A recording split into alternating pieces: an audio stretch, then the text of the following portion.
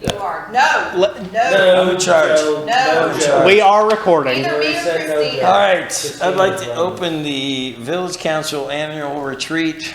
10:03 a.m. Thursday at January 19th, 2023 at the lovely Old North State Club. I show the time at 2:03. I show we have a quorum, and the only one we're missing at this time is What time? 10:03 Okay. a.m. What did I say? 2:03. Oh, Moving right along. I'm already moving along to my nap time. The only one we're missing is Councilmember Bob Markleese. So he will be here a little late, ran into some motorcycle trouble, not car trouble. Didn't run into a motorcycle. No, it's a good thing, so. Anyway, so I need a motion to accept the agenda, or do we have any changes? I need to add a closed session, number 2. Recess in closed session pursuant to NCGS 143.318.11A5 to instruct the public body staff concerning the position to be taken by the public body in negotiating the price and other material terms of the contract or proposed contract for the acquisition of real property identified as parcel 062310001A0 Henry Nesbitt Road, owned by C.H. Nesbitt LLC by purchase, option, exchange, or lease. All right, any other changes or additions? Well, we have an open topic here, yep. You have two. Okay. Any other changes? All right, I'll need a motion to accept the agenda as amended. So moved. All's in favor? Aye. Motion passes. All right, first up.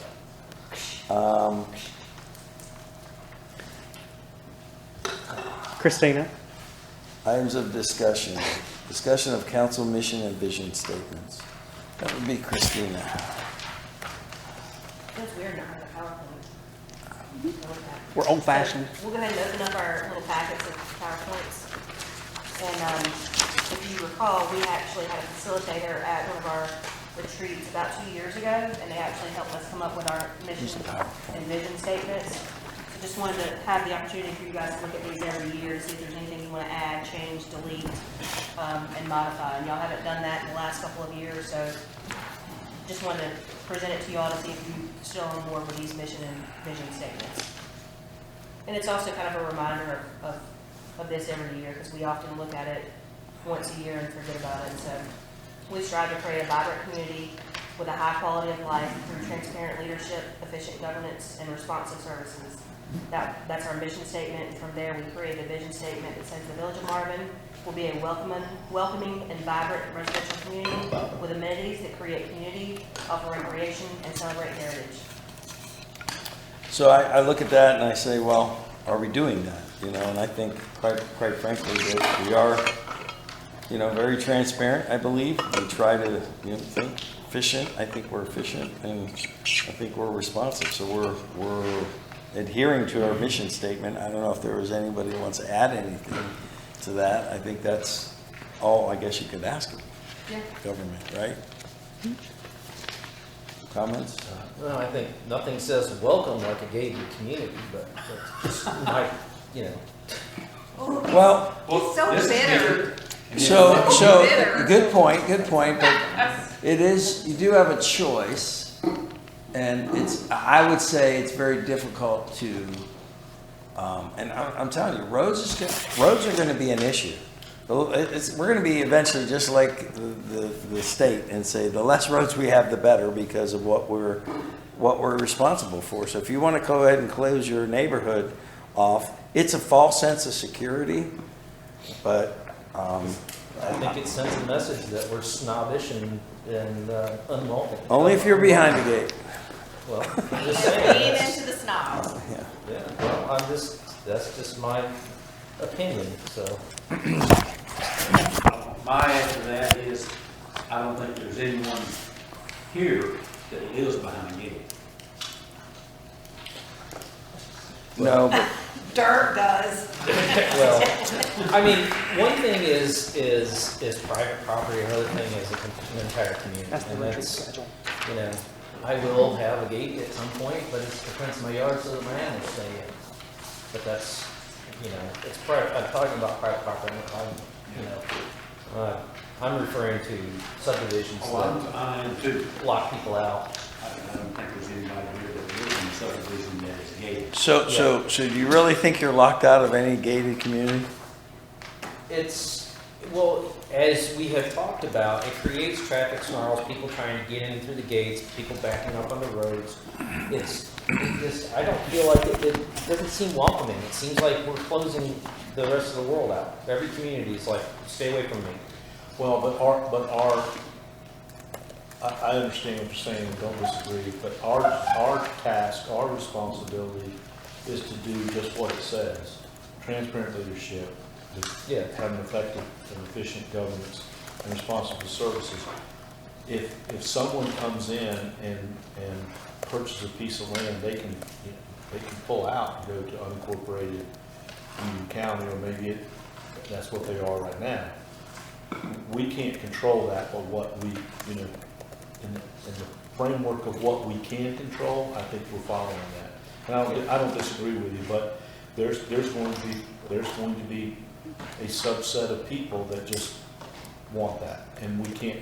Our job is not to control them or change their mind or do anything different. But for the people of Marvin, I think I think it's a great statement that we made and we stand behind. So I didn't mean to run this all off course. No. with that comment. but I don't disagree with you. I'm with Joe. I mean, we look at Longview. They pay an exorbitant amount of money to have that man 24/7. Well, And again, I can go up there right now and say that I'm friends with so-and-so, and they'll let me right in. And again, it is a false sense of security, but. Yeah, and it's, in regards to the mission statement, all we're doing is responding.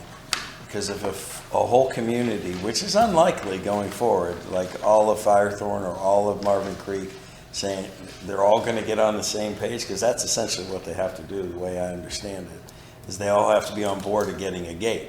So here we have a unique situation where we've done it for right across the street from the old town hall, but then this newer community that's just off Waxaw Marvin, they're all in agreement at this point. They're going to keep they want their own road, and put a gate on it.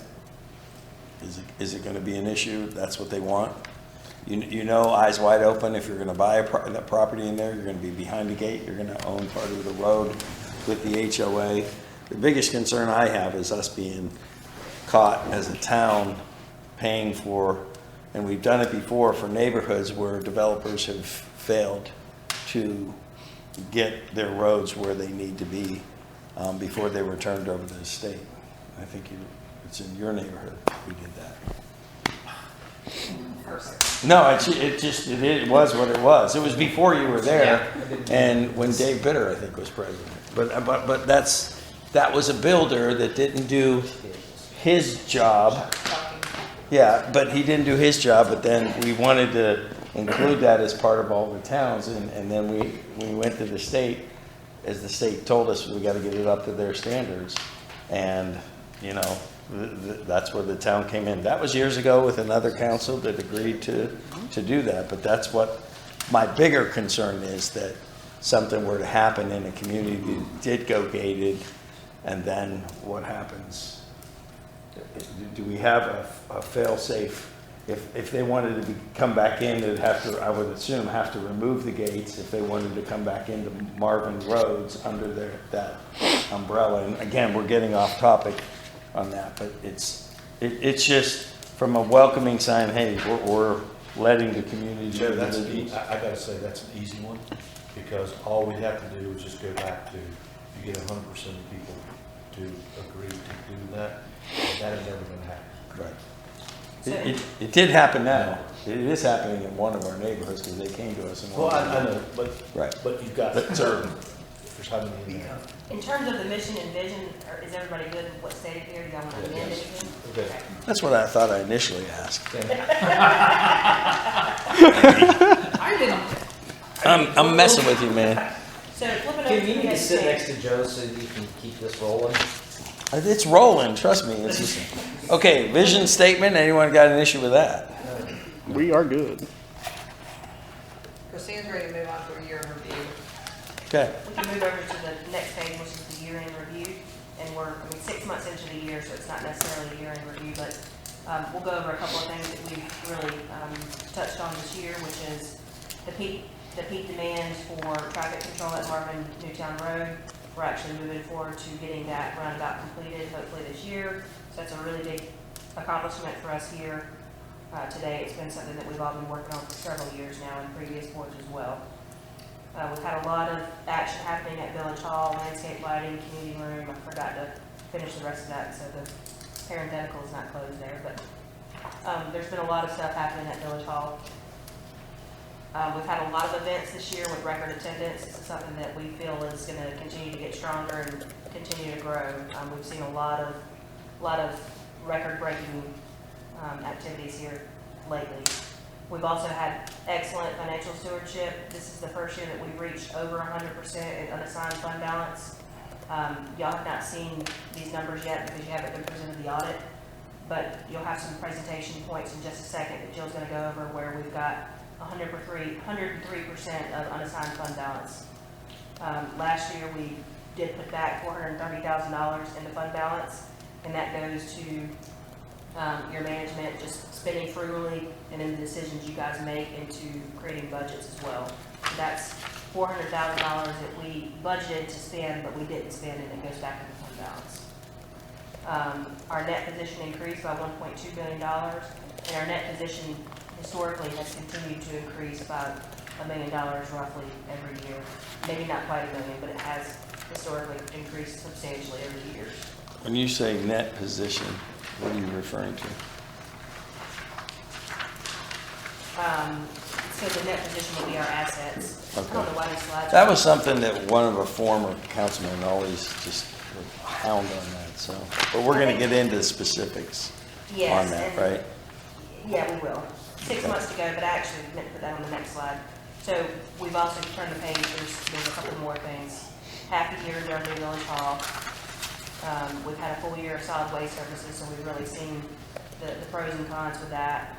This was the first year we actually converted our finance officer to full-time. This is the first in Marvin history. That position has historically always been part-time. It's the first year we hired a communications consultant, and I think that's gone very well for us, as you'll see later on in the slides. We did continue to put in $60,000 to capital improvement projects for the parks and just general things. Most of that went towards the master plan, and we'll talk further about that later. We did start a maintenance and equipment capital reserve. I think Councilman Workman was the one that requested that in terms of making sure that we're setting up for lawnmower replacements and that sort of thing. So that was started this year.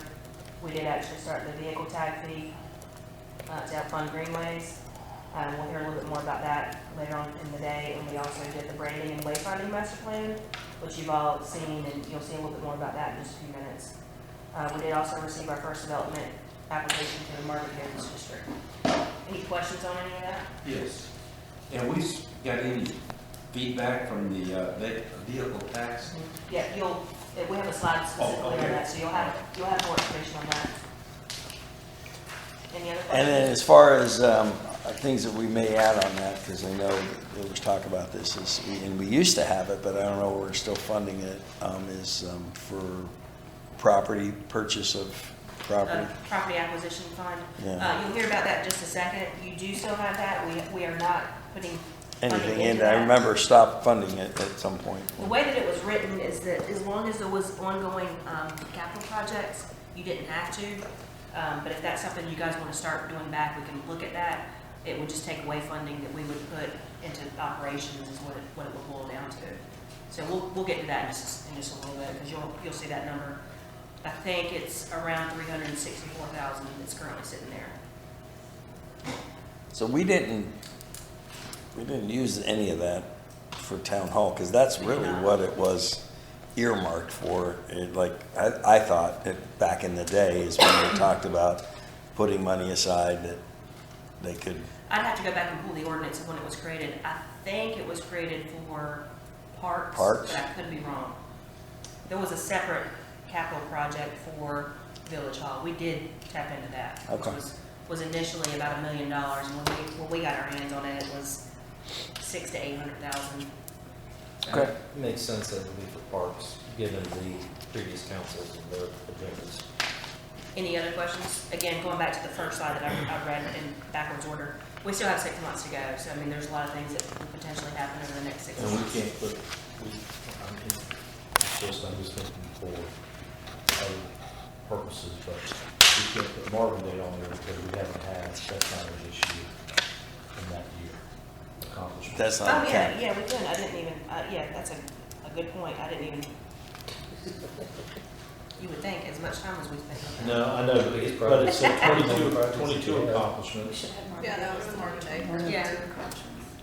We said events. I mean, I put event with record attendance, but Marvin Day was a spectacular event, so I'll make sure to note that. And well attended. Yeah, absolutely. I'm gonna turn it over to Jill for just a second to go over audit highlights. These are the audit highlights from the close of fiscal year '22. So those, little packets were actually in your mailboxes at Village Hall if you've gotten them. You've seen them. If you hadn't, they're still sitting in your mailbox. Our auditor will be presenting these to you all at the work session that's coming up next week. So you'll get. Oh, so all that reading I did, Yeah. we're not get going more to of an discuss it in-depth. this, I told Christina, I said, the only one that'll read that from cover to cover, right there. We pulled I the, haven't looked at we pulled the most pertinent, like, sheets out of here so you can see the ones that we want you to really see and talk about, the ones that has the most important information. So I'll turn it over to Jill. And I might interrupt here or there with her speaking, just so you know. okay? And the auditors will kind of help explain, answer questions, and present as well to kind of give you more highlights, but these are the ones that we chose for today. So at the end of the fiscal year, unassigned fund balance for general fund was 1.6 million and some change, or approximately 103% of your total general fund expenditures. This is what Christina was just referring to. Unassigned fund balance as a percentage of total expenditures has consistently exceeded the council's goal of 8% as set in its policy back in June 2012. Okay, let me interrupt you real quick, if you don't mind. Just remember that unassigned fund balance is your basically your rainy day fund. It's, you have what's called fund balance, and then you have unassigned fund balance. Your fund balance is like your whole total fund balance that encompasses things that you said you want earmarked money for. We do have Cow Hill Reserve in there. It has to be earmarked for road purposes, but you've also, over the years, we'll get to in just a second, you've also said, hey, we want to earmark a little bit of money in fund balance for signage or for something else that we've done over the years. So unassigned fund balance is your free money. That's the money that you have to spend on whatever you want to, whereas the whole fund balance will be a lot greater than your unassigned because it encompasses a lot of projects you already stated that you want to have reserved for various things. So you'll see that fund balance number be slightly higher than your unassigned. The 8% goal is something that was set based off of an LGC recommendation. They have actually started getting a little bit more stringent about this, and the auditors will probably mention this to you guys next week. There's no set standard. The 8% is really just a goal where the LGC will start watching you if you go below 8%. But they're starting to compare like municipalities with like services. So the 8% could potentially be more like 20%. It could be more like 30% based off of what other places around you are doing and they have. So you could potentially be on the watch list if you aren't at 40% or aren't at 50% if that's what your colleagues are doing. We're nowhere near that, but I'm just mentioning that just in case you decide at some point that you want to start tapping into that unassigned fund balance and it brings down that number. This is, like I said, the first year that we've reached that 100% threshold, so that's a really good positive benefit for us. All right.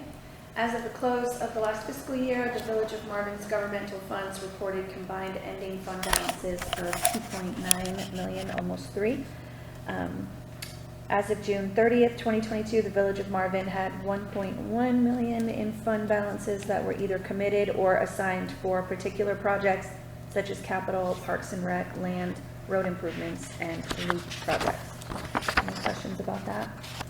That's where I was telling you that the fund balance will be higher than the unassigned.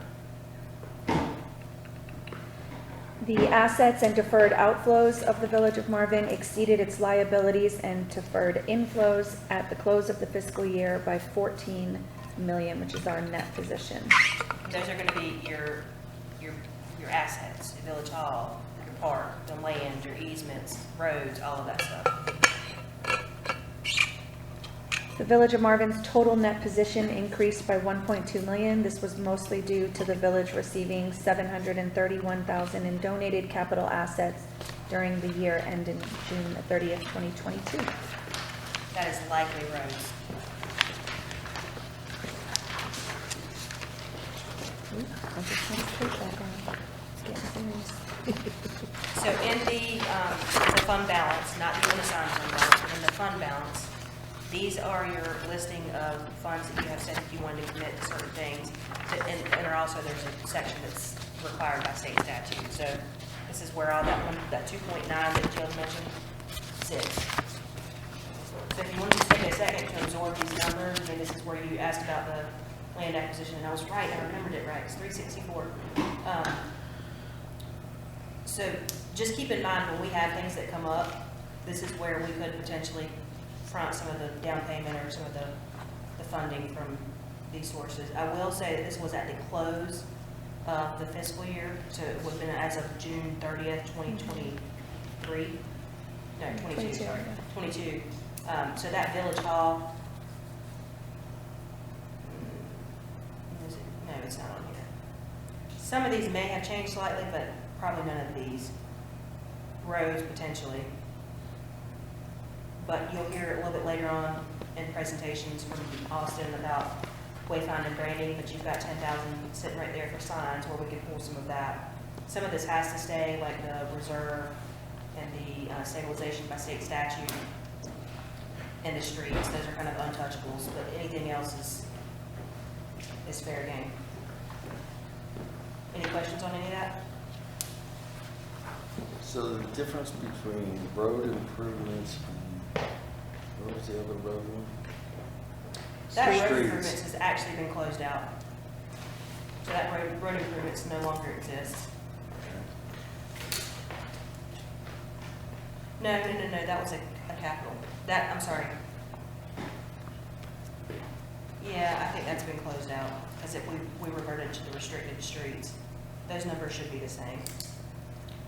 If you remember, this was probably done, Chris was here at this point in time, Chris Robertson. Roads were started with a capital project ordinance, so they were put into a separate capital project, which basically allowed free spending throughout the lifetime of the capital project. We at some point closed that capital project out. I think it was last year. Do you remember that? It would have had to have been after July 1st, right? Or it would be zeroed out on here. Yeah. I think it's this fiscal You year. would think, unless, yeah. So it was closed out, and then it was all put into just fund balance reserve for roads. So, So is that money counted twice? I think that this money, the 99,000, I'm almost positive we took this out to pay for a roundabout expense. I'll have to come back to you on this. Let me try to see if we can find that. So is this like our, like, the money that we can spend? Yes. Okay, so what is a prepaid expense? I have no clue. We'll have to look at the balance sheets for those. I'm not 100% sure on that. And then it seems like there's just like, This probably is retirement or something that we have to put to the side, but I'll find out for sure. okay, so we've got, for this, we have 138,000 earmarked for Parks and Rec.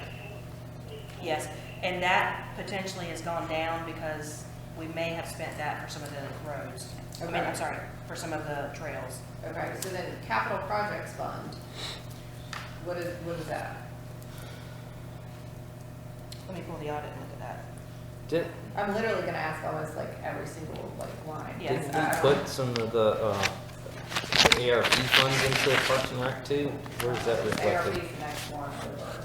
I mean, I know, maybe- but I don't see it in the ARP column, that's what I'm saying. Didn't we put like 300,000 into Parks and Rec from that?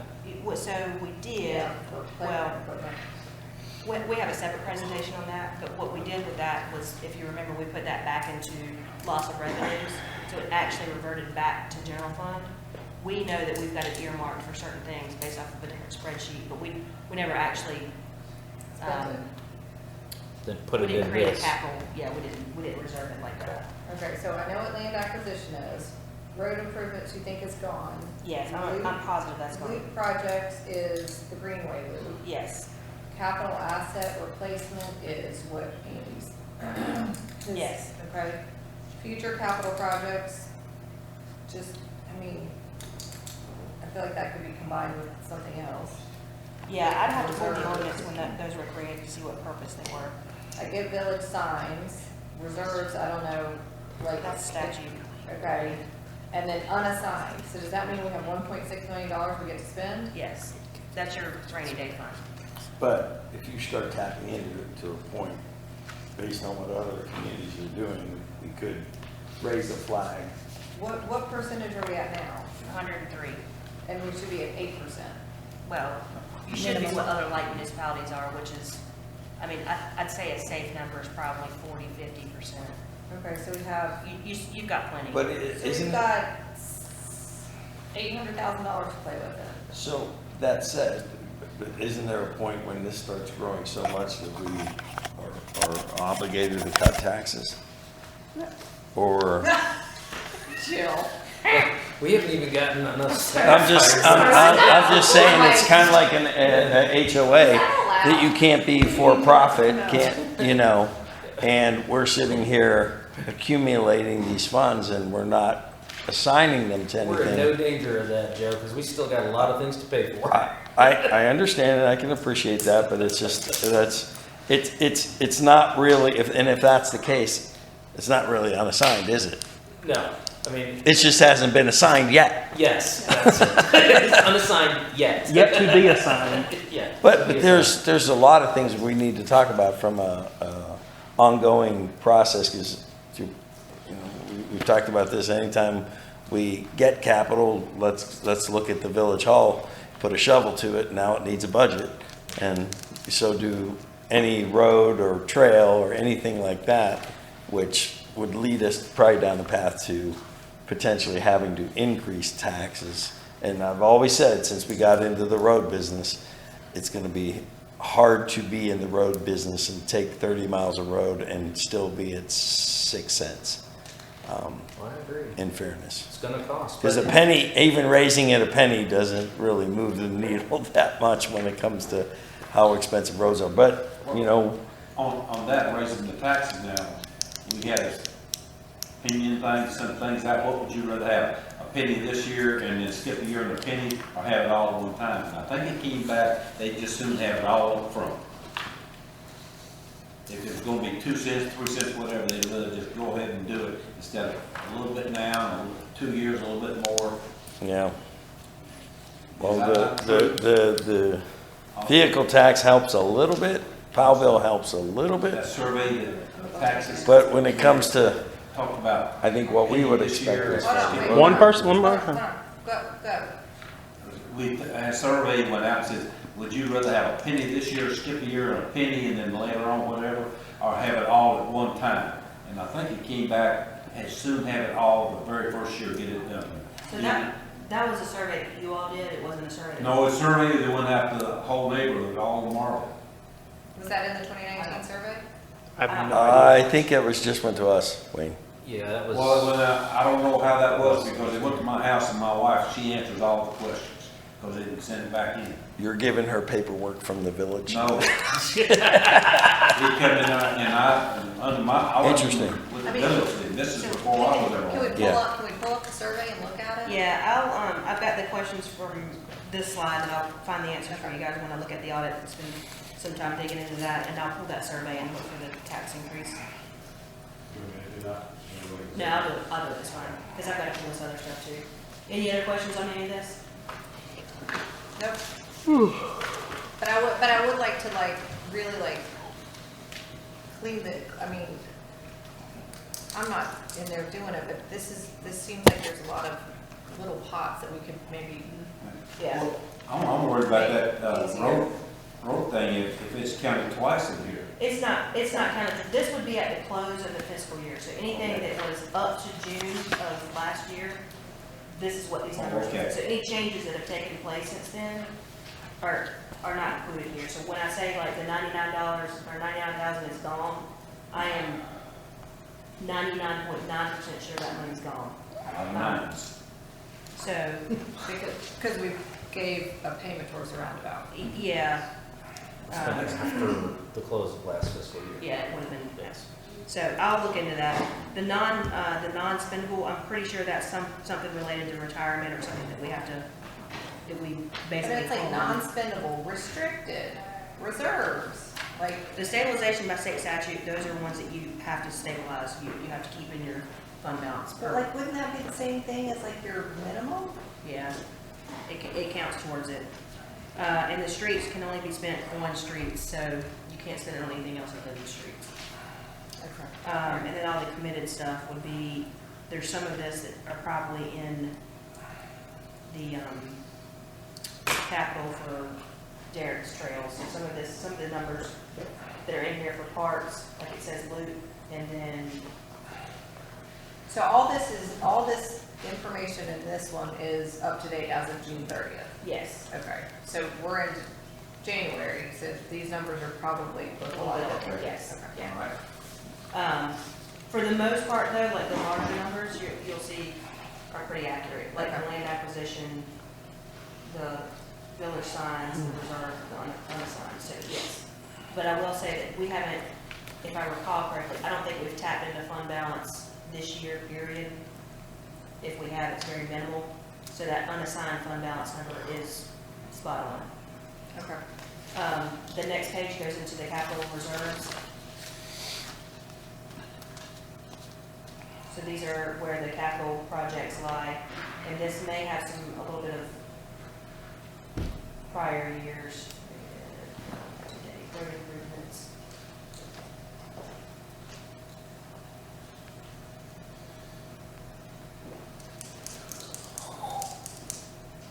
I need to So look at prior it. year should be 20 to 21 fiscal year, current year should be 21 to 22 fiscal year that ended Yeah. June 30th. I don't know why that road improvements is so high for this year, unless we spent a lot last year and,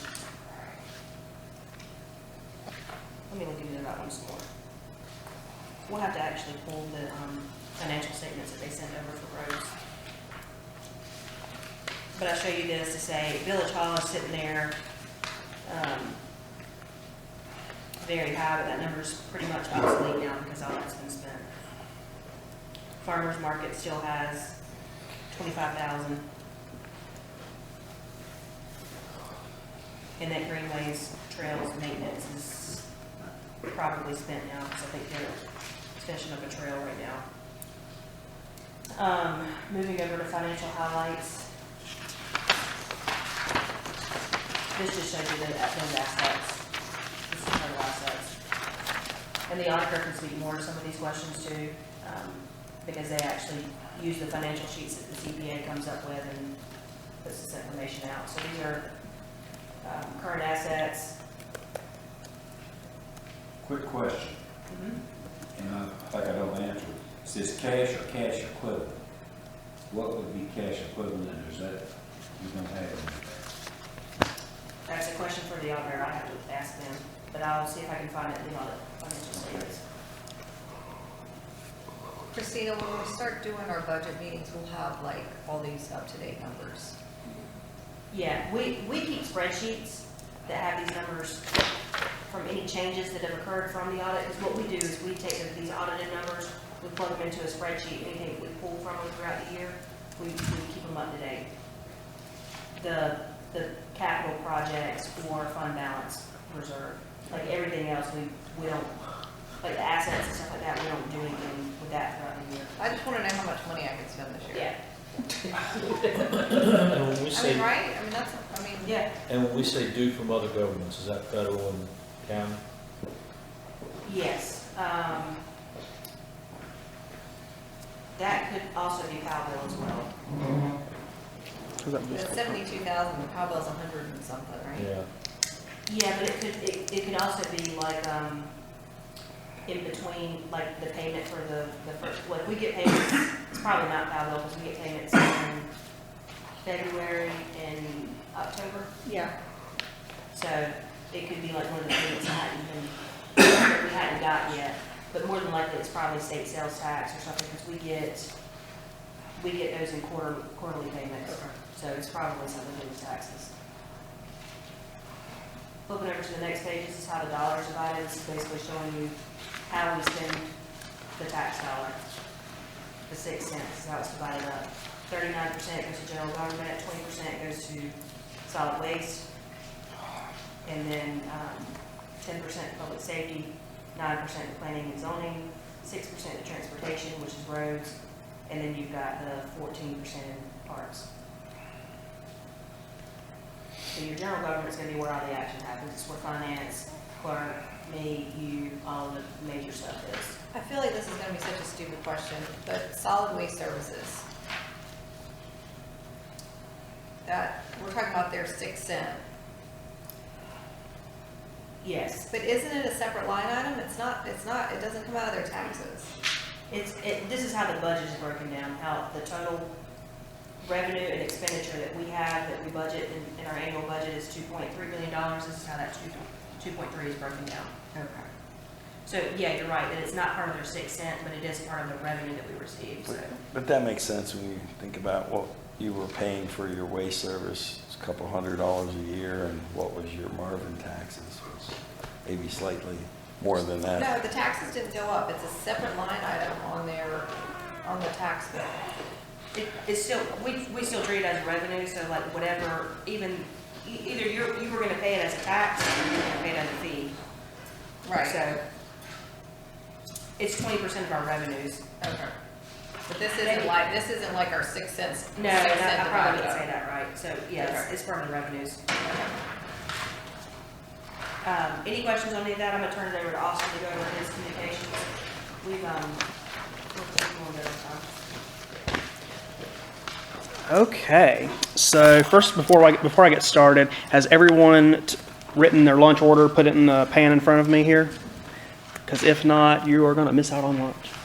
We didn't have to do drinks, right? We have to give it to her, so.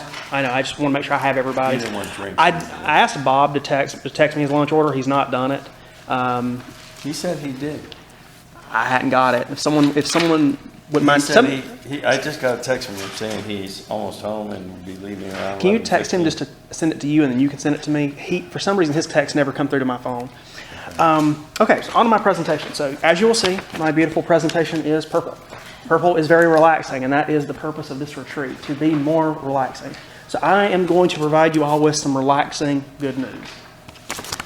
Okay, so to get us started, we're going to go through communications. We're going to dip into wayfinding and branding. I'm going to update you all on the audio-video installation equipment, audio-video equipment installation. I want to talk about remote participation for appointed boards. We're going to touch on the weather vane and then conclude with records retention. Exciting stuff, record retention. Oh, yes. There is a joke in here for that one. So communications update. So we are 6 months into the new Marvin Wise newsletter. We're doing 2 newsletters each month. They're published on the first and third Fridays of the month. 6 months of refined social media content. We have been scheduling posts for our social media platforms through an online tool called Metrical. And what Metrical... Excuse me real quick, just a quick question. The newsletter published on first and third Friday. Yes. Is there a reason we do it on Friday as opposed to a Wednesday? And here's what I'm saying. Federal government, when they want bad stuff to go out, when do they publish it? Friday late afternoon Friday. or night. So we have good stuff going out Mhm. as opposed to if we can get those out on Wednesday as opposed to Friday. So You actually get higher readers, you get higher views on Fridays with traditionally with email newsletters. We're not sending this out late at night. This goes out by lunchtime. So as people go into the weekend, they have it in front of them. And I'm going to get into those open rates so you can see how many people are actually reading our stuff. But we use a tool called Metrical with our consultant. It's an online scheduling tool. So we can put stuff in and we plan a whole month ahead. So that's how that works. It's a great tool. It collects analytics for us as well for each of the platforms. I work with my consultant through another tool called Trello, where they upload all of the content for the month. I review the content. I provide revisions as to how graphics should look, the messages that are going out. What hiring this consultant has really done, it has moved me out of doing the day-to-day posts and has allowed me to just, strategize more. It's allowed me to take a step back and think about where we're going for the next 6 months to a year. So it's been very good for long-term planning. With our consultant, we are better able to use social media features across multiple platforms and implement best practices. This has helped us boost online engagement and really build a sense of community online. For example, some of these features include Facebook and Instagram stories and reels. Reels are videos. We don't really do much of those yet, but I'd like to do some of those this year. And stories are like 24-hour viewable posts. They disappear after 24 hours. And those are usually either reposts of things we've done or filler content. And I've also put on here feel-good filler content. These are your quotes. These are like inspirational quotes. We do those every once in a while. Like we had one from Dwight D. Eisenhower back when we first started. We've done a few third-party postings. So let me go in next to how are we doing online. Amazingly, we're doing very, very well. It's because our communications team is knowledgeable and experienced. We know the platforms, we know the online features, and we know the best practices, and we're collaborative. We spend a lot of time each month going over content and making sure things are done correctly, and if a mistake does happen, we're very quick to fix it. And the good news is all the growth on our platforms has been entirely organic. We've had to do no paid promotion of content, and the way these platforms are set up now is they are geared so that you almost have to pay to get your message out there. And we've been able to circumvent that. So let's dig into the stats. I'm going to go into email newsletters first. Our first email newsletter was July of 2020. It had an open rate of 29.3%. That is actually a very good open rate. The traditional open rate for your email newsletter is only 15%. Our meeting notices about had the same. And as you see over time, it has steadily went up from 21 into 22. And then by the time when we brought the consultant on in July, we were at a 58.6% open rate, which is fantastic. And then we've continued to increase this then to just over 60%. And 60% is our average open rate for newsletters. Our best performing campaign was December 5th, 2022 with a 70.9% open rate. And that was the update we provided on the Marvin Newtown Roundabout. In 2020, when we first really revamped communications, I think it's safe to say that our goal was greater transparency and establishing a new norm by which Marvin residents can expect to receive information on a regular schedule and that they can be confident that the information that they're receiving is accurate. Going into 2021, we tweaked some of our practices and some of our content, and we provided even more information. This past year, we've refined that content, made it more attractive to the eye, made it more likely so that people view it, read it, and share it. And we were able to greatly expand our reach. And going into 2023... Thought it was a moose. Or an elk. You're fine. Going into 2023, I really want to work on expanding our reach even further. I cannot explain to you enough how incredible our open rates are for our emails. This is unheard of, and it just goes to show how interested people are in Marvin, how thirsty they are for information on what's going on. I want to also work on some new content this year. I'd like to really expand into videos of some sort, whether it be a Trail of the Month series where I could work with Derek or take a PRG board member out to a trail and do a short clip on, hey, this is the trail that we're featuring this month. This is the length of it. This is what you can expect, and we could do something like that each month. I would like to, Indian Trail, for example, they do a web series once a month called, it's like Facebook Live with the mayor and the manager. So they sit down with their mayor and their manager and they talk about an issue, and they'll usually have a special guest on. I don't know if we're ready to do something like that, but that's in the future. I can see us moving towards something like that. And we can do a Joe and Kim variety hour. With you as hosting. I'm jokes. I'm the MC. Yeah, Live, no cussing. I'm the MC. Yeah, but that's just. PG rating. But really, what all this new content has done, it's really just expanded our reach. I like the idea of controlling the content, because every time you and I have met with anyone from the media, it doesn't necessarily go So- the way we said what we talked about. So- let me ask this sort of stupid question, because it No questions are involves stupid. emails. How do you know you're at 70.9% again? So Refresh we my memory. so we publish our online newsletters and meeting notices. They're sent out through a platform called MailChimp, and MailChimp tracks our number of subscribers, and they track they track the people that open the emails. I'm able to see who's actually reading the emails. I can see how many times they've opened it, or I can see. I can even have it broken down by neighborhood, and there's other features you can pay for. So it's a good data platform that it collects all this, so we're able to analyze it to really see how we're doing and who's actually looking at it. So when people are complaining that they're not getting information, you can look online and be like, well, you've signed up for our emails, but yet you're not opening them. I can see. We also Like you can see when Kim Vandenberg opened up the email from December 5th. We have roughly 1,400 subscribers on our list between the traditional residence list and our Marvin Everett Park list, which we really don't use. Of those, around 1,100 and something are currently subscribed to receive either newsletters, meeting notices, or both, because people can choose. So yes, I can see who's opening them. It's kind of like when you're knocking on doors for trying to get votes, you know who actually votes and who doesn't. Yeah. Mm-hmm. So this could be a good tool for us.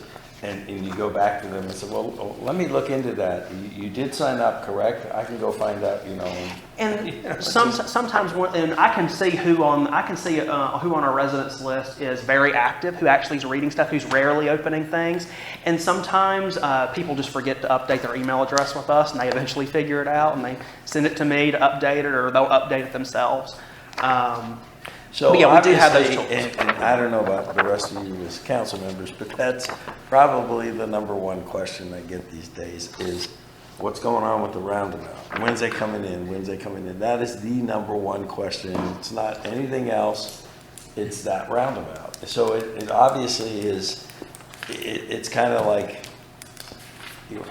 what is going to grab the attention of the community to get people to click on our thing? Well, So. apparently we're doing everything right except the roundabout, because nobody else asked about anything else, so. It's Well, the I most don't know about you, popular but where you guys, what is the number one thing? To me, it's maybe it's just my particular neighbor that's always asking, Kim, but everyone we are asks. doing everything right. It's NCDOT that's doing things wrong. Well, you're right That's about why the the questions roundabout. are about the roundabout. It's the number one thing, because it affects probably 90% of the people that live in Marvin, because they go that way sometimes. They're not gonna be able, they're gonna have to go a different way. I got 99 problems and DOT's all of them. Yes. Communication. Okay, so on social media, I've got some brief statistics in the slides. We have 862 followers on Facebook. That's a 26% increase since July. Instagram's outdated. We're over 300 followers now. We just created that in July. Twitter is very niche. It's a very small platform, so we have 87 followers there, which is still a large increase since July. And our YouTube still has very little content on it other than our meetings. I'm also going to pass these out. I got these analytics from our consultant just last night. Are those what we're doing? I'm gonna submit those. I guess we can take those. I'll do it. We charge to get like 4 hours. Does anyone, for drinks, does anybody want anything specific? Like, I just- I like an Arnold Palmer. Can I drink wine in one? If- Yeah. You're in charge, remember? You're the queen. Oh, that's right. She is? Did he respond? Not You're the yet. king, okay, relax. Hey, feel I even sent him the option. fresh. Did you put wine in it? So the analysts that I'm handing you are the ones prepared by the consultant. These are since the end of July 2022, so they're missing about a month. They're Pick missing. something for Bob. I'll pick something for him. Can't go wrong with a club sandwich. These analytics don't include June of the beginning of July 2022, but they cover most of the time since the consultant's been on. As I was just saying, we've had just a lot of expansion, a lot of expanded reach, big increase of engagement, page user up across every platform. We've posted a lot more content. Our social media does skew towards females, but that's absolutely normal. The Nextdoor, there's 4,000 people on Nextdoor that are able to see our stuff regularly. That doesn't mean they actually do. The average impression is 319 people. Nextdoor is a very weird social media platform. They don't have the normal algorithms that other ones do. So that does affect how people see platforms. And then you see with MailChimp, our average open rate is 60%. And we have 1,113 current subscribers. The majority of the user up on the Facebook is 35 to 64, I guess that's Facebook. And that's normal. Facebook is skewed, as time has gone on, Facebook is skewed older as younger people are moving to other platforms. Younger people are more on Instagram and TikTok and some are on Twitter. We are not getting a TikTok. No, we're not. Well, we're not getting any younger either, as far as the community. So Speak for yourself. we don't reach anybody over 64. That's just the average. A lot of people that are over 64 aren't on social media.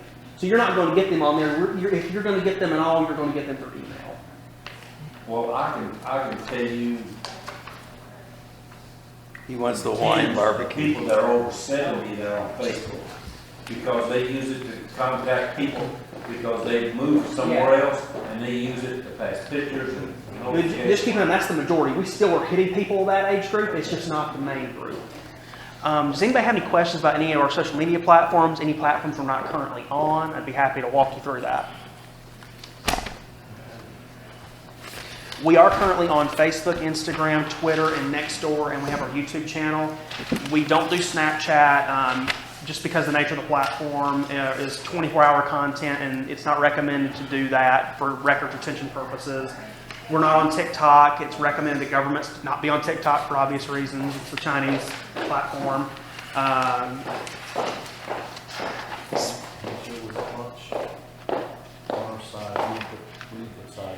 That's why I'm back. Hi. Okay, so she does need to know your drinks. There's Coke products, and she needs to know your side if you chose a sandwich, which many of you did. So you, What are our Fries. choices? club chips, sweet potato waffle fries, and a Diet Coke, okay. And Christina, she's running the food here. Yes. All right, Joe. Sorry. What are the side choices? Fries, chips, sweet potato waffle fries, salad, Caesar salad, house salad, macaroni salad. Oh, I'll do the sweet potato. Sweet potato waffle. And drink. Well, fruit, make fruit, because I'm already getting salad. Mom said, What? eat fruit. Good for you. Okay, Mom. Beverage. Arnival. I believe I'm at MX. Wait, what's the one with the other stuff? John Bailey. He really wants John Bailey. Yeah. John. No, I'm 'cause this- partial to Shirley Temple. I'm partial to Shirley Temple. It's early. Austin, what do you want for your side, babe? What's the options? Oh my God, everybody listen to the side options. French fries, sweet potato waffle fries, salad, fruit, chips. Salad. Okay, thank you. I'm just gonna lose it. Drink, Austin, drink. Diet Coke or Coke Zero. Coke Zero prefer if they have it. Diet Coke. Wayne, what'd you like for your side? They have Arnold Palmer. I'm gonna order that. Oh, yeah. and See what happens. What do you want for your side? What do you want for your side, Wayne? I don't get a side. Yeah, you ordered a sandwich, it comes with it. I ordered barbecue chicken. Sandwich. This says Hawaiian barbecue chicken sandwich. Oh, okay. I will pick fruit. Good job, Wayne. That's great. Thrilling audio. Exactly the same. Our discussion up here. All right, that's everybody. That was it? All right, cool. That's it. Wait, don't we need drinks? Like, I mean, do I not Well, get it's a drink that didn't order it. I mean, I did. Water. No, I didn't. Yes, you put water, Derek put water, who else? I brought mine. Coke. Fresh out. Coke? Coke Sparkling, Coke, put some Coke. lime too. Sharp flat layered. I'm out, y'all are just. Thank you, I Jill. like Old North State's finest. Okay, so back to communications. Any questions about social media platforms? The platforms we're on, the ones we're not on, our reach? All right. So next, I was asked to put this on the agenda. So currently, we have been posting some third-party content, including inspirational quotes, stuff from schools, the Heritage Festival. I'm going to pass this out to everybody. This is the presentation that our consultant gave back in August of 2022. If you can flip to, I believe it's page 11.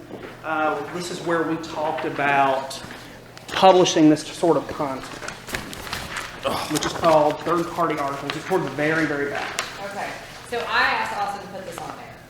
So, because specifically for the top left example on the thing, we are advertising for a school's PTO's family dinner night. Where am I at? But we're only at one. Like, we only have one school that we're doing this for. So we're either gonna do it, in my opinion, we should either do it for all the schools, or we shouldn't do it for any school. Very back. Because, one, it looks like we're promoting One SOGO. more. But two, it also looks like we're promoting a school. So we either need to do it for all the schools or none of the schools. And to me, the third-party articles, it's small town life, decorating your holiday cookies, a book, community. I don't see anything about promoting a school or a business. So to me, like, and we may say, yeah, we want to do that, and that's fine, but I thought we needed to talk about it because I think we can, Well, this could go bad. I mean, I'm all for promoting the school social events and such, but you're right, if we're gonna do it for one, we should do it for all. Sandy Ridge is very active though with their stuff. I'm not sure about the other two elementary schools, how active they are with that stuff. Oh, yeah, Marvin is. Okay. I know Marvin for 100. Well, then we should do all the three elementary schools, the middle school and high school then. So the way this works is, it's not something that we do with intention. The nature of social media is very fluid. Things get posted by schools, things don't. There's never been a request made to us to share anything. Part of the reasons why that this is part of the strategy is if there's something we see from the public schools, for example, it naturally relates to the interests of Marvin residents. So if we can share that, we're building those online connections between us, between the schools, and between the people who may be following the schools and may not be following us.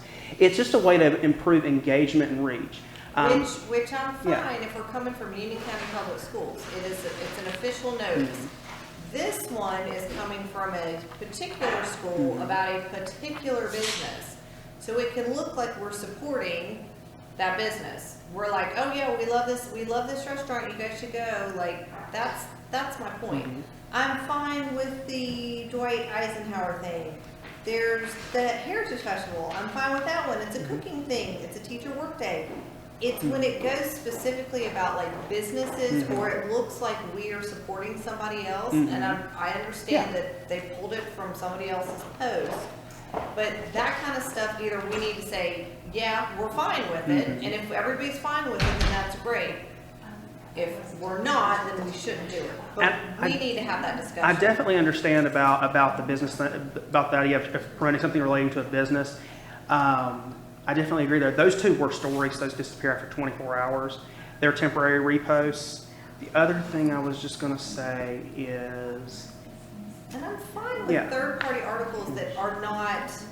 And we vet everything that gets posted, by the way. So nothing ever goes to anywhere odd or... That specifically, I was like, I know that mean, because I know that the middle school would love to be able to promote this kind of stuff. And I'm sure Marvin Elementary School would love to be able to promote this kind of stuff. So either we need to say, yeah, we're gonna do it, and we need to contact them and say, hey, send us your stuff and we'll promote it, or we need to not do that kind of stuff. We don't normally get anything from anybody. We just will retweet something So that then they we should post. not retweet it, or repost it, or pull it. Like if Marvin Elementary posts something about their teacher of the year, that'd be something that would be worth sharing because it's building that sense of community online and connecting people. That would be Yeah. fine, but it's not, but if Marvin Elementary said, hey, we're having, It's Andy's. yeah, it's I Andy's agree, Day yes. so then it looks like we're promoting Agreed. Andy's. And I agree with Yeah. that. I totally agree with that. What about if the school is trying to do a campaign for, say, fundraising? That, Well, I mean, but this is. That's what As long this as it is. doesn't- As long as a company is not mentioned. That's Okay, exactly it's what just- this But is that's though, what but they it do. is mentioning the company. It's their fundraising night at SOGO. Yeah. So the schools do this on a regular to Right. promote. I'm in different charge of the activities, middle but- school's family dinner nights. I would be happy to give the village this information Well, to I'll- promote it, but I didn't think that that was something that And again, this wasn't I a formal felt like request. we should. Well, you have to sit in the side of, let's just say it's Harris Teeter night for raising funds for Marvin Elementary. Public's gonna be, where's my spot? So we do have to be careful of that, and I just think that the line should be, if it mentions a specific business, it's out. We can't do that. But if it mentions an event that is happening with minus a promotion of a specific company, because again, you've got, Andy's night. Well, Yeah. McDonald's is going, where the hell's my night? I do ice cream too, and so does Chick-fil-A. And that comes, because I know a lot of schools do stuff with Chick-fil-A, but we can't mention Chick-fil-A, because if I'm Wendy's, I'm pissed off. And that's So my, that was maybe- my point. So maybe we kind of generic this and say, when the schools do these things where they're specifically using a restaurant, whatever, then we could put it out there that, Sandy Ridge is doing a fundraising. Family dinner night on Thursday, January 12th. Check their website. Check their website. Yeah, just a generic thing that Yeah. would just make the public aware that there's an activity going on. We're not promoting anything specifically other than the activity. Yep. And then let it go at that. So, and you'll Yeah. have, between the 5 schools in Marvin, you'll have content every week. Every So- single week. And the band, because the band does it too. Like, Right, and that's what I'm saying, between the 5 schools, You've got, you've but got all all it these is things. it's a fundraiser Yeah. for the band, go support mattress sale, which I think we can get around naming the company the mattress, but it's a mattress sale, they're having it. Again, really fast, just to kind of round it out, to remind you what type of post this is. These aren't formal requests. Like Sandy Ridge didn't send us an email saying, hey, could you post this? The public schools didn't send us an email saying you could post this. This is something that came across, that our consultant came across when they were just managing, and I thought, and it was just the thought, this would be good to share with the public. we I just- totally agree on the businesses though. Yeah. I guess what I'm saying is, are you guys okay? Like if Dr. Spencer's posted something, post something on Teacher of the Year, I can help them retweet that. It's just like something informal Yes. online. that kind of Yeah. stuff is fine. It's just, when I saw this, I was like, oh my God, like, we're gonna get, because people are gonna take every opportunity to take a dig at us and make it be like, oh, Kim and Joe must have a financial Again, stake. we're in- expanding Yeah. our, Our development company, we're moving into the restaurant business. People will take every opportunity to make it sinister when it's not. And I just don't think that we shouldn't repost this kind of stuff. And I understand. I'm totally fine with that. what are you looking at I there? have What one is that? question. Is that on this? Yeah, that's the normal PowerPoint. What it covers, what asked us to put something about something maybe that the band was doing or something. Do we go outside of Marvin, even though it? I'm fine promoting any school in the area that's having an event, but I don't want to necessarily promote like. Just no business. The business, Yeah. like, Okay. yeah, I mean, if That's- Cuthbertson's like, hey, we're having a basketball game, we'd love it if you come out and support us, I'd post that all Okay. day long. That's so, Yeah. Yeah, I mean, that's fine. Okay, so Because technically, you know, Rayview and Sandy Ridge, or Marvin Middle or Marvin High are not in Marvin.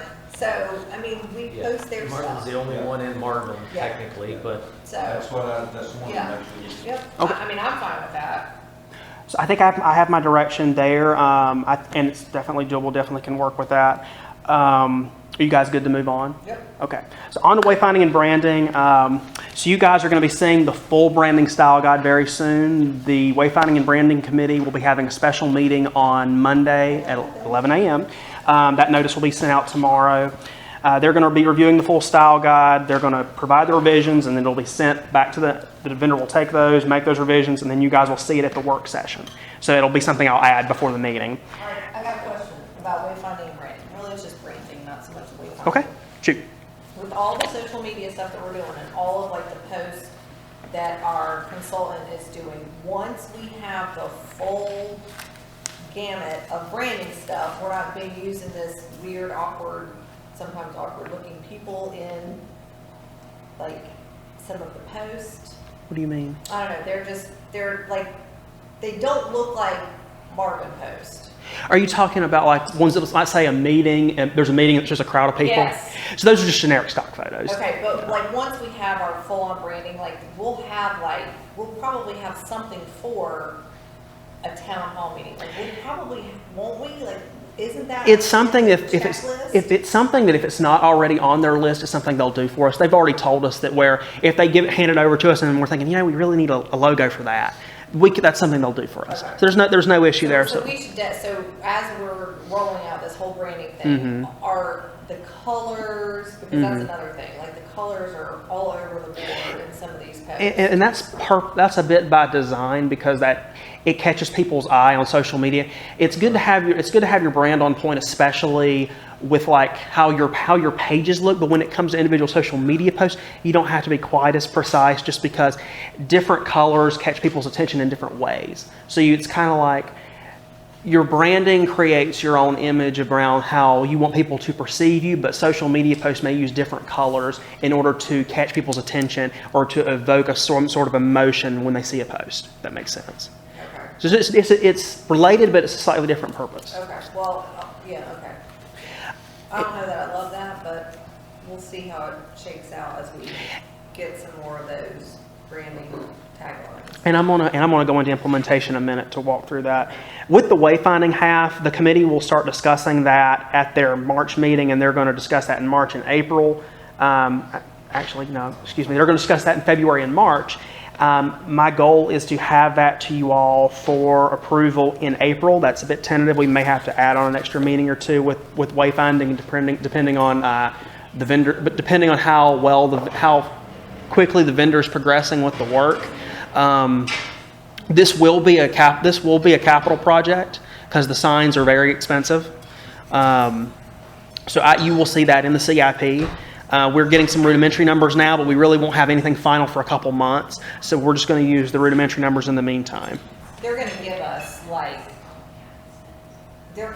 once, as we start walking through the wayfinding stuff, they're gonna say, okay, this type of sign would be good here. Yes. This type of sign would be good here, and then they're gonna give us costs for those signs? So see, they're going to show us different types of signs, the recommended placement for each sign. They're going to connect us with some of the vendors they've worked with so we can get pricing.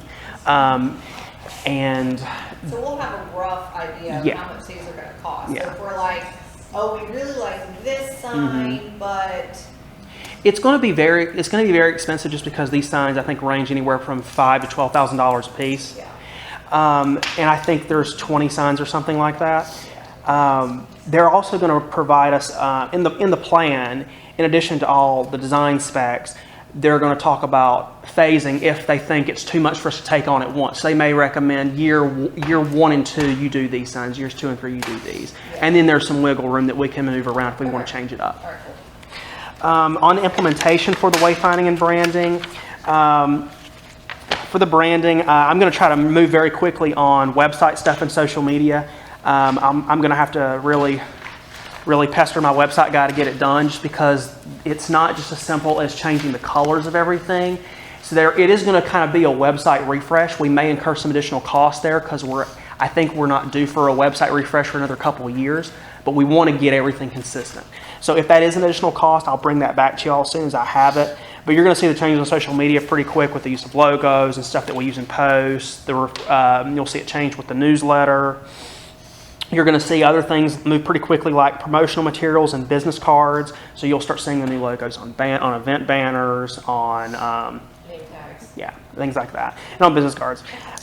We can do shirts and merchandise, especially if we want to do a swag shop for Marvin Day. That's a possibility, but we'd have to get that stuff ordered pretty quick. That's a great idea, actually. You could do some. We're going to tackle wayfinding separately, but we could do some smaller signs in the meantime, such as we want to refresh the park sign with the new seal, or the new Marvin for Park logo, or the new Greenways logo, and these Village of Marvin community signs. And I'm really excited about these because we're going to finally have a way to demarcate what is in Marvin and what is not in Marvin. And I think it'll be a good tool to use to help bolster our annexation efforts, because it's something that I think that we should provide Marvin neighborhoods with for free because they're in Marvin. You're our resident. This is a sign that you can put on your subdivision interest saying that you're proudly in Marvin. So I'm hoping to get pricing for that too. You'll see that in the next few months. And for the wayfinding, it's going to depend on the recommendations in the signage plan. Okay, These make me so happy. I love those. And I'm with Austin on that. I think every neighborhood should get a sign saying they're in Marvin. If you want to be like us and have a nice sign like this, come join us. And for those neighborhoods that have a lot of donut holes, this is an incentive to close your donut holes, because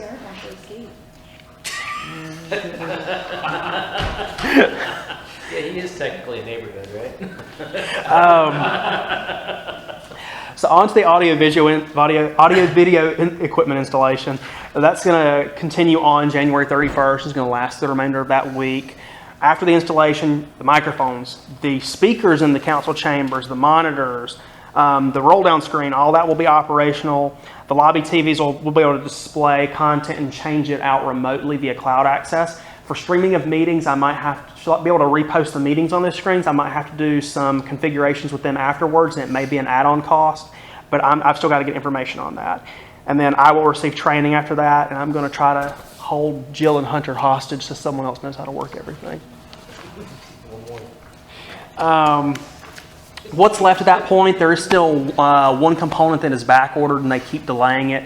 It's an encoder. It just makes live streaming easier. Right now that's set for Q2 of this year, so they'll come back and change that out. It's not going to get in the way of us doing anything. It just makes it easier. It just makes using the equipment a little easier. And then the community room connection, once we have those fancy new tables in there, I've talked with Andy about this, we're going to have to get like a little box to install in one of the tables so that people can plug in monitors to hook to the TV. And that's a simple change out that we can do in-house and won't cost any additional money. When are the tables coming in? I don't know. They're pretty close. Thought that was your... The stain is beautiful, by the way. They're pretty close. I know they were staining. Yeah, I Was mean, it I last week? saw the tops and I saw the legs.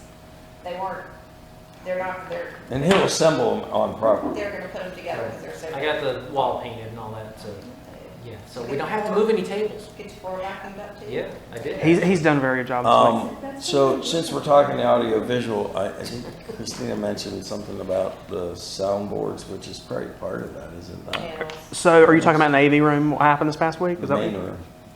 No, Talking about the no. acoustic. No, the The sound. panels. The acoustic panels, my bad. Do you have an update on that, Christina, the acoustic They're panel? ordered. They've been ordered. Okay, so we're just waiting to get I don't them. know what the lead time is, maybe a couple weeks, but. Oh, we just placed the order? Not We had to just. pick out the color, and there was some mix up with the color, so. They're probably And there was back some ordered, financial too. Mix up too, that we had to get Bright fixed. purple is on backlog. It's hot pink, What was it, Jamie. blush? I told you it's hot pink. I thought they were alternating pink and purple. Kim's favorite, Well, Kim's well, favorite well. person fixed the debacle Yes, in he the came out, closet. he came out yesterday, didn't Don't you sad you weren't there to see So it? yeah, if you have not heard, we about had a mishap with our he? I equipment. was like, what exactly Yeah, our AV equipment, the board that was installed by the builder, I guess, came loose from the wall and was only being held up by wires. Thank God that our planning board members who I was showing the room caught it, and we're able to get Andy out very quick. And Will, How do you respond to somebody quickly? Andy and Will Owens kind of helped us jerry rig it for the night, and we got it fixed in the I'm morning. sitting there next to my phone during the day. I'm working. Hold on, I do have one Yeah. question about, so when people come up to speak and ask questions, are they gonna have a microphone in the Yes. center of the room that they don't have to be like? Yeah. Okay, So we've had those mics are in the closet. Just the wiring's not done because we don't have the full setup in place. Handheld mics. So, in the closet on the charger. There's 3 different mics in the closet. There's 2 that we can take out into the audience and hand around, and then there's a stationary mic that'll be on that.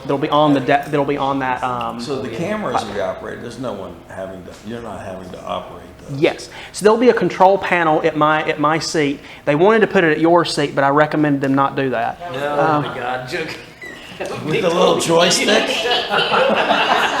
Let me zoom That in was the and joke. see what Bob's doing right now. So yeah, I'm gonna have a panel in front of me so that either myself or one of the people sitting to my left or right can touch it and flip the cameras from the audience view to the council view. We could theoretically in the future use this same interface to install smart blinds if we want to cover the windows up there when it's really bright, because it does cast a glare on the We're gonna screen. have to do something with that. I said that when we were building the Yeah, I building, know. I was like, we're gonna have to We've put talked a about remote this. control shades up there.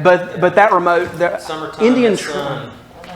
Indian Trail has that capability built into their system, so it's something that we could theoretically do too. They do? Okay. Okay. On to remote participation for appointed board. So since we came out of the state of emergency, everybody has went back in person. One of the things I've been toying around with is the idea for appointed boards to be able to attend meetings remotely when needed. They currently can't attend remotely at all. Chaplain has previously said that there's very little risk in allowing this just because there's less statutory provisions for appointed boards just because they don't have final decision-making authority. They're just advisory. So if we were to write a policy to accommodate these board members, it would affect people that are ill or out of town for extended periods. One of the reasons why I do think this is important is because finding volunteers is harder than pulling teeth.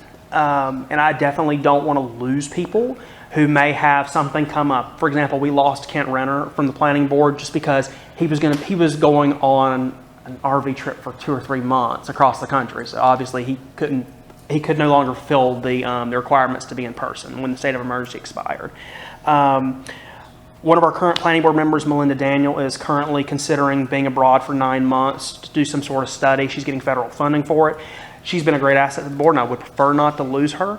But in the end, if we do write a policy, it would be reviewed by the attorney, and then you guys would have the ultimate say. I don't have a problem with this. I think we allow it for us. With restrictions. With restrictions, Mhm. but I mean, I'm fine with it. I think that's the key though, it's with restrictions because we don't want to promote this position as something that you can just zoom in all the time. No, I mean, you still have to have physical quorum, so if there's not still quorum in person, like, not everybody can do it, like, as, you could during the state of emergency. I think. And then, have somehow the policy has exceptions, so if someone were to take a 9-month sabbatical and stuff, but could participate remotely, they allow that. And they would be able to vote. They wouldn't be able to do anything quasi-judicial. That would only affect the Board of Adjustment. One of the text amendments that me and Hunter's been talking about to come forward to you in the next few months is maybe merging the planning board with the Board of Adjustment. It's something that you can do, just because that board never meets.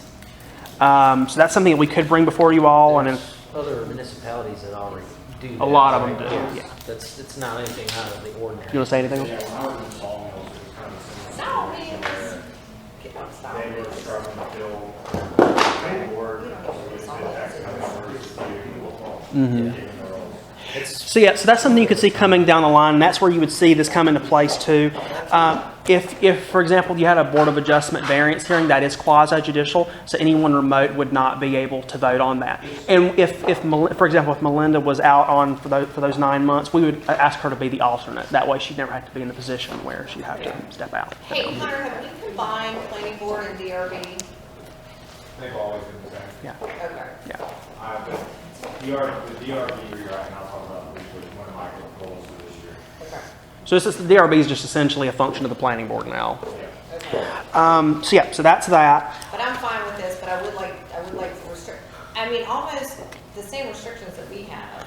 I mean. They don't have to be quite as stringent just because there's less statutory rules, but yes, I do agree. But, you know, for the most part. And I think that they should give you some, like, heads up. No, that's agreed. Not like an hour before.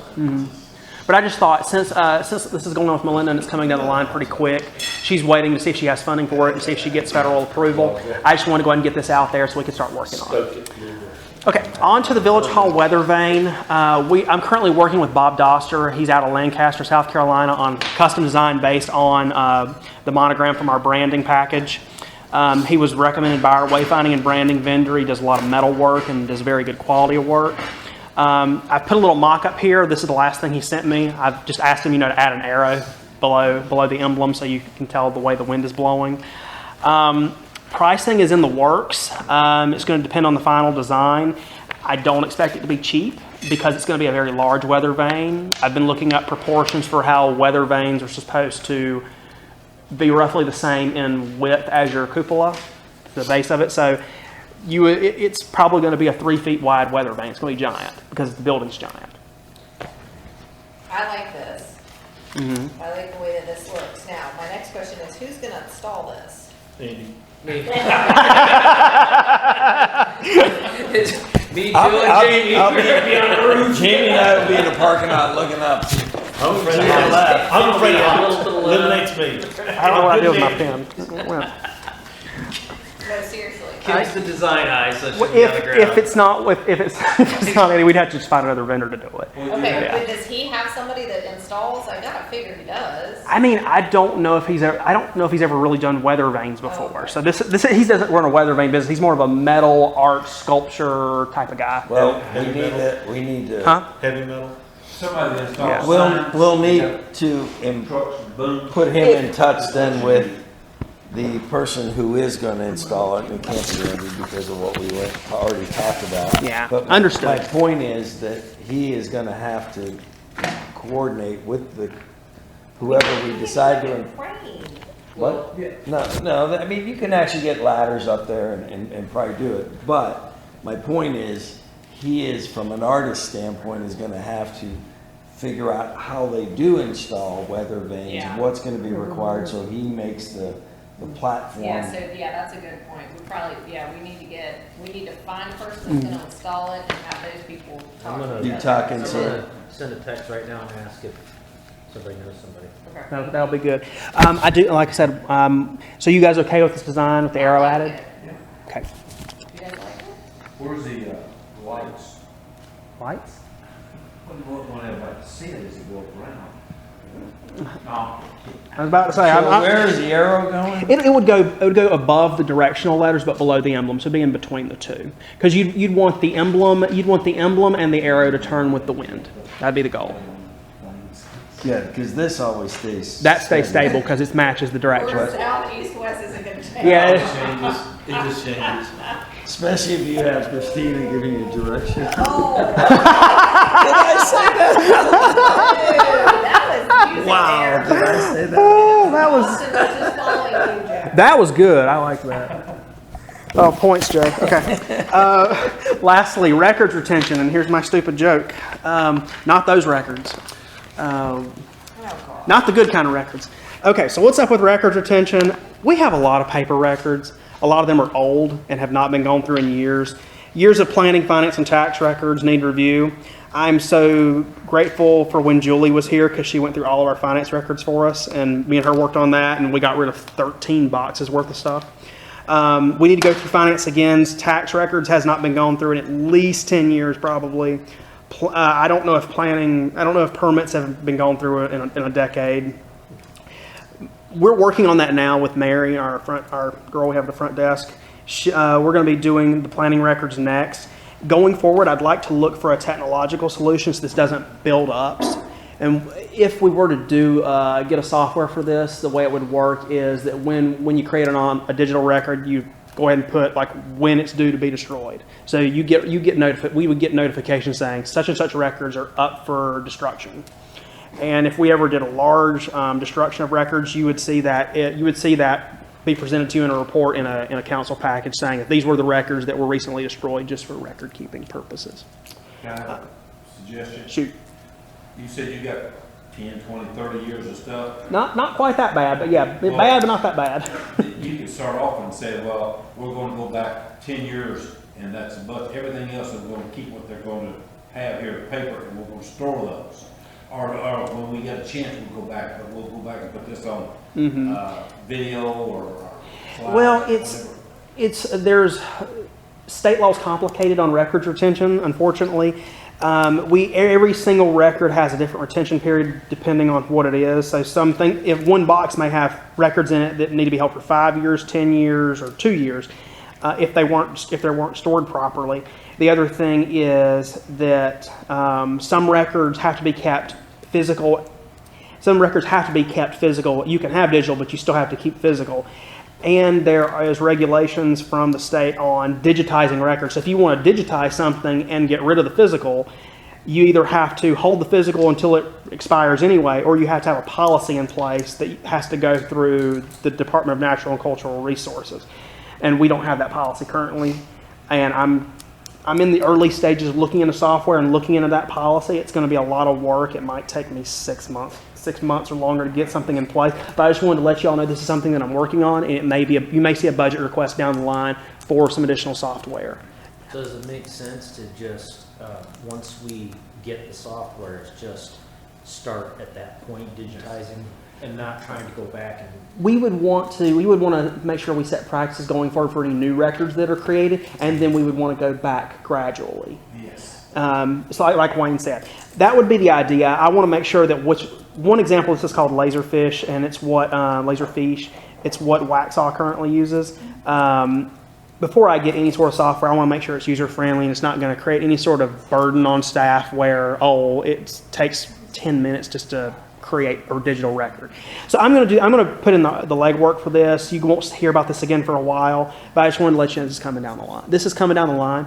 And like with eScribe or with the communications consultant, I'm always trying to think of ways to modernize our practices and boost our efficiency, so we're not wasting time or money. And I'll add, from a planning and zoning standpoint, like permits, any applicant, everything, I scan everything in already now since I've started, save it, so we have a digital record from when I started on pretty much everything. And I like that. I mean, especially from permits and stuff, and when we have a database, I think our permits go back to 2013. I think the policies that we have to keep them for 5. I would like to digitize as much of those as possible, because I've found myself a lot of times having to go and pull some of those either for home plans, plot plans, or something from our database. And Mary's kind of done a good job of organizing those. What's her last name? Kenyatta. Yes. K? Mary. C. Can we call her MC? We do already. Okay, perfect. Let's That name that we don't speak. please. Every it's like, every time. What's the problem? The word Mary? Like, just calling her Right. Mary? Stop. You don't understand the whole backstory. Gotcha. It haunts Okay, so us. MC is gonna help us out. Perfect, good. But yeah, like one of the things is like going the permits between 2013 and like 2020 either aren't scanned in, some of them are scanned or not, but those would be ones that I would either potentially put her to work and kind of start scanning them in, labeling them. And She's been great already helping us do But- so much stuff. That's great. But yeah, ultimately, How many hours she working? everything I've been doing, I'm trying to 4 hours digitize a day, it. 4 days a week. 4 or 5 hours a day. One She go does tall records? is unlocked. Yeah, that's all Christina's clearly not paying attention, so she's not running this. That's all that I have. Does anyone have any questions on anything we talked about? She's on Google Maps, She's over there doing like. trying to figure out where she's at. Does anybody have, like, before I turn this over to Hunter for his presentation, are you guys good? Do you need any questions? I'd like to ask for a bio Me break. too, 5-minute break, 5-minute break, 5-minute please. break. All's in Okay. favor? I like that idea. Is there a recommendation? Yeah, right. I can go. Oh, did you find it? All right, so we're back in session. Hunter, you're up. Move All right, back in am I session. good? Am I good right here? Yeah, you're good. All right, so just want to go over a few highlights from the previous year. Zoning permit wise, we did 192. I'll kind of go more into detail. It's about 20 less than we did the previous year. Part of that, though, is the way that I track permits compared to, I think, they were all just being shoved into different applications. 2 new subdivisions were approved in 2022, the Heritage at Marvin, which is our first MHD rezoning, and the Estates at Marvin Acres, which was just approved, in January, but the process started in the fall of last year. You guys did adopt the MHD form-based code back in January of last year. Like I mentioned, we've had 1 rezoning since then. Marvin Gardens, which is our main, commercial area at the current moment. We have 3 new tenants. Who are they, the tenants? The 7-Eleven is one of them that has finished construction and everything. The other 2 is Southern Gourmet opened up and one other. But there is a Dunkin' Donuts coming to the out parcel 2, which is being constructed beside 7-Eleven. And there's a workout, is it ISI? You get a gym? Elite. Yeah, I think it's ISI. They're, I believe, going into building 4 once it's complete, which is the one being built beside the existing buildings where Southern Gourmet and stuff is at on the interior of the development. Did we get rid of the giant Slurpee? Yes. Thank God. That looks so damn tacky. I called them. Like, what the fondue is happening? Has anyone seen it? I was driving I by missed just by it. having them. I did a double take. I go, we can't have possibly allowed that. I missed it somehow, but now that you talk about it, I really want a Slurpee. Oh, I want to see it. No, I was- noticed it. It was when- as tall as the building. Yeah. And it like- sat to the left. If you were walking in the building, it This is sat what- off to the left. So you can see it You from can the- see it You got from a the picture of it? street. And it No, was a I can big probably get one because I know inflatable. Asa and do. Because when I was out there Thursday, the day before, that's when I noticed If it. you get a picture, I want to see. It was fun. It was a grand opening. But Grand opening Slurpee. yeah, I It was the called. grandest They had Slurpee. flags up, they had enough. They still do, and I'm going to make sure they take that down within the next month, just because of our ordinance. But yeah, I called the manager on Friday, told him that was against our ordinance and needed to be removed. I stopped by there yesterday because something of theirs got shipped to Village Hall again, and it was down. I mean, it was. Let me phrase that. It wasn't packed up. It was down to where it was at. So I'm assuming it hasn't been blown back up or anything. They are aware that it was a violation, but. So that leads sort of tying to the question without naming names and stuff.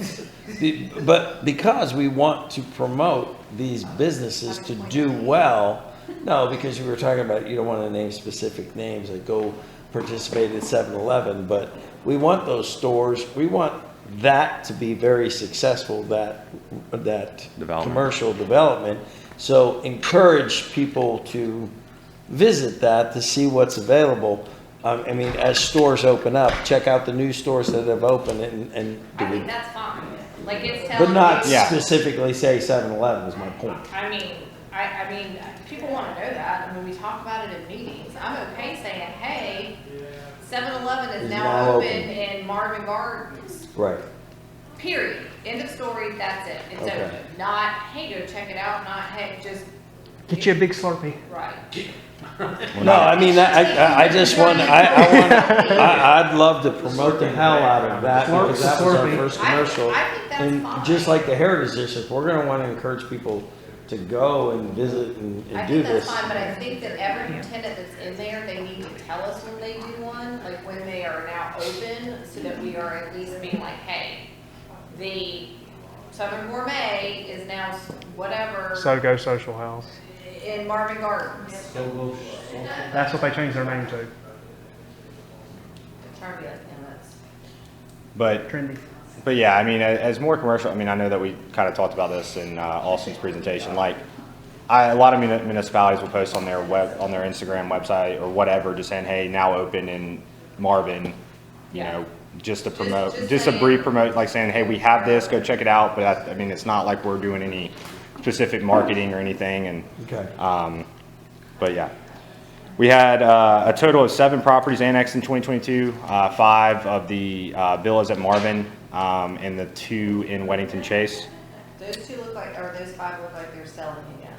Yes, just so a brief update on that is basically It was all approved by Union County, so the intent was basically let the development and everything finish out through them. I mean, obviously that it was a vested type plan. The original plan through Union County was to have one driveway access. The developer put in two on top of, since they developed all 5 lots and disturbed basically over an acre, they did not get the proper sedimentation erosion control permits through the state.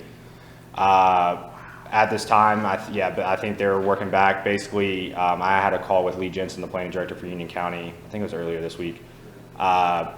Since they put in the second driveway, they've asked DOT to do a second driveway permit. I don't have any issue with it since it's already there. Basically, if DOT allows it and it's a DOT road, I told them that I would sign off on it with it now being in our jurisdiction because it wasn't, to me, it's not a big deal. 5 houses isn't going to create some type of traffic issue, but I would think those should be probably that development closed out / those homes being lived in the next couple months. Isn't it less, impact if you have those 2 driveways instead of 5? Yeah, and that's kind of the intent, but they were, originally their plat and their subdivision approval through Union County was one. It was that one access across from, is it Walden, that might be Walden Ponds entrance? They're just complaining about the second one versus. The state, because the state did not issue a permit for the second one, so, but the developer applied for that, and like I said, since they're in our jurisdiction, I would be the one that signs off on it for the driveway permit, and I basically said if DOT allows it, I don't have a problem with it. So none are occupied at this point? No. Okay. And they're selling They- again? Yeah, they had to stop, so they were on the MLS, Okay. then all this stuff happened, they were gone. Okay. And so they stopped selling them because they needed to get all they couldn't finish building them. The county suspended their permits back in May or June Yeah. because of those two issues I mentioned. Okay. Marvin Loop Grant, I try to update you guys on this as much as I can. Like I said, we were awarded that. I've not heard back from DOT. I'll check again here in a minute for the approval of funding. Like I said, once we get that, then as long as our RFQ checks out to their standards, it can be posted. My goal is to hopefully have something, like I said, in front of you guys, probably February work session if we have that. I don't know, or the March meeting. We did have 2 Board of Adjustment meetings. We had 2 variances that were approved. Basically, now that we did that text amendment for accessory structures and stuff, those are kind of permitted anyways, but the variances at the time were seeked and approved. I think they were the first 2 Board of Adjustment meetings in a year or 2, but that was There were first. there were two close to each other that you were involved with. There was one with Rohit, and then 5 years before that. But, and then like I said, numerous ongoing projects that we got going on. So of the 192 going back to that zoning permits, which was the less than thing, majority of them pools? We'll turn your next slide and we'll get into that. Oh, there you go. Yep, so, I didn't look ahead. um, I'm so in yeah. the moment. He wasn't looking ahead. I'm in the moment.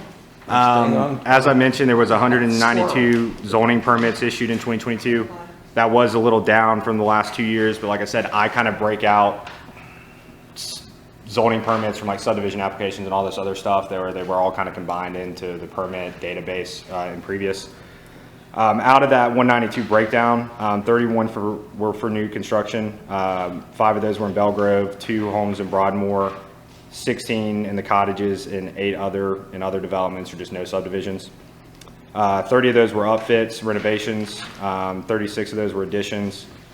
We had 50 accessory use and structure permits. Out of those 50, I can't remember I think 35 of those were pools. We only had 2 special use permits for pools this previous year, or well, actually, I don't even know if the 2 were for, I know 1 was for the detached garage, but either way, once again, we changed that language in accessory in 151.054 to basically where it does limit the amount of special use permits for pools that come to you guys. So how many, are they sold out in cottages? It Um, looks damn near like it's almost, yeah. I don't know if you guys take the time to go through these little, just. You sure do you a didn't? quick- You sure you didn't look ahead? Sorry.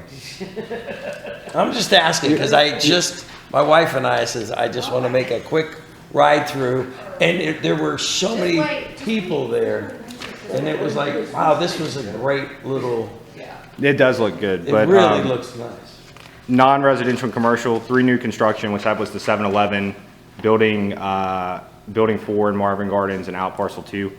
There were also 3 upfits, new uses within Marvin Gardens, and those were kind of the 3 tenants. I think Publix also did an upfit. They redid something in their grocery store. All right, subdivision update. Approved projects that were in prior years but still under construction. Belgrove was approved in 2013 for 26 lots. As of end of Tuesday, basically 23 of the 26 have been completed. The other 3 are still under construction. It's estimated that they should be completed within the next month or so and then begin the closeout process. We'll do the walkthrough and all that, but potentially have that development closed out late spring, early summer. Okay, so when you say closed out, that means they get bond money back, we're done with them, everything is now Street stays, Marvin's, but now it's all Marvin's responsibility. Correct. The streets would be Marvin's responsibility. There is a gray area with sidewalk that I'm trying to work on in the current moment with them. Since they were approved in 2013 and the sidewalks were part of the original approved plans, I know we've amended our ordinance and kind of certain things, and sidewalks were never deemed in the maintenance agreement who was responsible. In newer developments since 2013, most of the time, those maintenance agreements like in Tullamore and Amber Meadows, I think the preserve, all that is the HOA is responsible for maintaining the sidewalk, even though it's within the right of way. I'm working with Empire on that to basically give the HOA the maintenance responsibility, and that will be something before they turn it over to the HOA, as well as close out, that we'll try to have. But yes, close out would basically be myself and the engineer do a walkthrough, make sure that everything was plans, looking at, make sure all trees were planted or trees mitigated, asphalt repairs were done, any type of, they don't have curb and gutter out there, but when we get to the cottage in Marvin Gardens, we look at any type of curb and gutter damage, they would have to repair those. And typically, yeah, sidewalk repair as well, before it is turned over to the applicable party. And once they make all those repairs, they put the final layer on, they come to us for road acceptance petition, and at the same time, typically that's when we also release their bond. Alright, so, because all I hear is complaints from them about drainage and runoff and the streets and the trees. I wanna make sure that all of that has been resolved before like, the developer's out and then people are coming to us being like, oh, I've got a river going through my backyard and. That, once again, with Belgrove specifically and the drainage, if this development was approved 2 years later, 2 or 3 years later, it would have curb and gutter. That's our standard now. They do have natural drainage swells and all this stuff, and part of it's like where they've done the construction on certain lots and put in the culvert pipes, like obviously it's created a little bit of issue at the current time of lots that have already closed out. But basically, yes, all that will be reviewed. There's not much, I know that we've received a couple complaints off of Clare Ridge Court. One thing that I've asked the developer to do, and they've kind of agreed to it, is because you got the 2 lots at the end of Clare Ridge that were part of like one of the first couple homes built in there, and then the 2 lots beside them that Empire is finishing up now. In between the 2 Empire lots and the 2 interior lots are stormwater drainage easements, and there's swells that have been graded in, and the intent's all the water that runs down Clare Ridge to go off those. But if you really think about how Clare Ridge goes, it's still probably going to shoot straight down. So the developer's going to raise the center crown, where hopefully all the rainwater that runs off right there will then go to the side. Whenever they do their final. Yep. Okay. But, so just to make sure we all understand, there's a fine distinction of what we can enforce and do from a public right-of-way standpoint and then the private property issues. So there's a couple of lots in Belgrove that are on a natural kind of slope that the water naturally is going to go down. Those lots that are beside, what's his last name? Well, yeah, it's Donovan's. Yeah, it's basically if you go into Belgrove, it's basically the 5 lots at the very end of the cul-de-sac and up. It's like lots 12 through 16. So they've all got drainage issues, but it's nothing that we can do from a developer standpoint. It's all private party issues. Like I said, well, and part of it's that lot 15 is under construction right now, and they've had to put 2 culvert pipes in, part of the original approved plans. Obviously, when they're doing some of that, some of the grade and stuff's not fully matched, and that's why they were having some of the drainage issues. The one only thing I can kind of do is like, before that lot closes out, is kind of make sure everything with that specific lot's compliant, so everything will flow. Our engineer, our new engineer, we've all kind of reviewed it based off of what's there or what's supposed to be there and what they did install, and once they finish it up, it should all work how it's intended to. A lot of that stuff is due to the actual construction too. People were having problems with silt, mud, and all that stuff because it was not finished. So Yeah. now they've got vegetation and stuff in place in these drainage culverts Okay, and I such, just, which and I helps a lot. Okay, and I understand what you're saying, but what I don't wanna have happen is as soon as it closes out and people are still having issues, they're like, oh, you guys gotta do something now. Even if it's a private property issue, like I get it, but they're gonna wanna come to us and be like, you guys need to do something. Well, I'll It's probably also, gonna happen still though. I'll also check that maintenance agreement that was originally approved on top of some of the revisions, because we kind of had a similar issue in Marvin Creek recently, and it's like most of the time, either on the plat or in these agreements or in their HOA covenants, it deems that, you know, once it's turned over to the HOA, it's the responsibility of the HOA or the individual property owner for Yeah, their, that's- and as long as that's in place, they can come to us and complain, but once again, like, our stuff's reviewed, make sure it's compliant. Once again, the development's older, so our standards and stuff have changed. We can't make them go back, and it's like, it was compliant at the time, it's compliant with what was approved by us. And, you know, at that point, there's not much we can kind of do. Question. That subdivision has this sidewalk maintenance. From the sidewalk to the street, who's responsible for the driveway? For the driveway, For the driveway part that comes from where the straight line where the sidewalk's supposed to be to the street. depending on most likely the HOA or the individual property owner. The way most of those maintenance agreements read is that the village is responsible for maintaining curb to curb. So on the backside of curb, it becomes either HOA or the individual property owner's responsibility. Okay. So I'm about positive. I know in Tullamore and Amber Meadows, it reads curb to curb. So what I want, I know, just, Anybody that, I mean, and that's any road, I mean, like my driveway where the end of it is in the state right of way, but I still have to maintain my driveway to where it touches the actual pavement. Because it's my driveway. because That's the I way it had is. a question comes up, and that's basically what I told them. So Broadmoor, final plat was approved in 2017 for 62 lots. Beechwood Homes purchased the development and has begun the land development construction.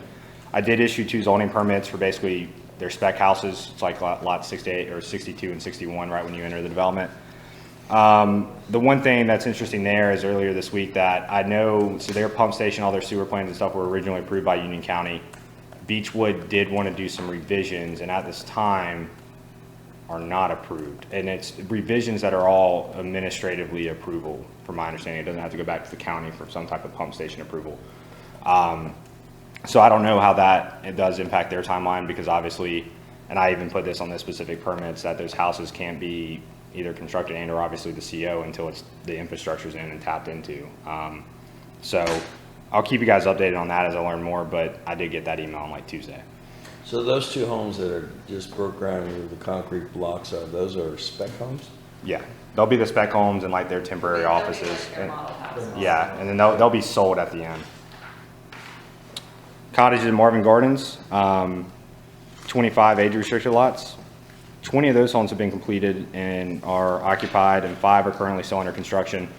All 5 of those, it's anticipated that those COs will probably be issued within the next month or 2. They're kind of Who's the probably, developer on that? Saucy Burbank. Saucy Burbank. He did They're- a nice job. They're probably on the same timeline or similar timeline to Belgrove. If you haven't been out there, once again, yes, I think the houses look good, pretty quality development. There's a few things from, once again, drainage that I'm going to try to have the developer do in the HOA common space. But ultimately, that they started on those homes like in fall of 2021. I mean, that whole development's been basically they're going to be in and out within probably 18 months for the most part. Cottage and Marvin Gardens. Behind the Publix. It looks good over there. Yeah. Last time I was there, it's been 2 months since I've been over there, but it really looked good then. Real quick, to keep us on time, we're scheduled right now to go into closed session to talk about some things before,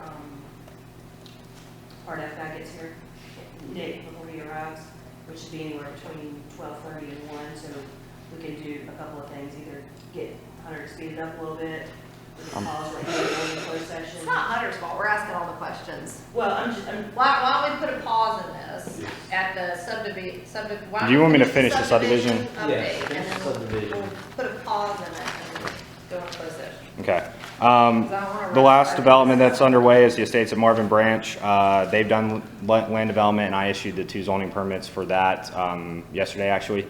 So with 16 lots and stuff, that one's probably, I mean, depending on market, I would think that Jones, I mean, that would be another one that's 12 to 18 months in and out. Are they gonna build a model home there? I don't think so. Okay. I think they're building 2 on lots 6 and 8. I don't know if they're spec model or if they are purchased. I can ask, but I was wondering, because I was like, oh, I wonder if they're gonna have a model home over here. Okay. yeah, I can ask. Finished subdivisions, I should say 2022. Barcroft, 27 lots, road accepted and development was closed out in April of this past year. And then, as I've mentioned, the 2 approved subdivisions is the estates at Marvin Acres. The sketch plan was approved. Most likely, you guys will see those construction documents probably within the next 4 to 6 months. And then the Heritage at Marvin, once again, all contingent upon Union County Sewer. I know that they are still working on their construction documents, and they're hopeful, potentially, if they get their approval from the county on their utility plan and pump station in February, then you'll probably see those construction documents in the next 3 to 6 months. So do we want to pause here? Yeah. Okay. And if we get finished with our closed session, we can pop back in. And food should be arriving Yeah. soon-ish. Well, that's what I said. Are you asking me? I love that you look at me and ask. I always look at Jill. I was like, I'm ready. Okay. All right, so we need a motion to move All right, so, into yeah, closed I'll make- session. I'll make a motion to move into closed session pursuant to NCGS 143.318.11A4 and 5. Mm-hmm. To discuss economic development and instruct the the public long body one. staff concerning the position to be taken by the public body in negotiating price and other material terms of contract for said contract to acquisition of real property identified as parcel 0621001A0 Henry Nesbitt Road, owned by C.H. Nesbitt LLC by purchase, option, exchange, or lease. Need a motion. You making the motion? I do. Okay. All's in favor? Aye. In closed session. We're now in closed session, so that's just, we're having, I come feel here. like Okay, well, we're back on. Okay, so in regards to our closed session regarding economic development, hey, I'm trying to talk here. Economic development, we decided not to enter a third agreement with Jones Homes, and we've instructed the manager to relay that message to them. Okay, all right, we're gonna go back to Hunter for the planning and zoning. Because we're waiting on food, aren't we? I think it's here. Yeah, I think it's here too. I think it's been here. Let's eat. Is that Nick? Is that Nick? Oh, Yes. who do we have as a guest? Nick From? McAdams. What are we doing Yes, now? that is, Is the food here? Yes. yeah, I'm pretty sure that's on right now. Okay, Yeah, it's all right, well, so we're 12:42, not- so we're way. We're well over, yeah. Shocking. Yeah, right. Blame it on me, so we're gonna recess for lunch? We'll probably do a working lunch because Nick's here to present at 12:30. He's here to present at 12:30. You mind presenting through while we eat lunch? I'm gonna run the restroom really Okay, fast. thank you for Do sharing. the same. Y'all do your thing, I got plenty of time. Thank you. Apparently we don't. Well, somebody's. It's not me. Somebody started off the meeting wrong by complaining about gates. Hey, Derek, your food's up there. Can we go Oh, back? yeah, that's all my Got fault. on the wrong foot.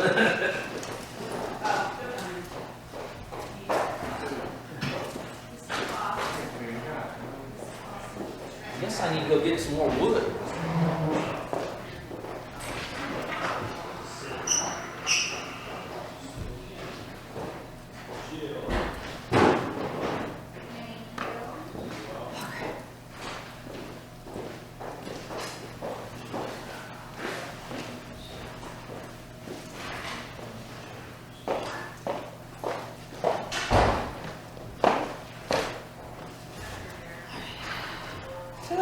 would rather eat at the table. Andy, I have yours. Okay. I'm trying to keep us warm, Jill.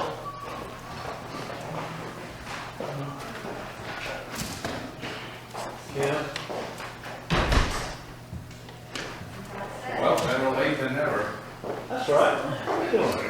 Hey, What's going on, guys? glad you made it. Hey, I'm glad I made it. Ugh. Have you guys eaten already? Just ready. Hi. Hey, Jill, how we Your- doing? Hey, Your Hunter. lunch is on the pool table in a bag. Just look in, you'll see Bob written on it.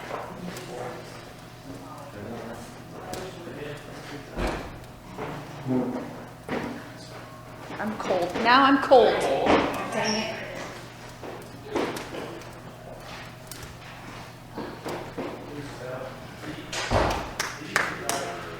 Is it working lunch?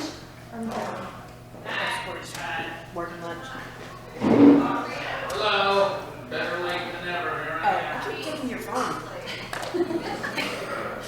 I am furiously signing up for concert tickets, so don't lose my Hey, phone. did you say anything? No. About what? To Ben, like, did you say that we got the DOT? Oh, no, I haven't yet. He texted me saying, I'll chat with you in, like, later. I told him I would either call him this evening or tomorrow. Hey, Bob. Quick question. Did you have any problem finding the place? Did you have any problem finding the place? I didn't get Why? Because I gave him directions. Oh, goodness. I guess I'll do my salad after. You can sit at the very end of the couch over there with Jill and Andrew, or you can sit right there, or you can sit at a table. We can pull you up another seat. I might run over. You're not gonna be able to hear way back there. Yeah. Oh, here we are. Forgot about that. Holy sh! No, yours is in the kitchen. Hunter didn't order anything. Up there, yeah. Where's Andy's food? I didn't. I put it on the table because I thought we were working. I didn't know we were working. No, there is something for you, though, I swear. I feel like there is. Because there's 10. It's like 4 strips on there. Do y'all want to recess for a few minutes to eat? No, it'll work. We're way behind. We got They work. were saying that there was one time. Kim, we got all day tomorrow. Oh, no. Hey, Jill. Hey, Jill. Is that ranch? Ranch? Ranch? Probably Austin's ranch for a salad. Let me see. I got ranch in mine. Oh. I like Did Not Rise and Ranch.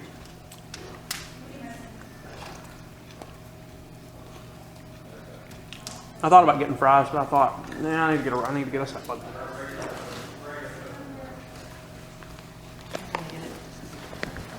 Nobody's gonna bring food. Randy just emailed us too, Randy did. with, water on top. So they missed my order How on are the your other potato side. fries?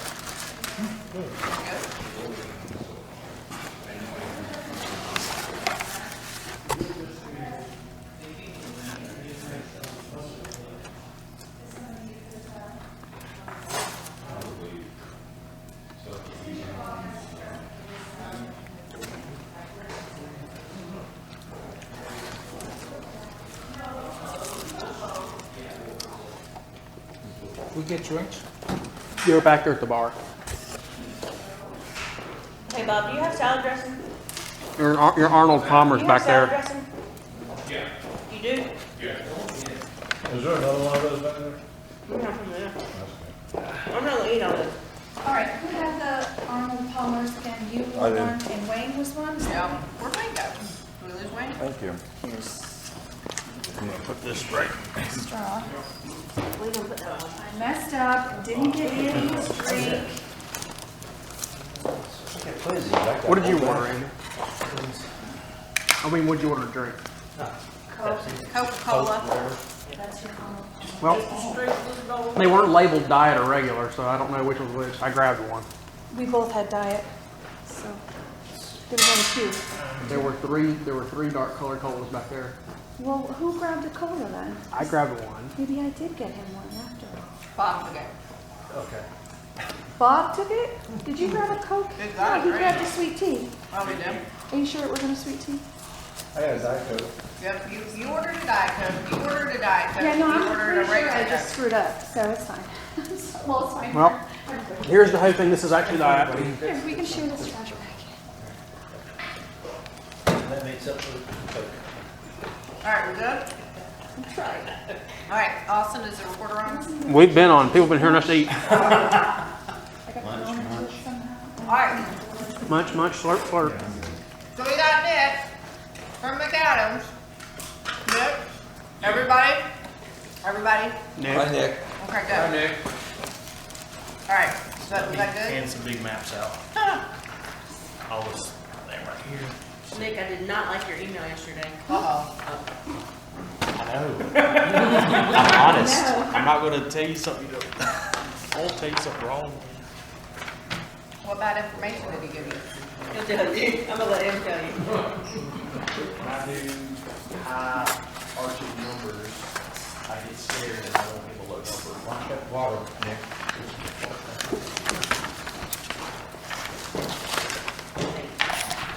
Was it in the millions? Just think fancy. Is that what you put in your email to Christina? Yes. Amazing. Grab some photos up over here. Nope, come on. Are they both in the millions? It depends on the building, what building you put in. Everybody, Hey, you what are you said, guys you talking said you about? wanted to start spending All right, money. so I now do that we're almost talking spend about some money. millions of dollars, I'll formally introduce myself. I'm Nick Lowe McAdams, and I'm a senior landscape architect. And basically what we do is parks and recreation planning. I'll do anything from master planning all the way down to getting things put in the ground, construction administration. We've got a team that does that, and then we also have civil engineers and surveyors and lots of other different planners in our office. So that's just a little bit about us. We're probably 15 minutes from y'all. We're in Torrington, so right up the road. But I'm very familiar with South Charlotte, and I'll turn the page here if y'all got that PowerPoint. Yeah, we've got it. Well, maybe we don't have it. We thought you were bringing copies, but you can show us your. Yeah. So our team, I'm the project manager, and then we have Jen Beadle. She's going to help us with grant funding. She actually used to work for RRS, who they administer park grants. So she'll be helping us after we go through these master plans, figure out which one we would want to go for a part grant, and she'll help us with that funding. And then Allie Bunker, she's my designer that's been helping write the comprehensive plan. So just a little bit about the process of what we're doing. We had a project kickoff, and we looked at your park system, the greenways and all the parks and the different properties you own. And on a high level, we look at a parks comprehensive plan just to project 10 years into the future, where you want your parks to be, what needs to be maintained, what new parks you want to build, what things you want to add. And then we also did a public input component where we asked the public, what are their main goals and priorities. And then the second part of that, we did some visioning. We have a steering committee that's kind of told us what the visions are and given us 2 parks to look at to design. So we'll do the parks comprehensive plan that tells about the system and gives us some goals to attain in the future. And one key part of that is that to get the full amount of points for grant funding, especially with Cardiff and some other ones, you have to have a plan, kind of like the Greenways plan you did, specific to parks to push into the future. But then also, if you're going for a grant for a specific park, which these will be the 2 that I'll be presenting to you, we'll want to pick one of these eventually, and then we'll write a park-specific booklet. They're real focused on booklets that go with points for a park for a grant submission. So we've been through the visioning, and then we're going to move into the recommendations. So we're sending out into this week, beginning of the next, our draft comprehensive master plan, and then our steering committee will review that, and then we'll eventually bring that for adoption. Same with these two master plans, we'll pick one of those, choose one for adoption to go for park, then we'll write that book as well. So we're right at the recommendation stage, and then the next will be the prioritization and adoption. So the first park we looked at was Marvin Eford. That's the first one in your packet there. And so just keeping some things in mind, we did do Derek administered online Google survey, but we also went to your Halloween event and did some boards to gather public input about elements they want in the whole park system, but then there were some things they asked specifically about Marvin Eford. And, you know, after going through the park, one thing that really came out after looking at it is you got this long straight road that goes down the middle that tends to be an expressway that is just really unsafe, and it really, I don't know, it kind of messes up the vibe of that central core. And so we were asked to look at, well, how do you get rid of that? How do you make it more of a park setting without, you know, making a freeway through the middle, and how can we rework some parking, but then what amenities could happen at this park? So one thing to keep in mind, this is the high pie in the sky. If we built the park out, this is, you know, from looking at public engagement and from looking at the land and understanding that it's a nature conservancy, you know, what could we do there? So we really tried to stay away from the woods and the trails and to keep things in the center where we've already cut down trees and there's already open space. And just kind of looking down that drive, you know, starting from the entry where you've got the gardens, coming down, the way we want to calm traffic and make spaces is to use a series of traffic circles and central greens. Not different from what you'd see in some housing developments, but on a bigger scale. So to slow things down, provide more parking, provide more ADA parking. That's one thing that we found in our walk is, you know, there's lots of places to park and lots of ways to walk, but there's not a lot of accessible ways to get through the park. And one of the main elements we saw in our study is that people wanted a farmer's market, you know, a place to come as a central gathering. And that's one thing we've heard through the process is, you know, Marvin doesn't have a lot of parks and doesn't have a lot of civic spaces, but there's a real desire for the community to have somewhere to gather and come. So the farmer's market kind of really made a lot of sense, and we actually are showing two places for a farmer's market. So that central circle of farmer's market off of there, and then using a lot of the grass space for overflow. We definitely don't want to pave this park. I think one of the beauties of the park is it's some of the only open space that's left out there that's not paved.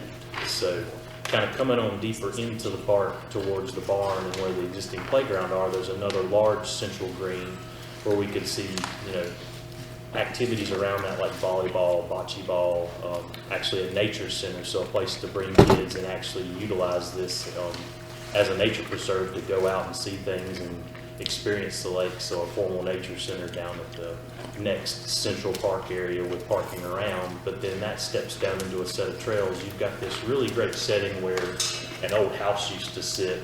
It's almost right there by the lake, realizing we can't mess with the lake line because we know we don't own that property, but we feel like that'd be a really great setting to have some type of amphitheater.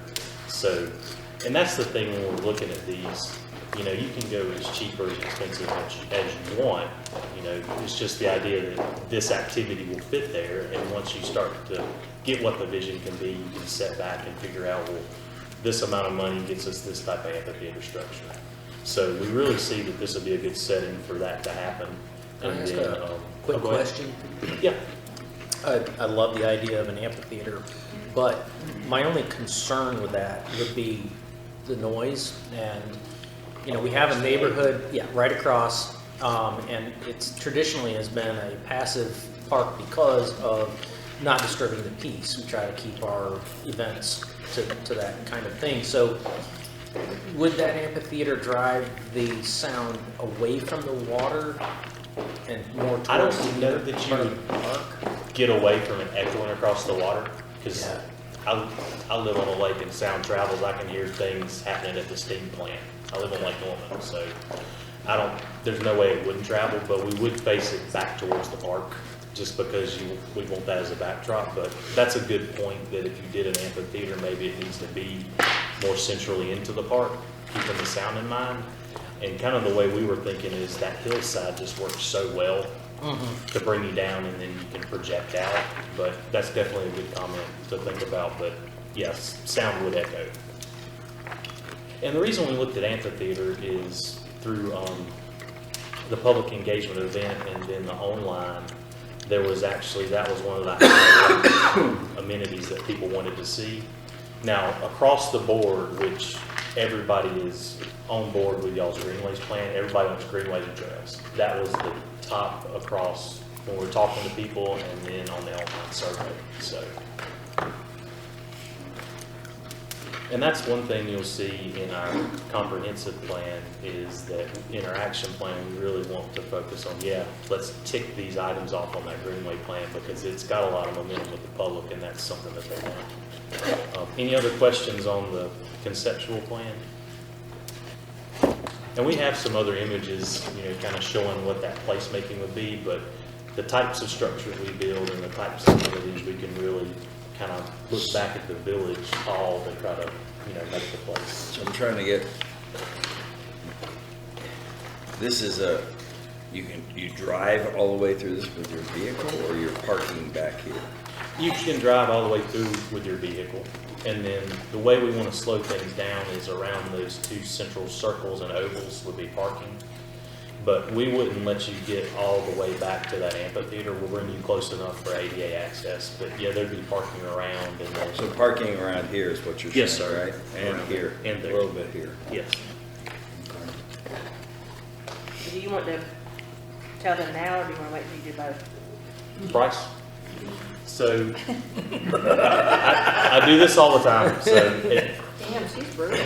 I'll just roll into it. So this is super high level swag from different parks we've seen, and you know how construction is lately. Looking at Marvin Eford, it could go anywhere from 6.5 to 7 to build it out, and it all depends on Million. million. Oh, It all depends on 100,000. 100,000. It all just depends on Perfect, we'll do two. what types of structures and what types of things you do in there. But the beauty of it is you can come in the way this is set up and phase it out. So you could take it in chunks. This is just the high if we could do whatever we wanted to do. So Well, I like the idea that you can build it in phases because, you know, budget is budget. yeah, exactly. What would you envision as being phase one? I mean, like, obviously, the road system would have to probably be in that first phase, right? Yeah, and I would see that central green next to the barn and that new playground would be the central core I would do first. And I could see you coming as far in and then backing out. But I could also see that amphitheater piece, you could still, after you get that central core and parking, come off of that, because I feel like that kind of establishes the heart of the project. And what do you think it would cost to do phase one? Oh, that's a hard question. Put them all together. Well, let me do this. Do you have a cost of the playground equipment, a cost for the amphitheater? So looking at the playground equipment, that one is variable. I mean, you could spend 100,000, you could spend $500,000. It just depends on how many features you want to do and really land into that budget. But I'd say at a minimum, you'd probably be 100 to 250 to augment what you have and make some of the accessibility issues go away out there. But then when you start talking about parking, I didn't really break it up into, I saw that you probably got about $1 million or so just in infrastructure, moving dirt, paving, parking lot and all that. And Yeah, and that's where I was getting at, because that's really the big base. That's You it. gotta build your base. But, so currently we have approximately how many parking spaces? Do we know that? Max capacity, we can park about 85 Vehicles. without putting them on the grass. Okay, so with this, did you project how many parking spaces? And the reason I'm asking, because this may be the future spot for Marvin Day, which becomes a challenge if we have large events, whatever we decide to do. I think we had, I have to go back and count back around the loops again, but it'll probably be, we'll probably have some more from that, but the idea was actually getting spaces that were paved and people could walk the paths from. So The not only- really increasing much on the parking. Yeah, trying not to, because once you increase hardscape out there, then you have to put in B&Bs and things like that, and then you start taking away usable land for, you know, like a rain garden or. In order, as far as order of how things go, you would need infrastructure there first, right? So if Yes. we're really looking at the roundabouts, you know, and we may not all be here by then, but 10 years down the road, phase one is the initial construction of these roundabouts, I would guess. Down the road is the structure for the building you're talking about, maybe an amphitheater down the road, but that, I mean, because these things are, unless there's a grant involved, in how much would be, There is, yeah, and how much. not that much. One aspect that, I mentioned BMPs with impermeable surfaces and all that. I understand all that. So what about using permeable surface materials such as permeable pavers or other types of things like that? And then but can we get some assistance for programs to try to be on the more green side, if you will, for what what we're trying to accomplish? I think there's some certain dollars out there with stormwater, and especially knowing that we're right beside a lake. One thing that to kind of keep in mind is coming back with anything that's hard surface is when we come in with hard surface, that's knocking maintenance budget down, because keeping up gravel, I mean, yeah, it's tough. that's just over and over. And over. It's a So let me ask you this, how many acres are we dealing with over there? 26? Everett's 26, Yeah. 27. 26, okay. So let me just throw this out, because one of the biggest issues, what we were even told, is get rid of that, because it's not in the center, it's not walkable, there's no connection and stuff. Sell it, do whatever. But what kind of, when you start thinking about walkability, look catty corner from where the Village of Marvin is, our town hall, and look at Fisher's property. What would he have? I mean, you start talking $6 million, and it's like, now you're like, okay, well, why wouldn't we take that money and maybe make an offer to Fincher on that corner and do what we want with it? I mean, create the farmer's market. And again, it's just an idea, but I'm trying to get my head wrapped around, because the biggest complaint we've always had was Everett Park it's kind of like on an island that you cannot access right now without getting in a car and driving there. It's not safe to drive a bike even. The only one who's going to benefit from is people that aren't in Marvin, that they'll figure out a way to get across the new town. So my thought is, if we're talking this kind of money, opinion of one, maybe entertain what we can do with that 13 acres that is sitting right on the corner that is accessible to all Marvin people and truly is a Marvin,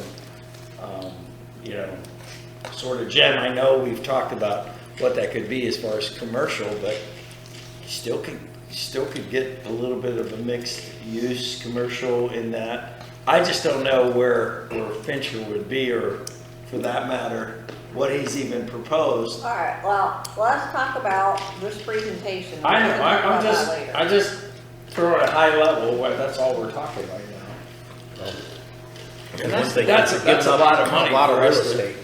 What's You're that? giving up a lot of real estate. You're talking about half of the size of the park We that have we a have park's now. 27 acres? 26, 27, and we're talking about a 13 acre. And it would give up a lot of real estate and a lot of recreational area to do that particular thing.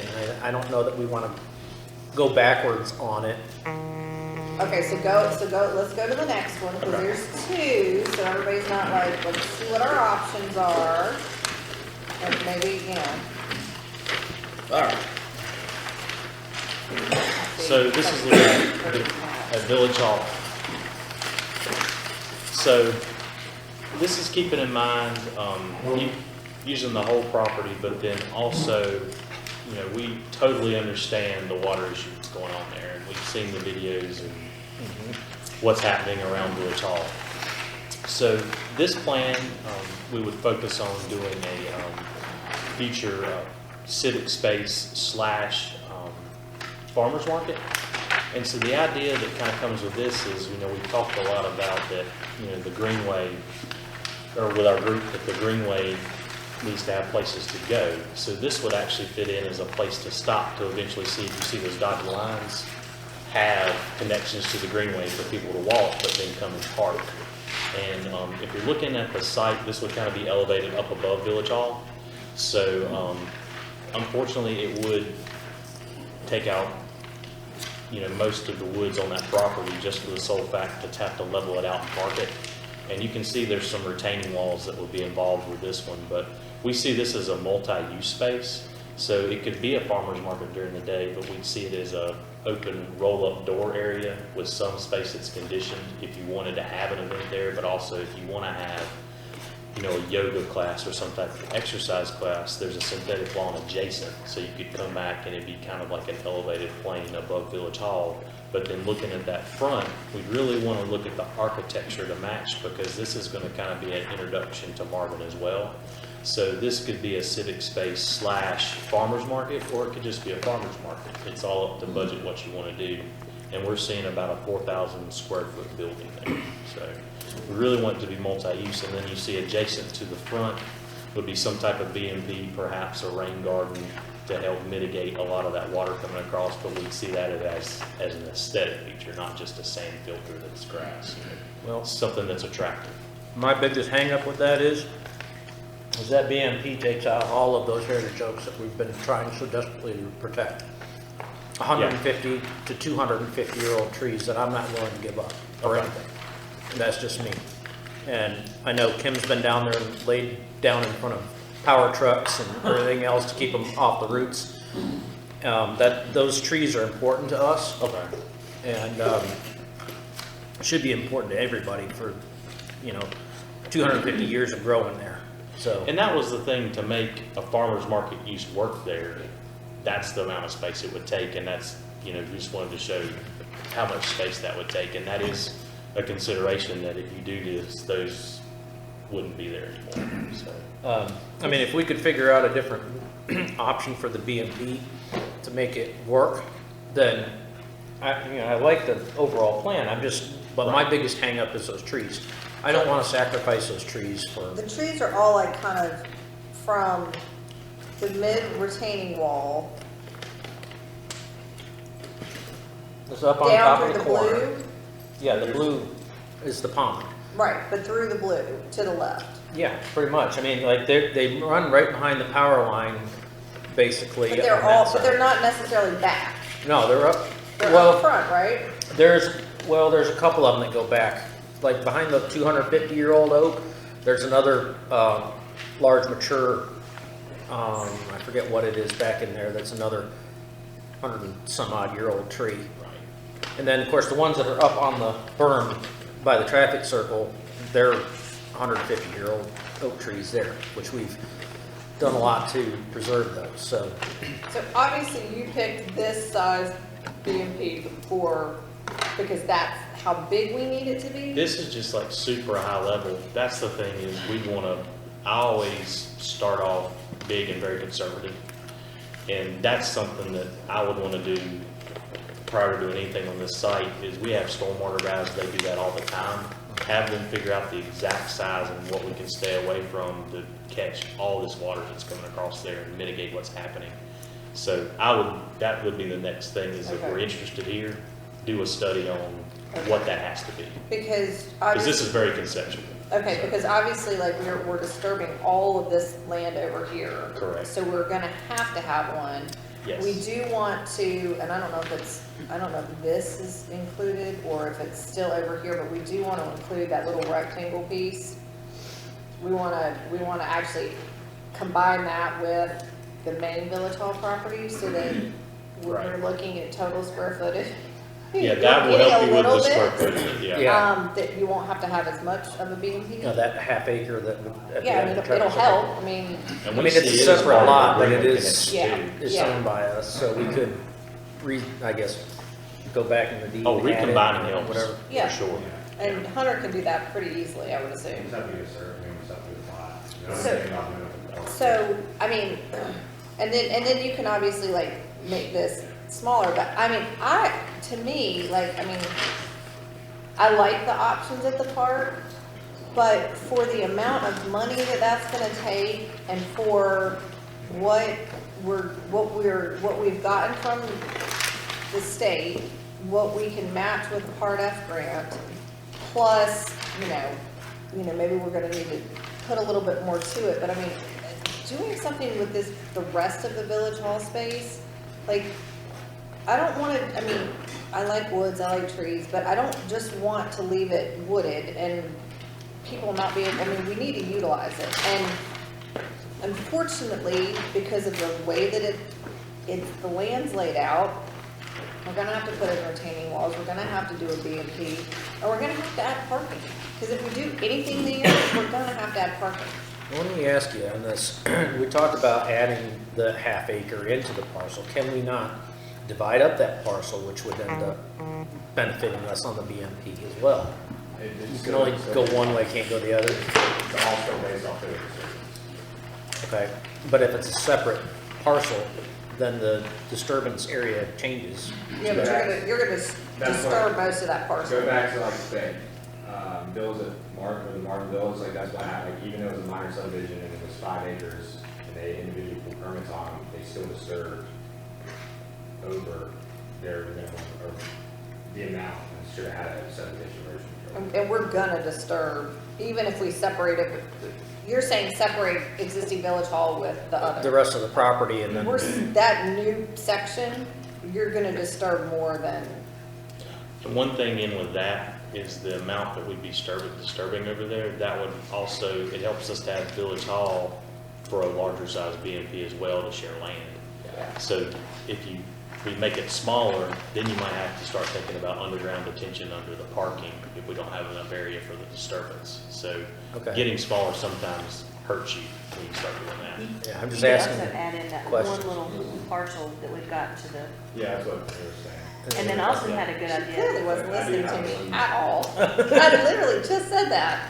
Austin was bringing something up, I was listening to him, sorry. But he had a good point, he said, instead of doing one way in, one way out, could you use that parcel to do like an extra drive out? Well, one thing we were gonna try to see if we could do, and this is me being super conservative, is could we punch out right before the traffic circle? That's one thing Well, but we that, thought about. Unless you did it right out on me. Yeah, that'd be right out only because there's a there's a giant median median. there. Which, mean- the problem with this little piece over here, it's just so hilly. Yeah. I mean, it's basically a I drainage think, swale. I think that could potentially be saved for later use such as municipal, like our maintenance facility or whatever, some other type of municipal building, because even though it's hilly and all that, we can, if you're building a structure, you're worried about building a structure, so you can build it to whatever you need to make that structure work on that. I think you could build a commercial structure on that little half acre for another use of some sort.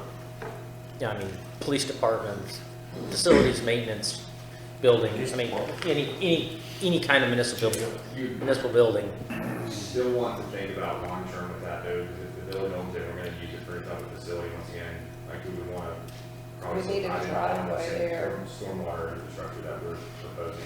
Right. Can you not do that for the leg of the roundabout and somehow like work your way into like there? Saying the grading and everything, we have to go into it.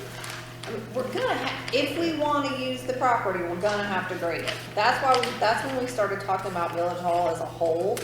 Like we were like, oh gosh, it's so hilly, well, and we need to add parking. Well, we may just have to do that. Like we may just, in order to utilize the land, we may just have to do some improvements to it, unfortunately. Well, I mean, the land was given to us, so anything we do I mean, right. goes back towards what we would have had to have purchased. Right. So, we can afford to do a little bit of improvement for some free land.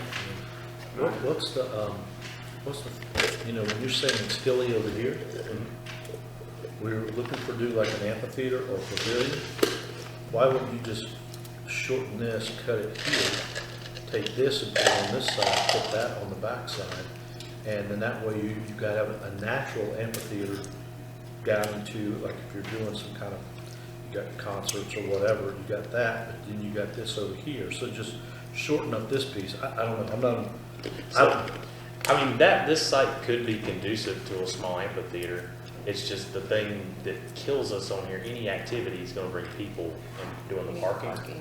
But I see what you're saying. I'm saying shorten the curve of the parking like this, and then put this back here, put this back over here. You're just re-swizzling the, Right. you're using the same amount of land. Correct. But And the one thing you we're just trying to do use- is. Trying to use the natural hillside to, Right. One thing that could help with the parking though is the general vicinity. It's gonna be near it's gonna be in the Heritage District. So there'll be parking in the Heritage District that people could utilize for the amphitheater. You're gonna have And people will be able to great- get there by foot, you're gonna have great. bike, and whatever else too. Because it connects to the trail systems. Do your retaining wall, and run your parking lot right here. And take your pavilion and all that, and this back here and back over here. You got a lot of land right here that would open that up. That's what you're saying. You could, this you're gonna fit, let's just say this you're gonna fit 200 people in, but you put it back here, you can put 400 people in because you're just using, you're gonna have to grade this. If you think that you're just gonna cut down some trees and bushes and throw some stuff, Grading in there. it's asinine to think that. You're gonna have to grade it. So if you're gonna grade it, why wouldn't you just open that up? Pretty much, I think call the horse. By me earlier Quick today. question, well, roughly 50 parking spots being added. Is that just based off recommendation? That's based on what we can fit, Okay. knowing that we probably want as many as we can get if we're gonna have a farmer's Yeah. market. I was Yeah. gonna say, so two things here is one, if we rezone it to the Marvin Heritage District, we don't have any parking requirements technically outside of we have to provide, based off the MHD ordinance code, that you just have to provide the applicable or adequate amount of ADA compliant parking, and then the parking for the actual amenities and stuff is kind of just like based off review. There's no like set standard. But the second thing I would mention too is that if we do it just as, proposed, what this does potentially do, because that's the Crane Store property behind it, and I've had conversations with them and how they want to develop their property, is that does potentially allow for parking for potentially of how it can go like, we can ask, like if they develop their site, they put in parking, and that can limit how much we have, or vice versa, and that opens up opportunity for them to develop and utilize some of the proposed parking here. If that makes sense. Like, because the Crane Store, for example, like right now is limited, if they were to renovate just the Crane Store itself, on where they can park. And we are assuming one thing too, is that we could put the B&B in that 75 feet Yeah. setback, which we didn't see anything that we couldn't, but that was one question I'd ask, would want to Yeah, ask the you. view shed, it kind of gets back to that disturbance. But once again, it's like, that's the thing, is that if we rezone it, it's conditional. I don't know how that would work with us being the property owner and the voting board. That's a challenging question. We can pass it, it'll be But, fine. but I do, I would say like with that. All those in favor? As long as we maintain like either reclaim the buffer or like kind of as Andy and they were saying, it's like There's no Make- buffer now. make sure that we keep the heritage type trees, the 250-year-old oak and the other So- ones. We could definitely maybe make it work. Can I ask a silly question? I love asking silly questions. Like at the beginning here, like there, Yeah. why can't we add a couple parking spots? I know we've got a curb there already, but why can't we add parking there? There's no reason why we couldn't. Yeah. The reason why that parking lot is what it is because we had the maximum disturbance when we built Village Hall, so we couldn't make it any bigger than it is, So- but there's nothing preventing us now So if we had a So if BMP. we were doing this whole thing, then we could essentially add a few more spots, like, Probably get Well- 2 or 3. May I propose You could get something? more than 2 or 3 in there. Well, May I propose something, because I think adding from a, yes. and again, I'm thinking outside the box. Uh-oh. But I like what Jamie's thinking about kind of shrink, because the last thing we want to do, especially with how everyone feels about Marvin and enriched by nature, I believe is what we're going, right? Nature. Nature to me is in a lot of parking spaces. So keep that as much as we can in there. To your point, do that. And then we take this section. When's the last conversation we had with Robbie? And are we doing this for a farmer's market? Because he's expressed interest in doing something. So we do something with him and sign a long-term lease that allows that farmer's market. We're not taking any trees away. We're just utilizing that land that as you come in, that's in a definite spot where everybody would see. Then you keep this as much nature as you can, do the amphitheater like you're saying, but let's have that conversation with him because there's tons of parking right there without disturbing anything. That's a huge flat open field there on the other side of the buffer. You I have familiar with proposed that? this to Nick, and I keep trying to let him let me do this, and he won't. Because we can't use any of the Part F money if it's not village-owned property. Correct. But How about village leased property? No, They want ownership, like it's a whole big see, thing Okay. in that trying. location. I'm sorry, I'm the. Thinking outside That's the okay. box. No, I mean, there's not, Thinking outside the box, we do have $500,000 that the legislator has given us that we intend to use as a match for the Part F grant. Right. We could take that $500,000, to your point, to put towards the farmer's market and then write a Part F grant for the other portion of the natural amphitheater space / parking and focus that on the grant instead of the farmer's market. And we self-fund that.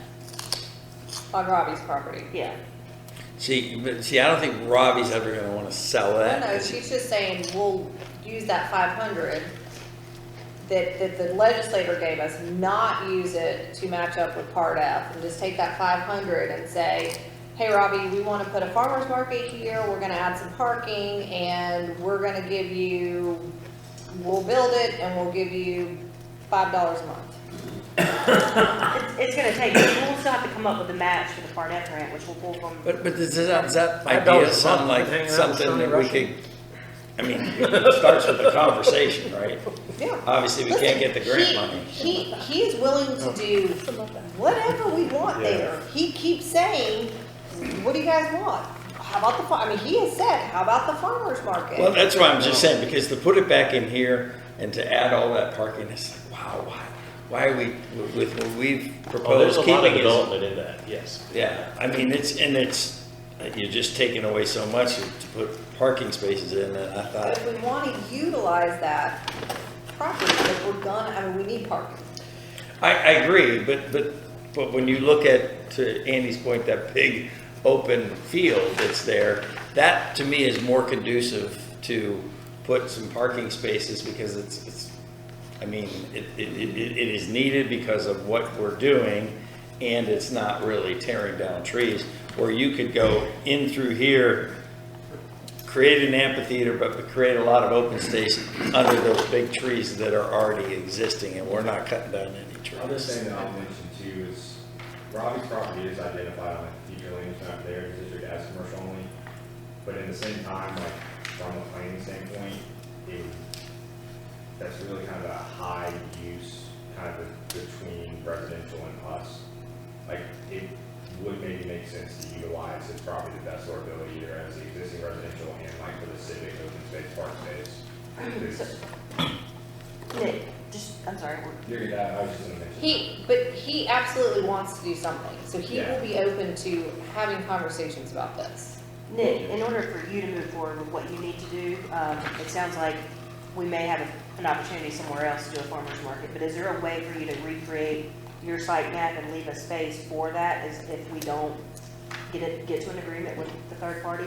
Like whatever Jamie just told you, leave a spot for a farmer's market, but if we can move it, then we'll have, That much more open space. See, I don't So- see, like, if we flip-flop this, if we shorten that curve, put this back here, that opens, that's a natural progression. Then you've got you got the third party here, plus ours, plus the amphitheater, the only thing you're doing is you're just shortcutting that. So are we wanting to switch uses from take away farmer's market altogether and try to do the amphitheater here is what we're saying? No, because see, I'm saying Leave it all this, I'm at saying the this, hell, it almost fits. It's like, if this was a Well- jigsaw puzzle, I could put that right there. Well, that is meant to help us catch grade is why I left that open green. I got you. Because there's a lot of grade getting us up to here.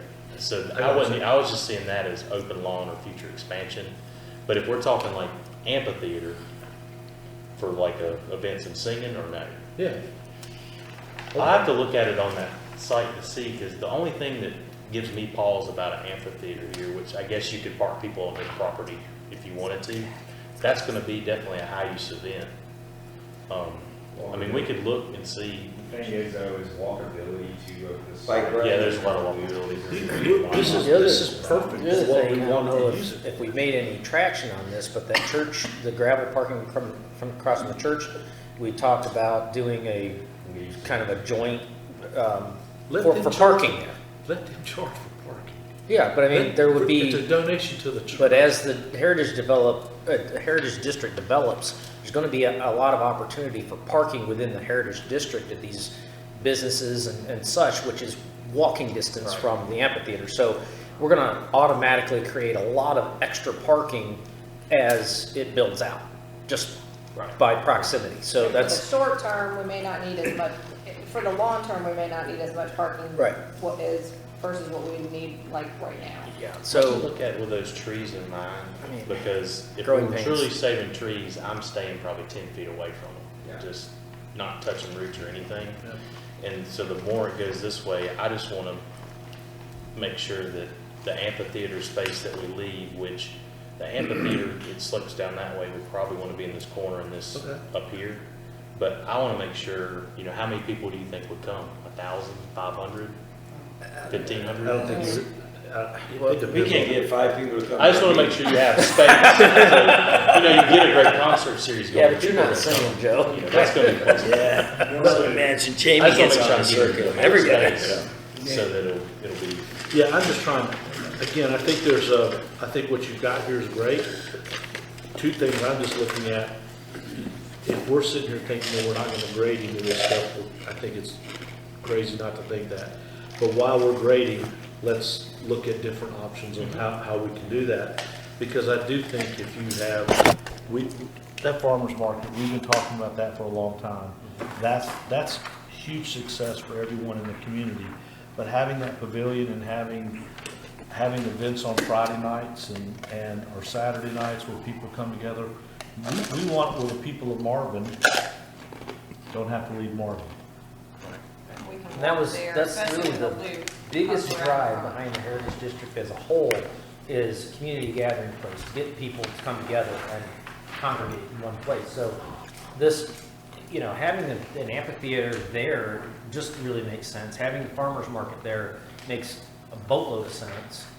It's just getting everybody into the village together. Where in relation is all the utilities sit? Back over on Right that little in- square. outside of this green? Yeah, over here, right there. Yeah, And that's something to keep in mind too. Fiber optic There's a little station bit in there. of that that's going to be. Right. That's probably cleared right there. So,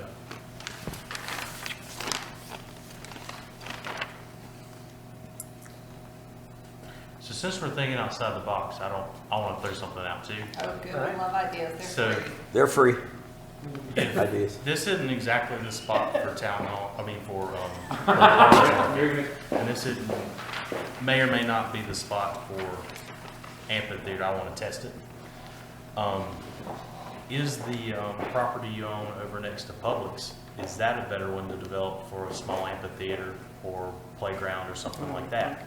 Just thinking of our options. The and what 1 we acre have. pocket park that we have there. I wonder if that would be big enough or good enough for that. Well, you already have all your parking done. Yeah, but then you're not You're kind of on an island, like it's the Yeah, park. it's still on an island. like develop- the park. yeah, And are you fighting, if you're trying to do an amphitheater, which is usually concerts, are you fighting with The the traffic. traffic, sound of traffic loud. and stuff, and how do you? I mean, I'm sure that the shopping center would love it because it would draw people. Well, they don't want us Would parking have to in drive there. there, because that's really on the They don't edge. want us parking. So maybe that's a better Well, pocket playground. that draws people while to you're at their the supermarket, business, you so. take your kids over. I think that's kind of how we And this is, envision that. so this is why I'm kind of thinking out loud, thinking about that piece of property too. So, you know, it sounds like there's a lot to go on with figuring out either this one or that one to go for a Cardiff grant. And if we're wanting to go for a Cardiff grant right now, maybe that one's the easier one to develop for that grant, since there's a lot of questions either way. I'm just curious. Which if one, that- the one at Eford? The pocket. Oh, the pocket, I see what you're saying. I was gonna mention, I'm about 99% sure of this. Harrisburg has their like little village center district with the Publix and all this stuff, and I'm pretty sure they have an amphitheater or open spot similar to like an acre space. Now, but theirs is more centrally located. I mean, they're. It is, I've seen But- it from 49. It's right Yeah, from I was 49. gonna say, I know that would be a good example. It's kind of like a little veterans park slash Yeah. open green. Yeah, I've seen it. But to your point, if you're wanting it centered, it's trying to figure out the best activity that's in the center, but then the best activity for the site too, that works well with the site. Yeah. Well, That's my big, the only thing I'll say is, everything we've had at Eford Park this year has been record crowds. that Halloween event, I saw the pictures, was huge. That was our biggest event ever. I mean, they, Yeah. It was- and they came early. And I missed Bill's fault. I mean, that's, They had good direction. that's successful. Is That's that- what I call Told everybody in successful. Waxhaw that they better be there. Yeah. I told I you missed it counting because the road Christina last gave me night. directions on how to get there. I'm not letting that go. I'm not letting that It's go. your own fault, like everybody else got here. No, no, he was right But there. I'm just, you know, like, if you look at where Marvin goes from one direction and length and width, Eford Park might be outside of it, but it's, Yeah, I mean, people come it's, from both ways. it's in it. If we were to be able to annex our potential, it would be fine. But at the point right now, it is kind of an island until we can annex. So- I don't even think if you annexed it, you could annex everything around it, and people aren't gonna go to it Why is that? because of what this location. Just the I location. mean, hell, there are shopping centers that have the best stores, name brand stores, and they go out of business. Why? It's just simply location. Look at Pineville where the Home Depot's at. There's been stuff in that whole strip of things right there, and you've got Pier 1, you've got name brand places that go in there. People it's just hard to get to, and they're not gonna go out of their way. It's gotta be in the mainstream. I love Eford Park. I do. I think it's great. I think it's great to go there and relax. You know why it's great to go there and relax? There's nobody there. See, look, for several years, I've been taking my grandson, we go there, when I have him and stuff in the summer, there's always people there. There might not be a lot, but there's always people there. I understand, but I'm talking about as a council member, we're supposed to take care of all the people of Marvin and not just a few people that know it. And it's no reflection of anything that we've done or Derek's done or anything like that. It's just, it sits in the donut hole. It's the black hole that nobody goes to. Which is So- only, so again, I'm- accessible by I- vehicle. I'll be honest with you, and I know Joe touched on it. If it were up to me, I would entertain thoughts of selling that piece of property and doing something else, because we're not helping the people. There are people, I mean, people are literally, if they listen to this tape, there are people whose head are exploding. Yeah. Yes. May I- there are, but where Can would you see any place that you would exchange it? Can I make Yeah, one that's- quick? I don't know, I would just, for me, because again, we've got a beautiful piece of property. We either have to promote it and do things, accessibility to it, which is hard to do. We're trying to do it, we're trying to get our programming together. Can I make one quick suggestion? Well, one quick statement. When we did our when we did our branding survey, the number one thing that people liked the most about Marvin was Marvin Eford Park. It was the most common response to any sorts of questions about what's the best thing about Marvin? If you were going to take somebody somewhere in Marvin, where would you take them Because there's to? no place else That's the to only, take that's the them. only thing. But we every, have. I'm just saying. Just Publix. Austin, I Seven-Eleven. can Easy I to appreciate It's the that. only thing you have. Ask the next survey we send out. Let's get the questions framed correctly. How many people even know that there's a park in Marvin? How many people have stepped in and gone into Marvin Ephraim Park? We had a great attendance. We had a great attendance there for some of the events that, the tree and the holiday events, but unless I'm not seeing something, and now we're getting off topic, but that's just, so when we looked at the plans to do something like that, I'm seeing us throwing a lot of money at something that I don't think we're gonna get. If I'm a business person, which I am, I'm not gonna get a return there. Would I rather have my money invested in Ephraim? Would I rather have my money invested in Ephraim Park or Village Hall? I'm gonna put a place in Village Hall like that. Because I have accessibility to it, people can ride their bikes to it, skateboard, golf cart, whatever.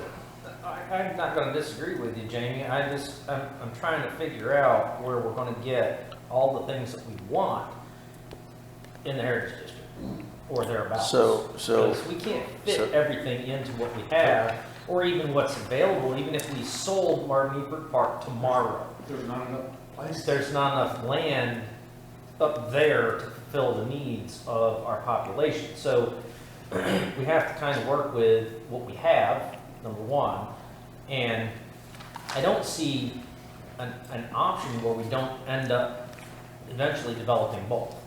Oh, I agree. But we have to pick and choose what we can do now, so priority would be, yeah, and that would lend itself very nicely, but could we do it though?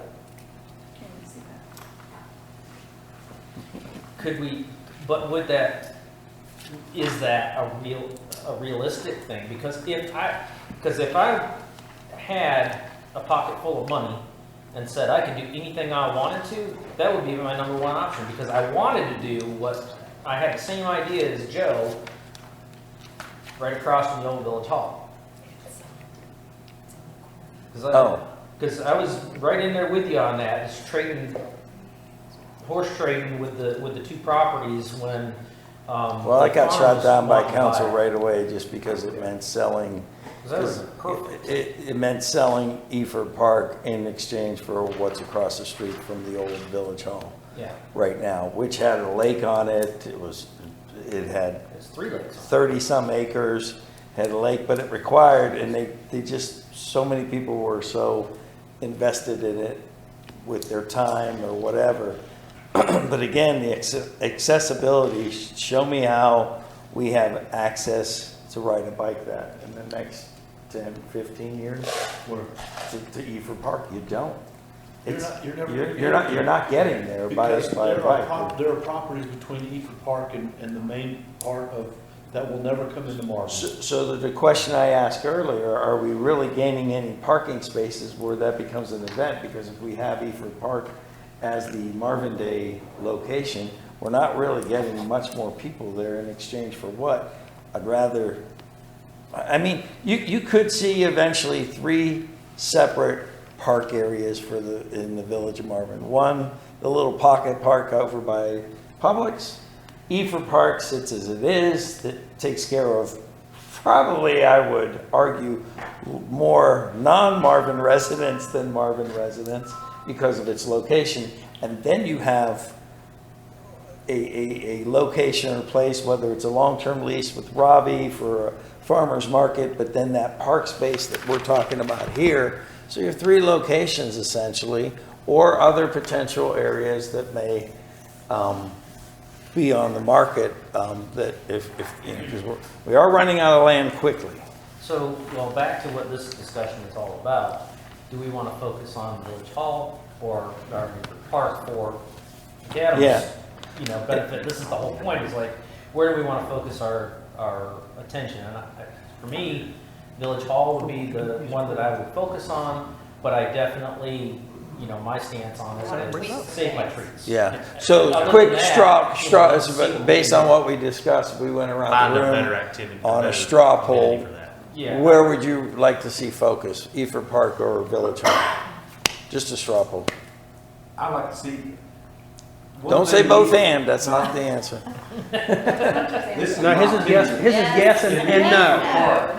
If it's Marvin or Marvin people that have kids, and we have a lot of kids, they like each park, we need to upgrade that. But if you're gonna do something like the farmer's market, I think it should be at the Village Hall. Okay. Andy? Yeah, I'm with Village Hall as long as we can do something different with the BFP. I really want to focus the energy on Quiet. Village Hall because I think that's where the smart money is. We can absolutely figure something out. Bob? I would say without doubt, the town hall, you know, that's, you know, it's so beautiful, it's amazing what we've done, and to see that sit there like a jewel, and to everybody's point, it's right there at the Heritage District. Eford Park looks right now nice, and, you know, at this point, it's like, if it's not broke, don't try to fix it right now. I mean, it's something. But to add on to that, I would have no problem improving the Oh, playground we have area. to.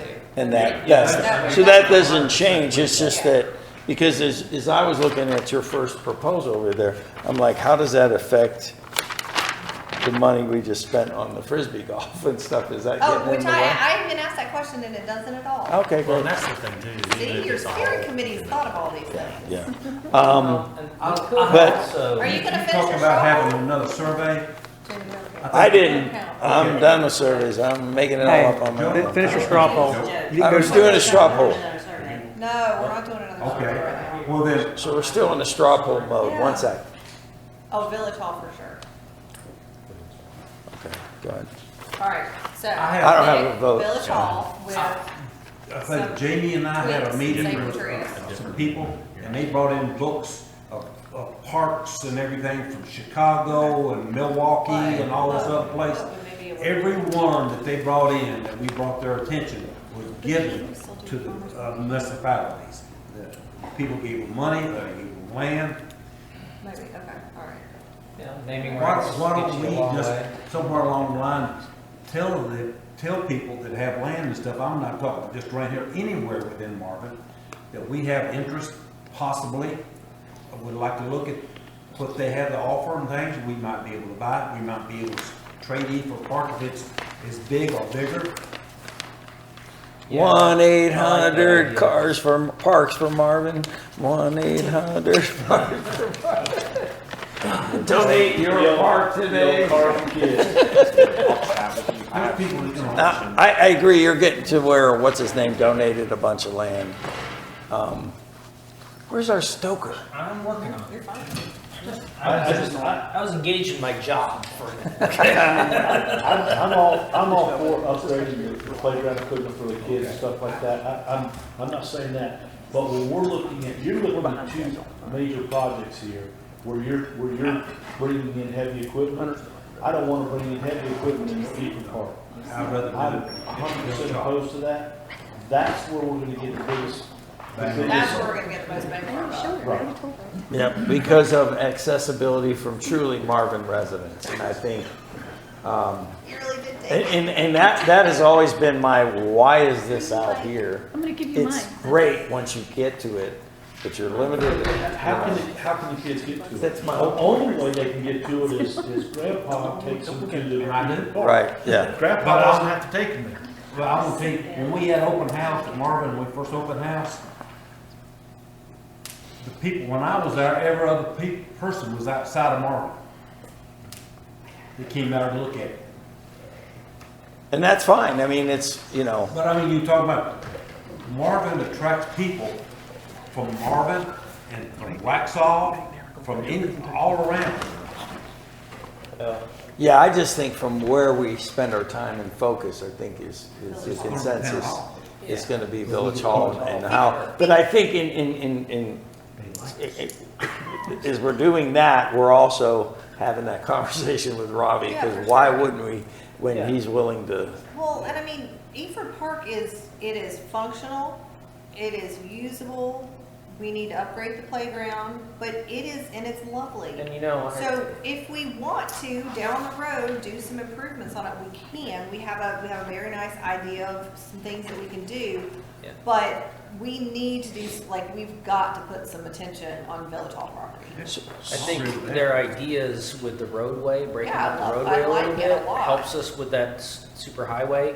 I know I saw Derek has gotten the speed humps installed down there, which I'm sure is helping some. People driving around Except they them. need boulders, because they drive But, around. okay, but anyway, but I do like, and I liked his idea from the beginning about breaking up that roadway, redirecting it to make people slow down because they don't have a choice. Those are some things that we could possibly work in as we go down the road and make some changes that help that park be safer from a safety standpoint. But other than that, I don't want to put like all of our eggs in that basket. I want to put the majority of our eggs in Village Hall where we're going to get the best return for. Which a lot more people, how many, 14, 15,000 people per, is it day or week? Yeah. 17,000 a day. Yeah, but which, okay, and versus how many people are going right by Eford Park? There's not 17,000 down there. It's in the heart of where, and that's where our focus would be. Anything you could walk to, ride a bike to, I think, It's gonna get more use. Can I just make a recommendation? I mean, yes. I from a staff level, I agree with like the Village Hall side being the center and stuff. What I would recommend, or I don't know if you need this, is like, there's a lot of like what ifs here, but trying to maybe focus on what amenity the village wants to have on their property, because kind of what you're mentioning of like, if we get potentially a farmer's market on Robbie's, or if Venture develops, like potentially that could be an opportunity for a farmer's market or an amphitheater and stuff. Like, what do we maybe as the village want to focus on for our site? Because there are other opportunities in around, especially if the Heritage District gets developed with, you know, the requirements in that, the open space requirements, park requirements, and stuff like that. Nick's gonna look at some other options. and You were, what to put on that, there. me and you were thinking exactly. Okay. So that's one thing, I'll give the amphitheater a look, but then just me thinking, what's the lightest use, what's gonna keep us away from those trees, and what's something that'd be a good walkable? What if I look at a playground? I mean, we talked about a playground Do needs an not want a upgrade. playground on Village Hall property. Yeah, I mean, we already have a playground site where people that want to use a playground go to. I think that Marvin Eford is great for that because of the fact that there's not a high volume of traffic there. Yeah, and Marvin The Elementary has kids a giant playground. are better, safer in a non-high traffic area. When they use it. And they use it. I mean, and everybody that has kids takes them to the park expressly to go let them go play on the stuff. So I think investing in our existing playground is a great idea, and keeping it in Marvin Eford is probably the best spot for it. I think we need to be looking at developing stuff that we don't have. That being said too, if we're thinking about what do we want to go for a part of grant on, that might be the easiest one to get a grant for, is to upgrade an existing playground. Maybe that could, I don't know, but I'm just, you know, Well, putting it out there. But the other thing, you know, just trying to figure out how to move things around and make things work. Okay, so we put the ARP money towards the playground. We already earmarked it for that. What if we just transfer that to another project, and maybe we can get the Part F money to go into the playground, and we use the Because- other for, Because we're gonna have Other to money. match You it. have to match it. So if we get I mean, how much can we get up to? You can get up to 500,000? 500,000, So- but say it's only 250 for the playground. Right, I know. Split up the money. Yeah, but I'm Yeah. like, but. Can we they- get one but they- grant for multiple projects? Or No, just go get no, it? it's one location and it's once in like every 20 years. So if we're gonna go for it. I've seen them work maybe 5 or 10. Roadway be part of it, Still, to break it up. like, well, I'm just. And y'all have never had one before, so No. that's a big, I mean, I'm just trying to figure out how to best work the money. right, that's You know, my point is I built- don't built wanna the take cow the best, I guess. 250,000 for a playground and we match the 250, but we're leaving 250 on the table that we could have gotten for something. Well, Yeah. does part of the upgrade, if we did the new traffic, the circles and things, would that be part of it for the playground? All in one? Because it's gonna be expensive. Now Marvin Eford, Yeah. Yeah, I mean, you you're can not pick getting the much more pieces you wanna parking do, but Yeah. there. they like to I'm just see- talking about the roadway, just put a circle, something in it, to go in. to try to slow people Now, down. there's one caveat with it. They want to see work on the ground within a certain amount of time, so then really closely you need to move into condocs. And We're good at moving shovels quick. We got Andy. that's just one thing to keep in mind with the part of money. The Once other- you get it, it's, let's get going. Yeah, we need to focus on Village Hall. I just was asking a question. I didn't, you know, I'm just trying to figure out the best way to milk the cow for what we need to get No, I the know. I projects done. So if it means being creative on how we get things, then, you know, do that. But if it doesn't work, then it doesn't work. You know? He's trying to get the butter out when he milks. Yeah, I'm He not- wants to go through, past the The churn. whole One process. question I have for you, and I know when my previous job working with parts and stuff, is that what are your thoughts, like if we go for a part of grant and try maxing out what our match is at the first time around, like, you know, this upcoming year, if we don't get funded, then potentially we then backscale or try to do a application the following year for that lower, because I know when I was in Rough Cause, that's what they kind of did, like basically they didn't have a quality enough of a project to get funded for that, but they took out some elements or did a smaller scale and asked for obviously a smaller amount the next year, and then it got awarded no problem. Oh, we're gonna And get that, it. and that, but see, that's the thing, that's one thing to keep in mind, this variability with part of, it's a lot of people that may not be in the Parks and Rec world, and to your point, it's selling a project that they see, oh, it's kind of a hearts and minds thing. Like one year they might fund a bunch of splash pads, and the next year they might fund a bunch of playgrounds. We're So not it's putting getting, splash it's just pads getting in. that sweet, yeah, that's just when I've seen them fund a lot. But there's a sweet spot with that. Aquatic and Center. having that bang up project, you're right, it's a whole campaign, really. Yeah, So- but we're gonna get it, because you guys are gonna do a great job, and you're gonna figure it out, and you're gonna tug at the heartstrings. Yeah, I just need to land that project. That's what I'm getting at, is to make sure we're getting it at the right place and Well, and from our standpoint, when you're talking about getting back for a buck, let's say we do this, we apply for this and we get this grant and get this money for this. When we start moving and start implementing this project at Village Hall, there's gonna be a lot of eyes on it because they go by it every day and they see it. As opposed to anywhere else, there's no eyes on it. So yeah, that And- needs to definitely be a selling point, that it will be seen and utilized, because it is right in the heart. I mean, if we started clearing land, I told us that, we started clearing land in June, for that, people are gonna be like, what's going on there? And it's gonna build excitement, it's gonna build, energy for what, you know, for us to do. That's all I heard about when we were building What? Village Hall. What's going on? What's going on? Communication now. What's happening? It's And construction. still now, people go by and say, God, I love the Village Hall. It looks so great. They tell me all the time. We're really behind schedule. I don't know why you guys didn't think that this was gonna not Oh, we happen. knew, we Like, knew, we just, we're just, yeah, we knew. No, I mean, we've got, I mean, you've got about 10 more minutes left, so if you want to go. I think I've got direction on, we're focusing on the Village Hall site, but I'm gonna test some things to see what actually work Yep. for that site. Because I do feel like to make a farmer's market right, that we're forcing a lot that y'all don't want a lot of development to happen on. So if we don't want to, we want to be lighter on development, I feel like farmer's market isn't right. I'm gonna look at, let me see the amphitheater, whatever it looks like.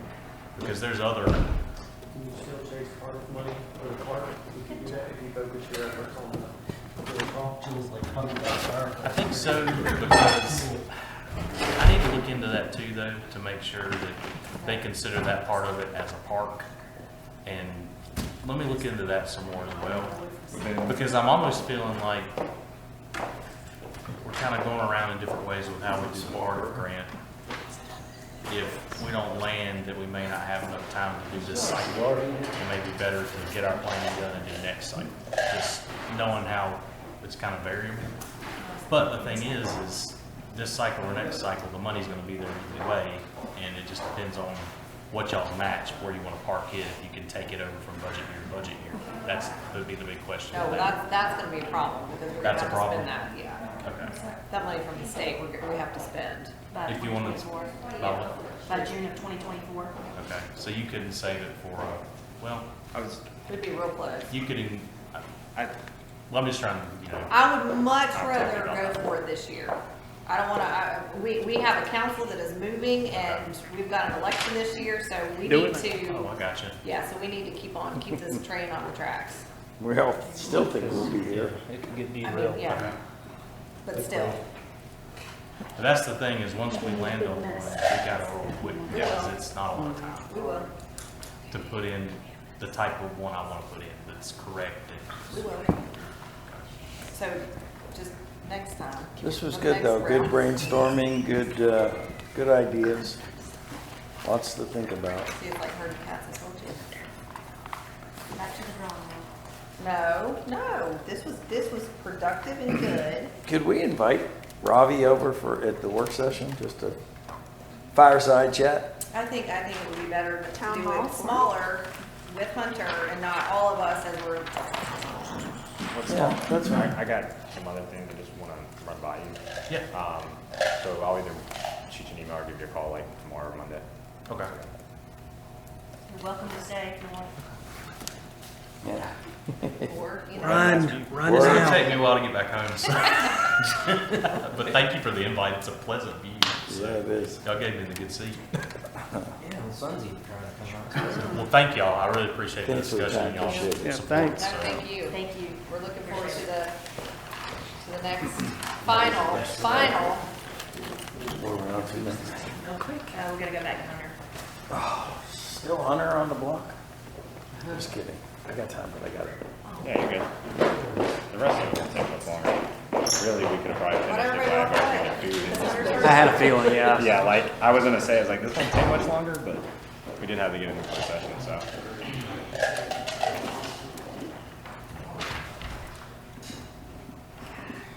Is this just today or is this tomorrow? It's too? tomorrow too. Okay. We're after you see the first open topics, that's when we're planning, I guess, for tomorrow. Well, we'll see. We're gonna be early. I'll believe when I see it. Okay. Jill's like, is it always this chaotic at retreats? Yeah. Joe has, We're gonna leave early tomorrow, or early in the afternoon. No, Before early. supper time. No, I wanna be out of here before noon. Good luck with that. Tomorrow? You don't think so?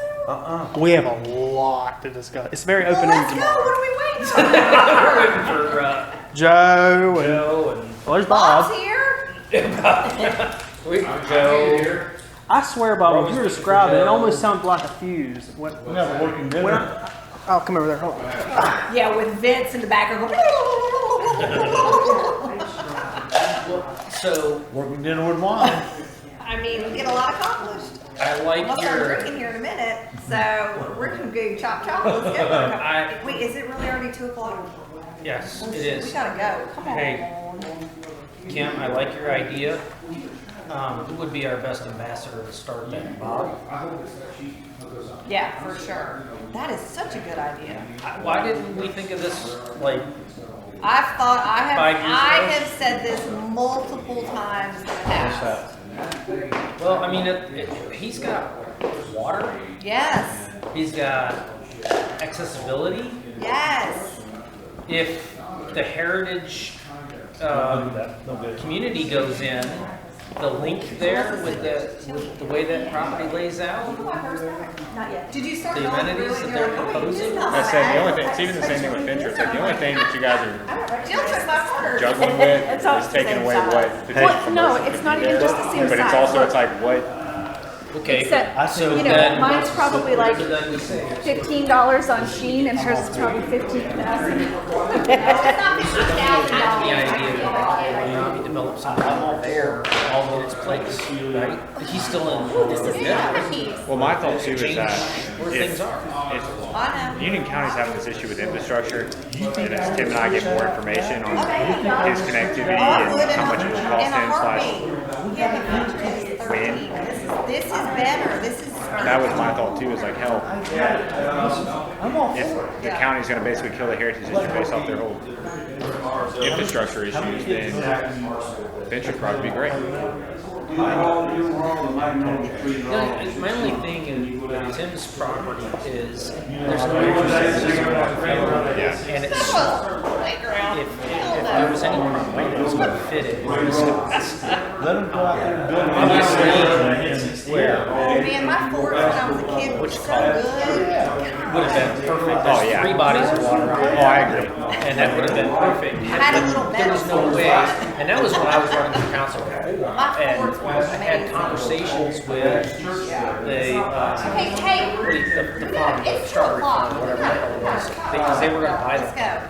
and put their farm there. And Hunter, we had look it up. conversations about. I just have to get my head wrapped around, because you're saying Weddington. Yeah. And That to would've me, been that's ideal. Waxhaw. Well, it's, You need to talk to him about he looked it up for us. Okay. Huh? You need to talk to him about this. Robert. Not right now, like, Yes. Next week. Something's down in here. But we need to have regular conversations. My money? What you monkeying with? Absolutely, I thought it totally was, agree. it's just, Oh, they keep I mean, pillows it's like- on. I He's know. always So you wondering don't what's take going, 'em. what's happening. I use these for my sofa at home. Butter him up, Bob. Oh, that's it. All right. Okay. I know, that's why I was like, let's go, we're not waiting till next year, we're going for it this year. Well, but so if we say we do a deal with that, Oh, do we just let them, just, they stay there till they die and we just I mean, develop them? I'm not even kidding, I've had this conversation like multiple Yeah. times with somebody. And that's exactly what I said. Yeah, I mean, I would be fine with that. I mean, so, we're not in a rush to develop it and then give us some time to put some back to develop it. Okay, this is the next set of PowerPoints for the next. Can we get finished with these first? Yeah. Yeah, I'll be pretty quick, because a lot of the stuff in like the 2022, the next slide I'm on the 2022 year review. We've already discussed, obviously, I kind of talked about the updated permit application database tracking to you guys. It's been a whole lot easier to kind of organize and find those. Already kind of talked about the Marvin Loop grant. Text amendments, we did complete a couple numerous text amendments. We did all of the nuisance was redone, as well as multiple section 150 and 151, especially what was just approved last The rooster. Code enforcement, we did begin code enforcement in-house roughly in 2022. We had about 30 cases, 28 of those have been resolved, 2 of those are outstanding and working towards compliance. As well as been working with the comprehensive plan, the Union County and WUMA about annexation and rezoning in the areas. One other thing big in 2022 is we've been working on closing out Winmore's bond. This will be something that you guys will probably be really involved in over the next couple months. Hopefully to have a determination on that in the next week or 2. We also did do a CRTPO application with a joint with Union County for the roundabout at Marvin School Road in Waxhaw Marvin. We should know if that's a funded project, I think, next month. We also did receive $25,000 from the county for transportation improvements. We've been obviously working on Parks Rec and Master Plan assistance. Marvin School in Waxhaw, Marvin? What? Sierra. That's the one.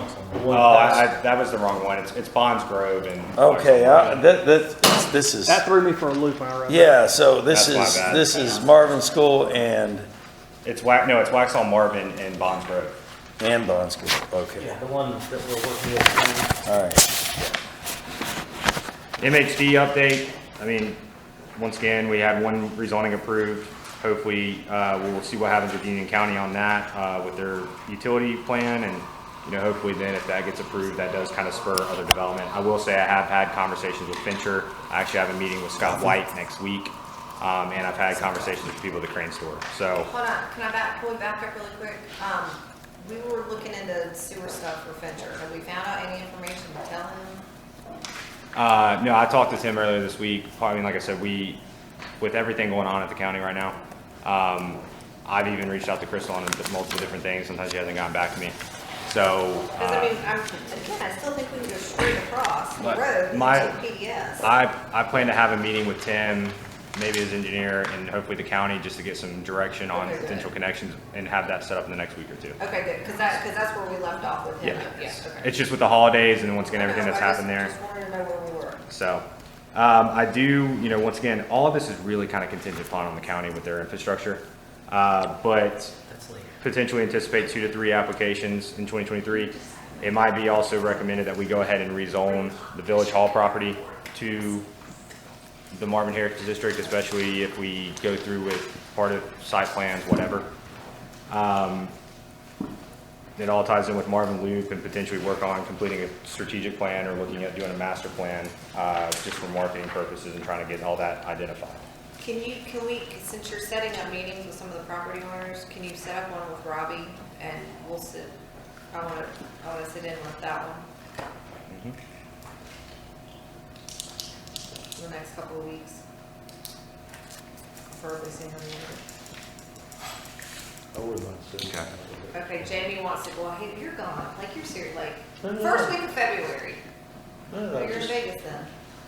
I'm at the weekend, the first weekend of February in Vegas. Oh, just the weekend. Just the weekend. Okay, so first week of February.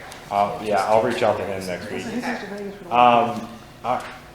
I'm not really gonna go over the Marvin Loop update, just to kind of move forward. We've already kind of been through this a couple times.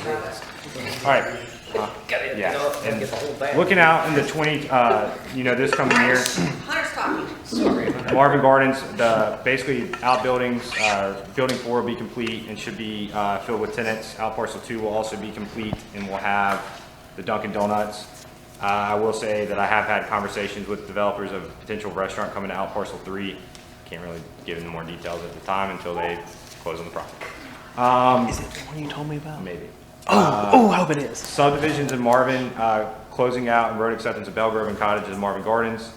The estates at Marvin Branch, like I said, I would anticipate, over half of those homes, if not 3/4 potentially, in the work / constructed by the end of this year. Again, the Heritage, the 68 home subdivision, we'll see what happens with that. And then once again, the estates at Marvin Acres, the 23 homes that was just approved last week. And there's also that potential for a roundabout project there that we go seek funding with through CRTPO. Have we talked to Bjorn about that since we got the sketch from the engineer? No, I kind of get into this here in one other sec. The other thing, and Sorry, it's on the next I page. didn't look ahead. Already kind of discussed the Marvin Heritage District development. Once again, it's really kind of going to be contingent upon the county and their kind of infrastructure plans and what they're going to allow.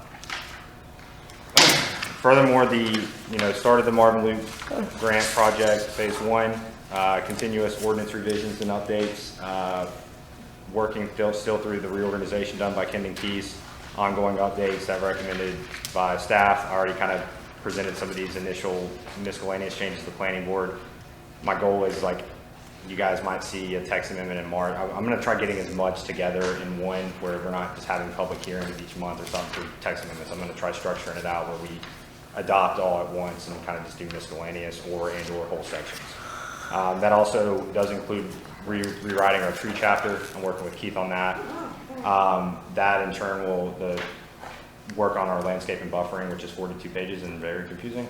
Those two will go hand in hand. That's like Did you say 42? Yeah, 42 pages of one section of our ordinance is landscaping and buffering and screening, and it makes no sense. You can thank Lanny for that one. Yeah.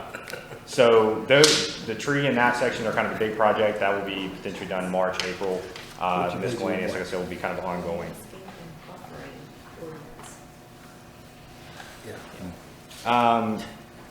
As I mentioned, we'll know next month. I think if we're moving forward with the potential roundabout project at Waxhaw Marvin and Bondsgrove. Hey, I did it right there. Oh, yeah. As well as the county, we've started doing the Union County Critical Intersection Program updates. Most likely, Joe Carr and Marvin, potentially Joe Carr and Marvin School will be identified on those. Basically, if they're on those, they kind of do some more analysis for us, and potentially that opens us up to use that data and information to seek either funding assistance from the county, as well as take that to go for improvement projects for either CRTPO or DOT. And final thing is obviously annexation drive, kind of going back and forth. I know Austin's reached out to the chimneys, so we'll continue working towards that. Still waiting to hear back. I just started thinking, as soon as I saw this, I know that familiar with this guy's, it's hurting right now because I'm thinking. That's the guy that kidnapped me. Yeah, and he has good, He's not in the mafia. in a good way, in a good way. It'd be a shame if something happened He's to got him. good soup too, I think. Yeah. But just down from there, I noticed that that big lot next to the high school is for sale. There's a house back there. I know there is, Yeah. but The one where we shut the fireworks how off? many, yeah, how many acreage is that? Just out of curiosity. It's not that many. That's, Because I looked at it, it's like four. I would say No, it's gotta be somewhere at least between 4 10. and 6. Yeah, it's gotta be more than 6. yeah. Yeah. Because the land on, like, both those driveways, that whole clearing between the woods is all included in that property. It's gotta be at least 10 acres. Yeah. Anyways. Anyway, I'm just thinking, because I'm thinking of other available land spots that we would consider, but that's not, it's quite as high traffic as where we're at now still, so. Okay. Any questions on anything planning, zoning related? Been No, busy and. good job. You did do a very good job. Thank Oh, now it's time for Very lunch? prepared, even though they were trying to. Second get ahead of lunch. You You had it all in there. Sure. It's 7.4 acres. And the, 7.4? 7.4 Okay. at 1.795 million. Good luck with that. Depends on the house. Yeah, That is bigger than somebody will try to go in and subdivide that. 1.7, yeah, well, 1.79, that's not too bad. 1.8 for Yeah. 7.4 acres. That's not bad for the acres in the house. Yeah, that's- Okay, ready for my next package. All right. Oh, Derek, it's Dirk. It's dark. Okay, yes. Oh, no, it's not, it's the legislative session. It's a little out of order. Oh, wait, We're a little bit out of order. are we doing the legislative session? We can, or it's a little further than presentations. Right there. Second lunch. The presentation. We got coffee. This is right about my witching hour where I go like this. Get a cup of coffee, Joe. I can do the legislative. No, I was told when you feel like taking a nap, you're supposed to take a Let's walk. do that one. Turn in your agenda packets. Hey, can we do that? What does it look like? Turn this into a walk as we talk? Everybody got one? What does it say? Third page. Parks and Rec legislative grants. Can we walk and talk? Just do a little. Yeah, I'm gonna Show have and to tell? change my shoes first, but then yes. Wait, am I past the greenway? Oh, I got it, I'm here, okay. It's only like page 3 pages in. Yeah. I don't give you directions. Apparently not, Joe just can't follow them. You give him well, he just doesn't follow. Hey, it confused me too. So real quick, I just wanted to remind you that the $500,000 grant that we got from the legislator is there as we're talking about park projects. It does have to be spent by June of 2024, and the idea concept for this would be put to whatever it is that you guys select to move forward with McAdams. We are taking the 60 to 70,000, whatever it roughly was, I just put 75 here, for the McAdams contract in this grant. So let's just hypothetically say 100,000, so we're basically 400,000 left to spend on whatever it is we choose to move forward with. Pending, obviously, the award from Part F. If we don't get the award from Part F, then we have to kind of backtrack and figure out how y'all want to phase it in. I had estimated when I did this presentation $1 million park project, but obviously I was wrong. So we'll just have to phase in or figure out how to come up with some additional money. You thought it'd be 1 million, and it came in at 6? 6.5 to 7. Just like the traffic circles. The other grant that we have out there is the $150,000 for the infrastructure. The idea is to use this for the money that Hunter needs for his CRTPO project, and that's for phase 1 and phase 2, shy of $10,000.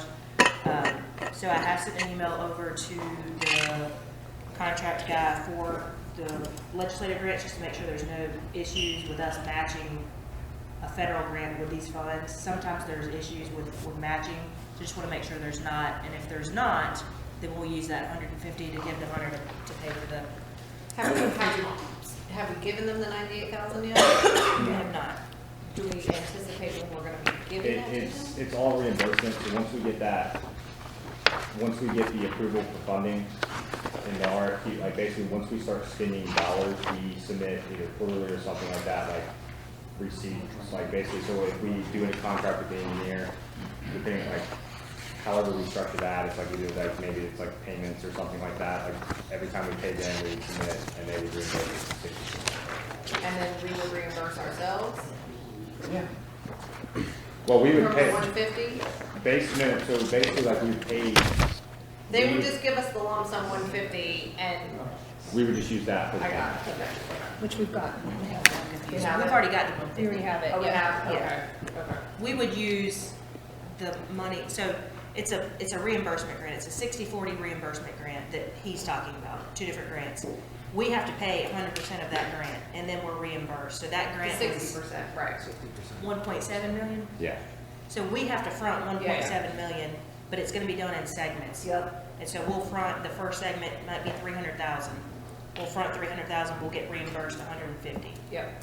So that 150 that I'm talking about would be used to Do apply our to portion, start our that. 40%. Yeah. The other thing I'll mention, I mean, it will all work out the same, because how we got to start from Pablo, we could use that 150 if we get as a match, if we get approved for the roundabout at Waxaw Marvin and Bonds Grove. Okay. Well, whatever. I Like I mean, said, it all comes out of the Listen, same pot. we got plenty of projects to spend that on. It all has to be spent by June of 24, so as long as. Oh, well then, yeah. Yeah, we're not gonna spend it by then. Any questions on that at all? Nope, is that it? That's it for Okay. those grants. Good job. Now I'll turn it over to Derek. Third. Pretty short this year. Shorter. Current statistics. 1 full-time employee would be myself and 3, next page, sorry. 3 part-time employees. Back, Joe. Back, we put one back. Joe. Right there, one more there. That's right. Jesus. I mean, it's a piece of paper too. We had some turnover Where's the in the button? department recently. Got some good help. Was able to come on board pretty quickly, and then future plans are being assessed with the master plan. Oh, God. We have the new village hall maintenance, so I'm trying to kind of figure out what exactly that's gonna take from a maintenance standpoint, as far as labor hours. Events all throughout the village. We have Marvin Day, obviously National Night Out, which we had a record attendance this past year. Trick or treat event, record attendance for any event in the park, and then the tree lighting. We did the Santa Parade again this year. I did throw out the idea at the last PRG meeting about maybe changing that. I think that was more of a novelty during COVID. It's kind of lost its luster. Maybe look at something utilizing the nice facility that we have, and do like a breakfast with Santa at Village Hall. I think that's what Indian Trail does. Kind of threw that out there to PRG to let them chew on. Oh, I think they jumped all over that. Did they? Oh, yeah. I couldn't tell. We did add tables and chairs as a rental add-on, so that's good. That was a goal for a while. Flip over revenue. Jill gave me these numbers and on this question there, I was like, yeah, off the charts. Yeah, obviously record facility rentals, almost double, coming out of COVID, where we had a huge increase as well, just people wanting to be outside and utilize the barn. Professional pass fees are up. That does include the hourly rental fee that we put into place. And in community gardens, we have less beds, but we upped the price $5. So that made that line item jump up as well. So Some more. good news there. Jared, hold on, can I, Yep. for the facilities rental, obviously, like, we've gone up exponentially, like, from COVID here, right? Yeah, our prices went up a little bit. Prices went right? up a little bit. More people are utilizing the picnic shelter. Yep, We have Village Hall now. yep. And then just the popularity overall has increased. With the increase in revenue that we've gotten, what has the increase in maintenance been on, like, how has that increased? Directly to the facility? Yeah, and like just upkeep, cleaning up, the, whatever repairs? I don't know. Yeah, not a ton. Okay. No, I mean, it's more just, staffing of the event, having somebody to check them in, check them out.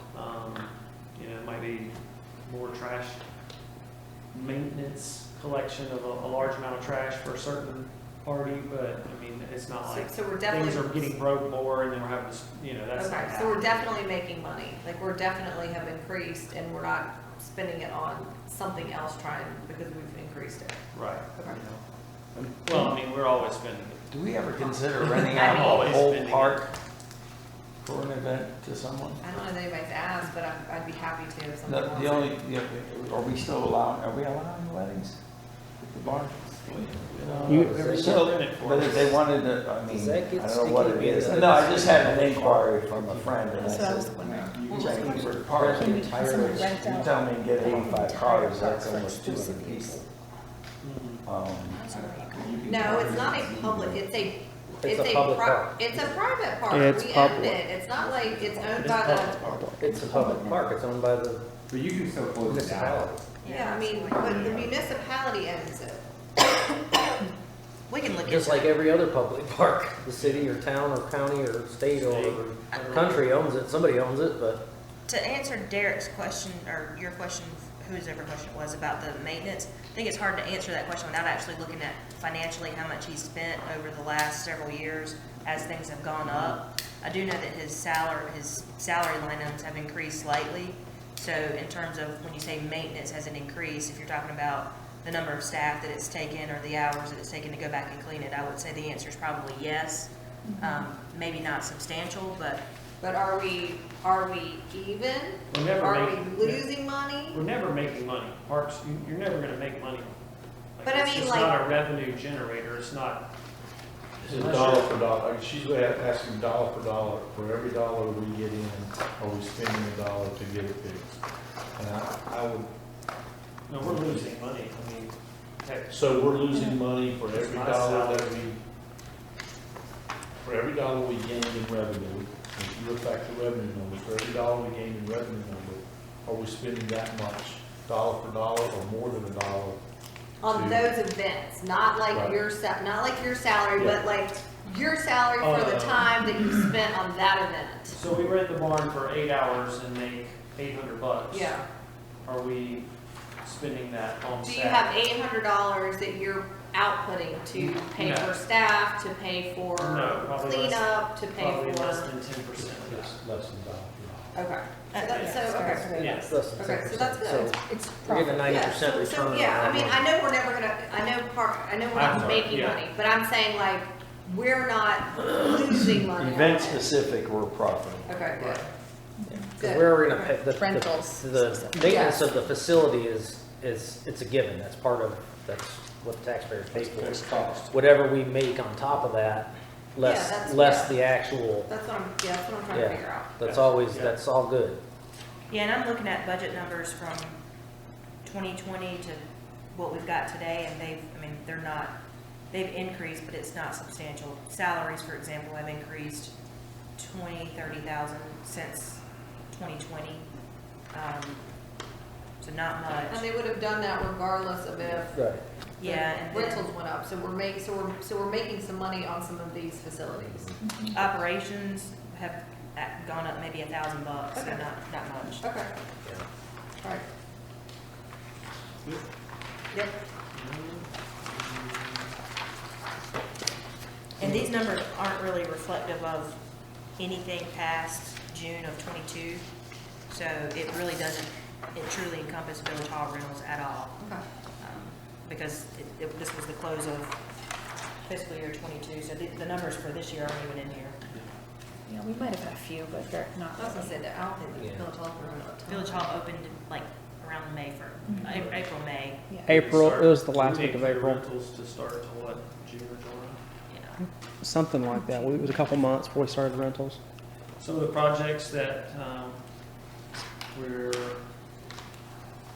working on or have completed, obviously the park master plan, built a fence around the maintenance shop at Marvin Eford Park, did a ton of playground fixes, post inspection, Village Hall landscaping, obviously, the brush clearing, the grading, and getting the seeding down, and then just the day-to-day maintenance. We added some plantings to the roundabouts. The park maintenance guys built the community bulletin board, the low voltage lighting at Village Hall, and then the low voltage lighting to come at the park.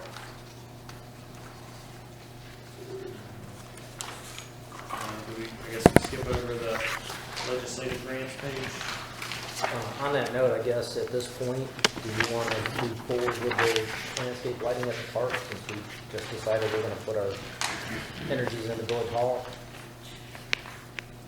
I would be in favor of it.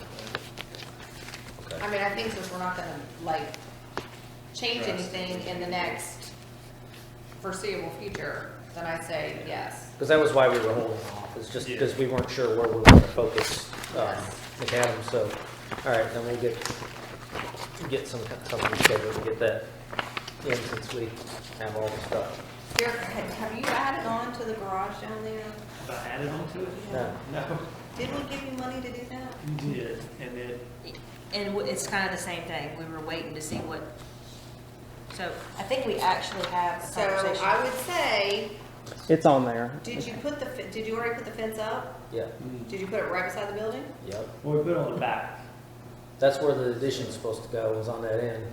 yeah, and it can, I mean, you know. The we fence can move- come back out. Yeah, we can move those panels. Yeah, we can. So- But I personally, I think that we need to get, now that lumber prices and all that stuff has come down, I think we need to go ahead and get on that project. Did Well, we- I mean, that's what made me think of it, is if we're really gonna focus on Village Hall, that really sounds like what everybody wants to do, we're gonna get your playground. But yeah, we We need can to do the lights, and let's add the bay to the garage that you need. Aren't we gonna do two?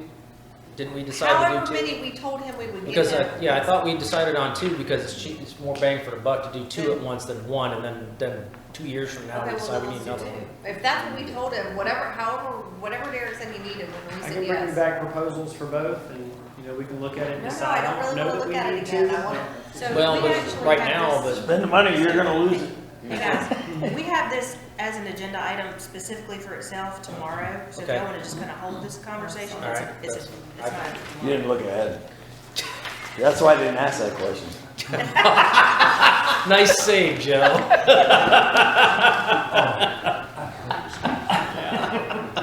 Looking at the greenways and trails, obviously, we completed the preserved internal trail, in the summer. Huh, Derek, hold on. Do you guys need a minute? That was our longest trail built to date. Which one? Preserve internal, C7 Ted? pit with a connection. In the brook connector. Where we at? We also did Next the page. park trail enhancements, it's $15,000 project, added a bunch of tie-ins. Looking at this fiscal year, the only thing budgeted is Tullamore Phase 3. That has a Phase 1 and a Phase 2. Phase 1 following the given easement, 1,000 linear feet, approximately. Phase 2 potentially rerouted through some Pulte property, through the woods and connecting to the Amber Meadows. So that was approximately 1,200. Do we know where we are with that? What? We have not met with the people. Are you walking down there next week? I got the contact this week. Okay. If I have to reach out to Alex and communicate with her, just trying to get an easement at a time, I might be a little bit more easier to solve. Well, I mean, go for the whole I mean, I haven't wanted to. park backspace area I'm then. saying Like, if I need to restructure out, I've emailed her a few times since you guys was fine. So I got Wayne your contact. perfect, Wayne's all over that, Yep. right on top of that, Rose. Okay. A couple other items on the radar that are not budgeted. We've talked about these before, the connections to Tullamore and the preserved internal to Marvin Creek's walking trail. Where are you within those conversations? Still conversating? Yeah, still conversating. I've got to sit down with some neighbors and sell them on it. Okay. Next page, I'm gonna let Hunter take that. Can't speak that. I didn't even see it. I was Joe, like, who is HN? what I talked to you about right here? Hunter? Yeah, and so, like I said, I've submitted the draft RFQ, still waiting on the funding authorization. Once I get the funding authorization, then if our RFQ is good, DOT can post it, we'll post it to our websites. If I have to make any change to RFQ, I'll take that, do it, get it right away, get it back to them. So the goal is to have that posted and everything, or by, at least hope by the end of January. My goal is hopefully in the next week or two, which I guess would almost be the end of January. And then, like in February, we would have those, RFQ bid proposals back and go from there. So the first phase is kind of mapping it out, where it's gonna go, and, We have so the preliminary engineering would basically, they would do an environmental assessment and actually do engineer construction plans based off of either current easements or within right of way, and also identify where we'd have to get it. Phase 2 would actually be the right of way procurement phase. I can't remember how many properties. I know that some properties throughout the Heritage District said they would donate it, i.e. the church and certain things. But I know there are a few, and so. so, once we get through the engineering and the environmental assessments, let's just, we award it and they start working on it in May. I don't know, Yeah. we'll just say May. I mean, there's a possibility we'll have it, before the end of the year, right? So once we have it, do we have to wait till 23? I mean, I guess we'll be in 23, 24. This is also federal fiscal years. Well, Is federal different? Is federal federal January? starts in October. October. So like technically, Okay. October the So we could technically start in October then, for phase 2, yeah. if we have the information. And like I said, with it being a federal grant, and I know Chapman mentioned this, like loopholes, like it sucks to have to go through this portal of DOT, certain things for like funding authorization, and goes to the feds, and then that takes them 3 or 4 weeks. So if it's at the DOT level, typically we probably can get that back sooner. If any of the funding, any of that stuff has to go to the feds, that's where we get caught up. Okay. But if we have it back from our engineering, whoever we award it to, as soon as October hits, we can go ahead and start phase 2. Yeah, from my understanding, it's like, it's broken out in phases like this, but potentially like phases can overlap. Like it's broken out in phases like this when we got our allocation funding and what we submitted through CRTPO, but my conversation with the project coordinator through DOT, they can kind of overlap as long as because they approved the funding in general, like the 1.1 million that the feds are going to reimburse us. So I'm just wondering, do they have to wait till 24, 25 to reimburse us the 700 or the 785 or whatever? Yeah, the 785. No, because like I said, it's broken out like this in our budget, because that's what ours, and we'll have like cash flow, but we can submit those reimbursement.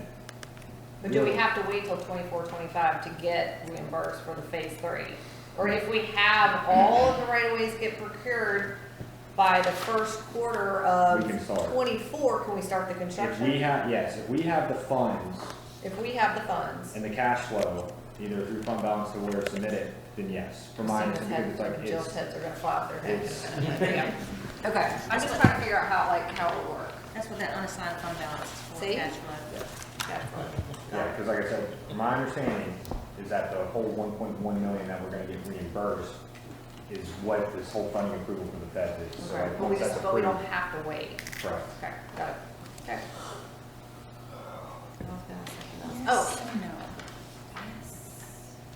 Oh, hold on. Okay, now we're gonna ask, I just wanted to mention one comment Derek had mentioned to me this week, is that he's at a point in his trails that it's, besides the Tullamore, he's got a little bit of Tullamore to do, but there's not really a whole lot left to do unless we start getting more easements and. all right, that was literally gonna be what I was gonna ask Derek. After we're done with Tullamore, what's next? What are we going after next? Probably need to take that to the board Okay. and assess realities, feasibility, what You feel like costs. you feel like we've picked off all the low-hanging fruit? Yes. Okay. I just had a conversation with Hunter a little bit ago about chimneys.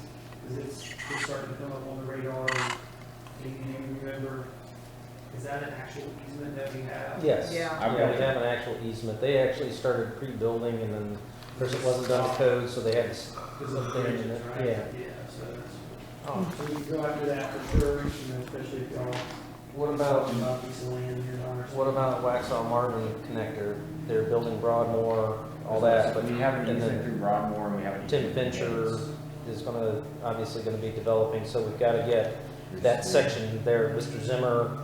There's 3 or 4 properties. Yeah, but that, I mean, it would seem like that would be something logical to connect Broadmoor into Heritage District would be. Alright, Yeah.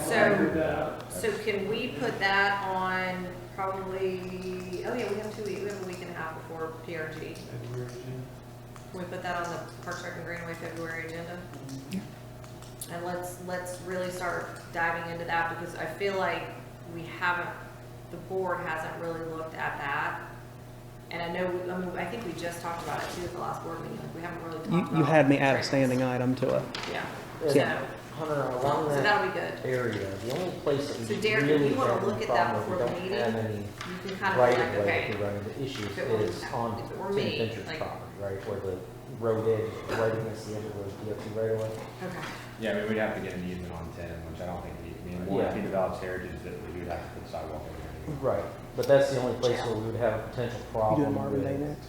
not having enough right of way. Do that now. If we can't get an easement, to put it in the right way, right? Potentially, I mean, maybe recommend just trying to get an easement first, because then Before. you're taking DOT. After? Right, but that's like, it's always been our fallback, is if we can't get Yeah. an easement for whatever we have, I would have to right look away at to it. get it along there. Because I know the right of way is 60 for Waxhaw Marvin, but the actual, where the road is at. It's in your parking lot. Right, and I remember there's a spot there on Includes- Tim's includes property where mine. the asphalt is at the edge of the right of way. So that's why I was asking. And Tim's won't be a problem, I'm just, it's the other properties that I wanted to make sure we had options in case we couldn't get Okay. for that stretch. All right, so we'll direct Parks Rec and Greenway to start looking at their order of, yeah. So you think she just forgot that? She did that? You know, we took the fee and lieu from Winmore, so we could keep it on the other side of the road. So we would get an easement from them. So we- Okay, Derek, anything else from you, sir? She's absolutely right. Thank you. All right, apparently we've got Marvin Day update underneath you on that, Derek. Jill's It's gonna gonna- be me. Okay. Okay, so we kind of just did a Marvin Day update at the last meeting that we had with y'all, so we don't really have too much, but I did want to bring something to your attention. So I reached out to Active Waste to see if they would sponsor again this year, because they were a silver sponsor last year. So they came back with an interesting proposal where they basically asked if they could be a $5,000 sponsor, a gold level, but they want us to value the dumpsters and all of the trash, the extra trash collection and carts and all the stuff that they do during Marvin Day across the various locations. If we would value that at about $3,500 as an in-kind, and then they would come to the table with $1,500 cash. So total, that would make them a gold sponsor of the event. So I asked Christina about it. Christina wasn't as thrilled as I was about that offer, primarily because Christina knew what I didn't, which was that in our contract with It's Active, they included. already agreed to do all of that for us already. At So, no cost.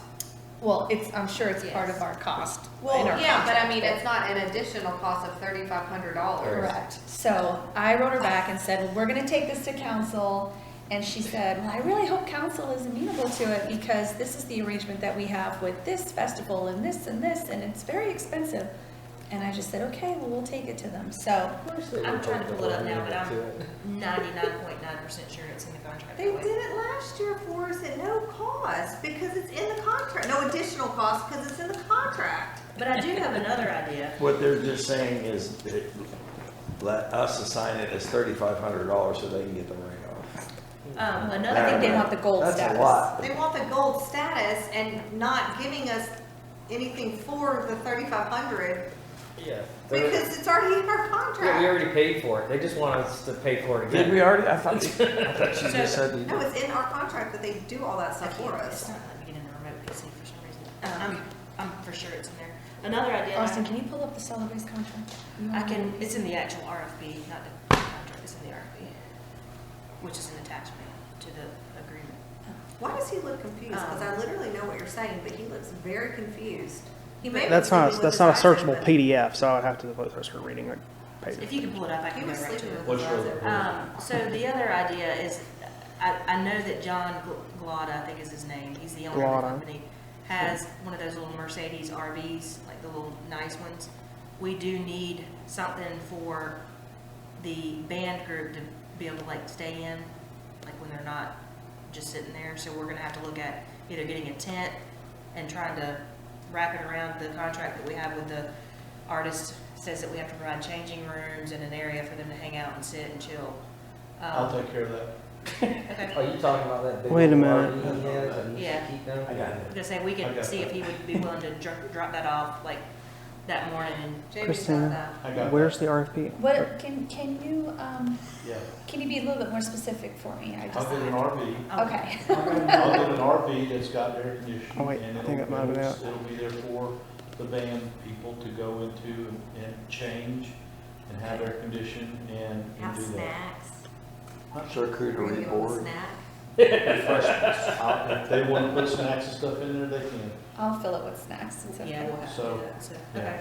So, Okay. Well, contingent upon it not being in the contract, which I am certain that it is. I'm skimming now. So let's say it's not in the contract that they do our events at no cost to them. How do we feel about valuing that extra service, the extra dumpsters and carts and deliveries and all of that? Yeah, I mean, that's At fine, but 30. it's in the contract. It's in the RFQ. It's in there. I know it is because we had this conversation last. In our RFP that we sent them or in their proposal they sent us? Keep in mind, we don't That's actually what I'm get the looking more. for. We don't actually get the money, right? Because they just Not want the 3,500, no. They would give us 1,500 cash. We the need, other we need, in we need exchange the for the- 5,000. Which, we had a precedent for it because we did the same last year for Cedar Hill Farms. They asked if they could be considered a bronze level sponsor in kind for offering the tours or the whatever stuff they did at their place. And that's what John had asked and the council said yes, so that was the first thing we checked. fine, but I'm not going to, Value something that they've already, that we've already agreed that they're gonna give us for free. I got And you. that was a bronze level, not a gold level. I know. So, I know, I'm listening, I just bring all the offers Lot to the of table. That's my job. And you all can swat it away and say, no.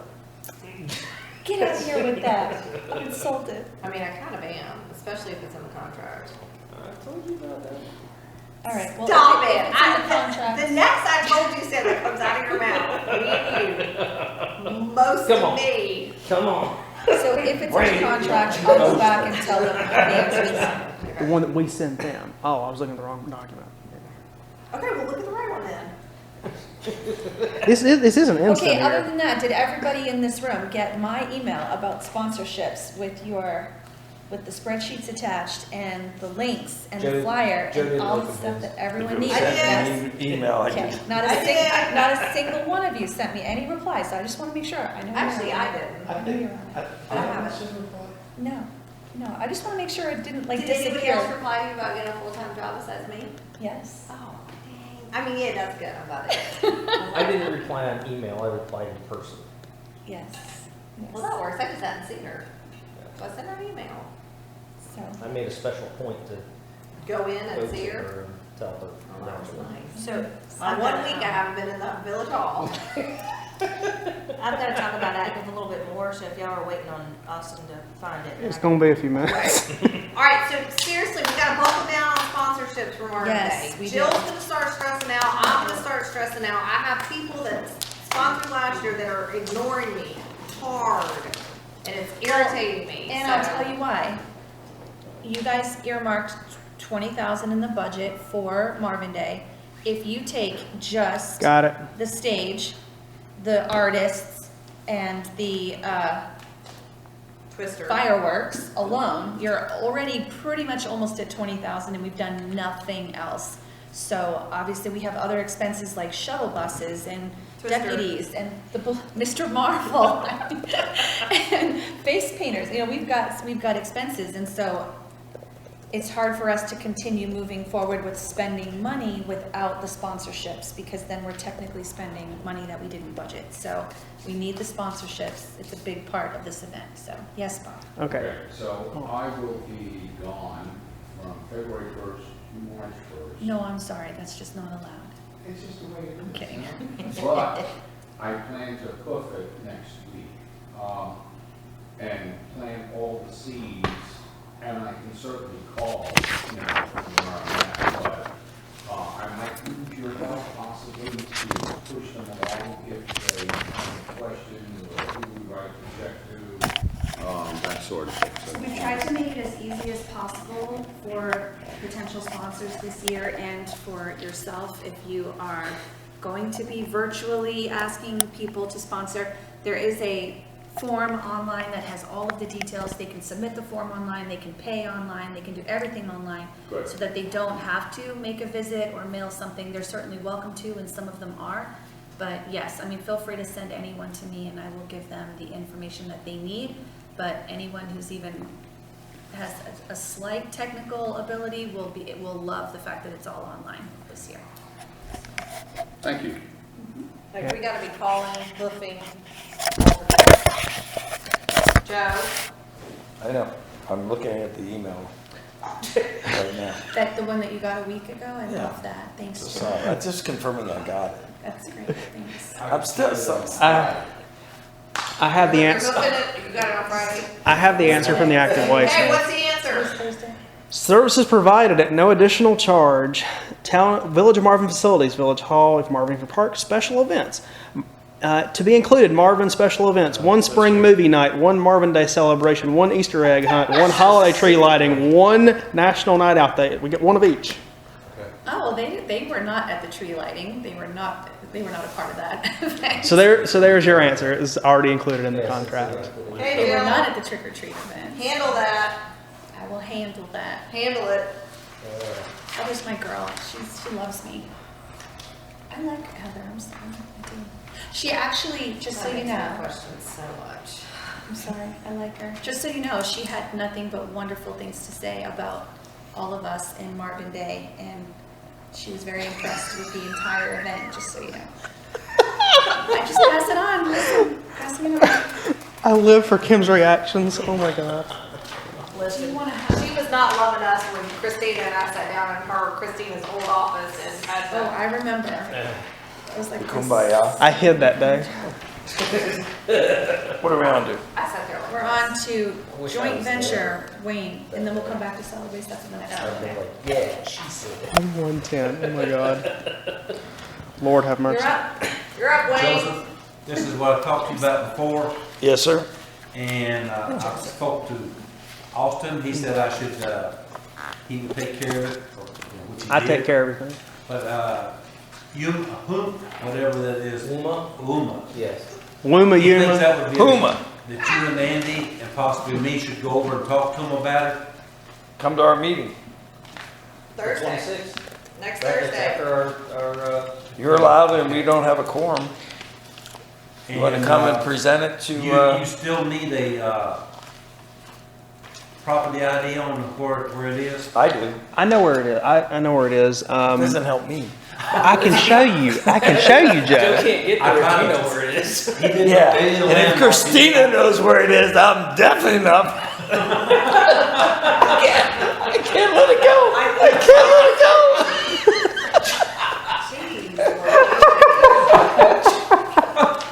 I'm sorry. Do you want me to tell them what I found out from Weddington the last time I talked to them? Yes. So I called Karen, the clerk and administrator in Weddington. She said that the Charlotte Country Day School has a new board, and they're still trying to figure out what they're going to do with their land. So it's possible, but she doesn't believe they're in a place where they're currently ready to decide what they're going to do, because they're still getting they're still getting grounded with their new board. If that makes sense. Well, So, hold on, let me just make sure I understand.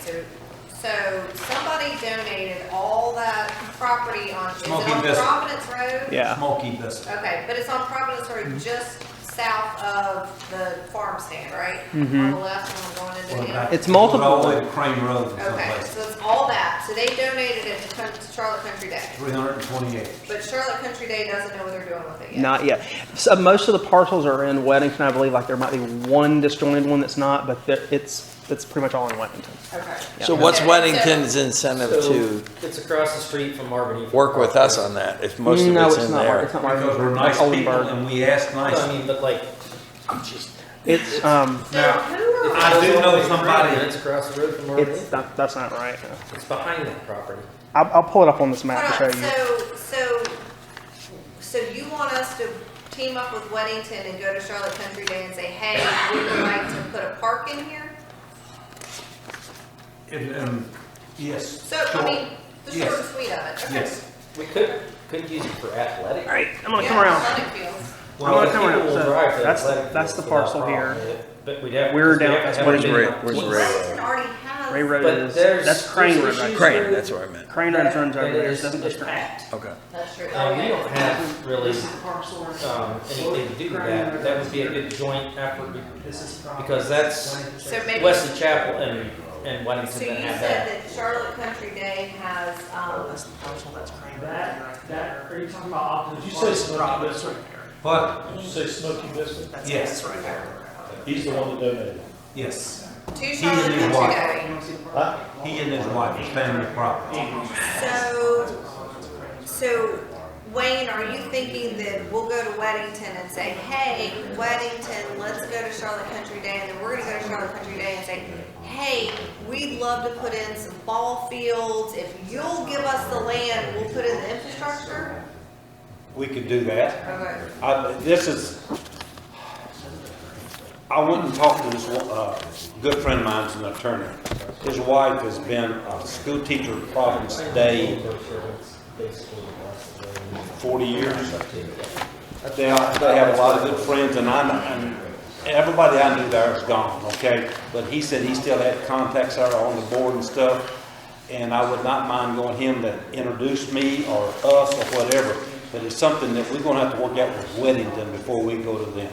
So, also, what did Karen say, Weddington's not interested in doing anything until they're, No, she didn't speak on behalf of her board. She said that the school, the Charlotte Country Day School, they have a new board, and that they're still getting situated with that new board. So they haven't talked about what they're going to do with the property yet. So it's still in the early stages. Where if we, so shouldn't that be the time that we would go in and have that yes, conversation? yeah, I'm just saying that's why we put it on the retreat agenda for you guys to talk about and see how you want to So proceed. I would say go to WUMA and present it to WUMA and talk to the Weddington people that are there and see if they might be interested. And if they think that their board might be interested, then I think that you should go to, whoever go to Weddington's board and say, hey, you guys want to go in together, and maybe even Wesley Chapel. It's in Mineral Springs. No, Wesley Chapel It is too in far away. It's in Mineral They got their own park there Okay. That's right. that they want to give away.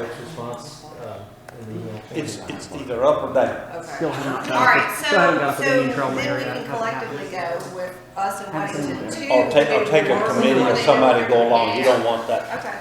You don't want to walk in with more people than on the board. So we actually invited WUMA, we invited Richard Helms to be at WUMA to discuss his concerns about the new election for the county commissioner. So I know that's going to take up some time. Okay. However, there's no problem bringing you there if you wanted to talk there. It is at 4 o'clock, and Andy and I usually drive down together. It's in Mineral Springs this time. Oh, okay. So I've been you there. want to hop in the car with me, we Okay. can go down there, but we have the meeting in the morning, right? The Yep. work session? Yes, and we have public comment, right, at the one meeting, so you can speak. Yeah, to you that. speak as, I'll introduce you as the, You don't have to do public. You wouldn't have to do public comments. I just Yeah. you talk don't to really have public comments, but Okay, they allow. so I say yes, I'm good with that, and you guys take it to WUMA, see if they may be interested, and then we'll go to Because Weddington if they are. technically, couldn't we draw from the funds that are out there, and so could Weddington? Well, I don't know what fund you're talking about. Well, we're talking about all these different parks and stuff, but I think we're trying to get that more internal. Yeah, that ain't into- gonna get done. And Right. we would need to own them again. But again, it's an opportunity to, you know, I don't know what daycare plans to do with it, but the only thing they could do that would hurt it would put Daycare, more you mean buildings Country on Day. it. Or Not daycare. Daycare, Country Day would put more buildings on it, which, how does that? Well, yeah, it's That's what I'm private saying. school, how are you Private gonna utilize owned it. We could do a 50-year. for? Yeah. 90-year lease. Large piece of property. Well, what they're, I'll give you a little background. Public-private They own the property, you know where the main property is in Charlotte. Okay, they own that, they own a couple of other pieces that they got the elementary and different things on. All of them are packed. They're full. They have no room for I can see them expansion. putting a campus out there, but still, it's 325 acres is more than you need for Well, I mean, a school campus. well, I was looking at the fact that it's there, it's on the eastern side of Marvin where we still have access. And it would be something that we could, be nice for Marvin, right? Yep. I say, I like it, go to WUMA, if Yeah. WUMA's Weddington is interested, then we'll come to a Weddington meeting. And then we'll, if they're interested, then we'll go get a meeting with the board before they make a decision on what they're doing with the land. Because once they make the decision, it's done. Yeah, we're giving you the right to lead the charge. Yep. Lead the charge. Well, Wayne. in a way, I've already led the charge here, but I will, Oh, that's a good idea. Talk to Union County Parks and see if they want to do something. Because some of that's got to be unincorporated. The big piece I showed you was not. It was. It's in the Weddington. county, and It's actually in the. Okay. be a way for them to. Some of it's unincorporated. Okay. Some of it's land. Can you talk to somebody, or can you talk to somebody? why do we want Union County in there? If we could go in there just Marvin and Weddington. Because we'll get more pull and have more weight Just like I behind said, it. it depends on what you guys want to do. Some of the land is unincorporated. Some of the land is in unincorporated Union County, but but any deal we would make would have to be made with the school. So how many acres? 320, 25. Something So like when, that. years ago, when WCWA came to me, and because they were looking for space, all they needed was 50. And they're in a flood zone right now. Yes. So, I mean, there's, and that's when I started talking to all the mayors about doing a bond between all of us to have like a centralized place. Doesn't have to be in Marvin, doesn't have to be, but that's kind of centralized. That's It's a centralized. decent-sized park that, again, we're not adding homes, and they could probably, with that much space, they could probably have room to put another facility, but if that's How what much they're. room do you need for a school facility? Even if you put K through 12 on that property, Yeah. you're not gonna burn up 320 acres of it. You're gonna have a lot of You extra. could put you take 168. And if you have the community involved, we do a public-private partnership, to your point, about some Plenty of sort property there to of do long-term lease agreement or whatever. I mean, that could be. Okay. All right, so everybody has their marching Okay. orders for right now. I'll go down with you. All right. Okay. Good job. Good job, Wayne. What are we on next? Solid waste. Christina. All right, so just to recap for this year, I mean, we're still halfway into the year, but we had a rate of $244 a year. So far, we've collected $355,000. It's about 75% of what we wish to obtain. Why haven't we collected the other 25%? That's through, that number is through. We're 75% December. through the year? Okay. So we still got January through. It was due, I think the due date was January, so. That's right, we got a quarter. Last year, we left. had 100% Okay. collection All rate, so right. we're not worried about it. It's Okay. just where we are right now. Okay, sorry. That's fine. To date, we've spent $230,000 in service fees, and that's to be expected. We've got about $30,000 in fuel surcharge. We're actually assessing that right now to see if we can bring it back down, so we potentially will start bringing that down a lot more than what we have in the past couple of months. We've seen peak highs of around $5,000 a month, but it's slowly dropped down to, I think, $3,000, $3,500 most currently. We did get our first year of tonnage reports, total of 130 tons for household garbage and 17 tons for yard waste. I have a question. That was actually household recycling. Fuel surcharge, where do they fill up their vehicles? It's Shell station on the corner. When in South Carolina. landscapers did us that way in our subdivision, we requested they fill up in South Carolina. Well, it's not any cheaper in South Carolina. We'll have them fill up and Harris Teeter. Yeah, I'll give you my full points number. Fuel points. Send them to Costco. Go to 7-Eleven, get a giant Slurpee. It's still, Yes, and take your picture with the inflatable Slurpee while you're there. And I'm they're- sorry, what did you say? You said something. Me? Oh, that was recycling. You said that 130 was recycling. Yeah, they don't Okay. report tonnage for garbage, so that's household recycling, that's 130 tons. Okay. Total. How many, and you may be saying this, I may be getting ahead, how much, from an administrative standpoint, how many calls are we getting? Are they absorbent? Do we see a fluctuation? Are we seeing really many? We see hardly any. Most of the calls we get are people that live in the cottages at Marvin Gardens and are letting us know, hey, I'm closing on my house and I called Active and they said I have to call you. Okay. And we're like, yep, that's correct. And we take down their information, then we message Active and say, yes, we are approving adding these people to our Village of Marvin master list, get their carts delivered. Other than that, every once in a while, we'll get somebody who will call us with a outlying issue, you know, like the truck is driving over my lawn or this, whatever. Yeah, My minor neighbor's not things. putting their cart in the right place, or they keep missing my house. And sometimes we have to go back, like sometimes what they say is not accurate. Like someone will tell me, I have to call them every week because they keep missing my house. And Active's like, she called me once in April and I've never heard from her again. So, because they track all of those calls. So it's just one of those things. We keep reminding people, your first point of contact is always supposed to be Active. We are only here for you to escalate to us if you feel you're getting bad customer service. They're non-responsive. You've had the same issue repeatedly and it's not getting addressed. We don't have that much. I get a weekly report from Active with all the calls they receive in a week from our residents. Some weeks it's a little heavier than others, but most of the time it's around 4 calls a week, and it's usually they missed my trash this day. So it's very small. Yeah, it's good. Initially, we had a lot. Well, I'm just, Well, yeah, that I'm just takes thinking in the forever. context of head count. Of what? Head count. We do not need to add a person for customer trash. Well, I know, but in the Oh. future, when someone comes back and says, well, we gotta cover this, and going, okay, we get 4 calls a week, of which one's valid. Do we need a head count? No. Okay. Yeah, I it's just- been very minimal. Well, because I asked Christina when we were kind of prepping for the retreat, I was like, well, we were talking about trash, and I was like, well, do we need to add somebody? And she was like, we rarely get any calls. So the biggest customer service issue that we have seen is, like Jill said, about miscollections, and then more amenities, which we'll talk about in just a second, just requesting more things that we don't offer, or if they don't understand why something's not done, cardboard boxes, and we have to explain that, so we'll get to that in just a second. I mean, some people you have, like, they don't really listen, like.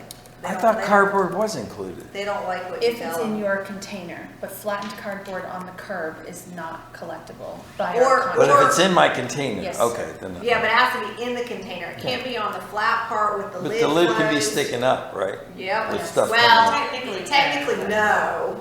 But they do take it if the lid is. I mean, I have. They're taking mine, yeah. No. What? If the truck's automated, or I can't remember who got it. Yeah, it's automated, yeah. It's the one Yeah, that so picks if it it's up, automated, mechanical, it- shakes it. anything, It's a liability for The the driver to get out. recycling truck that comes to my house is not. Oh, recycling is not? I was gonna say, Like they a recycling. people get out all the time, like. They have a mix of trucks. Some are automated, and like the one that stopped the other day at the office was not. It's 2 guys chopped out, poured the bins in, and left. So moving on to the next slide, 2023, we're estimating $250 charge per year, and that could change based off of the next couple of slides. We'll go over that in just a second. Proposed collection we would have at that point would be around $500,000. The expenses would be obviously the same, but I've itemized them out what they would be for. Service fees to $107, adding cardboard would be a $72,000 upcharge. Fuel surcharge, CPI, and then collection rates that we have to pay to the county.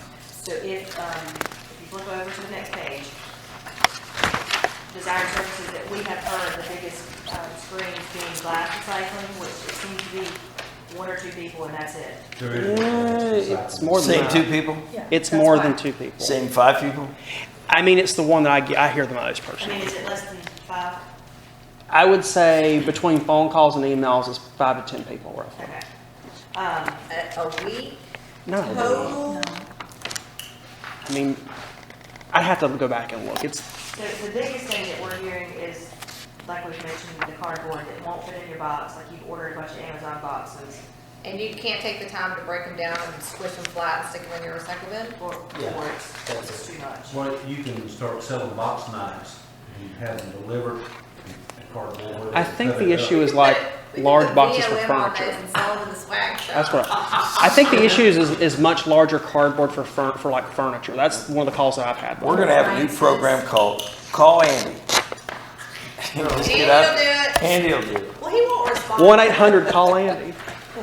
I did respond, thank you, just not as fast as you You wanted me to. did. You did not respond. I did too. The next, that's not a hit send. I said, yes, I do, and call me, and then I got a response, never mind. Okay, so options to consider for these services, we've got glass. Every other week, we could put a couple of bins or not. At Village Hall, they would charge $50 a bin. You did not respond to me. I did. So you're saying people bring glass to the village?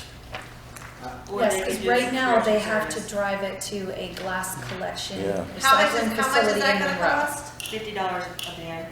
And how much glass, what do you mean per bin? So You they fill it use- up and they take it and then they drop another one off? Yeah, it would basically be like a Here- cart. No, I absolutely do not, because people will throw it, they'll miss it, there's gonna be glass all over I the don't- wherever it is, no. Wedding You're tent. gonna have to, for me, No. you're gonna have a large population of people wanting Yes. something before we make changes to what we're doing. No. Let's live, we haven't lived a year under this, let's live a year under it, see where we're at. I don't want people coming to Village Hall. With glass. No. Absolutely. So we can- That'd be Derek's worst nightmare. We could look into, if y'all are not interested in that, we could look into active providing some type of subscription service for those people that want it and they pay for it themselves. It's a separate tote from active. By the It's way, smaller. They won't do I it. did, it failed. The next option, so no interest in glass, I figured that. No. So the next options for cardboard, we could, and I think the answer would be the same on this, is they offer to put up some type of cardboard dumpster at Village Hall. No, then we're gonna look like a dump. And so I did figure you'd go there, so then the next option would be household collection at the curb. They could do a subscription service for those people that want it only. They pay $30 delivery fee to deliver the cart, and they would charge $10 a month for every other week on recycling day. So it'd basically be a separate bin, just like your recycling bin, you put cardboard in it. The other option, is that, I'm sorry, that would be every other week on recycling day. Here's an option. The Foxhole is right down the road, they don't charge for recycling. So if you want to recycle your glass, take it down there. If you want to recycle a bunch of extra cardboard, take it down there. Yeah, I mean, that's- we're- Don't you have to be this a is member wasting of too much time That's what we were already for told. me. I know. Let's stop talking about it. Recycling. Let's stop talking about it, because I was just going to say the same thing Andy did. As the crow flies in Marvin, the Foxhole is 5 miles away. Nobody knows that, like, we gotta send that. That's you know what, that. We had We heard- did We- say I'm that. saying Austin can send that, That's electronically. perfect. Before we say that, we initially did send that, and we got pushback saying that the Foxhole is not free for Not Union County free. residents. It was making Marvin residents pay. $80 a year or something like that. For trash, yes, but not for recycling. They take recycling free. Oh, well, that's good. So we send I the mean, new that's- message So out. let's confirm that that's the case for South Carolina residents, that it is free. And then if we have that, let's put that out in our blast and so people, and just explain what the issue is. For those of you who are struggling with not recycling your glass, you have an opportunity to, and go through whatever that is and include cardboard in that. And there's a Union County reception station out there close to Mineral Springs too. Listen, So let's just get the information on that and Marvin get us folks back. don't want to have to leave their house to recycle or get rid of their Well, garbage. then I guess That's they- just the way it goes. Like Well, that's. then they can pay extra. that's or where we they get can over go the phone. to- Listen, I'm fine if we want to offer a subscription Okay. Yeah. to people What were that they want doing glass before? or want extra cardboard containers that they pay themselves, I'm fine offering that. But for the village as a whole, I think we're doing just fine. And what The were they next doing couple- before? The next couple of slides will probably solidify your decisions. So the solid, if you look at the next slide, it looks like this, it says no bulk. This is the rate we are proposing for next year. If, I did put a little bit of buffer in here just because I like to put that in there, not knowing what CPI is gonna be or not knowing what fuel surcharges are gonna be. So we're very close to where we are today. Today, we're at 244. I'm only proposing to go up $3. Where are the logos on the trucks that we're paying an annual charge of $1,500 It's in and the- they're not on the trucks? Oh, the logos aren't on the truck? No, Active is all over the side of the truck, but I don't see anything about Village Marvin. Has anybody seen a Village of Marvin logo on the side of an Active truck? Cause I sure as shit have not. I'm asleep when they do that. Wasn't that the one? Asleep, they come at night at my house. I know. 3:00 in the afternoon. It's nap time. I'm asleep. 3:00 in the afternoon. I have never seen a Can you logo check- on you the still side. have it Nope. open? Can you check and see if that logo was supposed to be on the I have cart what and not open? the truck, the contract? No, I'm not, I have to get back on remote PC. I'm not right I'll now. check it. It's either, she's asking a question, is it the charge for the cart or the trucks? And it's The, one or the logo's already on the cart, so we should not It's have made to that way. get paid. We should not, and they put it in the wrong spot, which just chaps my behind too. Yeah, they put it on top. On the top, You so can't nobody see can it. see it. You have no idea. The whole point of doing it so that we could be like, hey, look, we take care of the trash. You should be in the village, so that's why you put it on the side, not the lid. Do you know why they put it on the Because they lid? only had to do one instead of two. Well, yeah, but also the lids are easy to go through where they personalize them. It's the press that they can do it. It's hard for them to do it on the container. What's our I want to know what our contract says about our logo when it changes. They gonna have to redo them all. And I still don't have a Village of Marvin trash can or recycle bin, by the way. You don't? No, because I had them before. Well, Oh. I think it's only fair that the logos get changed out as they On are. the side. I know, but Yeah, we need to change through, that. through attrition or whatever, not go and change everybody's. I mean, that would be fair. So I'll check on that, but it is a. From a business standpoint, I don't it's have a not. logo on mine. Okay, well, then, but you should get a new one with the new logo on it. But the ones that are already out there, I don't think we should. No, I And they wouldn't. make them here in Charlotte over in Weston. Maybe we can stamp our emblem VM. I'll check on that, but so the slide that I'm showing you here is what we're proposing the rates to be at for next year, assuming no changes. If y'all are uncomfortable with going up $3 or $4, I can go back to the drawing board and try to crunch numbers a little bit better. But I do like to have a little bit of buffer in there, if at all possible. I mean, It is what it is. It's cost of doing business. If it goes up $3 or $4 in a year's time, nobody's we need to figure out what this logo on the truck is, though. Nobody's gonna know the difference. They're gonna see the 240 something, and that's all they're gonna see. They're not gonna give a crap if it's 244 or 248. I'm fine. So the next slide shows you what it would cost if we added bulk. And even though it's only $3 or $4 a household, there's a lot of changes that are associated with the consumer price index and the fuel surcharge that are. 3 or 4, it's applied. $50. It is, yeah, but, yes, you're right. So it would go up to $291 based off of the other ancillary charges that would be on top of the $3 or $4 per unit. Hold on, did we not do bulk last year? We did not. We did a bulk drop off of it at Village Hall. This is curbside bulk pickup. Just the one day? I did it from the. Just one day?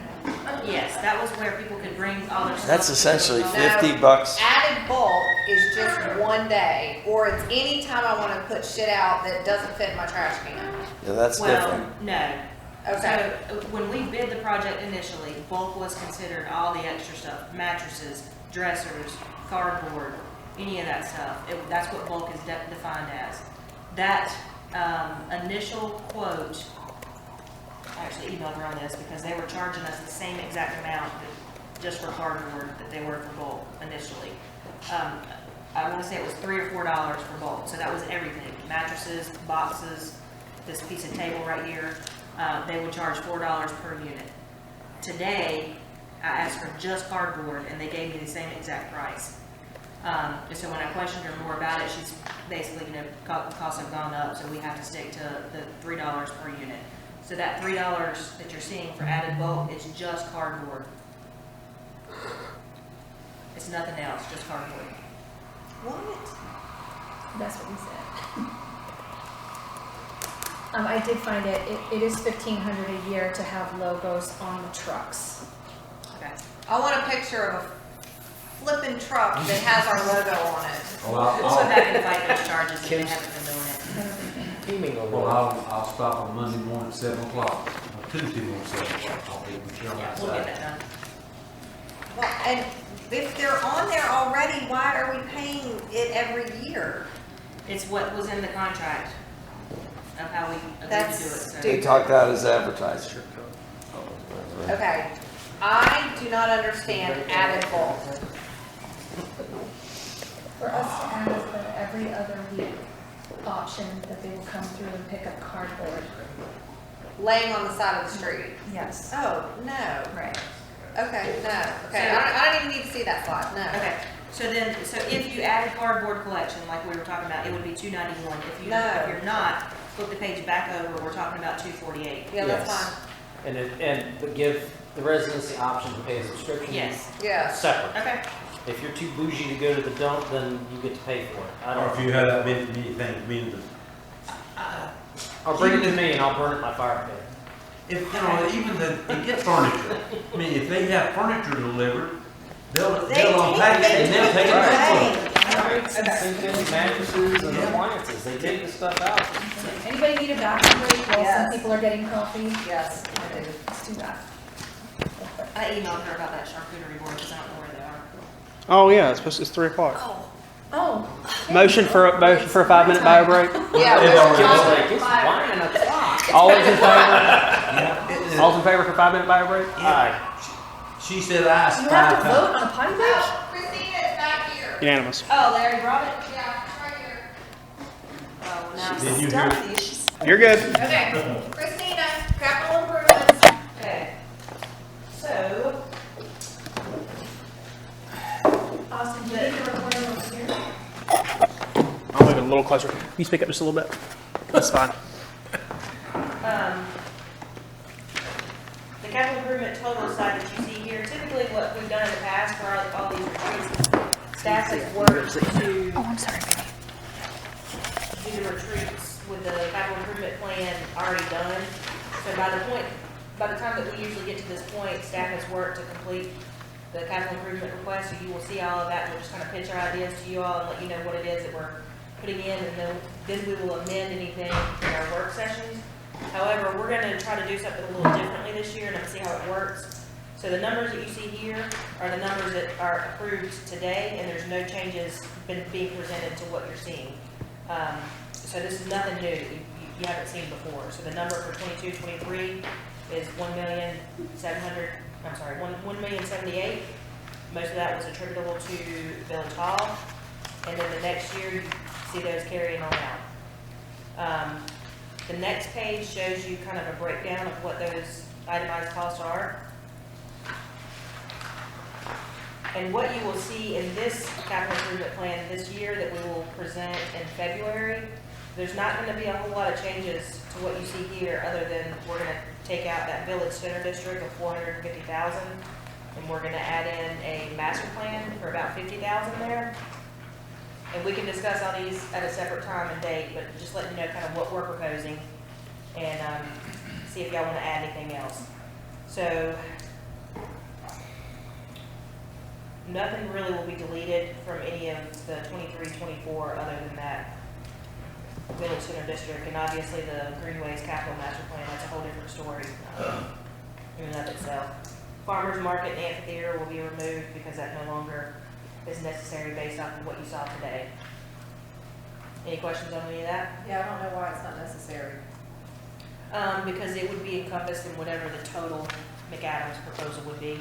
So instead of seeing 50,000 here, 50,000 there, you'll likely see the 7 million or the 5 million, whatever it is. 50,000, 7 million. Yeah, So Christina, Just numbers. I didn't want to ask him, but not so I forget. How does that work with him? Does everything run through him, all of the building, the materials, the the labor, all of that's run through him, so when he was saying phase 1, phase 2, you can phase it out over 5 years, do we just go to him and say, and he contracts it out and does everything? No, Or are we paying him a fee to just design and, Yeah, so we pay him the fee to design the concept, and when we get to the point of wanting to implement phase 1, we'll go to an engineer or contractor or whatever and say, hey, we want to bid out this little phase, how much is it gonna cost? They'll submit bids, just like we did with Village Hall. but when he said $6 million, is that what his estimate would be, even if we contracted that out?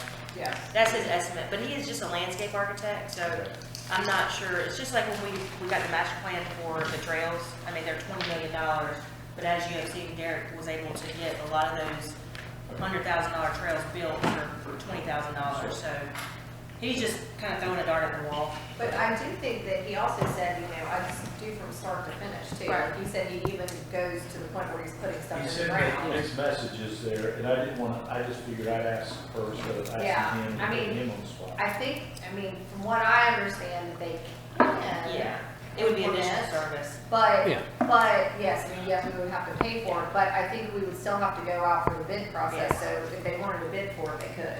They clearly would know the project very well, so, but that's my understanding. I think they call them design builds, and it's similar to, like a contract at risk manager. So they would, like we did this ourselves with Village Hall, but it would have been beneficial if we had a contractor at risk. Basically what that means is that person manages the whole project from beginning to end, and we don't get in the middle of the wheelchair ramp being too short. The fight that we had with Randolph over the trees, like, we don't get involved in any of that stuff. That contractor at risk does all of that for us. Well, it comes at a cost. Yeah, and it's a pretty substantial cost, so. It's too soon to make jokes. I was about to say. It's too soon. Christina, The wound is still open. which item did you say we were taking off? You said Village Center District and, And the farmer's market next to Any other questions on that? And it's squishy. Okay, so moving over to the next slide.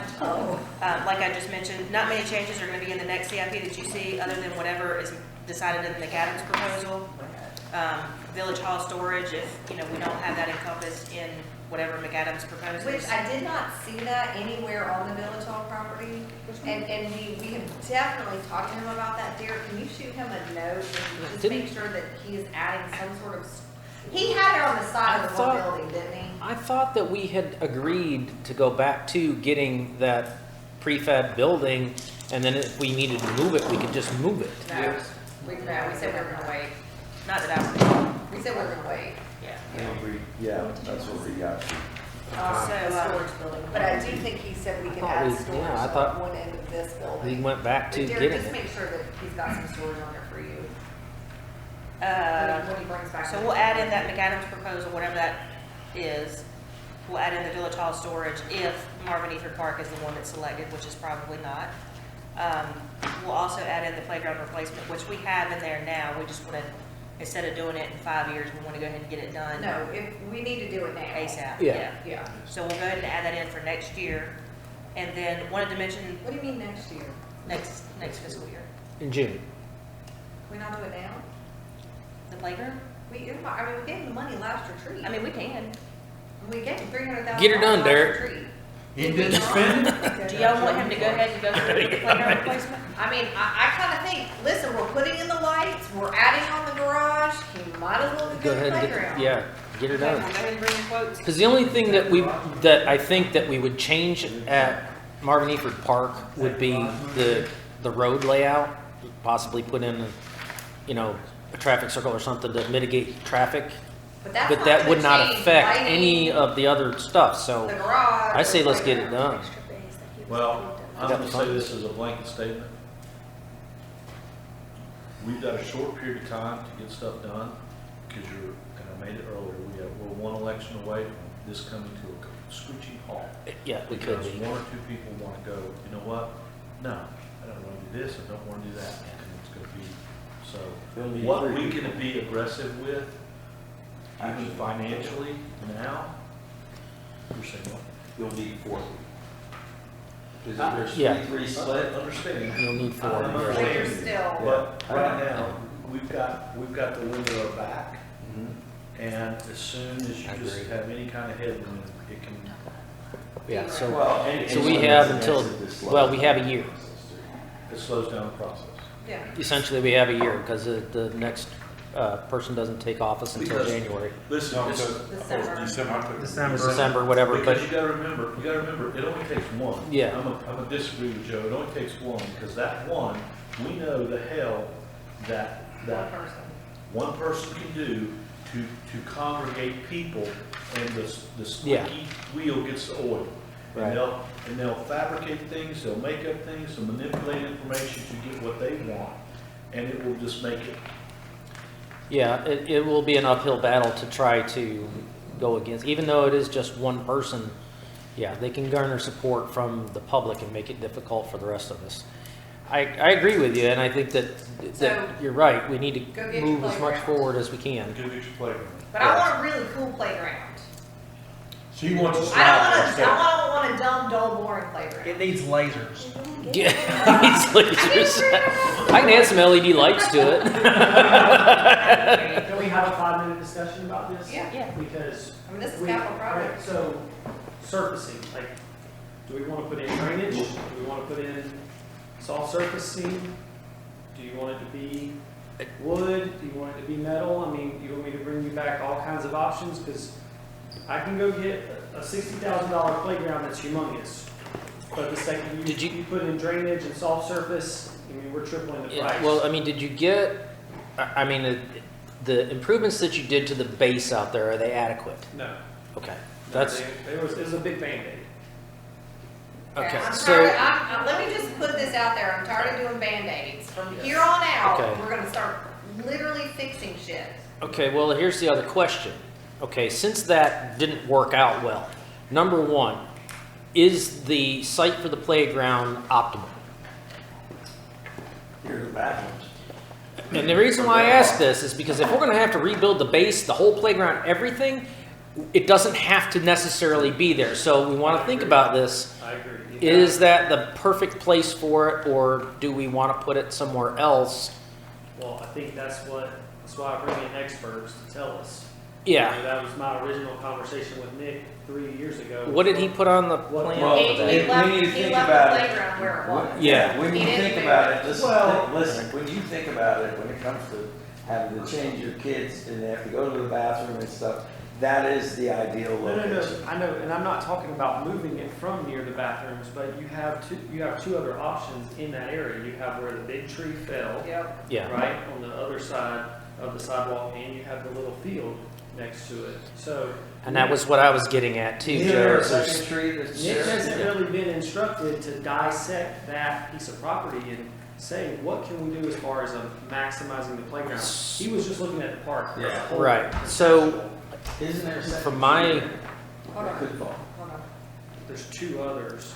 Okay, so those potential could But they're- fall or they fight lightning and Yeah. crush over top of the other one, whereas where it's at right now, if a tree falls, unlikely to hit that, correct?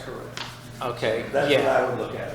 Well, that's one aspect of it, but the other aspect of it is that those kids are out in the blazing sun. And, you know, some protection from trees is also, you know, something that I look at when my kids out there. I don't want them out there in the blazing sun in the summertime playing. I want them to be able to be cool with some shade blocking. So from what I would say is I would look at the other side of the sidewalk where the big tree came down, but a little close to the sidewalk. So it's not a far walk from there, so it's not way back into the trees. It gives a little bit of shelter, but what I would suggest is that we bring in red clay, build a base that sheds and put in drainage, then put in whatever we're gonna have for our base and our playground. Because that way, it'll always stay dry. You won't ever have to worry about this wet condition that you have, because the clay underneath will shed the water into a perimeter drain and drain it down the hill. But that's Okay. just from my experience in this whole thing, so Okay, I have zero comment on that, because I don't. you literally don't know, understand what you're but you understand what I'm talking about right there. Do you think that we can go, Yes. do you think we can go to Nick and be like, part of our contract, look at these 3 areas where the playground sits, these other 2 options, where do you think out of these 3 options would be the optimal place to put it? And how can we maximize the space? Do you think within the contract that we have now? I think he would do that on a side conversation with me. Okay. But I think a playground builder, multiple Yeah. playground. Well, then I would builders ask would because- do that as well. Because I agree with Joe, I think they needs to be near the bathroom.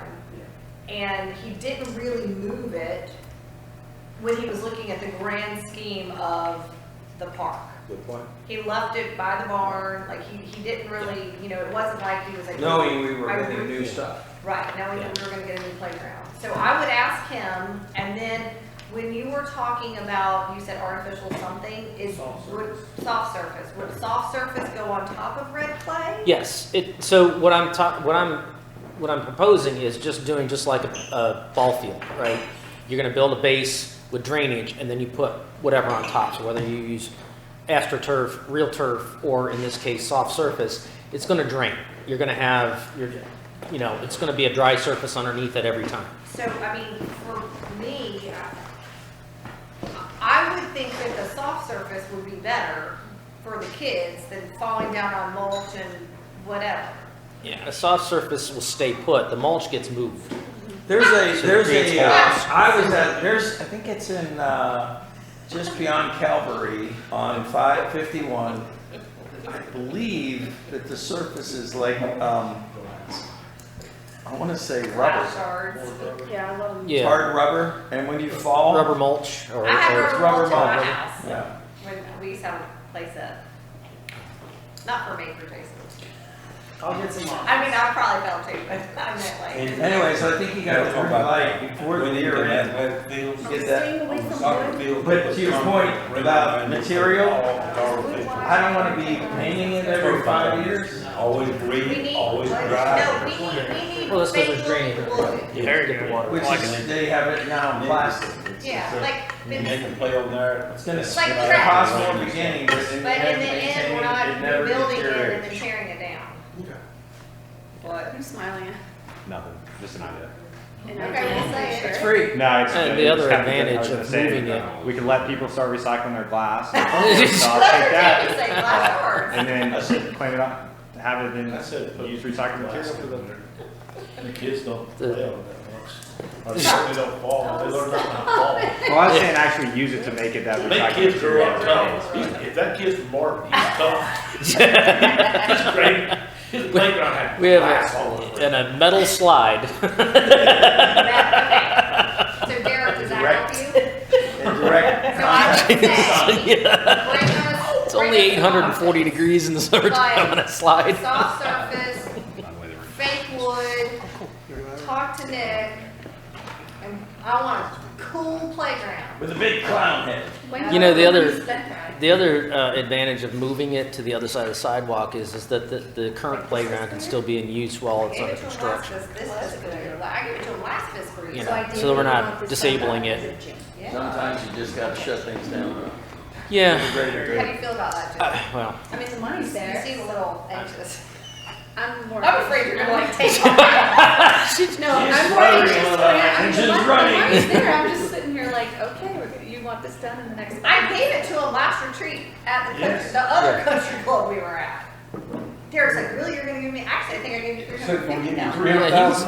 I'm pretty sure you gave him every single penny he asked for. yes, we just said, yes, here's a blank check, Derek. Have at it. Can I have a blank check this year? Christina, does he have money for his garage?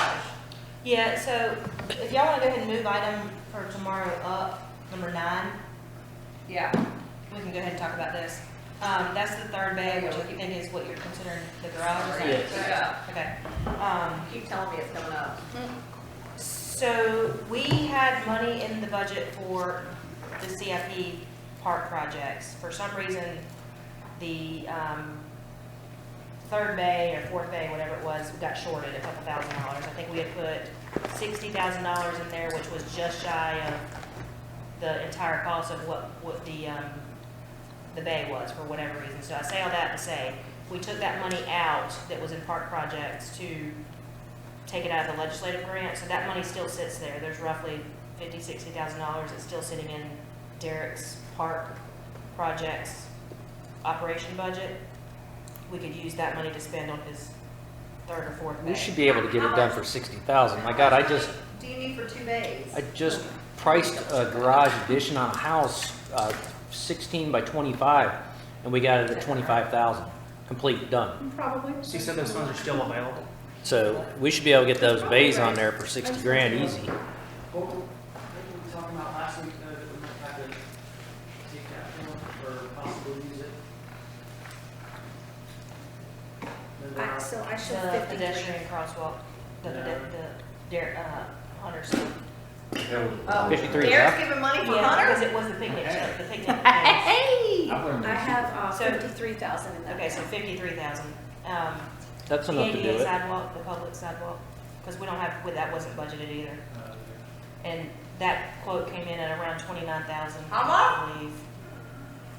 Is that right? How What? much? 29? Well, we got a quote from McConnell for 29 for the 80. Oh my God, I thought you said 120. But No, a large 29. portion of that was right at the end, I added on to the sidewalk, pouring 2 pads for 4 picnic tables. I Oh. purposefully inflated that because we'll take it back to you guys at the work session and you can look at it and, we only want a half a pad for 1 picnic table.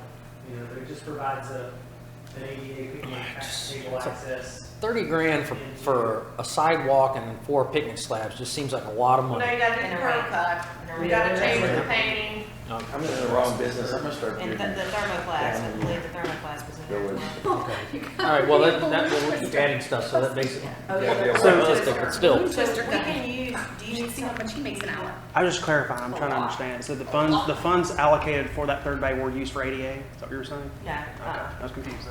So we've got $53,000 left in Derek's park projects line item that was going to be spent on the master plan and therefore is not now because we're taking it out of the legislative grant.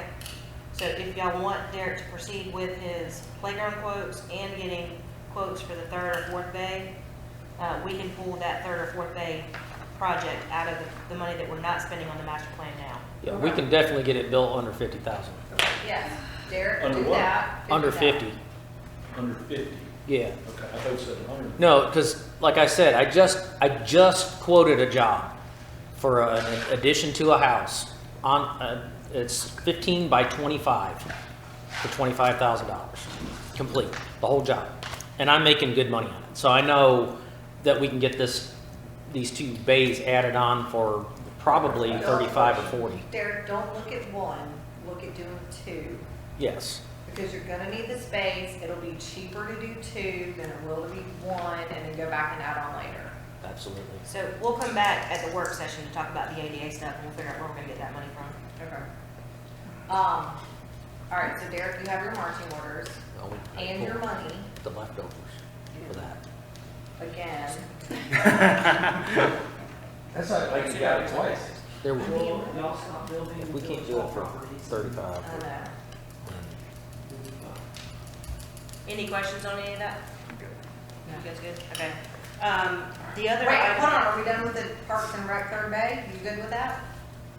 Third and fourth day? And fourth bay? Third and fourth Okay. bay, yep. Back to capital projects? Yeah, so the playground replacement is where I stopped. The one thing I want to mention to you guys, we've talked about this individually, I think. Motorbike try.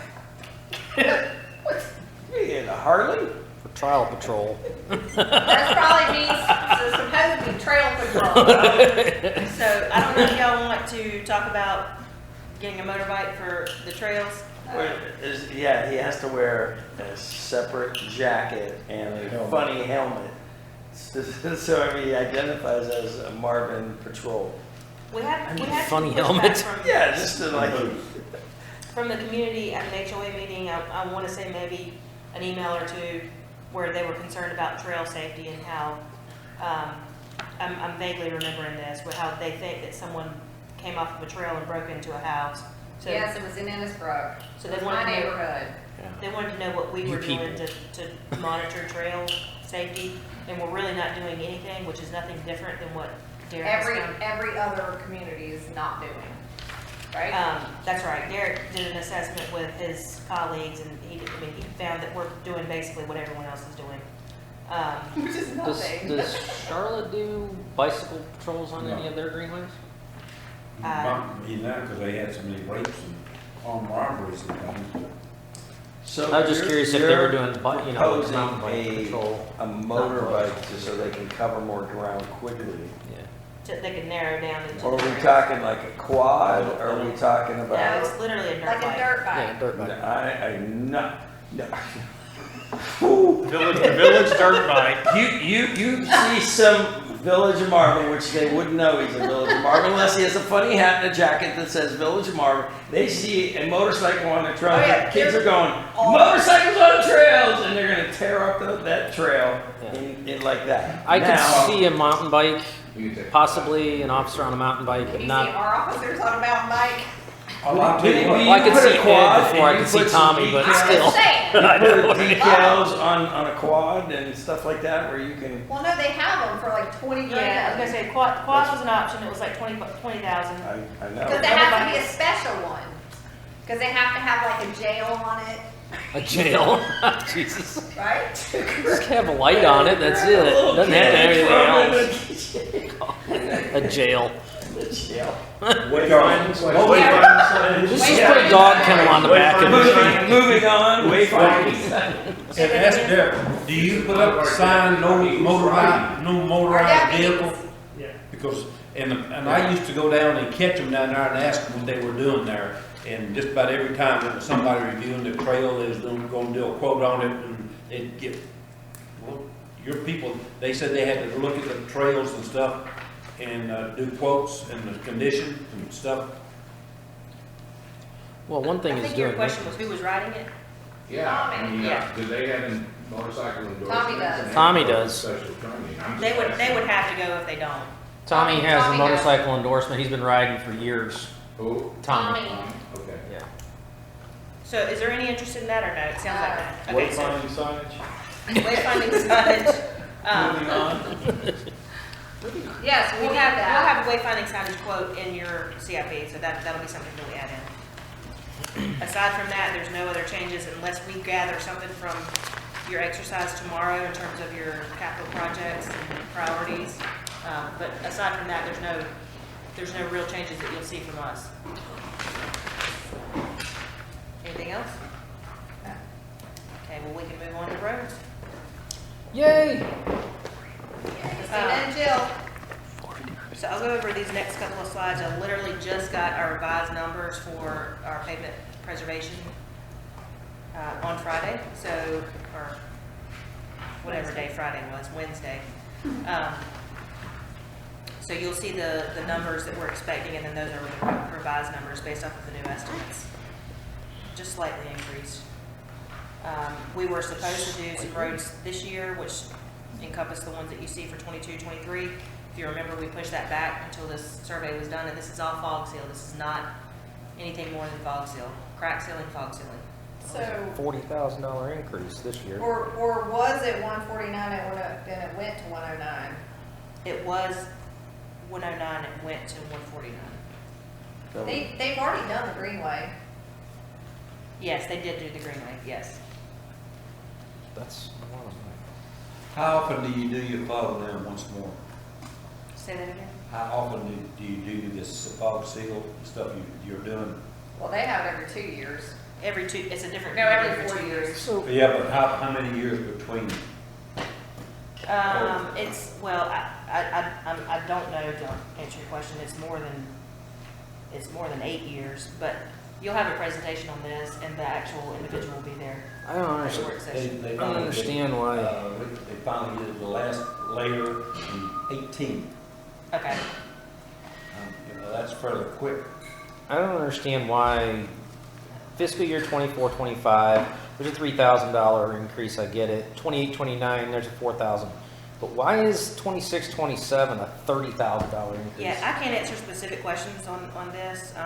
The AMT representatives will be at the meeting at the work session. You can ask those questions at that point. Just I'm seems just like a- giving you numbers at this point. Giant leap for that 1 year for whatever reason. I'm not sure. I mean, it doesn't make sense to me, but So what's not addressed in these pavement preservation studies or any new subdivisions that we have taken since, I'm sorry, so this is inaccurate, because we actually have updated this. So cross out that first statement, because we have updated the roads from 2018. What's not included is any sidewalks that lack maintenance agreements. If you remember, when we went into the roads business, we were under the impression that we did not have to pay for sidewalks if they had issues. And that's still true today for new subdivisions, because what we do is we create maintenance agreements with those new subdivisions where they have to maintain those sidewalks. But for those subdivisions that have been created recently, and I say probably within the last 10 years recently, they don't have maintenance agreements, like Firethorn, for example, doesn't have a maintenance agreement. I'm not sure about Canterfield Creek, but if they don't have a maintenance agreement, then we would have to pay for any sidewalk issues that occur in those subdivisions. They don't have sidewalks, some areas they don't have sidewalks. I need over on South Street. Red is gone. Okay. What's also not included is any expected acceptance of NCDOT roads or any developer roads that we're taking over as we speak, but those should all be in, 100% standing by the time we take them over.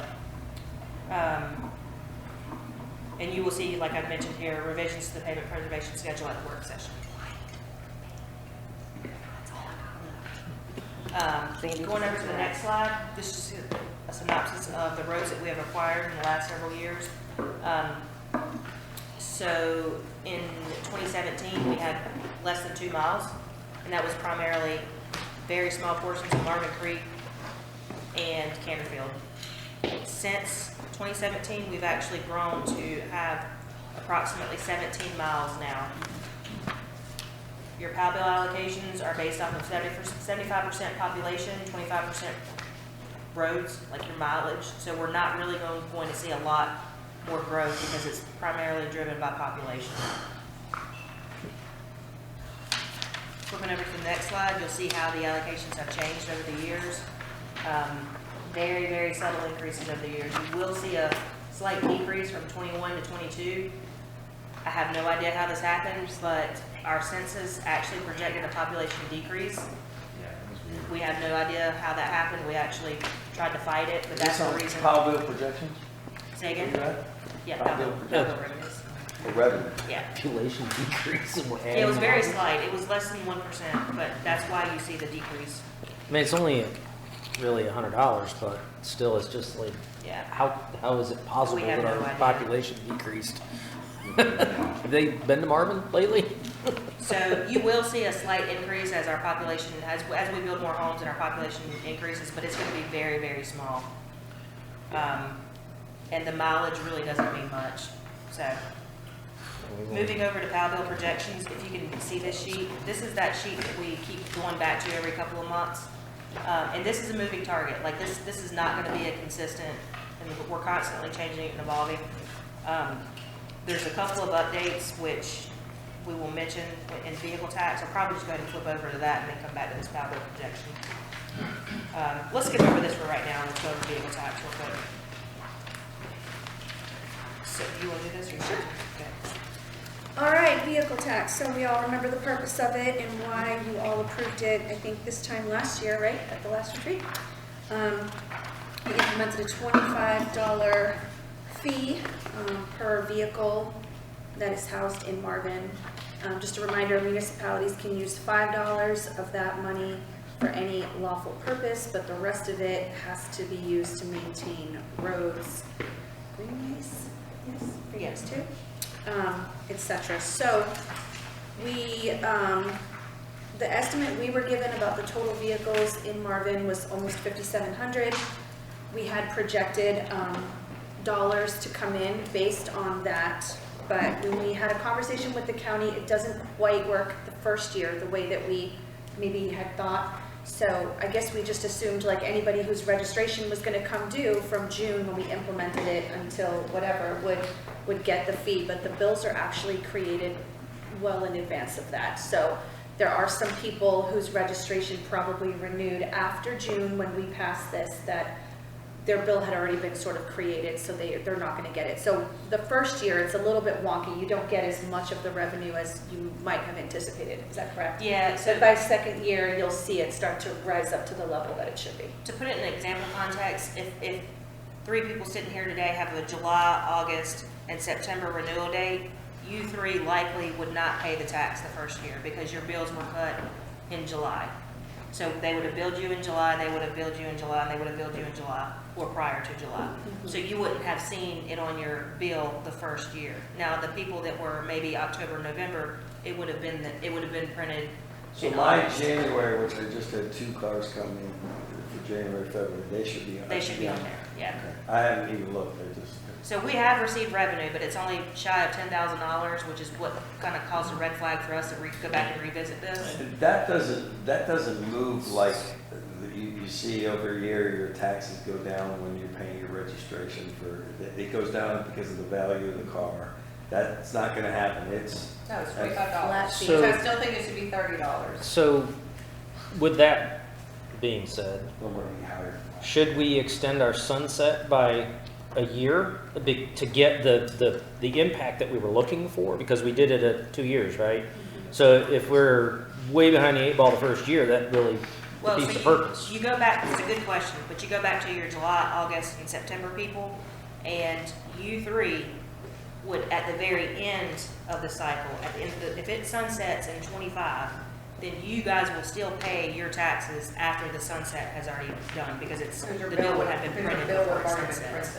Right. So we will still see it the same, it's just gonna be much later than. Oh, okay, so it does all, we Yeah. get it all, it just Yeah. takes longer to get it, okay. Can That's, I that's add, So assuming. yeah, we can go ahead and extend it if you want. can I add one thing here? I think it should be Kim? preferential, but. Me too. And Yep, Joe, yep. how many people in your communities have their cars registered in another state? I don't, but, I mean, Joe does. I do. Well, I mean, I've got several people in mind, that they have houses in Florida and South Carolina, and that's where they're. Jeep used to be here, and do you Jeep remember? was here for 2 months. I know, but do you remember how much poo you got about it? So, if we Well, I can have go- cars registered in both states, but I mean, it's like, you know, I have cars registered in Marvin too, just. If we can go back to the PAL bill projection sheet, because that kind of highlights some of the things I wanted to mention. If you see on the revenues at the very top, the expenditures at the very bottom. So if you see at the top revenue, it says 1, 2, 3, 4, 5, 6, 7, Like, you want me to read this little chart? Yeah. 8 lines Get your down. glasses out. It's bolded, 8 lines down, it's bolded, and it says vehicle tax revenue estimated. You go over to 22, 23, and you see 142,000. That number is not realistically gonna be 142,000. It's probably gonna be more like 30 or 40. And then the next year it'll be 142, and then the next year it'll be 142, and then it'll like taper off the next year. The next year, it should be like Sunset. 110, should be. Since the it's only difference. 2 years, it'll be 40 this year, 142 next year, and 100 the third year, Yeah, something like when it catches up. Oh, yeah. So unless the number of cars we were given by the county was drastically off. I have. Well, there's gonna be an increase because we've got how many houses being built, so, As long as they start registering. yeah. Maybe a couple people call. So how long do you have to register your car, like after you move here? from 30 somewhere days. else? 30 days. So if there are people that have been here for longer than 30 days, who takes care of that? Tommy? Okay. It's hard to prove though, like, I mean. Really? No, it's not. Because you can tell when you bought your house and you can look at the back of your car and see you haven't changed your tag. Yes. No, but it's hard to see, like, because we have this issue in our neighborhood too, and it's hard to see, like, is that a New Yorker who hasn't changed their plates, or do they have somebody visiting from out of town? Oh, yeah, no, I know that there are people Jill? that live in Firethorn. Yes, you know. that When just I don't moved change here their in tags. 1981 and worked at IBM, the state police put a roadblock up coming off out of the property, and they checked. They knew you was working there, and they wanted to see your driver's license and see your. Took me a year to get my So license. we'll continue to update this chart as things change. It's not all about you, Jill. And It's so hard, 'cause I was leasing And so Sorry, you I'm sorry, don't see, Christina. you don't see any deficits start happening until 24, 25. Actually, I'm sorry, no, 27, 28. Based off of these new numbers that are projected in here. We did, just while we were talking earlier, we did go ahead and pencil in the vehicle change, just to see if it changed much, and it didn't really change too much in terms of the next couple of years. So we'll update you again at a work session on this PAL bill tracker sheet, but we just wanted you to see it because we're constantly trying to, evolve it and show it to you as things So change. the numbers will change over the next 3 years, but you're still gonna be, end result's still gonna be in the black. Yes, yeah. And the only thing that really changes is when we have a lot more emergency repairs or things that pop up that we just don't expect. The big thing is that $500,000 expense we're gonna get in 25, 26. Yeah, and we'll get to the discussion about geo bonds in a later part of tomorrow, but just just while we're on Powell, Just go ahead and suck it up, Buttercup. I just want to rewind for 1 second and just mention to you about 2017, 2018, we were putting in the equal match of PAL bill dollars that we were receiving from general fund money. So let's just hypothetically say we were receiving 150,000 in PAL bill dollars. We were equally putting in 150 of general fund dollars to match 300,000 to put into roads. What we were seeing at that point in time is we were neglecting things that really needed to take place. We didn't have a full-time planner at the time. We didn't have a full-time finance officer at the time. We were neglecting a lot of park issues that needed to be resolved. We had master plans that were 20 years old. We had a lot of stuff internally that was being neglected because we didn't have the money to pay for it. So what we did was we did some projections to show, okay, over the next 10 years, this is what we expect roads to cost. We're putting in 300, 400, 400. How long is it going to take us to spend that money down based off of what we were seeing the first year of us spending the money, first 2 years? So what we had projected out is that we would have a surplus after a certain number of years, and I don't have the paperwork here in front of me, but the surplus was basically because we hadn't anticipated any larger projects like the CRTPO grant that's roughly $1 million that we've got up front, the 200,000 overage in the roundabout construction that we have up front. So we didn't anticipate all these big ticket items to come down the road years later. We also didn't anticipate the sidewalk, being important to us, where we've spent $40,000 or $50,000 on correcting a lot of curb and gutter issues that took place over the time that we've taken over roads to today. So I say all that to say we had gotten to a point where we had projections on PAL bill that we were actually in the clear for a long time until we started adding these big projects in, and then we started seeing deficits. So just wanted to kind of rewind to explain that, because we did at one point tell you that we were good to go on PAL bill for years to come. So the reason Christina's saying this is because I was talking to her about geo bonds, and I was like, did you not tell Joe and I 4 years ago when we brought geo bonds to you and we talked to David, and you were like, you were going to get to the point where you can't spend the amount of money that you guys have? And I was like, did you not tell me that? And she was like, yes, but that's because we weren't doing the emergency stuff, the curb and gutter stuff, and we weren't factoring in the roundabouts and the big ticket items. Well, if you go back to the chart that I showed you where we had the mileage of roads and what year, that was in the very beginning when we had 2 miles of roads. We weren't doing much. And so, when you have 2 miles and you're making $150,000, you're going to reach a point where you got a surplus because you're only maintaining 2 miles of roads. But when you're now at 16 miles of roads and you've got roundabout constructions that have happened, and then you've got these massive greenways and sidewalk projects that are coming down the line, you're going to start, taking away from those funds. So that is something that has taken place and is what we're stuck with now. The way the PAL bill transactions work is you have to spend that dollar, the PAL bill money, within 10 allotments. So it's 5 years. So if you don't spend it in 5 years, you have to give it back. So when we had done projections based off of those 2 miles, 2 or 3 miles, we're looking at trying to pay that, or spend that money in 5 years, and there's not but so much fog sealing you can do, crack sealing. And that's the reason that, because I was like, we need to be reminded, because we had talked about geo bonds before. Yeah. It just wasn't feasible. So we needed, I needed a reminder of why. So this was 4 years ago? Yeah, I think It's so. about, So basically, then that It was probably late 18, early 19. so basically we haven't had to give any money back because now we're at the point of we can't get enough money, Yeah, and Yeah, we it's just haven't- happened that fast. yeah. Well, and Joe is 100% right. You're never going to be able to get in the road business with a 6-cent tax. I know. My tax Imagine that. Joe's right. But he's right. There's no way we'll ever maintain roads at a 6-cent tax. But the reality of it is that nobody wants to have a state-maintained cul-de-sac in their neighborhood because it'll be gravel before it ever gets maintained. So the bottom line is, if you want to maintain decent facilities in your municipality, you're going to have to pay for it.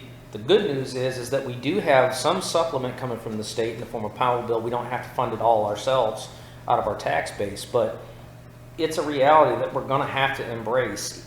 I know you said that you weren't crazy about getting into the road business, but in order to keep our municipality in good shape and the people happy, we're going to have to do it eventually anyway.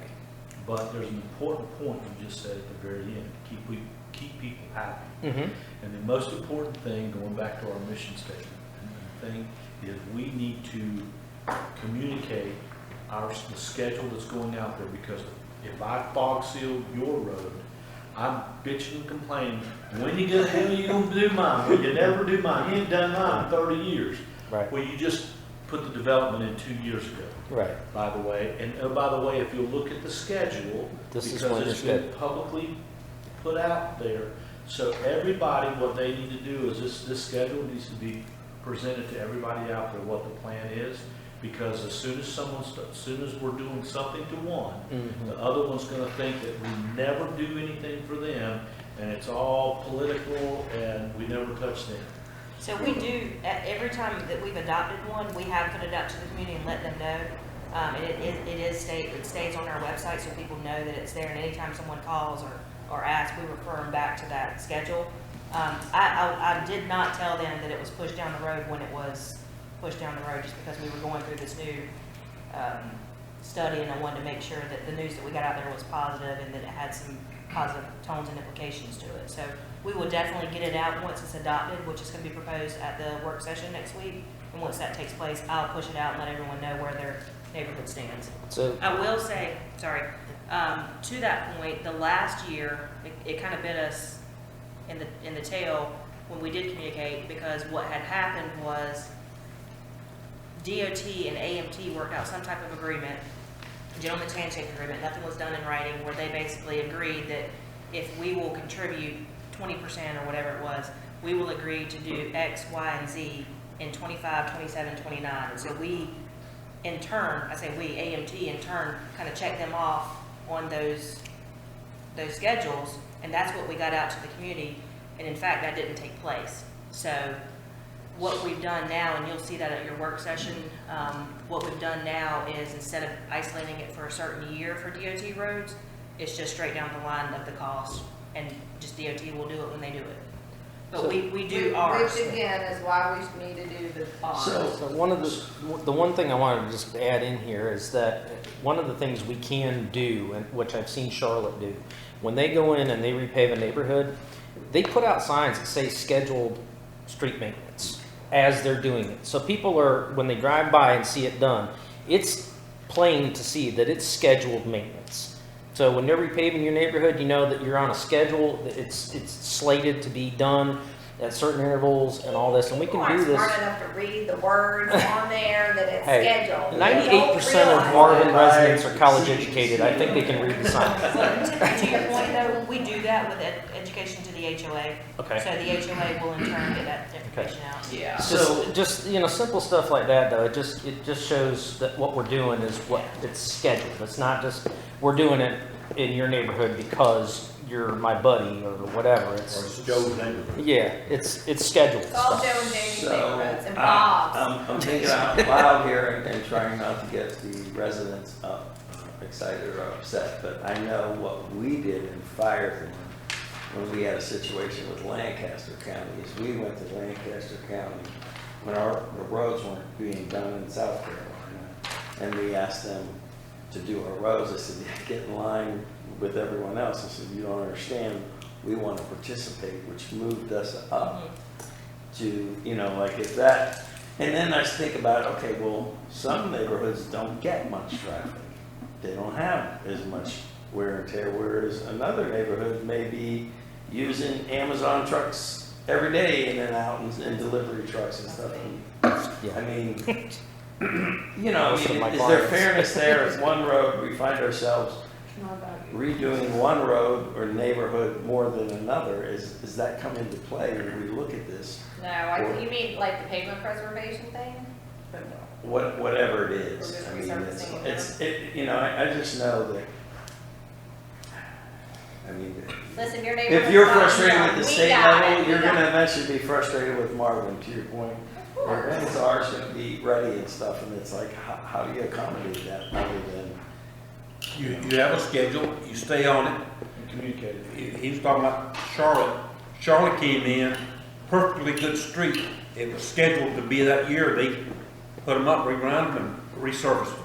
It doesn't matter the shape. We haven't got to the point of actual resurfacing, because, so we've been in the road business. resurfaced? Say again? Heritage Oaks got resurfaced? Yeah, but DOT did that, we didn't do it. Oh, you're talking about like, Yeah. you're talking about, yeah.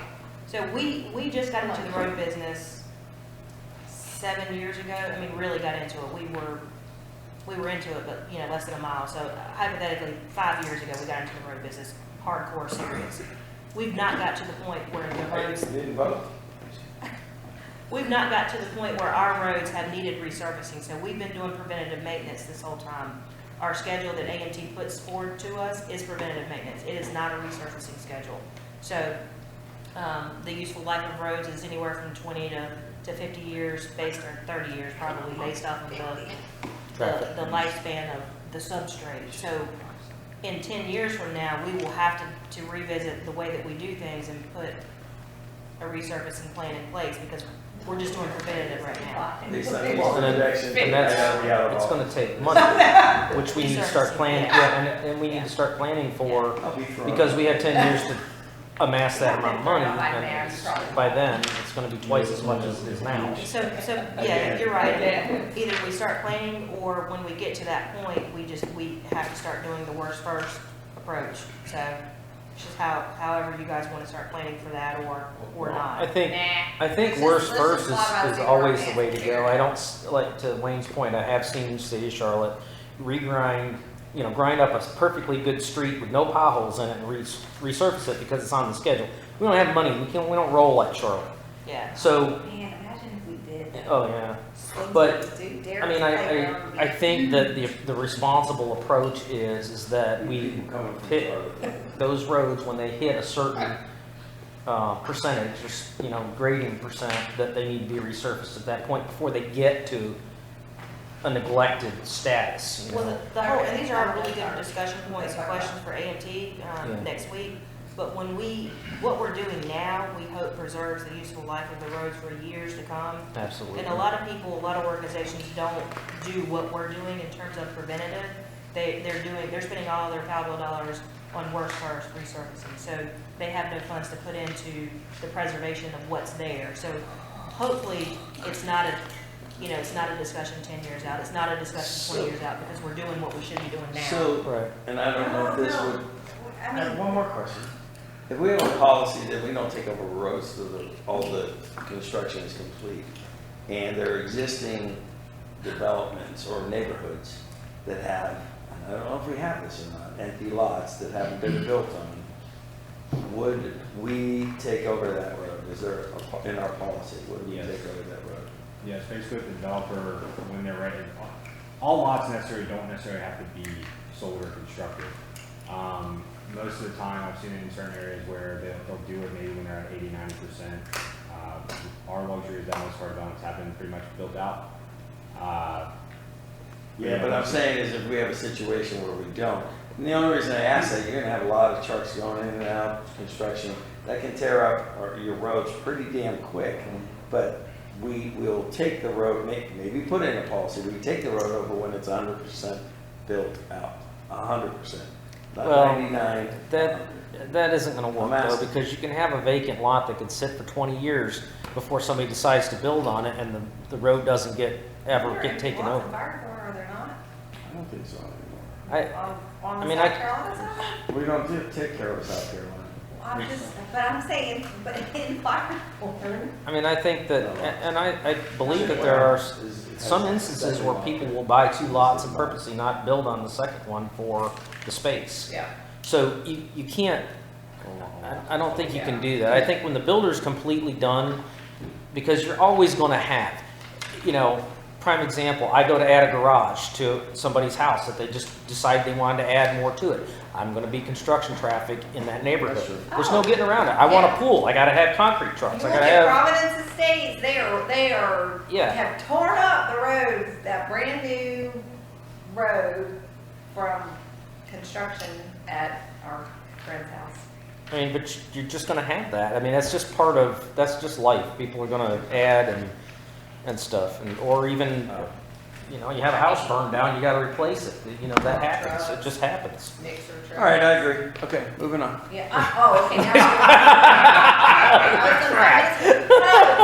I just wanted to be able to say that. We didn't do this in 23, 24. I mean, 22, 23, correct? We did Correct, that. we did not. Yes.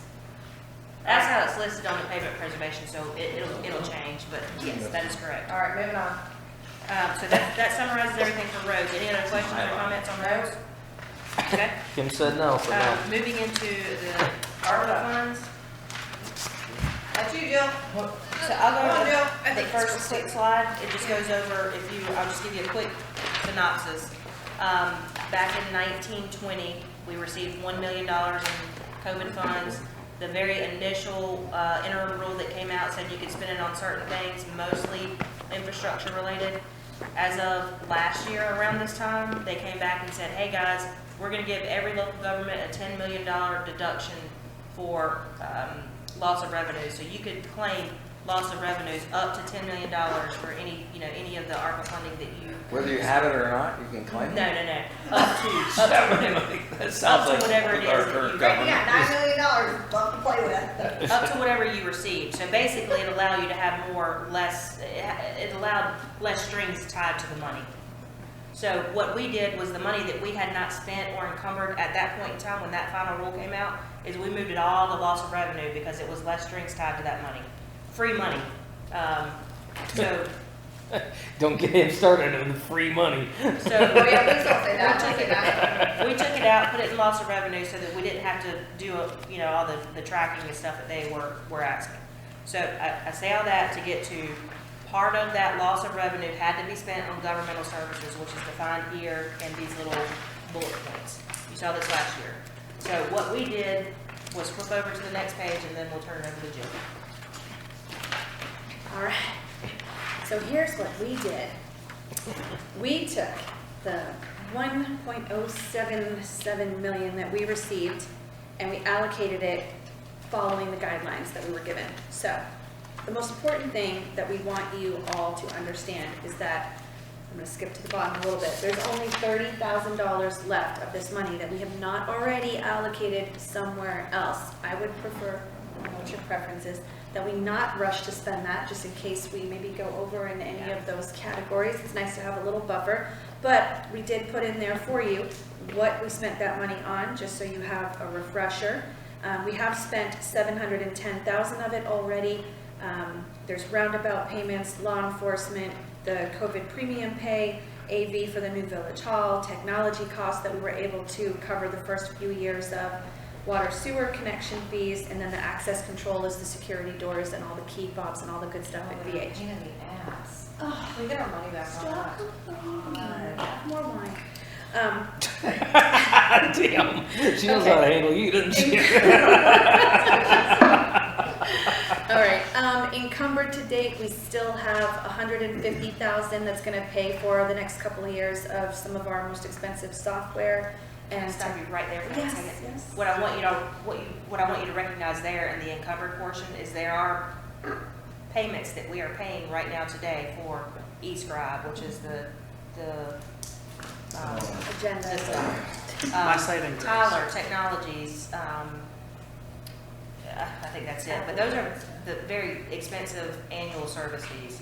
And those are things that we are going to have to absorb into our operating cost after this time period is over, which is 3.5 years from the time that it was implemented, so I think it's 26. Well, you guys will figure out how to cover it, because you all wanted it, so figure it out. Yeah, I'm just letting y'all know, so when we start talking about budget preparation stuff, we need to make sure we're saving room for some of those things down the So line. you can't spend as much. They're gonna- Sorry, I just want to say spend that. money on staff. When you're out So there, that- procedure. We so are. that they are eScribe and Tyler all, Technologies like, and all that. relaxed. We're relaxed. As I say, when you're Alco, Exceed, Not on the current staff, Your on upkeep additional is your staff, benefit. Austin, relax. You I mean, can't current spend staff more too. than you make. And that was Hunter and I not are free not money, but it was temporary Ever. money that you have to pay back eventually, Yeah. or our kids. Stressed do. out. I didn't put my glasses on, but is this, any of this American Relief, is there legal defense funding on these checks? Yes, $30,000. That's what's left to commit. I don't know how that. Here we go. We left a little for you. He was covered, because he's got Santa and Jamie, perpetuity. so help me, I was going All right. right through that wall when she All right, said 30 let me boil this down. Here we go. Bob and I are American. Yep. You need We a need relief. You need relief. We just need to find where the funding's coming. I'll see what I can do. Perfect. Thank you. Oh, no, Okay, and then we did also have the 300,000 for Derek's playground earmarked out of this ARPA money as well, so. And we have just a note on here that you will get a detailed report in February of exactly where all the money went and a little bit more detail than what you're getting the high level view right now. Any questions, other than finding 30,000 for your legal defense? Thank you. And then funny, that's the exact amount that's running. I know. Make a motion to have Bob, Santa in perpetuity. That's all right. So moved. Just kidding. Right now. I don't think you're kidding. Look at So that. we'll Look move at on the to next Village page. Hall Capital, Yeah, which there's is- another 22,000. Yeah, where do we find $22,000 Stop it. more? Okay, listen, this money is allocated, y'all, relax. So, Village Hall Capital, as we mentioned earlier today, the Village Hall Capital was initially started with approximately $1 million. This was done before my time, so I can't really speak much about it other than I knew it was done for roughly $1 million. I think it was like $900,000. By the time I came around, we had already spent some of the money on master plan, the old barn type architectural design.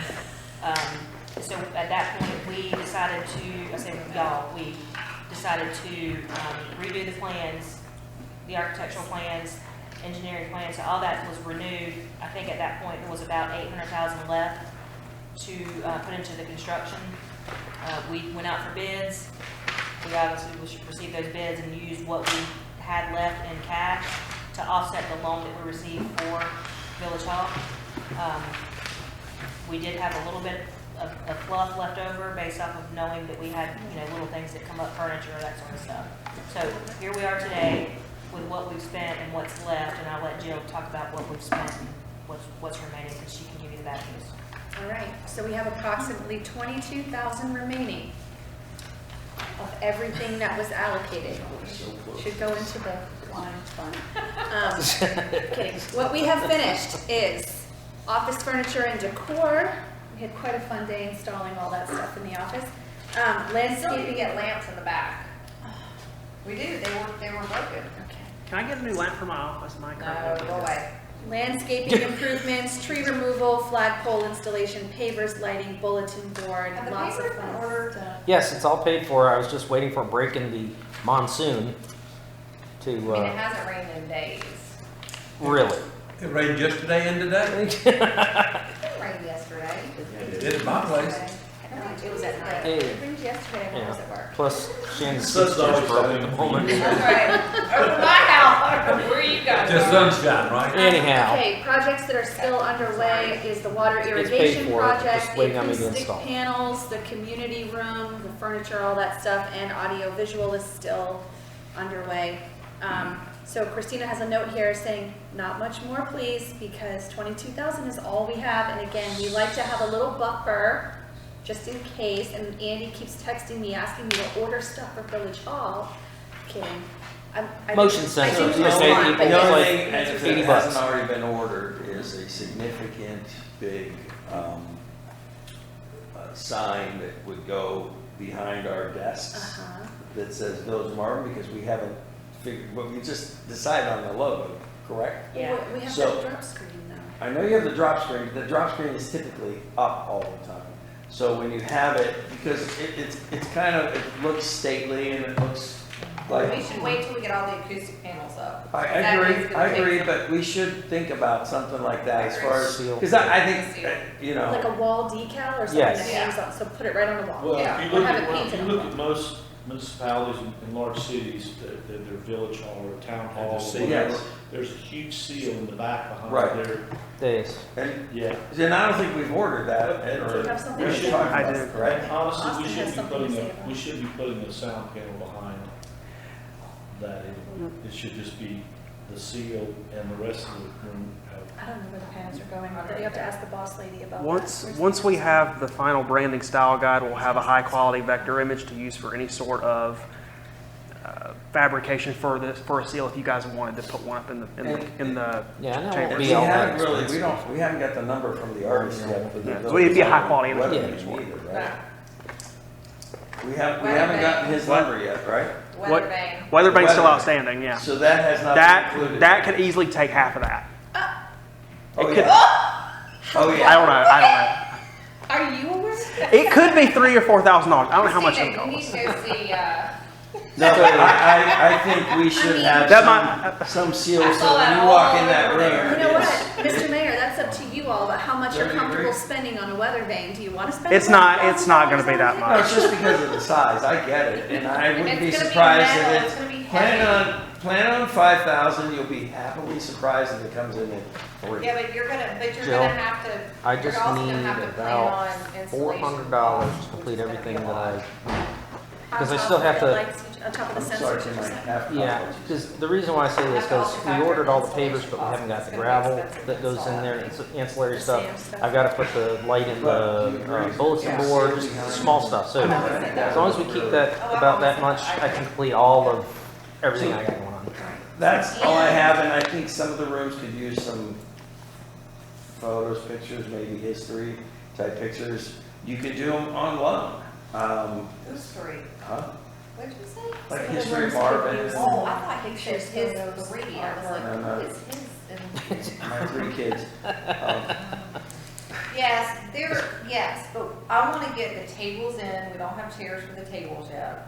Oh yeah, For the community room. we got to get the whatever that box is he orders come out. That's $100. Yeah. That's I don't know. Well, so Who's ordering the chairs? say 500 for me. We wanted to put the tables in there, look at them and see if any of the existing chairs that we have would work in there.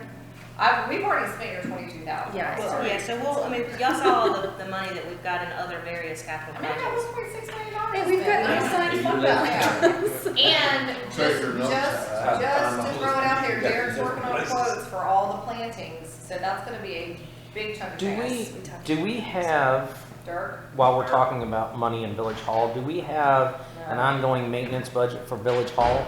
We do, Okay. All of it? yes. So some of these small What things fiscal can come year out is of that that maintenance happening? budget, then, I'm assuming. So if I remember correctly, and I've got the budget right here, I put $5,000 in last year. Okay. What'd you say, Andy? A maintenance budget for Village Hall property. We did That's- 5. We did But- 5,000. Yeah. So an ongoing thing for maintenance, so like light bulbs and, you know, whatever stuff that goes bad, light fixture if it goes out or whatever, But stuff one of like, the yeah. things that we tapped Just into high yeah. quality toilet paper too. one of the things that we, That's Every not the time I toilet paper. go It's in the there, cleaning guy. it is the It's the one cleaning guy. ply. He's putting the 1 ply in. I keep buying better. He keeps putting one crap in. of the things that we did with that $5,000 that was budgeted. What are you taking, a 2-ply home? It's, I don't know the what problem he's is, it's a I don't know what cleaning he's guy. doing. That's the problem. So I did put in $5,000. One of the things that we have done with that $5,000 was the $8,000 that, the tree light, the lights, the light contract. So that's, Yeah, if we continue to next do year I'm that. doing lights. I was gonna say, if we Okay, continue what's to the do light that. contract? The Christmas lights. Oh, yeah. They were Sign- so good. Yeah, and I Sign me up can on do that putting up same lights. thing I'll for create a company by that a time. third of that, so. So are you prepared for all my texts about the lights I need being to out? find, Bob and I need to find, and y'all. Did you have to we need text find out lights some being kind out? of So- services. Oh, but- The Christmas tree. Yeah. I'm sorry. Oh, No, the Christmas but tree. Did we speaking get of the which, Christmas tree? that- Yes, yes, okay, it's we gotta It's get, budget, don't get the Christmas tree out of that maintenance budget for next year's. You should be buying Lobby it now tree, when it's on yeah. sale. Yeah. No, because we're gonna get a special, we're gonna. Yes, And she's- those Jill's lights, got this just out of covered. curiosity, that amount. Don't ask me why this is in Hold my on. wheelhouse, but. Those lights, let me make this clear. Those lights that we put up, okay? Now, On the Christmas tree? so there's two ways to do it. You can purchase those lights and the company will store those lights for you. So the next year, they come out and you're using your own lights and they're replacing anything and they keep them in storage. So you're not buying new lights every year. You turn them for the building. This is for the building, yes. So that's how the guy does it in Firethorn. He has a number of contracts where you can store the lights yourself. You can put it in storage and they come and get All them. storage Derek has. Right, that's what I'm saying. Some people don't He's gonna have have the two more storage. days. Or they'll store it on your behalf and they purchase it. But now is the time to purchase it. Because every year when I go to get my lights done, I want to convert to LED and it's like, by the time we get them, it's going to be too late. But order them in January, Listen, February. I would much rather somebody else own it, put it up, replace it, fix it, come out. Yeah, but $7,500 for a Crazy, year for putting up crazy lights is a lot of for money. doing that. There's It's a lot of there's money. no In all way. fairness, But that was you Village can't Hall do and it, the barn. Andy. It was Okay, two still, locations. that's a lot of money. You can't do it. The guy Are you gonna that do the did barn too? Firethorn wouldn't charge that much. Baloney, because my guy does my whole neighborhood. Huh? I know, but which guy do you have? It was not smart to do the building of the barn, you're saying? It was up at night and the park was closed. Yeah, Oh. listen, I'm Okay, all well, there, we for, just saved $2,500. so I'm all for doing the park entrance that people can see when they drive by, if you want to put some wreaths and some lighting on the gate or whatever, but lighting the barn really No, is, I agree. yeah, it's a And waste. I didn't think of that. That made that, yeah, okay, so we just saved some money there. But That you're not allowed to get information up on is the ladder. like a couple of months too late. So you can't put the lights up. What? Don't we have like a? We were all at that meening that you are not allowed to get up on a ladder anymore. I thought I was Or- supposed to sign a He can waiver. sign a Or, waiver. no! I thought I was allowed to sign a waiver. No! I can give him a waiver. Okay, What about you been on the ladder? Oh, yeah. Are you moving? I mean, you were my hero. You saved me. No, you're not allowed to do anything. You can't operate heavy machinery. You can't dig a hole. No, we can't do anything. That is the direction that I got from Chaplin. Yeah, I mean, we did have this discussion. Chaplin did say that he could work on a waiver, however, it was not recommended that we go that route because the league, The league was like, no. they wanted it at every single event. And when I say event, I mean each occurrence. Each occurrence, time you're yeah. gonna get on the ladder. Well, Each time you're that's gonna fine, get keep one in file, I'll sign it every time I walk into Village Hall. What I don't care. Instead of dropping thousands of dollars on. Or sign one for the year. Lights every year, Yeah. we look at a tree out front of Village Hall. Yeah. A large artificial tree like a lot of small towns do.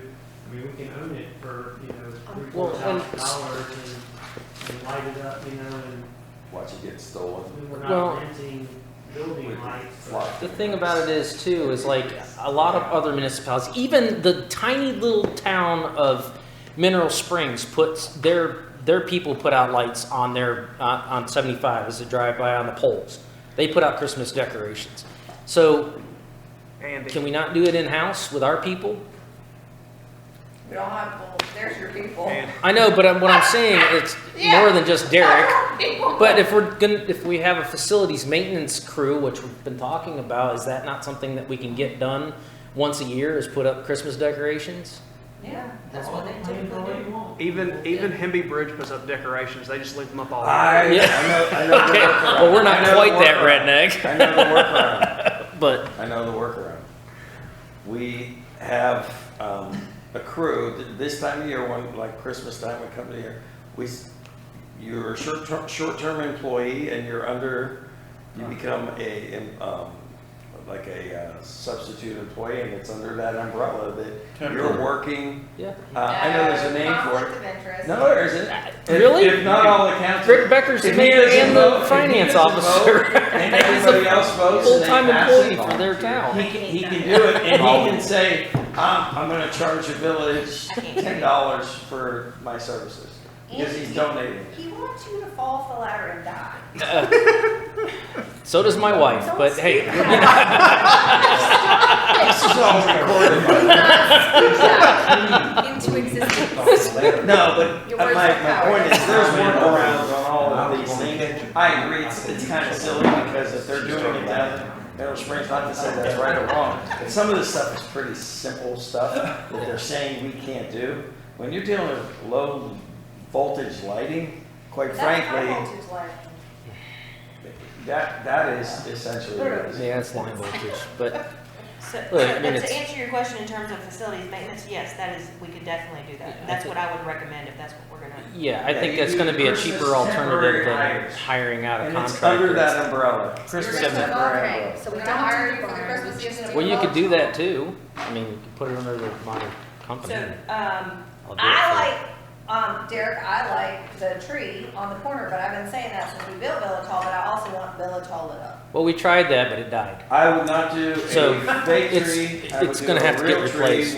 where you feed it, it gets bigger and bigger every year. That's what I tried. I know, we did. That's It not died. a real It tree. needs to be replaced when we do the landscape plan. We can put a new tree That's what I'm out. saying. Yeah. We eventually get a new one in there, Yeah. but a fake one, I don't know if that's the way to go. No, we want a real tree out by the traffic circle everybody can see. How big's it gonna get? Huge, like in my yard. It's- Yeah. You Think pick the, about that pick the coverage, tree. y'all. How are you gonna put lights on it when it's 40 feet, 50 feet tall? How are you gonna You do get that? somebody Bucket lift. with a balloon. Our facilities maintenance people? Yes. Yeah, listen. That we're gonna store in our Listen, facilities. I go right building down with to the police Waxhaw department, Equipment and the I fire rent one department. for $200 a day and it goes up 35 feet. You You pull it behind a can't pickup truck. You go down that But Derek can. Derek can do it. I mean, you just pull it behind a pickup truck, back it up there, set it up, go up there and run the lights. It's done. It's a lot cheaper than $7,500. You go down to Waxhaw, run it down. Next the up. whole. What's up? What's going? That's all we have for today. other Open than- Oh, thank God. Open topics. Anybody have anything that's just been I can't On imagine your if mind. there's anything we I have a premonition that you do. No, but I want to Normally I keep do. going. Normally you do. It's not even 5 o'clock yet. Go. We got 15 minutes, let's go till 5. What can we knock out? I can do the board stipends one really quick. No, that's gonna take a while. All right. I can do stormwater real quick. There you go. Okay, I'm all about stormwater. I love stormwater. We could have something fun for the end, where the end of your. We are. We're doing stormwater. This is so fun. That's Don't fun. you hear all the laughter? Yes. So, I don't have, this is really high level, which is really just to get some thought processes from you all. There is a lot of issues that we have come up throughout the year. When we talk about road issues, most of the road issues that we have are related to storm drainage and stuff like that. So there's a lot of stuff that we deal with in any given basis. I'd say on average, probably 6 to 12 a year that is related to storm drains. Probably even more than that if you talk about clogged grates and that sort of stuff. But we always have a couple of one-offs where someone just has this massive flood in their yard and they don't know where it's coming from and we have to spend a lot of time to investigate things. So I say all that to say there is the possibility for us to start at one point in the next 5 years looking into creating a stormwater ordinance where we create a stormwater fee and a whole infrastructure of system to put under the ground and make sure that there's proper stormwater runoff and drainage and retention and all that stuff for subdivisions. It would probably include putting curb and gutter in some neighborhoods where it's needed, making some retention areas maybe a little bit larger in areas. Again, this is really high level discussion. We don't have a lot of commercial property. A lot of places will do the stormwater ordinance based off of impervious surface or per unit cost, and you just pay it per month, per year, however you want to do it. But how do you do that with existing? Charlotte does it. They add it to your water and sewer bill, and they charge you for impermeable surface, even on residential. Or we When I would lived do in it to our Matthews, I tax had to bill. deal with that. We would, I mean, the price can really range depending on how intricate your system is. I've seen places as low as $5. I've seen them as high as $30 or $40. And there's even more, yes, there's even more based off of commercial impervious, like somewhere like Publix we would say, all right, you've got 65,000 square feet of impervious surface, we're gonna do a multiplier at $7 per square foot or whatever it is, and that's what they pay. But when anytime there's a stormwater issue, we've got to go out and, you know, fix it, maintain it, and make sure they're taken care of. Do we have a plan in place for like storm preparation for our storm drain system? No. Because that's something that we probably ought to look at. Not to add one more thing to Derek, but a lot of municipalities will do this in preparation for a large storm that's coming up. They go out and they make sure that all of the curb and gutter drains and stuff are debris free, so that when we get an influx of water, they don't have backups. They try to head that stuff off so it doesn't become a big issue. So I feel like that kind of stuff and even this stormwater ordinance, I mean, not specifically the ordinance, but that whole situation would then start to kind of fall under like public works. Yeah. Mhm. Like when we're talking about like big picture, like where is the village going? What are our services going to be? Like I feel like that's kind of the direction that, you know, we would do something like a fee as we start to really assess like where our problems are. And we have a crew that goes out and, you know, as we have, you know, whether it's rainstorms or we have snowstorms or we're prepping, you know, we take over the contract that we have for the roads.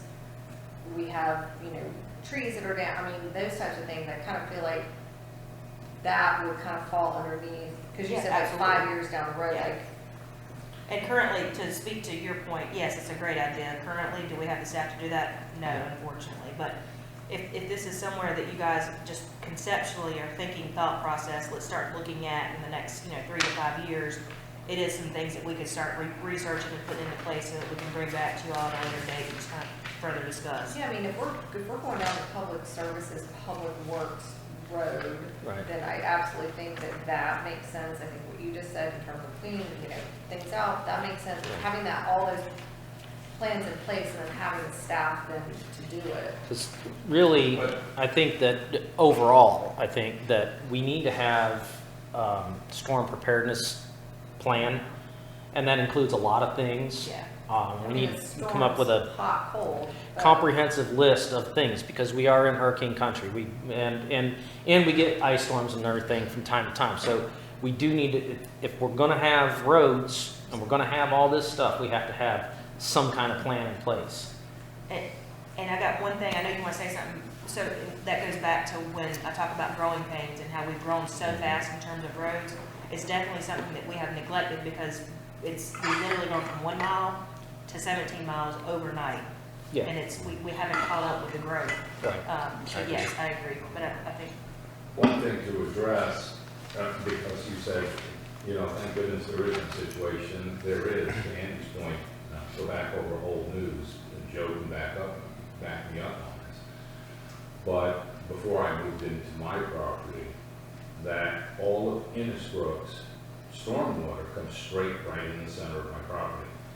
Whatever and however that happened with the prior owners or whatever, there wasn't anything in place. There wasn't anything in place. Well, the reason I'm bringing this up is with all the recent rains we've had, because I've had to spend my own money to reroute the water to Heritage Oak. But what I'm looking at now is the stormwater pipe is becoming excessively clogged to the point that with some of these storms, the water has been flowing out onto Marvin Road. I mean, it's been filling up. Nobody was. Now, it's on, I guess, my property, or it could be on an easement. I'm not sure. It depends on where you want it. It's probably on an easement. But the point of it is that there will be a point you have to address that because it is backing up, and is that my responsibility? I'm Yeah. using it as a perfect example of something that, I don't know how many other communities are like that. I know that,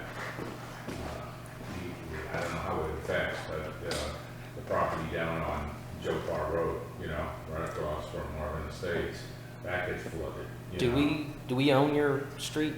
yes. Yes, we own Heritage Oak, but where is the problem? Is it on Marvin Road or is it on Heritage Oak What Drive? they did was when they put in Innisbrook, they put somewhere, somehow, the DOT was looking to take the stormwater and from everything from the community.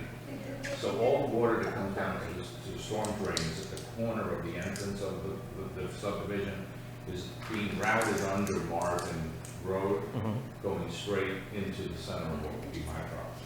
Okay, there so was just like never Village any Hall. kind of Just like Village Hall. ever Yeah. The happened. runoff Yeah. from PDS comes right onto Village Hall, they're not gonna move it, they're not gonna change it. Is there It's a big one. does DOT have a ditch over there, or is it just outflowing like Village Hall? No, it's just outflowing. Well, and then That's there's a good nothing that we example. can get DOT That's a to good do example about of it. something that would be addressed potentially under a new system. So that's, Yeah. thanks for that example. Yeah. And that's why I brought it up. Yeah. It's just something that was like, you know, there was other properties, probably that's, I'm sure. again, from years ago.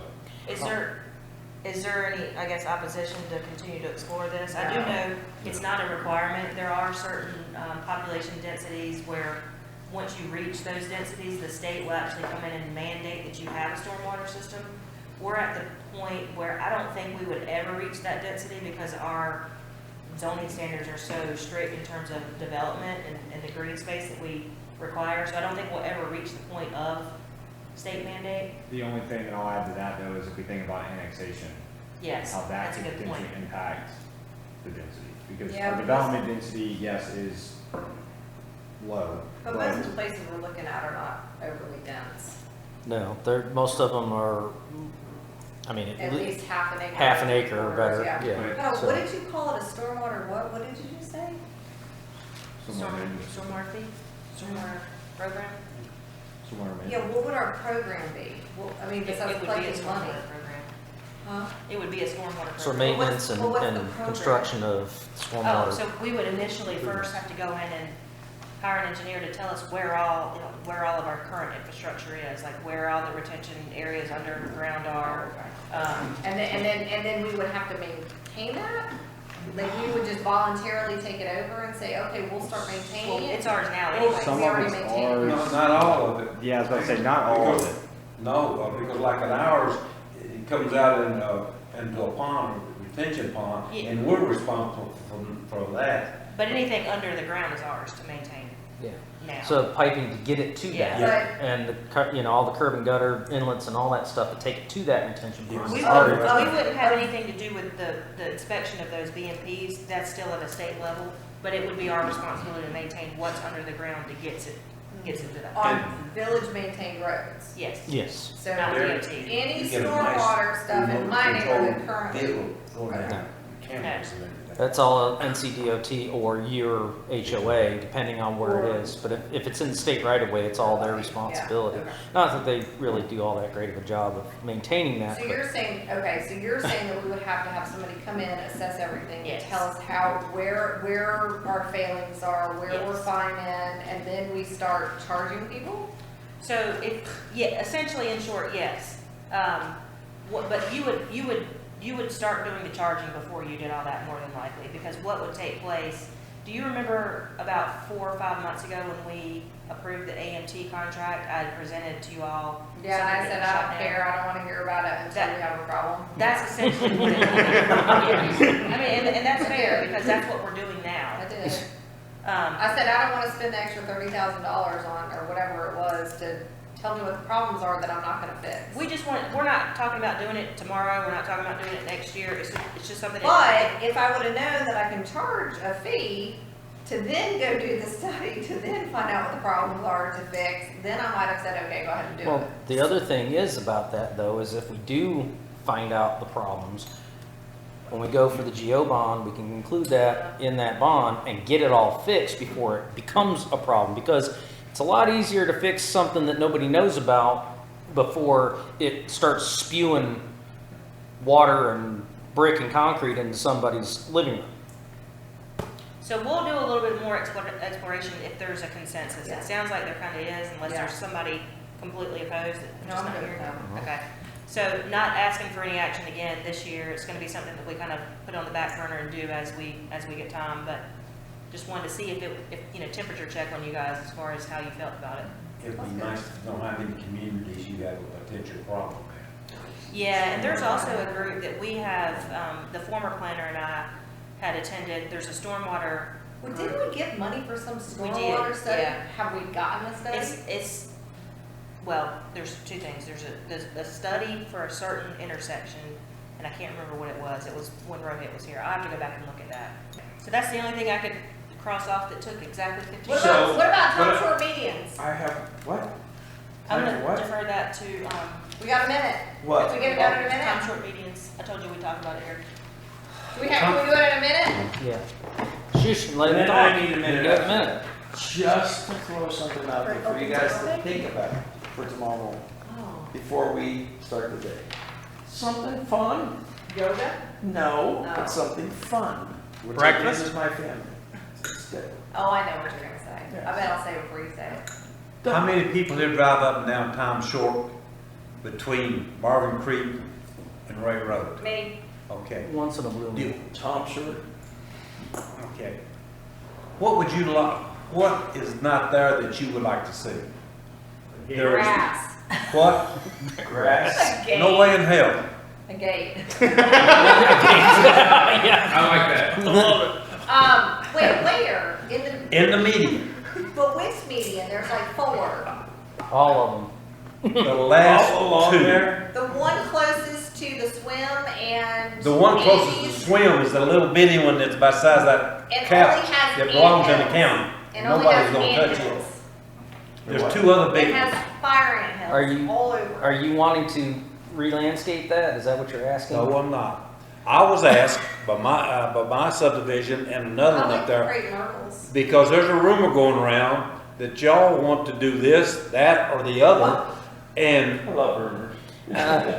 It's news and to I me. tried to tell them last night, so, and they said, wait, would you go talk to the, what are we accused of doing? Yeah, what are they saying we want to do? What are we doing? I might agree to it if I watch the rumor. Hey, what are we doing now? Miss Are we Nielsen, making any she money wanted at to it? know, she wanted to put a traffic count out for, Randy. Everybody thought that she was wanting to put in, that we were going to put in speed bumps, reduce the, traffic, speed limit and everything else. Whatever pisses them off is what they think that we want to do. And I said, don't think about it, I'll come and talk to you and tell you. Well, we want you to talk to them. I said, all right, I'll talk to them. Okay. This So, is on Tom so Shore? we don't So want speed difficult to bumps. talk to. And Okay. it's not our road to put speed bumps on. That's They're- a state they're road, so we willing- have nothing to say. about it. Basically, in the median there, and I'm talking about the when you first come in off of Ray Road, the first Yeah. Yeah. two, they're, Crepe Myrtle's in good shape. They look good. They weed them down and stuff in there. They're gonna put some pine needles on them. Okay. What else would you possibly want? Because they're afraid you're gonna go up and say, we want this, we want that. I want you to tell me what you want. I don't want anything. I don't want anything else. Okay? Mulching crepe myrtles. It's done. Do you It's a guys own those? Do we No, own it's a those? No, state it road. belongs to DOT, but Habit says He that, has people saying to him that we're gonna do something, so he wants to hear us say, we don't want to do anything. We don't wanna do anything. Who like has said that it's ours? People's, His neighbors. people's, Residents of Marvin. You're residents. people's. You're. yeah, I get, listen, I don't know why other You get people, more shit than anybody. That's Nobody because talks to me about everybody in his anything. neighborhood has time to sit on the corner and chit chat with their neighbors. And Well, Wayne just I- happens to be the one that they get a year. That's true, though. I like that. No, we don't wanna do anything. okay, all right, other than what I just meant, that put Crepe it, myrtles look great, the mulch looks great, you. we're good with that. okay. I'm not taking anything Now, out. that little bitty one on the end now, nobody's gonna touch it because Does it it's, have water to it? no, it does not. Okay, so that, if there was anything, see, the problem is where you're gonna get the water. Whether you don't need water. Those crepe myrtles have been there since Well, if you 16. want- You want plants in there to look, you know, nice. There is in there, but you're not gonna put plants in there because there is no water. It's a state road. I got you And done. It's a state road. We have no jurisdiction. I feel like that could have Right, been, that could have been a I'm little not shorter talking than it that way. was, but that's. So I have a This is the challenge for second you time I all. told them something. No. Come on. again. I know what you're gonna say. It doesn't matter. Give me one word. One word. Okay, so every year, most people have a, You have 'cause a usually we start out a retreat You have a as you resolution. go around the Your room and word you for talk the about year? where you're at in your space. It's like, you know, I've had mine. Wayne learned a little bit about me, I learned a little bit about him on the way up here and stuff, but I challenge my family, instead of a resolution for the new year, to pick one word. One word that they're gonna focus on and we'll hold them accountable to. So my wife, she picked the word celebrate. She wants to celebrate, you know, anything in her life that she does in herself. For tomorrow morning, we need to come up with one word. I already have it. You know what my word is? I'll What's tell yours? you right now. My word is purge. That's what I was gonna say. You know what mine is? Because I just want to get rid Yeah, of but you mean it in a different way. Make warning purge. Mine and Bob's word is reimbursed. You know what? We can take care of this right now. What's your word? What's your word? Happiness.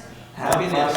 I can give you my word. So What's the your word, word for instead the year? of a resolution for the new year, come up with a word I've got mine. that you want to focus on for the year 2023. Mine is purge. My Refresh. wife is refresh. Mine is What? happiness. Fresh. His is reimbursement. This is reimbursement. Mine is boldness. I want to do things I've been too I afraid like to that. do. I like that. You You know, got time to think about it. Jill What is it? put Simplify. mine. I'm with her. Simplify. Happiness. That's a good one. That's a good one. Hold on, before we That's finish, what we do need to make a focusing on this motion to year. recess this till tomorrow. I make a Well, motion. we're to still in the recess meeting. it. So moved. Hold on. She hasn't given me a word yet. I was going to say recess the retreat until Friday, January 20th at the Lodge at Old North State Club, 201 Old North State Club Lane, New London, North Carolina. So moved. What he So said. moved. That's what he All in said. favor? Pro tem secretary. Her word is recess. Adjourn. Do you want to wait for Bob or no? Hey, go ahead. He's here. Is he here? He's here. I got his. He had to run to his room. He just went to get his phone charger. All right. Here he goes. Good morning, all. I'd like to reconvene the 2023 retreat for the Village of Marvin. And open up and, I guess, continue from where we left off It's yesterday. 9:10 a.m. It's 9:10 a.m. on the 20th, We're all here. and we are all here. So, we have a call. Fabulous. 1, 2, 3, 4, 5. You want me to close your kitchen door? It's fine. She's not bothering me. Got a little background music. All Joe right. started doing it. I mean, we're gonna have a TD clip. A moratorium on the clicking of the pens today. Where's my ink? Where's my pen? You're an offender. You're an offender. You're an offender. Been called out. If I pointed at you. Stop. Sorry, Joe. All right, so let's try to have this done and buzz out of here. by- Just do like Jill, just twitch your I foot was gonna say like this. silently. So where do we leave off? Discussion of police force. Police department. Yep. I can start off with what we do. Well, Police force? We yeah, have a police force? Yeah, we gotta keep you in line, Joe. So this is a conversation that we've all individually had, probably for the last year or two. We're spending a budget up here of about $200,000 or $300,000 a year in law enforcement right now. Is it 2 or 3? I'm Closer to Well, three. it's over 200,000 a year for the 2 deputies, Tommy and Ed. Yeah, but like, And we how have- much I of know. it? And so we've had the conversation about potentially looking into having our own police force. So, Andy has a friend that is a police officer, who gave him some good startup cost. I think that his numbers are a little inflated. I do too. So just for your background, he's a lieutenant with the Waxhaw Police Department. He's been doing it for a long time. Derek and I used to play pool with him, and he agreed to give us, meet with us, talk about it, do whatever he could to help us through the steps if we so choose to go down that road. So, I'll let you go. So the budget that we have for this year was $329,000. That does not include, the off-duty officers. So it's still closer to 300. If you So, include those. just to be clear, police force, we're talking 24/7, right? Yeah. Which we do not have right now. And we're talking, that has to be staffed around the clock, someone answering 911 calls. No, it'll still go to the county. 911's. But Yeah. then That's all. they gotta dispatch it to our people Yeah. that then get, because the county Yeah. is not gonna send it to, I mean, it's just, So the cost has to be crazy. just to give you, so there's a lot of grants out there to help with starting a police department. There's a lot that you can get like a 75% salary and they phase it down to where it would, like first year it would be maybe 100%, 100% of the salary, second year would be 75%, third year would be 50. And that way it allows you to create it on your own. Now, how many officers that will account for, I have no clue. Like, we have to look into it a little bit further. But there's a lot of programs out there like that. The other option that we could do, if we could work with Union County, is to kind of do a split. I've looked into a couple different places, Baden being one of them. Baden's a small town here in, not here, but in Stanley County. They do, they work with, they have their own police department, but they also contract out with the county to supply officers when they don't have officer staff. So it's kind of a hybrid between what we're doing now. I have, Kind of like volunteer fire There's department. no way that the county's gonna let us do that. yeah, I was gonna say, I have asked Brian Kazan, he was basically like, absolutely not. But it was literally just a conversation like we're having now. Fair, because they don't wanna lose that revenue. The only thing that I would say that could potentially be a possibility is if we work with them on a phased approach, meaning that we're gonna keep the two that we've got now and phase it in over the course of the next 5 years. They may be willing to work with us on that. I don't think there's a chance. I think we have a better chance with, first start with a town like Waxhaw and find out what they're actually spending and what that all entails for that kind of population.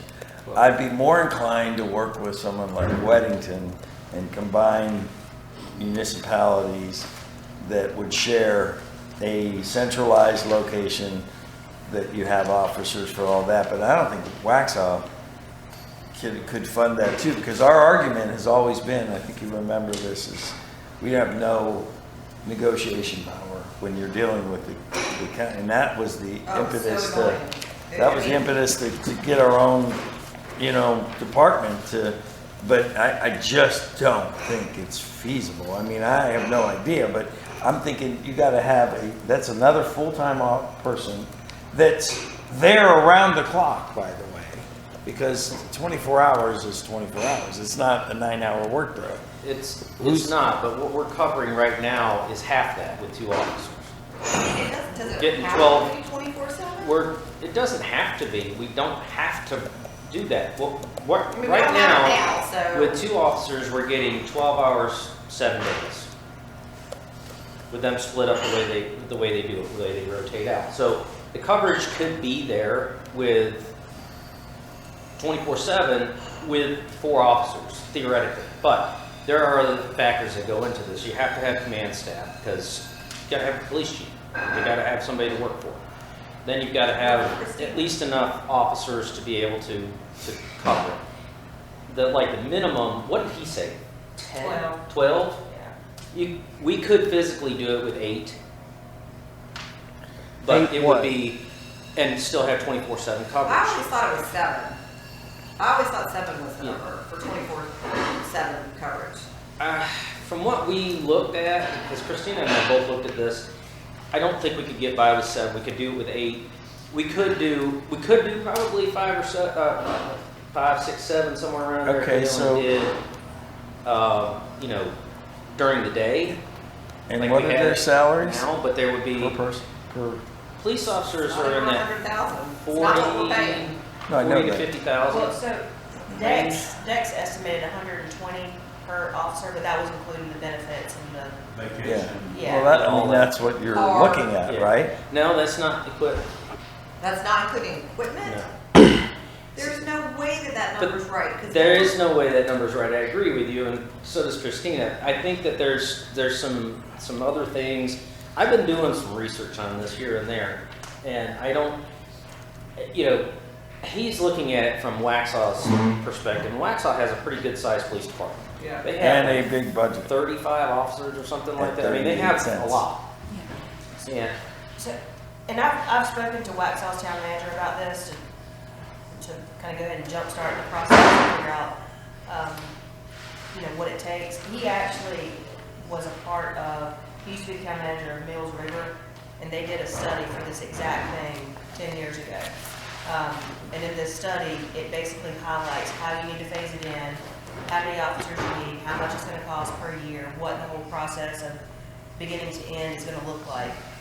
I would recommend that if we're really serious about this, that we start thinking about putting some dollars to fund a study and have that group or that person come out and actually come in and assess to Yeah, I figure out. read that whole thing, and that's very informative. Yeah. What's the bottom line number, Christina? It's That all was dependent, 10 years ago. Yeah, Those numbers are 10 years old, so it's, and it's all dependent on how many officers, they even look into how many officers you want per 1,000, how many officers you want in the neighboring cities to make sure you're comparable. They don't really give you a bottom line number. What did Andy's guy give you? To start one?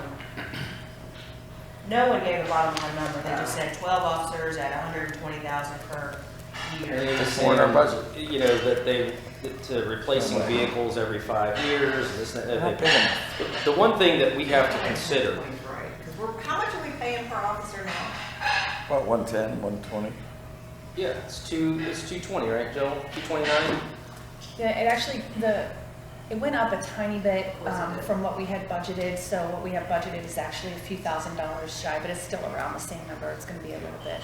So, and So they are not getting 100,000 No, plus? no. Not even close to it. So that includes equipment, training Training, costs, all that. like all that stuff. So really, I would say all in, it would be like that much. And Mason said they're around 50,000 salary.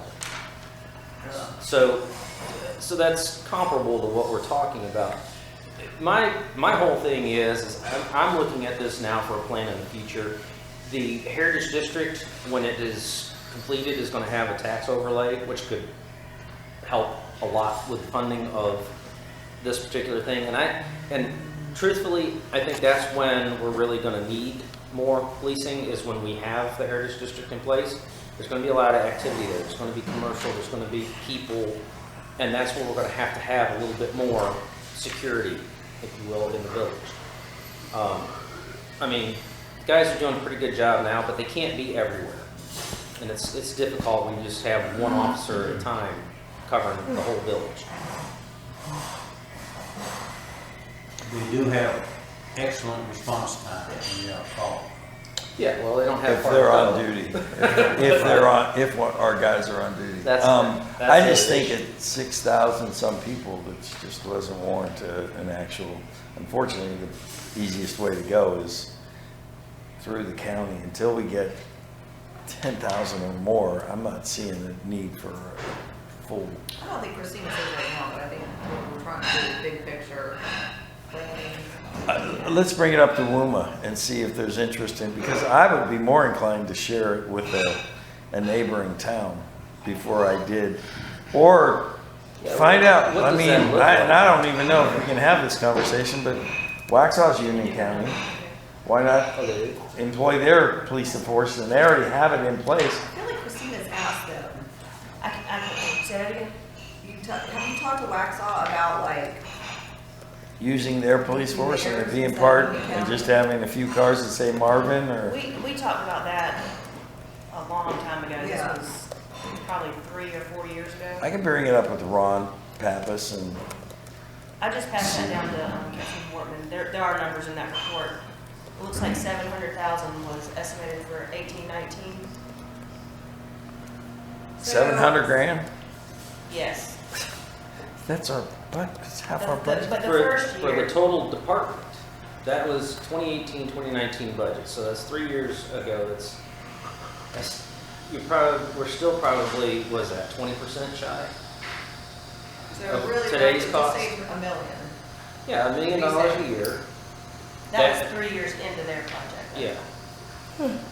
But that would be for $267,781 for full-time salaries, and then you have part-time reserve officers, which will fill gaps. And that's one of those things where you don't have to have full-time people to do all of it. Somebody's on vacation, you get a part-time officer in there to fill a gap.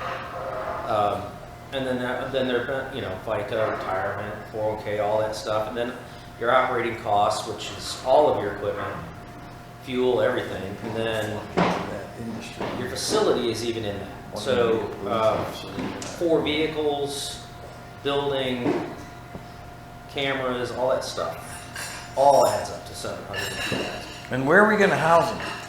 Well, that was the other thing. One of the questions, when I was talking with the Baden manager, because Baden's very similar to us in terms of demographics, like population, not much crime, that sort of stuff. They do the hybrid approach, like I was mentioning, which is essentially what we're doing now, but we would be providing the 2 or 3, 4 that cover the normal peak hour shifts. We would allow the county to cover the night stuff or when it's non-peak hours. They house their police chief in their current town hall, and then they just have an extra, like, storage room, evidence room, wherever they keep all their equipment outside of that they keep locked. So they have a police chief, and then one officer or a shared office space room where they keep that individual. So there's 2 office spaces they keep in the current town hall, and then they have that storage room outside of. Tommy and Ed have an office, which could be used for that, and then we have that extra office that we could use for their whatever. But We if have room in Village Hall. But if we need to grow staff, then The budget. Well, but if we need to grow staff, then we could look into constructing an auxiliary building for a police department. We also designed that building to add on to it. So there's options there, but right now, if say tomorrow we did this, Which just way? theoretically, The- we have room to it's put tall. a police chief and an evidence room. Right Derek here. Shed. Yeah. The police department salary, The gorilla building. Isn't that what it was called? the police department budget for Baden is $431,000. That was this year. What's their population? It's a couple thousand, but it's not many. What's their And tax their rate? tax rate's way higher than ours. It's not 6 cents.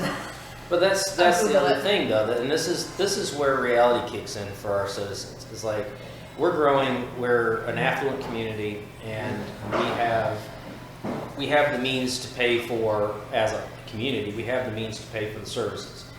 It's great to think that we're a cheap place to live, but in reality, if people want services, This is a cheap place to live.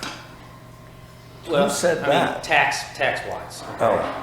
But if people want services, they need to understand that they have to pay a higher tax rate to have services. Everything costs money. If you want your streets not to be crappy, then you got to pay for it. If you want police protection, you got to pay for it. It's just a reality of life, and people have to understand that.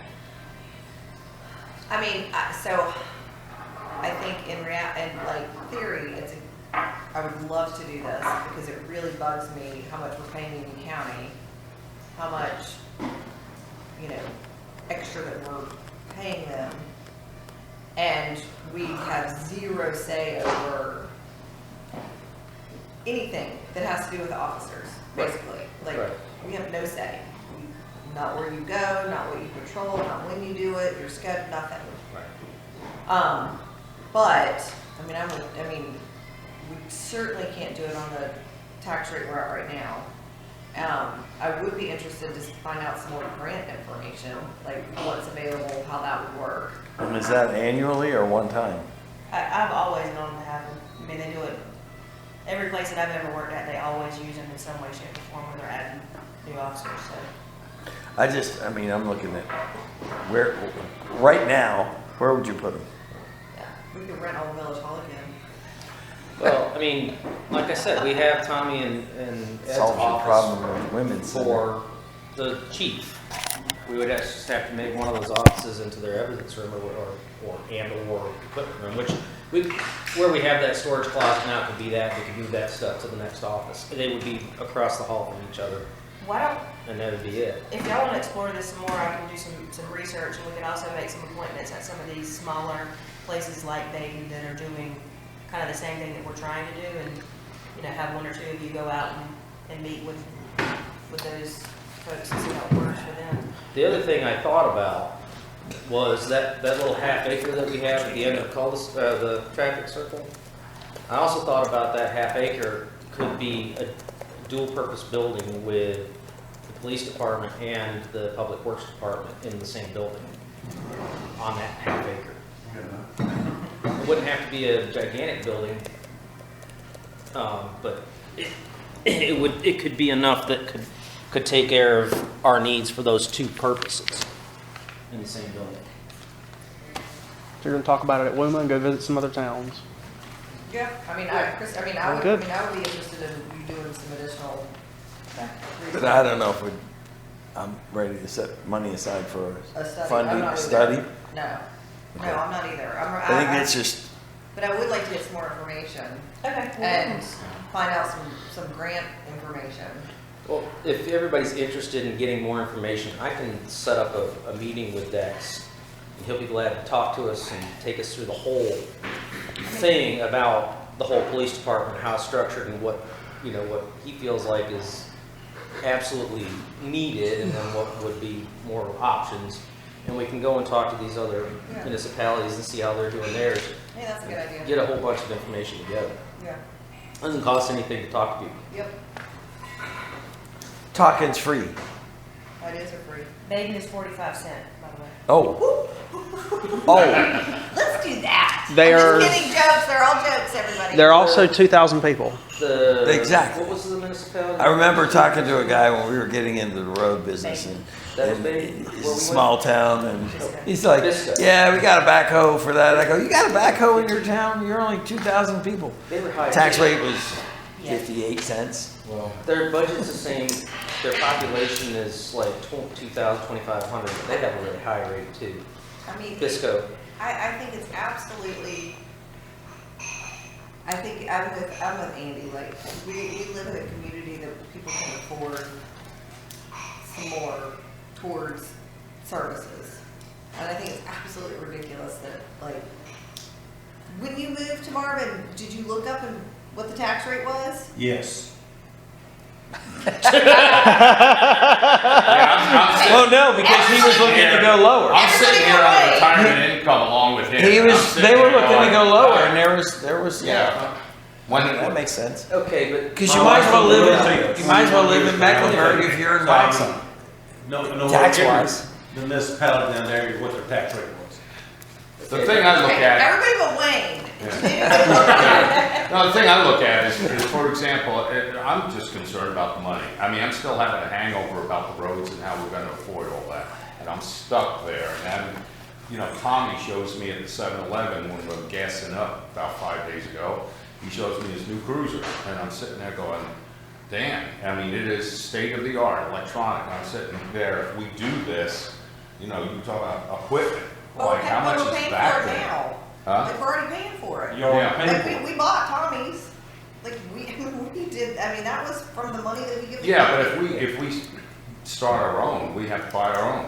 Yeah. Yes, We're but buying You it don't now. pay, We you don't- don't pay the county as much. One thing Yep. that you understand too is that if we have our own police department, we're not gonna be turning over vehicles every 4 years like these other ones do. We aren't gonna put the use and mileage that these other municipalities, or like the county would do, or CMPD, or even Waxhaw. Waxhaw puts a lot of miles on their cars. They Big put, area. they have a big area, and they have a lot of officers out there. At certain times of the day, they have 5 officers on duty.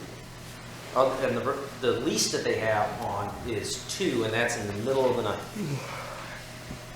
So, I mean, they have a big police department. They're present. They're around, and I see them on the regular. Like, I'm always seeing Waxhaw police officers throughout Waxhaw as I'm making my rounds. I don't see our officers because there's only one at a time on duty to cover the whole village, and that makes it difficult for them to see things. The other point, though, that we don't get a benefit of using the county is we get no revenue from what they do. If we have our own PD, we retain the fines. The county gets the port fee, but we get the fine money. So We can write enough traffic tickets to pay for it. well, and Seriously. but that's what a lot of these little tiny towns do, is depend on the revenue to support their police department. What's that little town on the way to the beach that everybody's scared? Huh? McBee. McBee. But what happened was, one council started the police department. And then they got into, and again, I don't know the actual specifics, but when they got into it, they funded it, they bought the one car, they bought a couple police, whatever they are. And then next council shut it down. So they parked their car, let their police people go, and so they went a period of time. But what they did, it was a speed trap. Mm-hmm. So if you went 36 and a 35, you got a ticket. Mm-hmm. And then that's how they paid for them, but it still wasn't enough to cover their costs. So they shut it down for a period of, I don't know, 5 years. Well, that rings a bell because that turns over another council. And now I think they have brought it back, but again, they've got one car and 2 police people. How big is the town? I don't know what the population is, but it's small. It's small. But, But you know, they have a that's, couple gas stations and they have their own post office, they have their own stuff, so I can see the need of having it. I just don't know how expansive our people was. and you know, Waxhaw used to be that way too. I remember a day when you did not go 1 mile an hour over the speed limit through Waxhaw, you'd get a ticket. Nowadays, it's not nearly like that. They can't keep up with it, it's too big now. But there was a time, it was you stayed on your toes when you drove through Waxhaw. And, I mean, we have so much through traffic through Marvin that doesn't respect our town. I mean, our average speeds are from 40 to 55 in our 45 zones. You still have the rural feel, and that's why you get the speeding, because people, on a country road going 45 miles an hour is not uncommon, Well, but because it feels like a country My road. thought would be that I like that we're bringing it up and having a discussion around it. It doesn't mean that we have to do it, but at least we've addressed it and we know where we're at. I think we kind of put stepping stones in place. When we get to the point where we can annex a lot of these communities that, neighborhoods that are sitting out of it, then we take it to the next step. When we start- And maybe that's, Heritage, yeah. we just put Yeah, that may milestones be- in there. That's the selling point to these Right, donor there it polls, is. that we'd have our own police exactly what I force. was thinking. That's our segue into getting people annexed. But you're gonna have to provide services if you're gonna get those donor polls and stuff. But that's gonna be a hard pill for people to swallow, because we're not heavy crime, and I'm not saying that then just don't do it. But we're not heavy crime. Yet. I understand, but that yet is your milestone. Mhm. That yet is when we get the Heritage District, you have commercial in Heritage District, and you pulled in 5 or 6 of these neighborhoods that are big parcels and go, okay, now we have to go to that next step.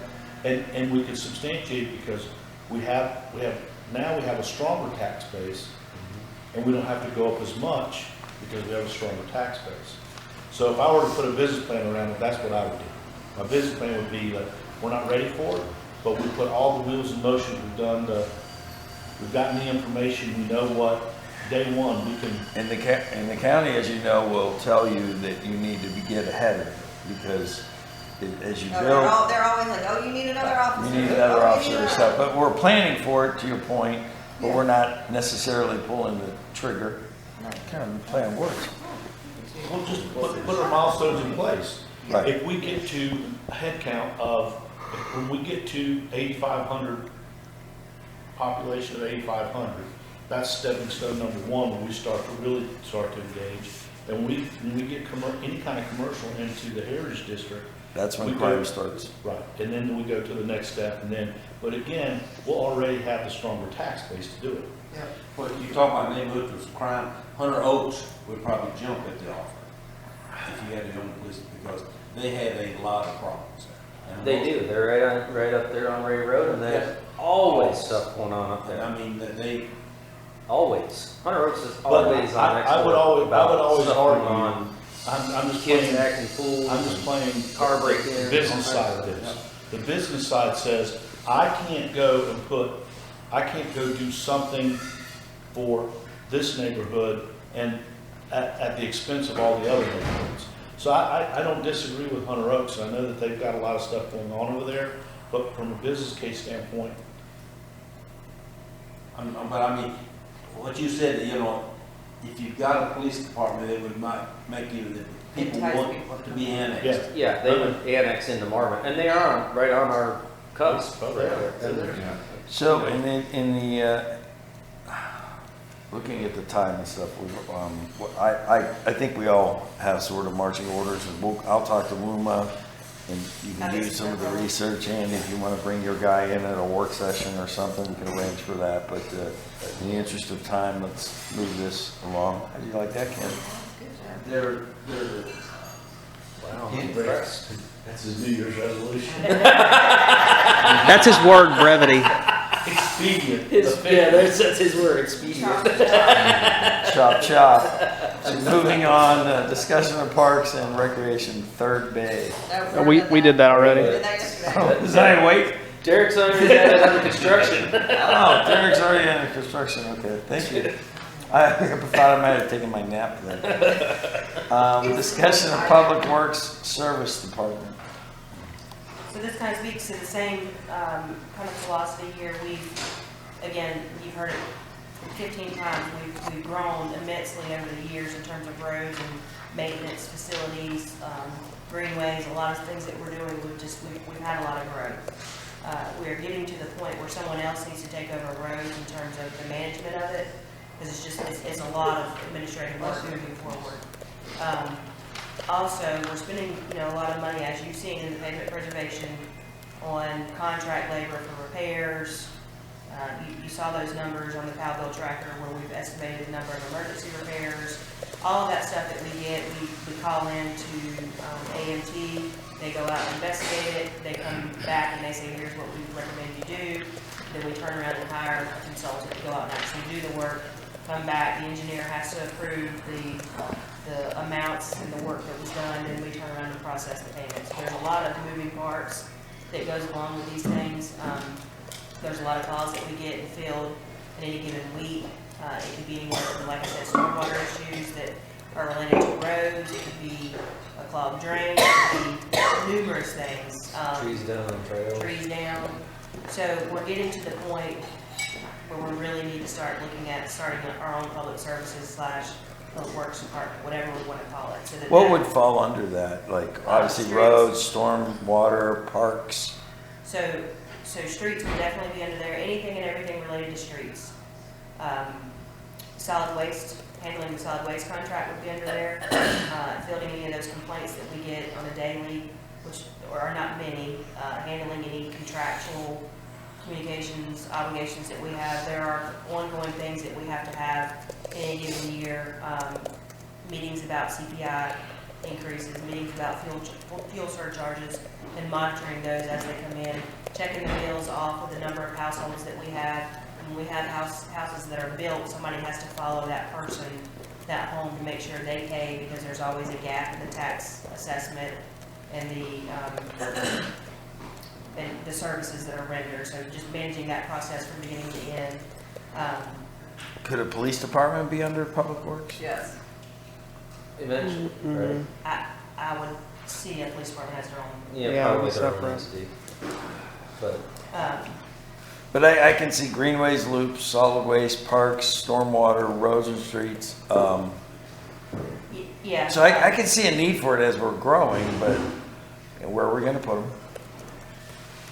Well, you don't start with you don't just go out and hire a department. You start with one person and then you start adding on to it. we're talking about And- an engineer to start with, and then the people that we To have be on in staff charge. already doing the work. Right. So subcontracting the engineer? Yeah, so then we would get rid of our engineering company. So we would, you could take that money that we're paying, how much are we paying into a year, 8? 70 or 80. Yeah. 70 or 80, something like that. So you take that money, you hire an engineer to do engineer stuff, but then also to manage that process and to do it. And then, so you would have somebody up top. I wish I had that chart that I did the other day. So you've got it, you know, like engineer, and then you've got, you know, like Derek, who would still be in charge of Facilities. Parts, parts, facilities. the facilities, that kind of stuff, but not doing like, you know, like boots on the ground kind of person, not doing, you know, like the budget type stuff, like the Administrative. engineer would do that kind of Yeah. stuff. So you Not would getting into really, the weeds. and then you kind of, and then you know, you get, you know, people under Derek, but then that, I mean, that's how you start it. You don't just go out and just And then do. we had this discussion in another meeting that they would also be working with Hunter in the planning phase of it as helping him in his, Well, not that person. the engineer, yeah. No, Right? not the Well, engineer. the planner- You're gonna hire, we're gonna have to hire somebody else to do like the programming, the event staff, like the event stuff that we're really trying to ramp up, like with the park. Oh, And that would then be that with Hunter. person would be helping Hunter with like I planning. get what and- you're saying. The public works director, you know, especially an engineer, they would still be, I would work hand in hand with them when it comes to development, proposals, reviews. Yeah, but inspection, not Yeah, like. all that stuff, yeah, they would be very involved with Hunter on Yes, but not like development. what the other person would be doing. Like, Yeah. he's Well, always gonna work with whatever engineer we have. He's gonna have two Yeah. people actually that he interfaces with on a regular. Yeah. So ideally, we'd like to see a public works director be at the top, and then those people be underneath that person. I think the idea, the concept is that we hire an engineer that can be the public works director, and that's why she's saying engineer. Yeah. I'll be realistic and say that I don't know if you can find that person in the same body. You may not. Well, I know you can, but you're gonna have to pay them. So, Well, I mean, we've already got $70,000 or $80,000 that we're paying the Right. engineering firm, Yeah. that we've got right And- there that we can use towards. That the we're not salary. getting a full 40 hours with, are we? Exactly. Right, Not so even close. Fair what to I say. relayed to Christina, she mentioned the same thing to me earlier, and I said, well, with NCDOT, when I worked for NCDOT back in the day, every one of our division managers was our engineer. So they're there. I mean, this is what these guys do, is they work towards that. You know, and I guess suppose when any profession you work into management through your profession. So they're out there. We just have to find one that is gonna. Or you create the position. so Say, you'll have- look, you're not you'll here to have- do this, you're going to do this and this, and you So the COG study that'll be coming out in the next month will likely have this type of recommendation in it. Right now, they're in the process of assessing all the employees and what they do, looking at our services, looking at how we've grown over the years, and they will have a recommendation as to what they think we should do in terms of first steps. You know, hiring a public works director, hiring an engineer, whatever those first steps may be. We have the foundation laid right now in terms of, we have a good engineer that's working right now with Hunter and doing various things. We've got our contracts in place with, you know, doing the road repairs, so it's just gonna be a matter of finding the right person to fit into that puzzle piece and slowly start integrating, taking some of these services on that we can do in-house that we're not currently doing. And saving some money in the process by not having those contracts out there. And it will be a transition, if we do this, it will be a transition where we'll have some overlap for a certain period of time to where we obtain the equipment that's needed, the training that's needed to go out and do road repairs, to go out and do asphalt repairs, because we're not just gonna have all that from day one. We're gonna have to slowly integrate into that, to getting that equipment, that training. Quick question, I'm curious, on our AMT contract, do we pay them a base fee and then still get charged an hourly rate, or is it just that hourly rate on average? Okay. Because we would have to set up a fee schedule for engineering, so. Say again? fee schedule. We would have to set up our fee schedule. For chargebacks to developers? Yep. So a lot of the money, that's a good Goes point, back because to their salary. Yeah. a lot of the money that we, There's an income source. yes, we do collect from any of those development reviews. Now, there's a lot that just aren't.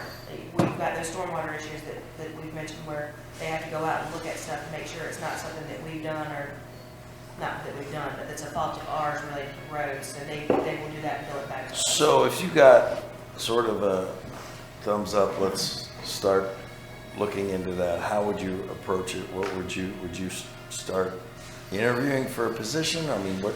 So we'd start the structure, we'd go ahead and form the structure when that takes place, and then we would go out and advertise for a director. Ideally, what I think would happen is Derek and his crew would kind of shift under a new department, and that vacates him from park-related things, so that anything that's parks, we would have to hire a separate programmer to start doing programming. We're gonna talk about that in just a second with the long-term staffing needs. But we would, yes, essentially advertise for that director level position, go ahead and get someone in there, and then start the process of how we're gonna transition over contracts from equipment.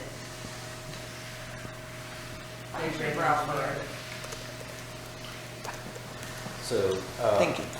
this is one of the, this right here is also one of the reasons why I wanted to do 2 bays on that Yeah. garage down there instead of 1. While we don't need it today, we're gonna need it in the near Might need it in a future. couple months.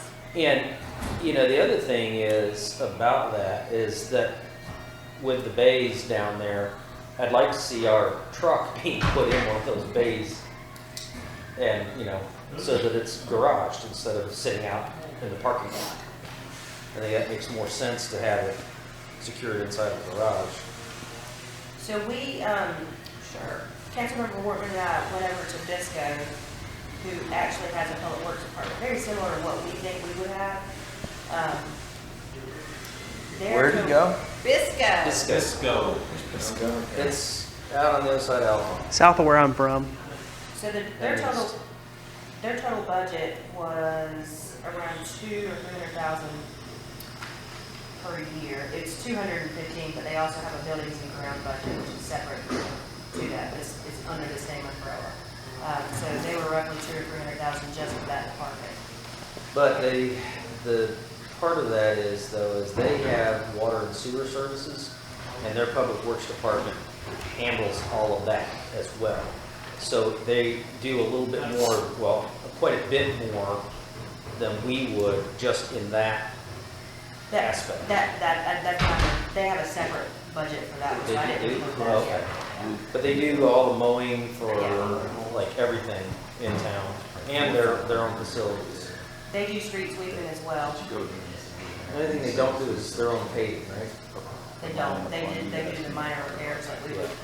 Yeah, and they So- contract out the actual paving.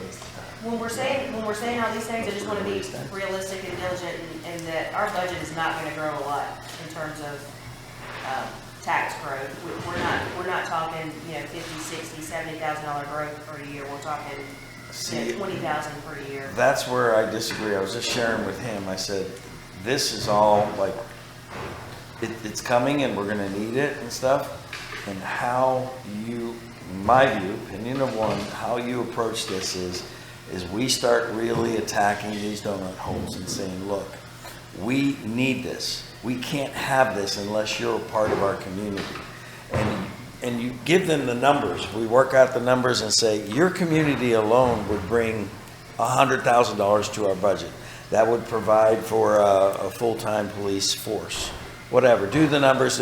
But that's the pitch that you bring to all these donut hole communities at the high level and say, look, but we're not going to do it unless we get the buy-in of all these communities. And because the only way you're going to get them, and they've said that, Chip Sawicki, that was one of the guys that kind of knew the insides of what was going on in his own thing, he says, you're not providing any services.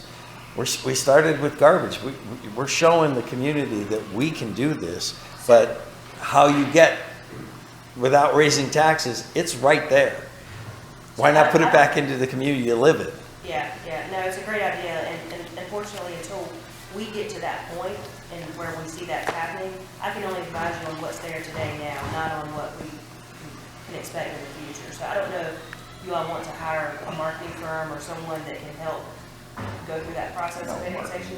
Because we've tried it, we've been trying it. What we're doing is not working as effectively as, hang on, please, as effectively as we would like to see it, or as you guys would like to see it. So I don't know if that's what you guys want to do, but we just don't have the manpower to go out and report and handhold people to influence it any more than what we have been doing. Well, one of the things that here's the thing, we have the money right now to do this. We're gonna save $70,000 on our contract with AMT. That's already a huge portion of this person's salary. We are in the process of building 4 neighborhoods right now that is gonna be close to $200,000 in revenue just off of those, once they're built out. No, that's what Christina was just saying. No. The amount of money that we're gonna get from the neighborhoods that are being built is not anywhere close to what we thought it was gonna be. How is that? I don't know, that's what she was just saying. So we crunched numbers the other day on a $20 million investment, which is roughly what I think you told me was kind of an activity, or what we had estimated. I thought you meant over like closing out over the next year. Well, both was 20, and then we crunched numbers on the estates at Marvin. I think it's 26 homes at 800,000-ish, Yeah, I somewhere mean, there. based off of all the developments in the works, Broadmoor, 62 lots, roughly $5 million homes, that's 62 million. If you crunch the numbers on a $20 million investment at a 6-cent tax rate, you're talking less than $15,000. Less than 15 or? It's a 6-cent. Jill, can you speak real quick in terms of the tax on the $20 million investment as we were discussing the other day? How much that would be? Yeah. 20 million, So it's that's, a $12,000 tax. 20 revenue for million. us. Tax value at 6 cents per $100. So you gotta take 20 million divided by 100 times 6 cents. well, but there's, 20 million is gonna be, that's $12,000. a drop in the bucket compared to what's going in. I mean, hell, you're already at 2 million for just the house at the gates. That house is 1.9 million, and it'll probably be more than that before it's finished. That was just what was advertised. And then these other houses in Broadmoor are, 1.8 is their very, very cheapest, and they're going up to like 5 million for their custom. So, I mean, these houses, that's 4 houses to get that $20 million investment. And then we've got the other 4, the other, what, 2 We more? need an impact fee. Did you have something to say about annexation? I did. After June of 2024, you all will be able to do involuntary annexations again, which those would have to go to a referendum. And if you were to do that and they were to go to a referendum, you would have to hire a marketing campaign if you actually wanted to win that referendum. Okay, so That's good Broadmoor, news. that is very good. Broadmoor would bring in about 75,000 at an average of $2 million a house. Yeah, so that's what I'm saying. With all 4 neighborhoods, we're gonna be at, it should be near 200,000 annual with the 4 neighborhoods combined. Yeah, it's almost 75,000. No, They're starting at 1.8. yeah, but the Yeah. tax value on them are gonna be, like, what's your tax value? A lot less than what your house is worth. It's tax Oh, I value is don't like know, half. I I don't don't know, know. ever They since just that did the reval, reval. I would everything just is. lowball it at current. $1 million, or $1.5 million. Yeah, if they're saying 1.9, Even at $1 to be million, that's still- conservative, say $1 million, It's still 40,000. so that's 60. But I don't know what their timeline is on build out on that. They're 2 Wait. years, didn't they say? They said complete in 2 years, they were gonna be completely built out. They aren't messing around over there, and Jones Homes isn't messing around over at their other one either. And then, I mean, If we've the- got a lot of revenue coming down the pike in the next 2 years in just what's being newly built in Marvin, not including any annexation. So, I mean, I don't see where we're not gonna be able to fund a public works director / engineer, since we already have half the salary from our AMT contract. Here's what I'm showing, 37,000 for just the 62 homes. If you conservatively said each home was tax valued at $1 million, 62 million, you're looking, divided by 100 times 6 cents, it's $37,200 for that whole, once it's finished and complete. Numbers aren't there. So I'm telling you, I would much rather spend money in a and I know a guy, we just had dinner with him last night, he's got a marketing company that probably, you put all of this information together and you go to all these donut holes and the money is sitting right there. And they would see the benefit almost immediately with a standardized waste service, getting a full-time police department, which would have coverage and something like that. You could do that, but you say, look, this doesn't happen unless we get the buy-in of this community, this community, this community, and that's what we're promising. So we promise it to the chimneys, I don't and they know the say, exact okay, formula, we're but in. it's And always we lower go than and market we try value. to It's lower get than market value. PBS and the rest of Providence Tax Downs increase. and Gates Bangley, and they're all like, no, you guys can go sit and spin on it. So we've already promised to the chimneys, they've come in. But that's my point. It's not just one piece. It's like, look, this is our goal. But we can't, I mean, that would never happen. You don't know. Till you try. If you promise it to one, Well, I'm saying and this they're is. like, yeah, we're in. And we promise it to everybody, and we're like, we're gonna do this, But I but you think have to come in. there's So they're like, okay, you come in, and then there's a nobody point else to comes in. where, okay, say your goal was to get whatever the amount is, and you're picking off neighborhoods, and say your goal is to get another $1 million in our budget.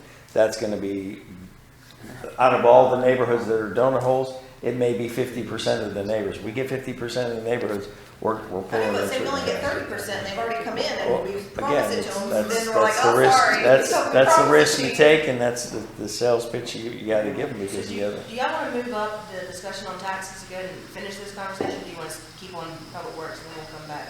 Well, I mean, I think we need some direction. I mean, I 100% think that this needs to be done, and I think we can find the money from AMT. You've got 37,000, so you've got $100,000 for that person. Right there, that's right out of the gate. And you know, and I just want to throw this out here. He just looked up my tax value on my house. Now you guys know my piece of crap, okay? You know what my tax value is on my house? $387,700 for my piece of crap. So don't tell me that those houses over there aren't going to value out at more than $1 million. See what my tax value is. I mean, there got to be more than $1 million. Mine was like 800,000, 900,000. No, But you're. The revolve guarantee is more than that. Because they told me what mine was and I said sold. Exactly. Sold. Exactly. $1,014,100. Get mine. Yeah. Pull mine up. What's your house number? 1253. I mean, that's. 1253. Yeah. I mean, I wouldn't sell it for that. I would sell it for more than that. But I mean, my house is. Right, I mean, my One- little rental house, it's 900 square feet. 1,109,200. tax value. Am I more than her? Yes. Your house is bigger. You have a basement, dog. You have a wine cellar tunnel. What we can do from the standpoint of direction is it sounds like everybody's on board with this. What you'll see in the COG recommendation is exactly what we're talking here. And Jill and I will sit down and try to crunch numbers to figure out what we feel like is reasonable. I don't want to set the expectation that the engineer contract is just gonna be cut off from day one because we want to have some overlap. No, and that's fine. You're gonna have Yeah. But in the long term, like this is something I've been jumping up and down about getting an engineer for years because I think it's a waste of money, like what we're doing right now. We will try to do all that we can to make this work within the operation budget as it is now with no additional increases or anything of that nature, knowing that we potentially have some money coming down the line. I don't think that's realistic, but what we can do is do a one-time, two-time fund balance appropriation to balance the budget for the year. So we would pull away from some of that 1.6 million that we've been talking about, just to float us for a year or two until we start seeing that tax revenue come in. If we have to do that, then that's what we'll do, but we'll try to do what we can internally to make it work out to where it balances without any additional tax increases or funding, knowing that the discussion we're gonna have in a couple minutes is gonna yield potentially a $200,000 or $300,000 increase in the next several years. Does that sound like a plan? When April, they're gonna start the roundabout, when they're gonna shut the road at New Year's. I have no clue. Because I'll at have to that ask. time, after that, we don't have any expense on the other deputies. That's correct, yes. Yeah, but that's only like that's that's only what we budgeted for this year anyways, and it's not even in the operation budget because we're taking it from COVID.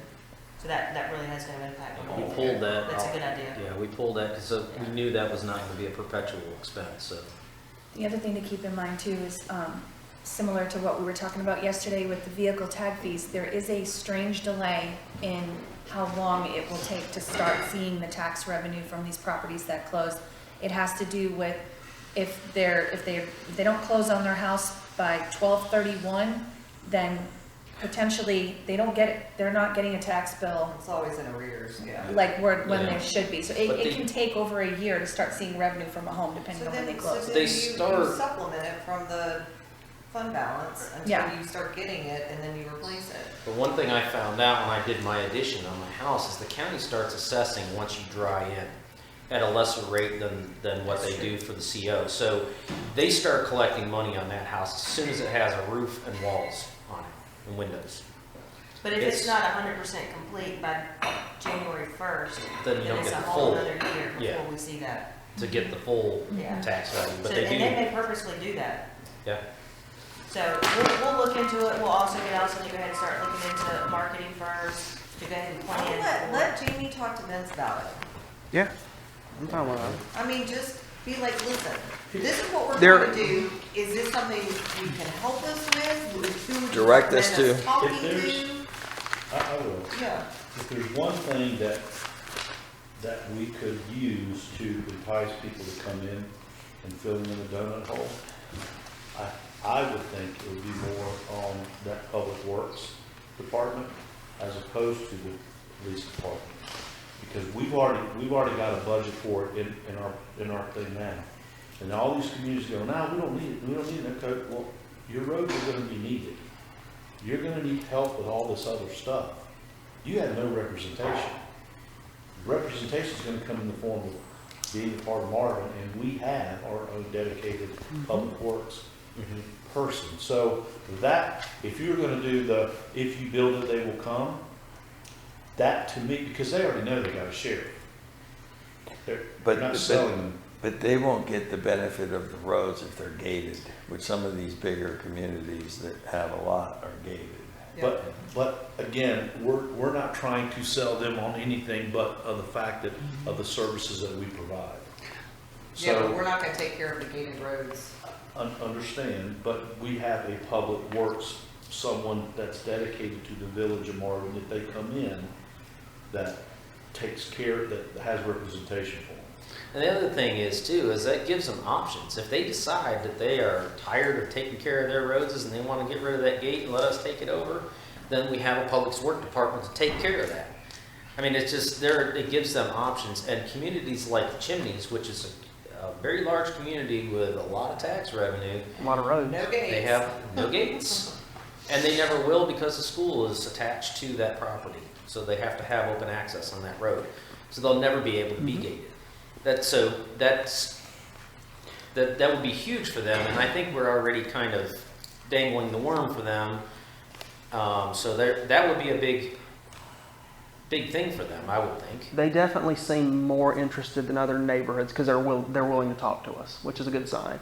Any future marketing firm we bring in, we'll have to work with the chaplain to make sure we're towing the line on what's allowed and what's not allowed. But we'll definitely need to make that investment if we want any sort of future campaign to be successful, because it's going to be hard, even with bringing it alone.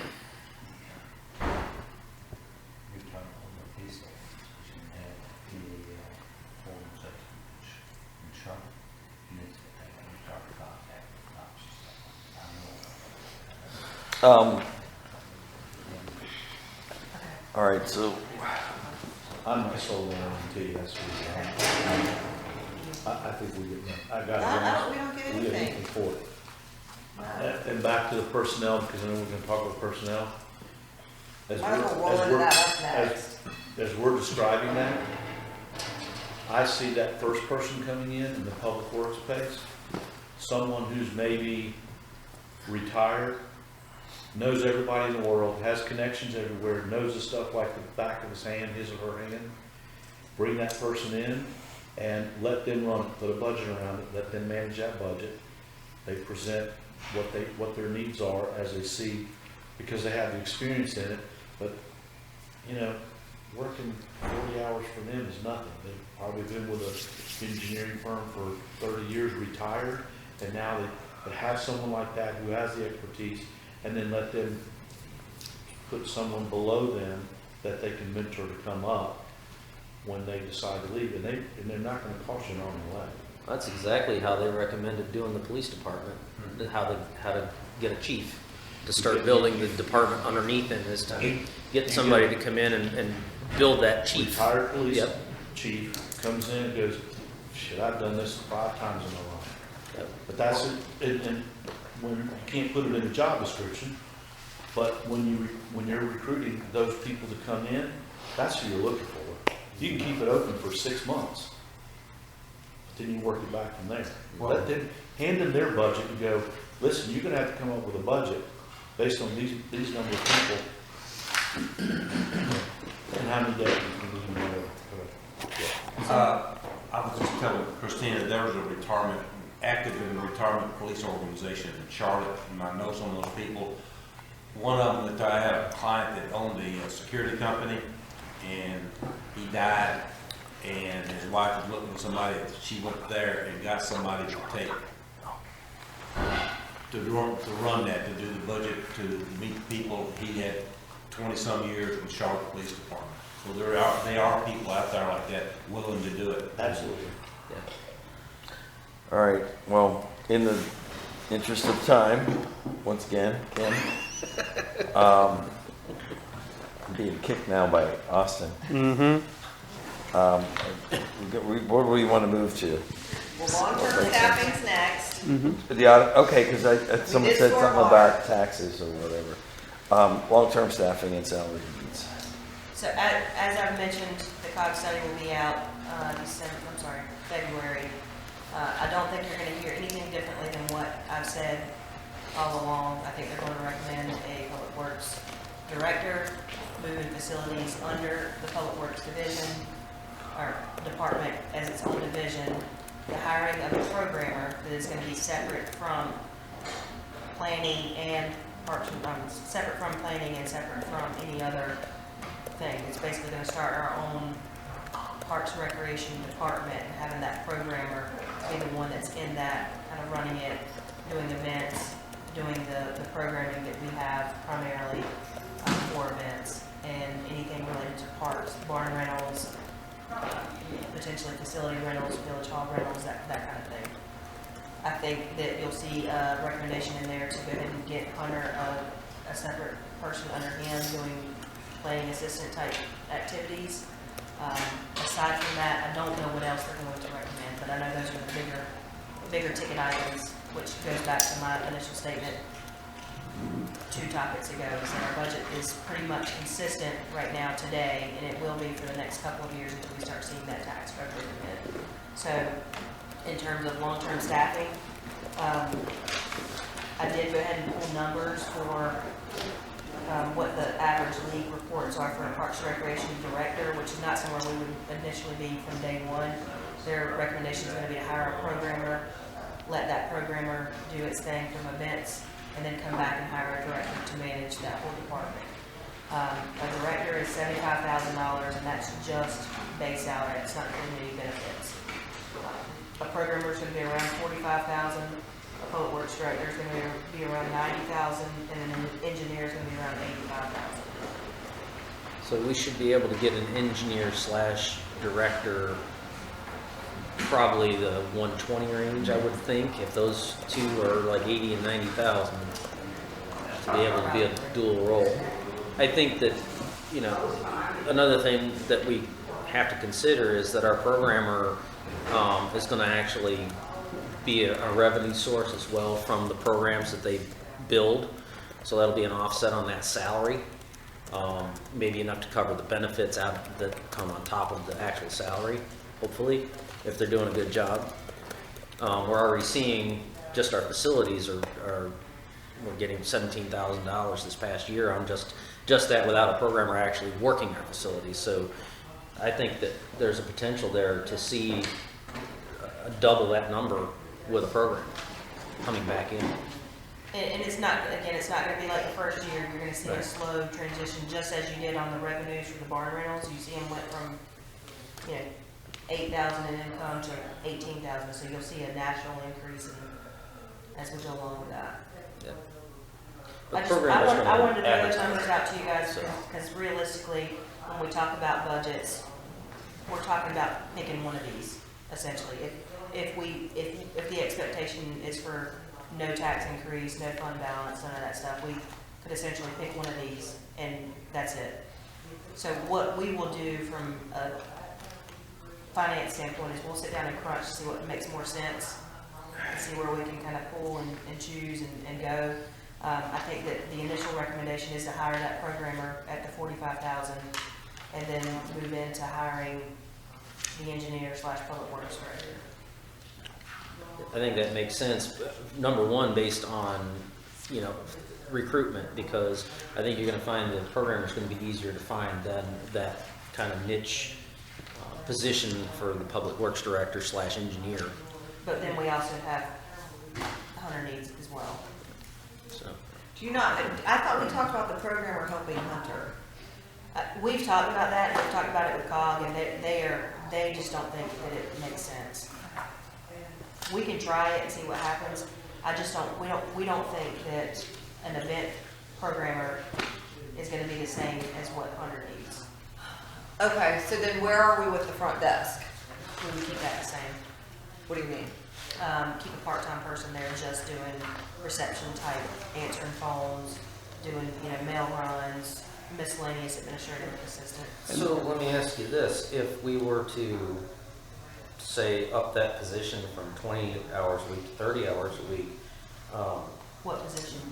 Mary's position, I mean, she's, I know, but she's already helping MC. Hunter do things, like on his, administrative end of, well, clerical end of it or whatever. She's doing the scanning of records and doing all that stuff. So what if we kind of, went down that road and increased hours on that position to give Hunter the extra, I mean, if you throw an extra 10 hours a week at Hunter for help, would that not be a help?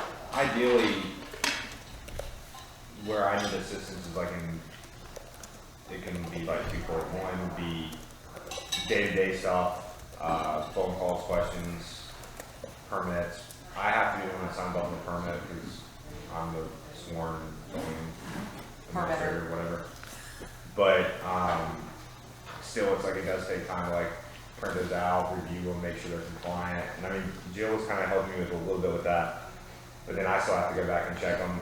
And then there's still the second part is too, is either if it's prepping for meetings or just doing research for text amendments and stuff, certain things like that, that could definitely help me kind of It's gonna be accomplish. a little more technical than what a traditional administrative person would do. In addition to that, he shouldn't have someone to fill in on meetings if he happens to be out or something like that. I can understand that. What I'm saying is our reception person could grow into that, train into that, and do a dual role. I mean, I don't see that it's, no disrespect, but I don't see it as that difficult to train into a position to where they could be a good assistant to you.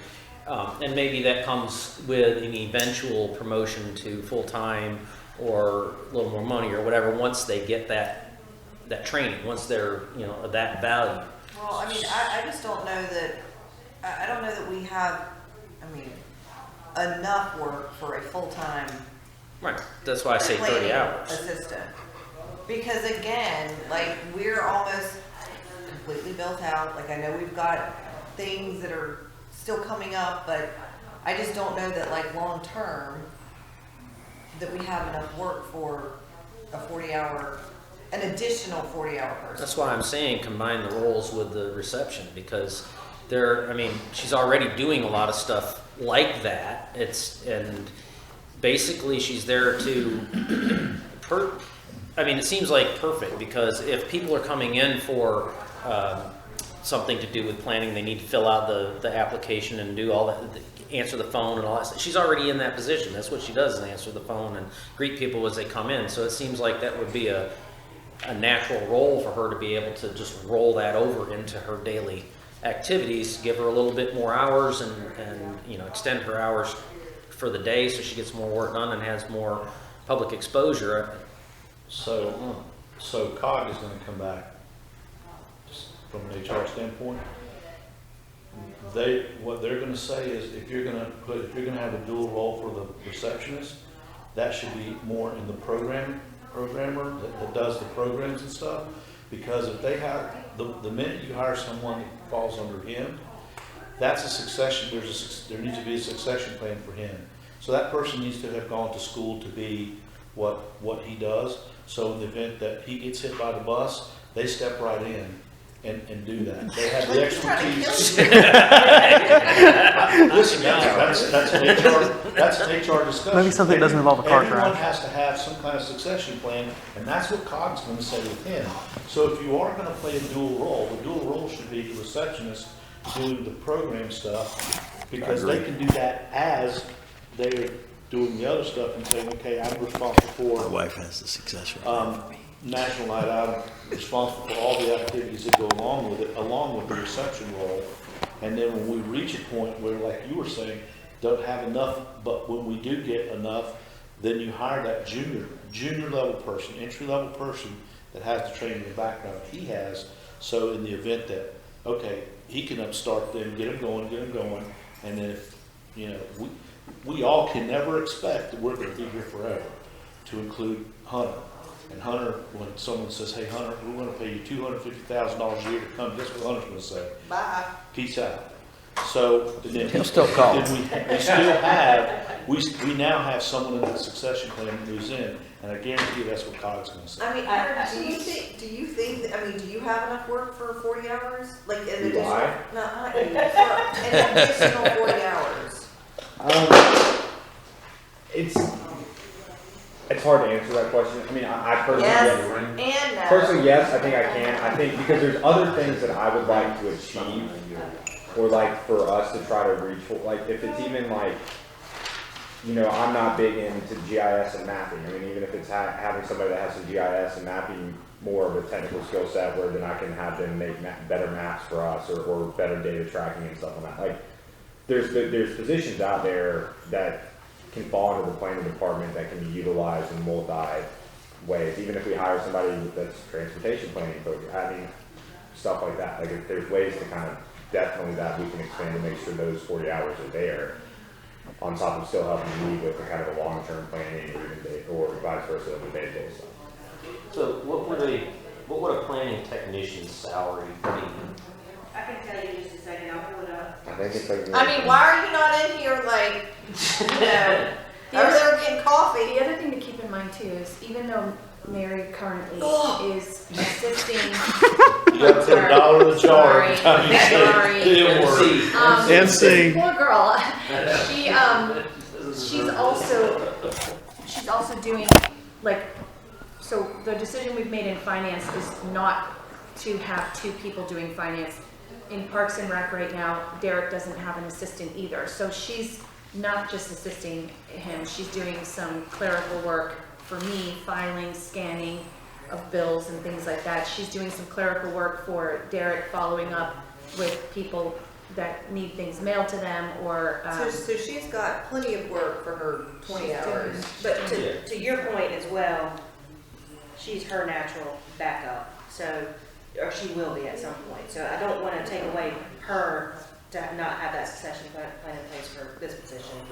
So ideally, we would like someone separate so that they can branch off. So what you're telling us is that you need to hire 3 people. Hunter needs one, yes. And then whatever we do from a Parks and Recreation, and then a Public Works engineer or whatever. So 3 people. Yes. See, because that was going to be my next suggestion is follow Jamie's suggestion and put MC in a role that would lead into the programmer position and take that full-time and put it to Hunter. But if that's... She's got enough work doing, does she want to work more? Yeah, she's not the person for the role that we're talking about. Not for programming. Any of position. them, any of them. So she's happy where she's at. Perfect, okay. But what I'm saying is a receptionist role, if we were to do a full-time receptionist that was to do reception for the 4 hours a day that we have, and then the other 4 hours a day assisting another entity in the village, say, program, working on programming or whatever. Yeah, Are you saying that that is not Yeah. feasible? Yes, that's what she's saying. Well, I was gonna, one other thing, here's like an example of like one thing I want to like do. I would like to like map all our trail systems, like on GIS and like all our easements, like have all this stuff like mapped and stuff, and that stuff like, I can sort of do it, it'll take me a whole lot longer, but it's also, that's like something I don't necessarily have time to do right now. That's one and done, is it not? You don't have time to. It's something you have to maintain. But, and the county, so the county did hire a new GIS administrator. He's awesome. I don't know if you guys have been on the GIS website lately. Our zoning layer's on there now. And I can always pull those files and have some like map stuff, but at the same time, it's like if we want to go even further and kind of have this data there, and you know, you use that data and you use like those Greenway Trail networks and stuff, and like that's how we can do our long-term planning, looking at gaps or where easements or stuff are at, and try to build those trail networks. I mean, that's just one example of what I'm kind of envisioning. Well, and I mean, Potentially. our ordinances are a hot mess still, so, and I know you're working on that, so, okay, so you want 3 people. So what she just showed me is. Where are you gonna put them? We just lost our office. We just, so Build Christine on just the dead passed me build on. this, that a planning technician, minimum salary is 45,000. Average is 60, almost So 68. we need to find $200,000. That is probably about right, or slightly higher, depending on what you pay the engineer. As we phase it in, because I don't think we can Well, just go out there tomorrow. we and got advertise. 70 coming from the, Let's say, again. we have 70 grand coming in from the From engineer. contract, but Contract. what Christine is saying is, it's not gonna, I mean, you're gonna have to overlap a little bit. Oh, sure. But yes, for the long term, yes, we'll recoup that, but It you will be phased. And it would be, but correct me if I'm wrong, but you did say that we could cover that overlap from what we have now, fund balance. from fund balance. Yeah, but then, Yeah. So it wouldn't be like a total kick in the ribs to cover that transition for a little bit. But I really do believe that the Public Works Director, we pretty much have that covered. It's not gonna be a huge additional expense. But adding another $90,000 in salaries It's gonna be for more. those 2 more positions, It's gonna be plus more than benefits. It's plus. Plus, yeah, so we're probably more realistically at 150,000 of what we gotta find to get these 3 positions. So one other thing I wanted to mention to you as well is in the COG study, they're also doing a salary benchmarking kind of target. What they will do in that study is they'll basically look at all the positions that we have, what their role is, make sure they're properly titled, and then they will do benchmarking on like communities that are our size, our services, and make sure they're being paid correctly, or they'll recommend changes in their salary based off of their findings. I do know that there's at least 2 or 3 positions in my studies that I've identified as being underpaid in terms of what state averages are. So that's something that we'll have to look at to figure out how y'all want to approach that. So we're gonna need 300,000. A part of what I've asked COG to do, when we look at state averages, you look at your minimums and maximums and then your averages. And what I have done is compared what we have, what we're currently paying across the board for all positions in populations 5 to 10,000. So whether they have like services, I really don't know, because that's not what the league report comes in at. But what COG will do is actually look at municipalities that have like services, even if they didn't submit to the league study. In the league studies that I have, there's at least 2 positions that are greatly disparaged. There's a couple of them that are, maybe 1,000 or 2 off. But it's just going to be depending on how you all want to determine how employees should reach their midpoint by a certain number of years in their career, or within the village of Marvin. The other, When are we gonna get the cog study? February. So like February work session, we can really Hash it out. dissect it? Yeah. Yeah, by then we will have already started some preliminary budget, workshops among staff. So we'll have some general expenditures for you guys at that point, potentially, but we're not gonna have revenues estimated by then.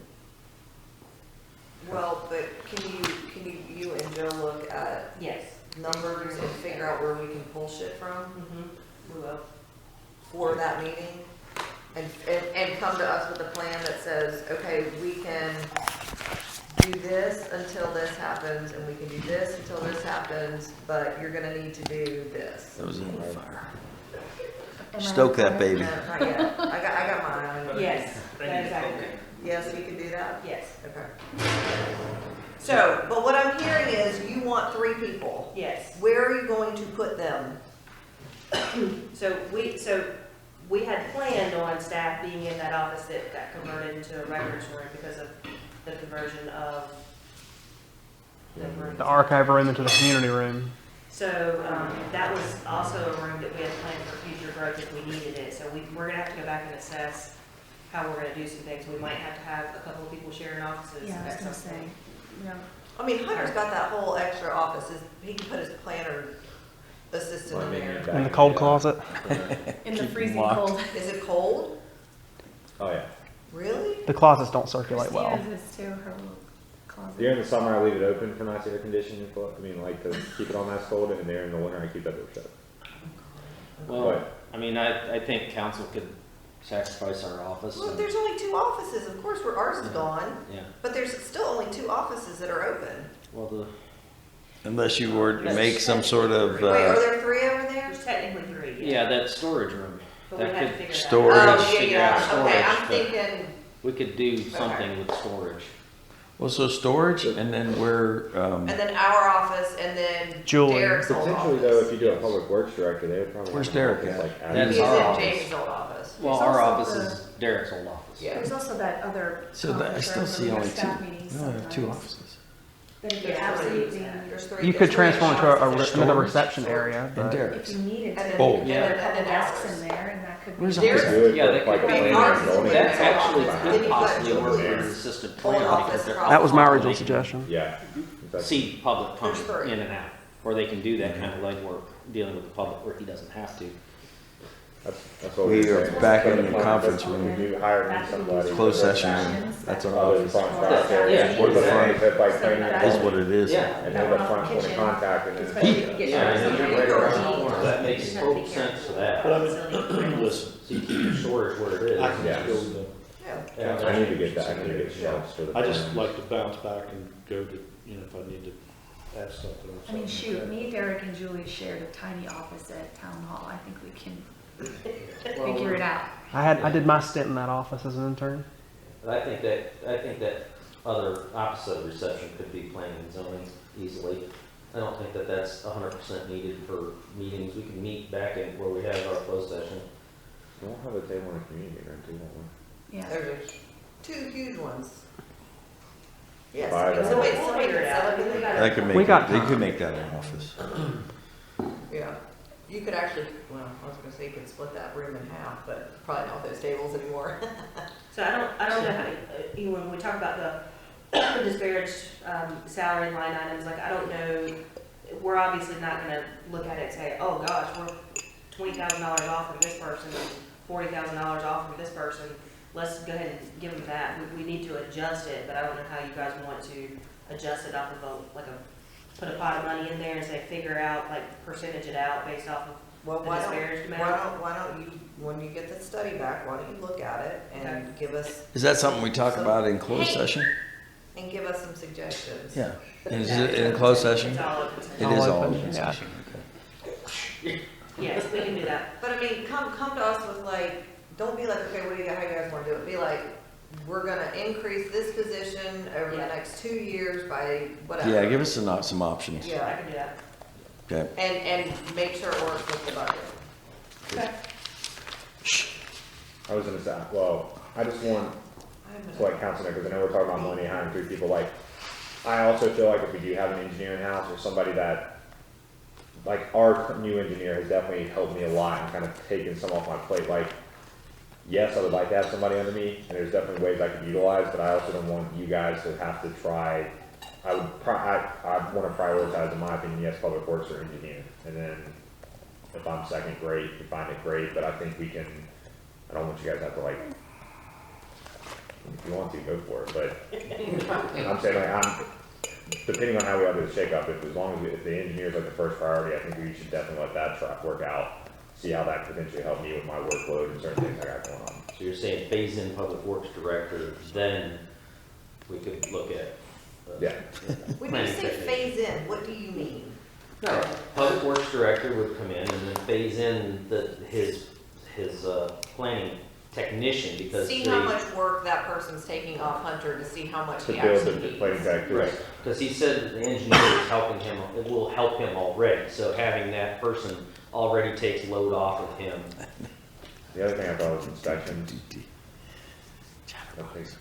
Okay, Move on. But the engineer could do that. No, hold on, this is like, this, Really? I feel like this is like, I thought we discussed it, sorry. I just wanted to make that. but I mean, so I envision you having an answer for us by the February work session, and then we are gonna start pulling the trigger on some of these. Yes. Probably 2. I would say programmer first, Why? because they can do a lot of the Marvin Day stuff that hasn't been done. Okay, but why are you not doing them both? Oh, we can do it both for sure. I mean, I'm asking all. That's what she's saying. Yeah. Like, what I hear from everybody is that everybody's stressed out, everybody has too much work, and we as council have been saying, okay, go hire people. Well, we don't have room. Well, we have room now, so go hire people. Seriously. We'll bring it like- back in February, we'll be ready to pull the trigger. Okay, like I want job descriptions done, I want everything ready to go, and you guys figure out the numbers and tell us what we need to do or can do or don't have to do, and then let's pull the trigger and So- let's get moving on these. Yeah, and COG's doing the job descriptions for us. Not 100% sure if they'll have them done by then, but it'll be very close. If not, it'll be right there around. They need to be done by And maybe then. just a few options for us to choose Cogs from. had this, Christina, Cogs had this crap since November. They need to have it by February work session. You need to tell them, Well, that gives them a month. I've got they're contractually bound by certain dates. I'll have to pull a contract, which I've got with me, and I can tell you exactly when they'll have the stuff due. I just don't remember it off the top of my head.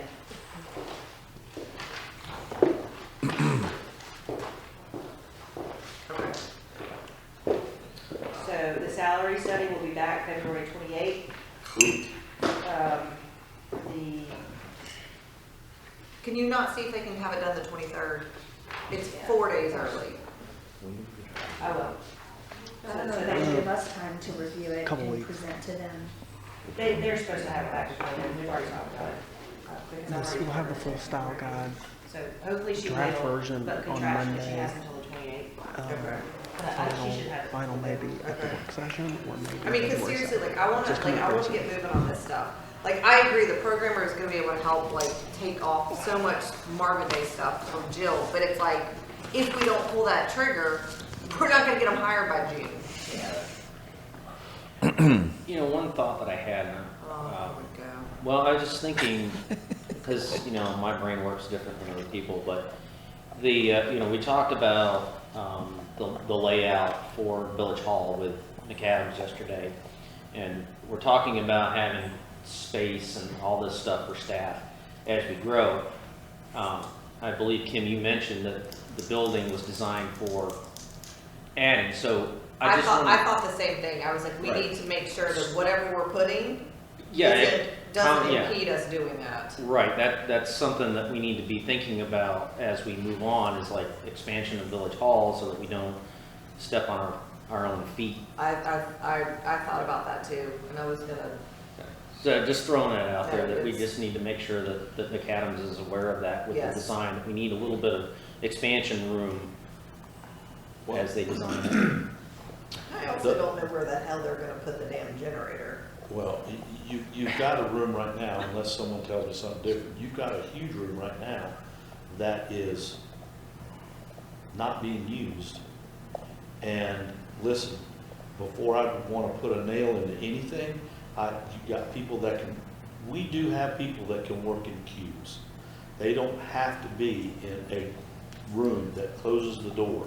So when you're talking about someone helping him, they can be in a queue. Talking about a programmer, they can be in a queue.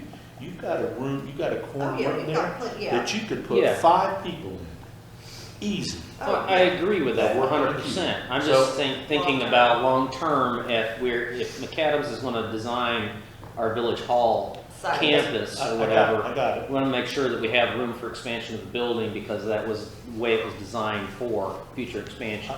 Yeah. And this could be 30 years from now, but I don't want a parking lot right there where I can't expand. Yeah. Totally got it, totally get it, but I also, and because we're gonna start talking about taxes, and I got my opinion on taxes, but let's use them in the right way. Everyone doesn't have to have a door in front of their office. It's only for department heads that need an actual private office. Right. The rest of and that's the way it is everywhere. I mean, you don't go into a building expecting your own private office as a commission. In my, all of my adult career, I never had an office. Okay. I mean, it's. Okay, moving on. Moving on. The Discussion of time. board stipends and process. So I've got some handouts for you all.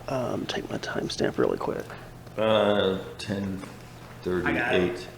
I take it from the recorder. So 2 things I'm passing out. We'll pass. The first is the resolution that you all last adopted. It spells out the stipends and how they're paid, distributed based on attendance and to council meetings, your base stipend, and other meetings.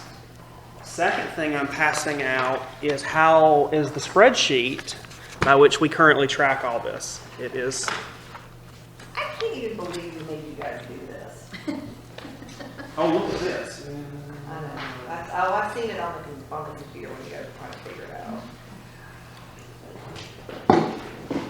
This is probably one of the most complicated spreadsheets I've ever made, because they all interface with one another. I see it in my nightmares. I'm joking. Well, I mean, you have to do the other boards like this, right? Like, the other boards get paid per meeting. Per meeting, yes. Regardless. But they have a much simpler structure. Yeah. You guys have cell phone stipends, additional meetings paid for. You guys have a cap on the number of meetings you're paid for, so we have to make sure that we don't pay you beyond, I think, 24 regularly scheduled meetings. That's what's budgeted.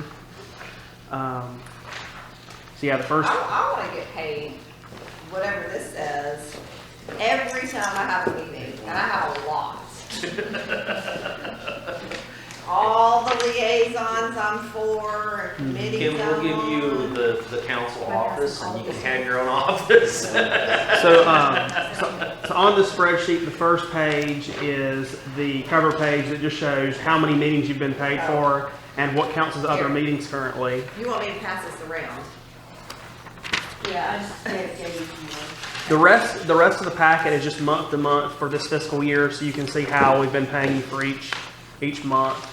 Kind of show you the structure by which we track this. Okay, well, this is ridiculous.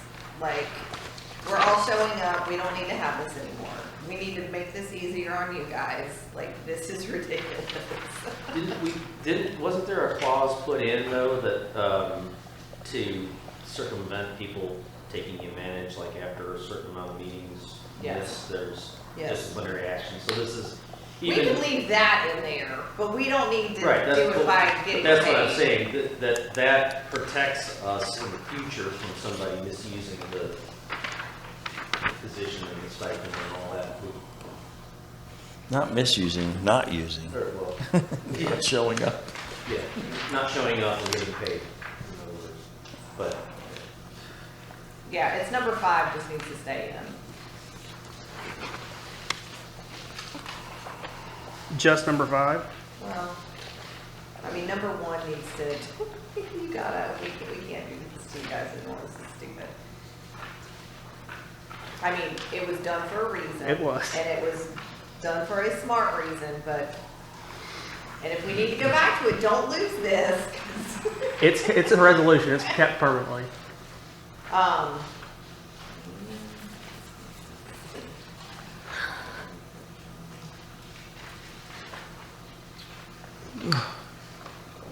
Okay, you don't need number two or number one.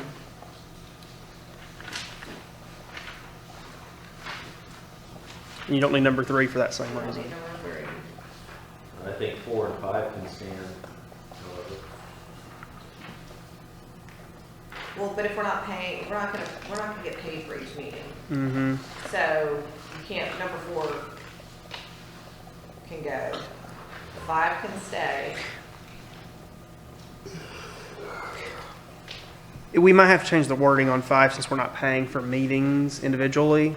Shall not be compensated For the month, for Yeah. the remainder of the fiscal year, for until, for the, they What? won't be compensated for the, like, The month. month or whatever, however long they haven't been there after the 3rd meeting.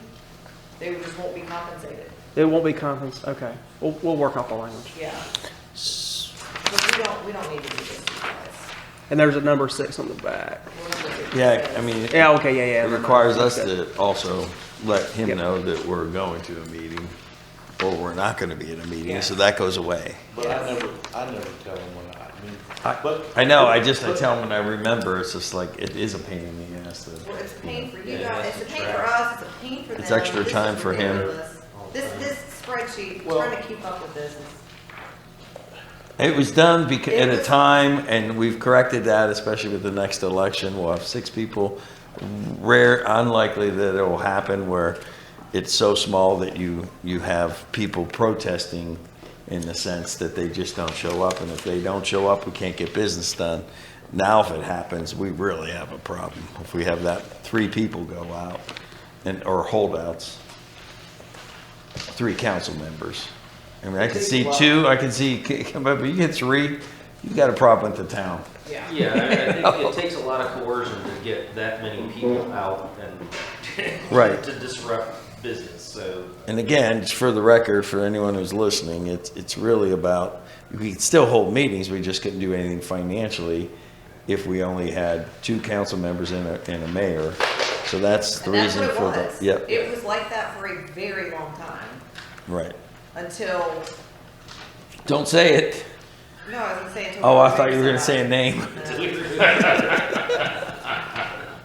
Beetlejuice, So Beetlejuice, this Beetlejuice. will simplify down into essentially just a standard per month stipend. Yes. Okay. Is that better for you? I think it's it's gonna be better for everybody. So yeah, We per put you in a month. happy place? But What- I absolutely want to keep in there that we will not pay you if you have missed 3 consecutive meetings.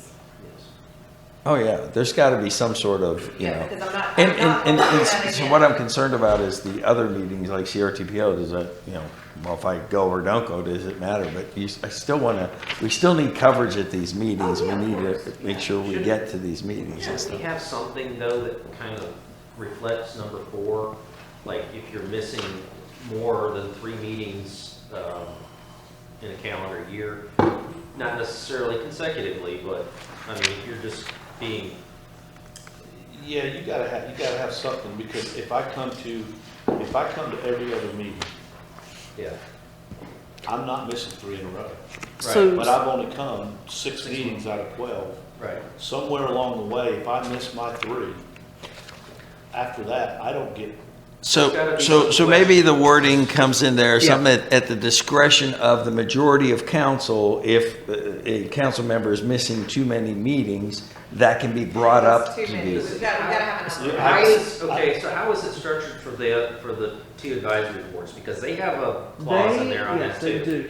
For advisory boards, if they miss more than 2 consecutive meetings or 4 meetings within a 6-month period, that certainly becomes an issue where the board chair and the liaison makes a recommendation to council to rather So let's move that do person. three meetings in a 6-month period for council.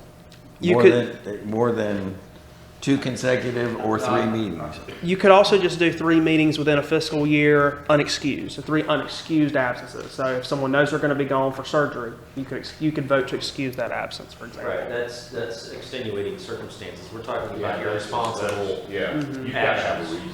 Yeah. Yeah, that's But- what they I'm pretty excuse. sure, like, currently, we all, if we're not gonna be at a meeting, Austin knows it, and Austin knows why we're not gonna be there. And there really should be no reason, because we can still call in, That's all right. period. That's So, right.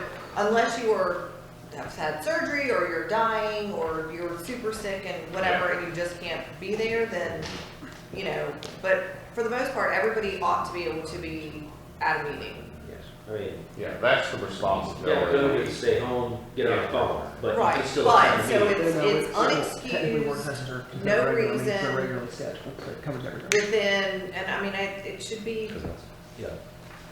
I mean, it should just be unexcused absences, you're not gonna get paid for it, Yeah. period. So I think I have my marching orders here. I can work on this language, and I will make sure that we crunch the numbers with Jill and Christina to make sure that the numbers are still correct. You guys will probably see this again. I think we could probably have this done by have this on your probably March consent agenda or something like that. That's fine. But yeah, in the meantime, any questions? Just let us know. Okay.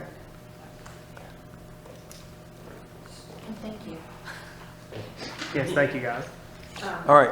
So you guys are gonna have all kinds of free time now, so we Yes. don't need to hire anybody. Problem solved. You're welcome. Austin, I have a question. Baby steps. This reflection of 7920, Yes. what is that? So that is the is that the, Average? Is that the average or No, the, that's ours, that's how much, that's how much, It's what you guys pay. that's what each council member is paid in their stipends per year. Us? Yes. You get That's how that. much you Now, get. the W-2 that came out that I know was wrong was, I know on mine, was 6,600. So that one was wrong. So that one only went up to that one only went through September, and that was a whole issue with QuickBooks and whatnot. That I don't believe that number includes. Does that number include the extra meetings for $75? I'm not sure. We have to figure that out. But It would include anything that was paid up to the point where QuickBooks was. well, I'm not talking W2 anymore. The 79 figure. I don't know if that includes their extra stipend for the $75 for an extra meeting. So we shouldn't use our W-2s, we're getting new ones, Yes. updated ones? Do you check your emails? No, he does not. No, he does not. He's got 16, 17 You have to text him stuff from the special. No, I just don't, So I W- don't so- sit at a computer. So W2s went out Send and him an email, send him a text and say. I told him. It's not like I'm not- Check your email. so Joe. I delegated that to Austin. So Joe, W2s went out in error. They got sent by QuickBooks, which we no longer use, Okay. so they're not correct. We've told everybody just disregard those. We're preparing new ones. Okay. So I on already that gave it to my same wife. page, looking at all of these cities, which doesn't reflect, I guess, population, it's hard to tell. That's up to 99.99. 5,000, See? 5,000 to 999. Oh, okay, shoot. And that's our bracket. We're roughly 63 to 6,500 people, roughly, according to the census.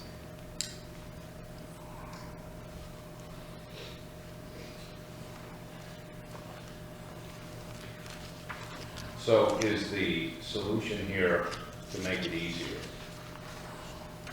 Do we need to elect or figure out one monthly amount, period? No, And regardless of our level of participation in a month? No, what we'll do is, you guys have already set these numbers out. Basically, when we bring this resolution back to you all, it'll be the, unless you guys want to change the numbers, we'll keep them the same, and we'll just merge in the numbers for each council meeting with.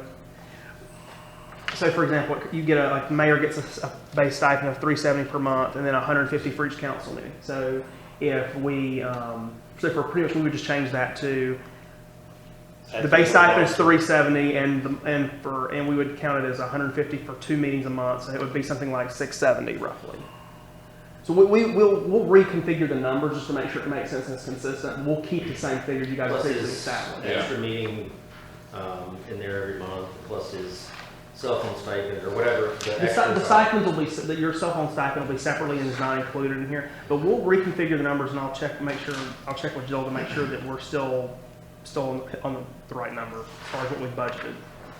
Just so it's simple, because obviously we have the new seat come in. Mhm. That's why I think this is apropos that looking at this, is not looking at whatever salary in an election year, but it's like now we've got another person coming. To be under 7,000. Yeah, and I mean, to have something to say is something uniform here, that we don't have to sit there and try to explain the grass how one is paid. Hopefully nobody runs because of what they're paid. This is not a big bucks job, yes. Yeah, but the idea is you don't want to make it complicated too and start saying, yeah, but this, but that, whatever, because we've had a number of special meetings we've had to attend. We'll make sure that we budget for another council member whenever in the budget this year for their stipends. So we'll figure out those numbers. Like I said, we'll try to have this back to you in March. That'll be my goal. And on that note, not to bring it here, now that we've got 6, does that make the mayor the tiebreaker? Mayor's always the tiebreaker if there's a tie. Still be a There'll tiebreaker, because we could have a quorum of 4, and I could be a tiebreaker. If 5, if you're all there and you're all voting, unless one abstains. You can't abstain. No abstentions. Who? He said if one abstains. If one of the council members abstains in a meeting where it brings it from 5, currently. You mean it has a 5 to conflict of 4. interest? Yes. Exactly. You can't abstain for just no reason. That's, yeah. that's what I'm doing, without the details, but it goes down. That's illegal in North Carolina. You can't abstain. You have to declare It's an conflict. automatic yay Yes. if you abstain. Yes. Yeah, it's council. Yeah, if you don't vote, it's an automatic. What I meant to say, it was word was wrong, was if you, because you have a conflict, so you're out. So that brings it down to 4, that would make me more relevant. It's not 11 o'clock yet. You've got You're not 7 relevant, minutes. I know you're trying. But to your question, yes, once we get 6, that'll be potential to be a split vote. There'll potentially be more ties. And the good news with that is I'm the one that gets blamed for what decision is Everything, made. Regardless. Because Even if you don't get a vote. forget about the other 3 that voted with me. What I think is just funny is how we went from 4 to 6 and winding up with this whole same point Okay. of what brought this up at the beginning. Moving along. All right, so we're, Oh, no, wait. Go. I was just gonna say before you go, I didn't wanna like step out, it's your staff now, okay? during a training or a new topic, but I gotta head out, I got an appointment. All right, So thanks thank you for guys for coming. everything. All right. If you guys have a question, just give me a call. Hi, Hunter. I'll see ya. Safe travels. Is that your mug or is that Be safe, yours? have a good weekend. That is my mug. I just like literally was grabbing that. You sure it's not mine? This one's mine. All right, I got mine over there. Alright, thanks All right, guys. All man. right, See ya. Safe travels. I'm gonna Thanks. say, with this, with our numbers, I think that we need to put in for, what is it? COLA. Just like staff does. I mean, Because we end up getting behind if we don't do, like, it's just like we got behind with staff stuff. Like, we'll end up, I mean, we're still on the higher end, but I mean, Yeah. So we'll take the time and make those adjustments and bring that back to you. yeah, and Yeah, just thank you. add COLA. Thank you, Kim, because we put this in the grinder with everybody, and the last people we think about is ourselves. Do you want that for the next fiscal year, or do you want us to try to put it through this fiscal year? No, do it for, Make it effective Yeah. July 1. yeah, so you July don't 1, have, so yeah. you're not trying to find more money. Okay, thank Yeah, you. you don't want to do a budget. Thank you. So we'll make this effective July. We'll make this effective July 1. I mean, whatever the COLA is, We don't have it yet. We'll figure it out. All right. that's Moving. adjusted when, annual, I actually do have it. I was gonna say, we got it because we just used it. It was 8%. well, Yeah, that, it came out again. 8.7. It just came out again. All right. When we get it, just apply it, okay? Thank So we you. can move forward. Discussion of land acquisitions options. I have no idea what this is. What? you added it. So, well, let's look at let's just talk about them real quick. If there are opportunities, I think land acquisitions, we used to have a certain percentage, 10%, whatever it was, that would fund the capital projects, and you said we still have that, but we stopped funding. That's right. So I guess a quick question is, there may be opportunities for us to buy some stuff. One is coming up for, Stacy? Nesbitt?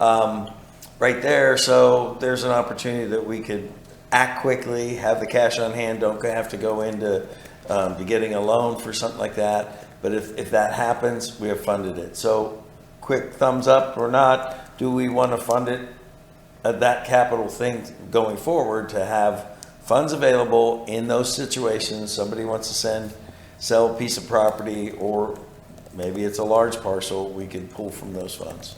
I think we'd be irresponsible not keeping money in there for opportunities. So this is the land acquisition line item?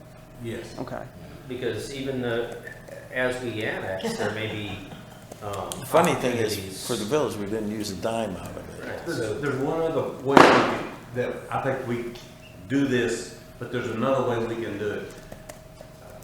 Jamie and I had a coffee with people. We had a lady come in with a stack of books, remember that, about land, how many parks and things. Every one of them that she showed us, it was in Chicago, Wisconsin, and stuff, places all up north, that a group of people went together and they donated the money to do this. I don't know, we need communications to go out and says, we would support a group of people that want to donate money and things for land acquisitions within Marvin. We wouldn't do that. Nobody's- Why not? If you had a 501(c), I think you could potentially do that, where people would donate, but to donate to a town? Well, what I'm talking about, that we would,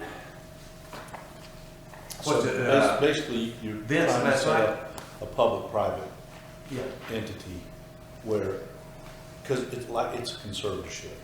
Like someone would say, okay, we're gonna buy this piece of land, but we own the rules of it, you own the land, but we own the rules. So we can't, we're doing this to have birds come in and set up birdhouses. You can't develop it, you can't make it commercial, you can't make it this. So it's a public-private partnership. We just basically hold the asset, and it's you've got a 100-year lease on it that basically says, we're gonna watch birds. or somebody says, I want to park here, you can have the land if you'll make it a park and stuff. Right. I mean, I think we need to tell people in our community that we're looking for people to do this. Well, there's entities that we can reach out to that does that kind Yeah. of stuff. We just don't have a whole lot of land in Marvin, but now that doesn't mean, once we start bringing on other communities and stuff like that, maybe there's stuff for a pocket park or something like that community just didn't want to pay for, and we have the opportunity to have them come in and buy it. Or in fairness, if there's enough funding, to your point, that property that's next to the high school that's for sale. Yes, it's a crazy number, but that could be a potential park system that is funded by public-private, something like that. Is that what you're thinking, possibly? I mean, Yeah, I mean, there are, yes, I mean, I would like to think that there are people out there that Is it just want. realistic? No, Okay. I don't think it is. Well, but if you reach out to the organizations, Yeah, we're not they gonna. might be able to See, find somebody. I would disagree. If I knew it was a charitable, You're gonna donate your land instead of, no, but I could donate funds to a charitable 501(c) that could, that is earmarked for looking at land and, for that. So if I knew it was a 501(c), absolutely. So you guys do think that line item should be funded? In reality, Yes. it's probably gonna go nowhere, yeah. but at least the thought of reaching out to some of these, it's no different than Cars for Kids, and I'm sure you heard that commercial. Yeah. Cars for Kids, how many cars they get? I don't know. Parks for towns, 1-800 parks. But some people out I'm putting that in a minute. have hundreds of millions of dollars that go, what can we do with this? Okay, kill it. Now I'm And if we hypervigilant. create some kind of, Bezos' ex-wife. Yeah, so, hey, they'll give us $10 million to buy up the rest of the land in Marvin. Or any subsequent land that would come available because of taking one thing. Yeah, I mean, yeah. And we don't, Doesn't it might not cost us work. anything. Which way you I'm gonna gonna go be? this It might not She's work. going towards the heat If that we way. don't try, we don't know. No, yeah, I mean, I think, yeah, I mean, 6.5. we wanna look into it and see if we can find some of these organizations that do this. I say we should do it. I did put land acquisition options on there, sorry Christina. Yeah, thanks for heading that up. I know, but I meant, but I was like looking, like there are a couple of like properties that are for sale that are in Marvin that I think the prices are exorbitant, but we can keep our eye on them.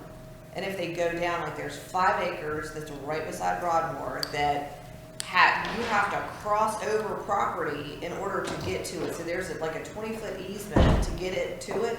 And I don't know who in the world is gonna buy that and try to put like a house on it, because it is long and narrow and skinny. Andy, are those 3-hour logs? Because I don't plan to see those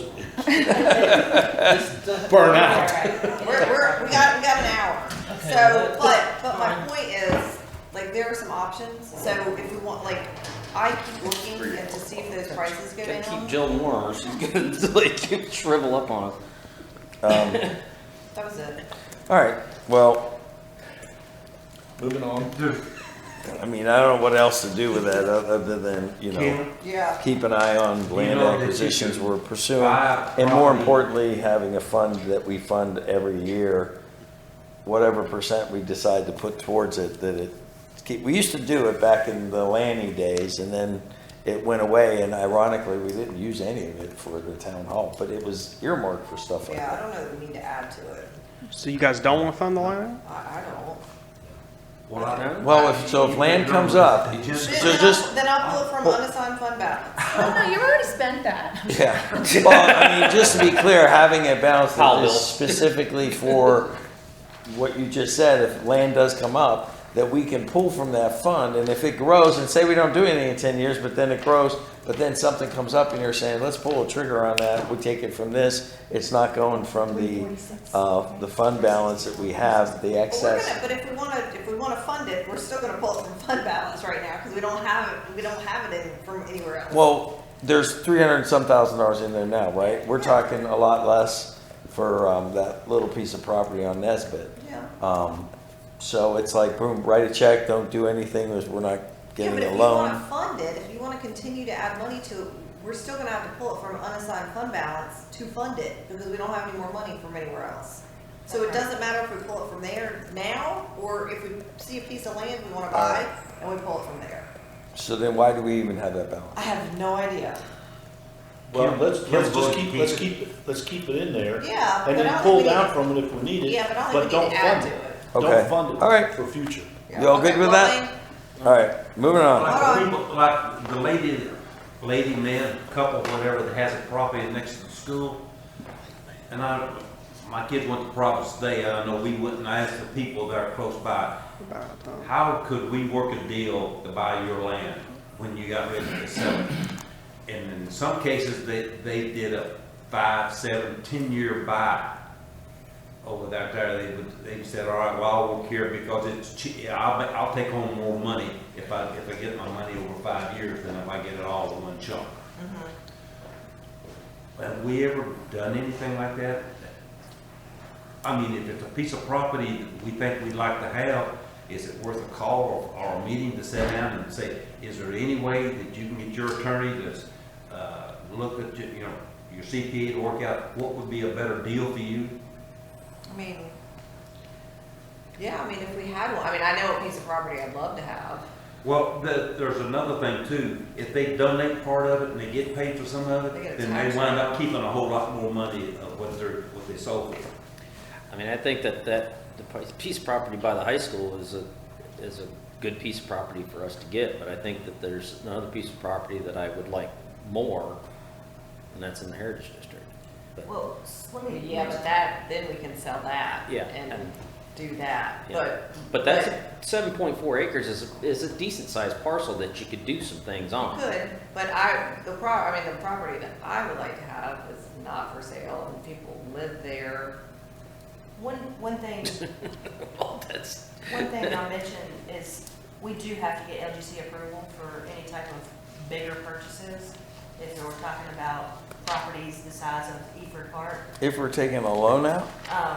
yes, we do have to get. If we're taking a loan. out. Yeah. But if we're not taking a loan out, we don't have to. That's correct, but if you're talking about a potential 20 to 30 acre piece of property, No. you're probably talking about more than what we would be willing to use out of fund balance. We have 1.6 million That'd be, in fund balance right now. We would probably only realistically tap 500,000 out of that. The chances of us getting a 10 to 20 acre lot for 500,000 is very unlikely.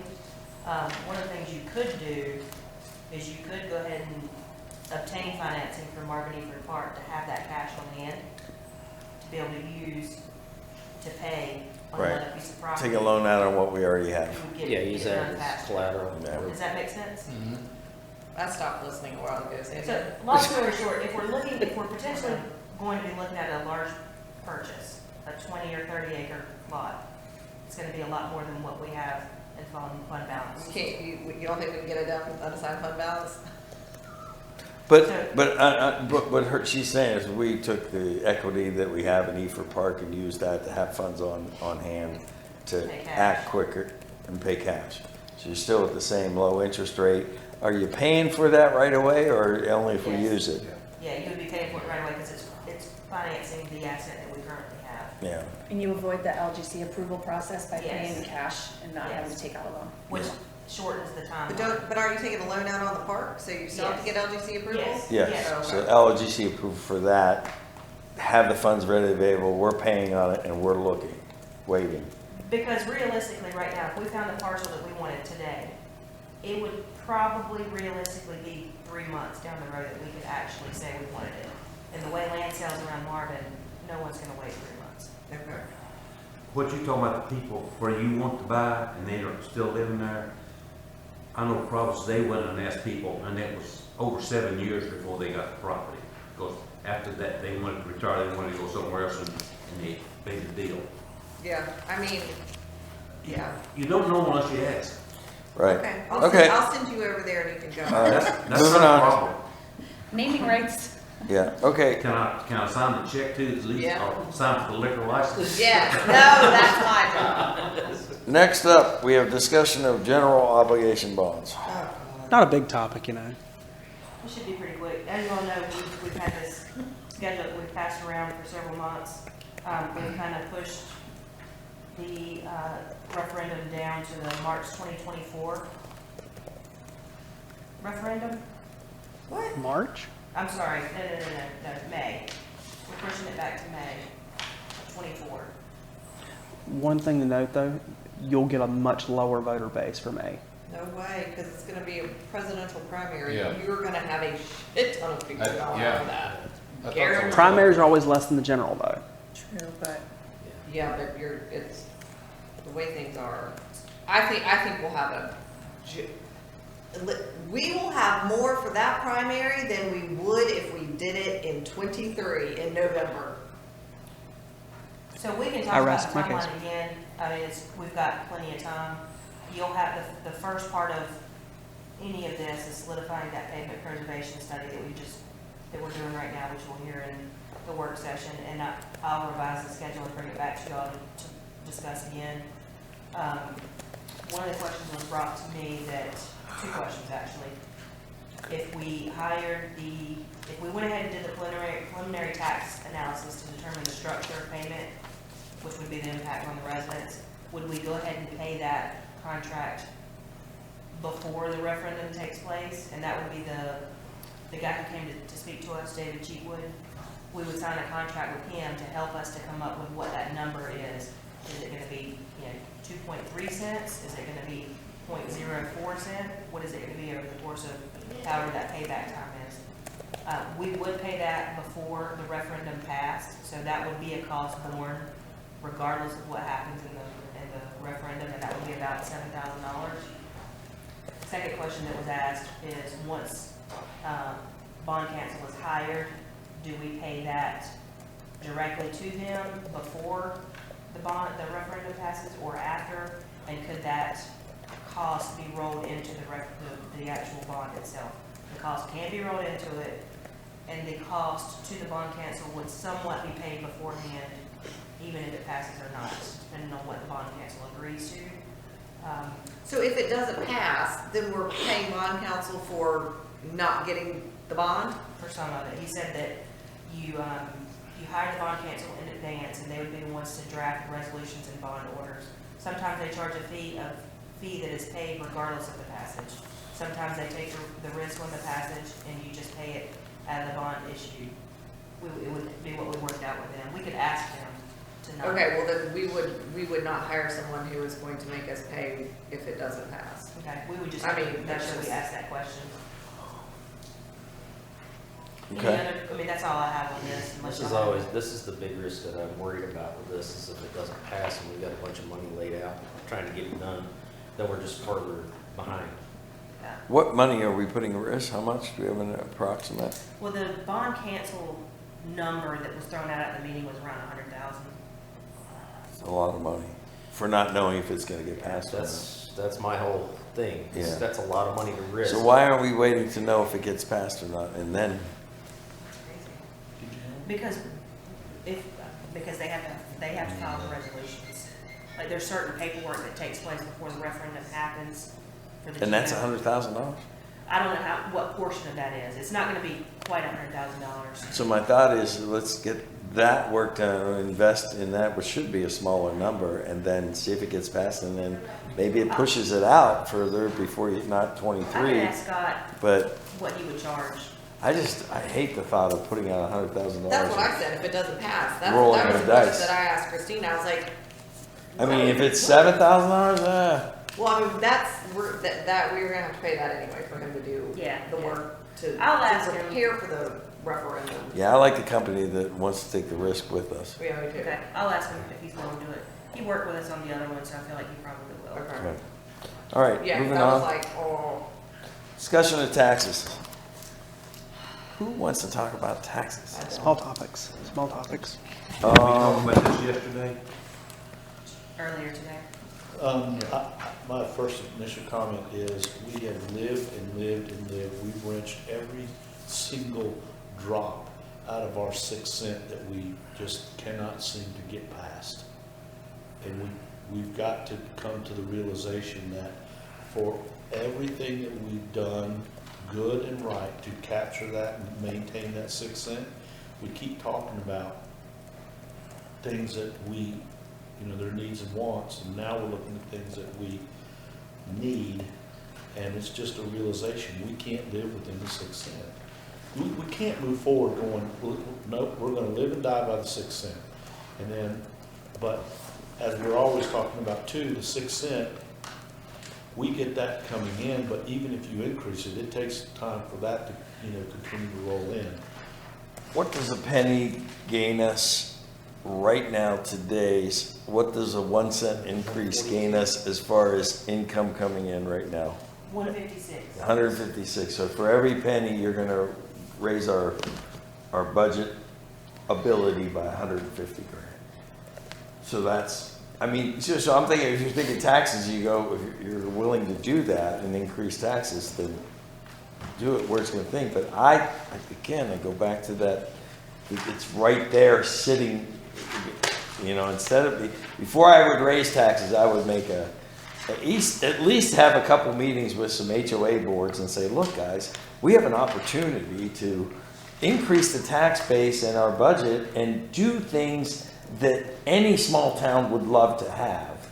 And whether it's you and I going and talking to those HOA presidents and Kim, whoever, right? It doesn't matter. But, if you're talking to I think intelligent people, they realize the benefit of and they're seeing what we're doing right now. That's even the better thing. Now, where the risk lies in is as we capture neighborhoods, very likely we get voted out, and because of the sheer numbers, they don't know us from Jack, and they're bringing someone in from their own neighborhood that has a very high density neighborhood and stuff. That's the risk. That's probably why, in the past, council members didn't want to bring in certain neighborhoods. And I'll just say that because they've said that to me. Well, I mean, one thing that And Lanny told to me, me, I'm okay with that. I mean, years ago, Lanny, saying this about Waxhaw, is like, okay, well, Curitan was the biggest thing there, and Curitan had the most votes. So whatever Curitan wants, Curitan gets because they have the vote. Well, now it's Millbridge, who's double the size of Curitan, and that's where you get into trouble if you have disproportionate sizes of communities within, subdivisions within your communities. You end up with a bigger percentage of people voting for what's the interest of that neighborhood. But I don't know that we have do we have any neighborhoods that we're looking to annex that are larger than neighborhoods that we have now? I mean, like Marvin Creek's pretty big. Hunter Oaks is Hunter Oaks. Hunter Oaks. And how's Marvin, You got Chimneys. Chimneys? The Chimneys that's- isn't bigger than Marvin No, Creek. no, that's We're not going to big. change. But that's what I'm saying, looking like at our anybody potential. that's- I'm looking at our potential, but PDS is, I think, even 300. then, I mean, how long are we gonna continue to live on 6 cents? I agree. Yeah, I mean, it's just I think unrealistic. you're gonna have to do both. I think you're gonna have to you're gonna have raise to do both. and you're gonna have to make It's too that late. concerted effort. When you need that revenue coming in, it's too late. Right, and that's, And then, no better time to do it. I don't like increased taxes. Cannot stand it. I hate it. I hate paying taxes, as all of us do. But when you need it, then it's too late. mhm. And then you've already kind of choked something out. Something has happened that's choked out the 6 cent. At least now, when people go, okay, I can swallow that 1 cent, half cent, No. whatever the case may be. And I know you had mentioned to go ahead and jump to 2 cent. I can swallow that now because I see a new village hall. I see things happening. We provided the village of Marvin so much this past year with Marvin Days and all. I mean, look at the turnout we get when we're doing these events. Right.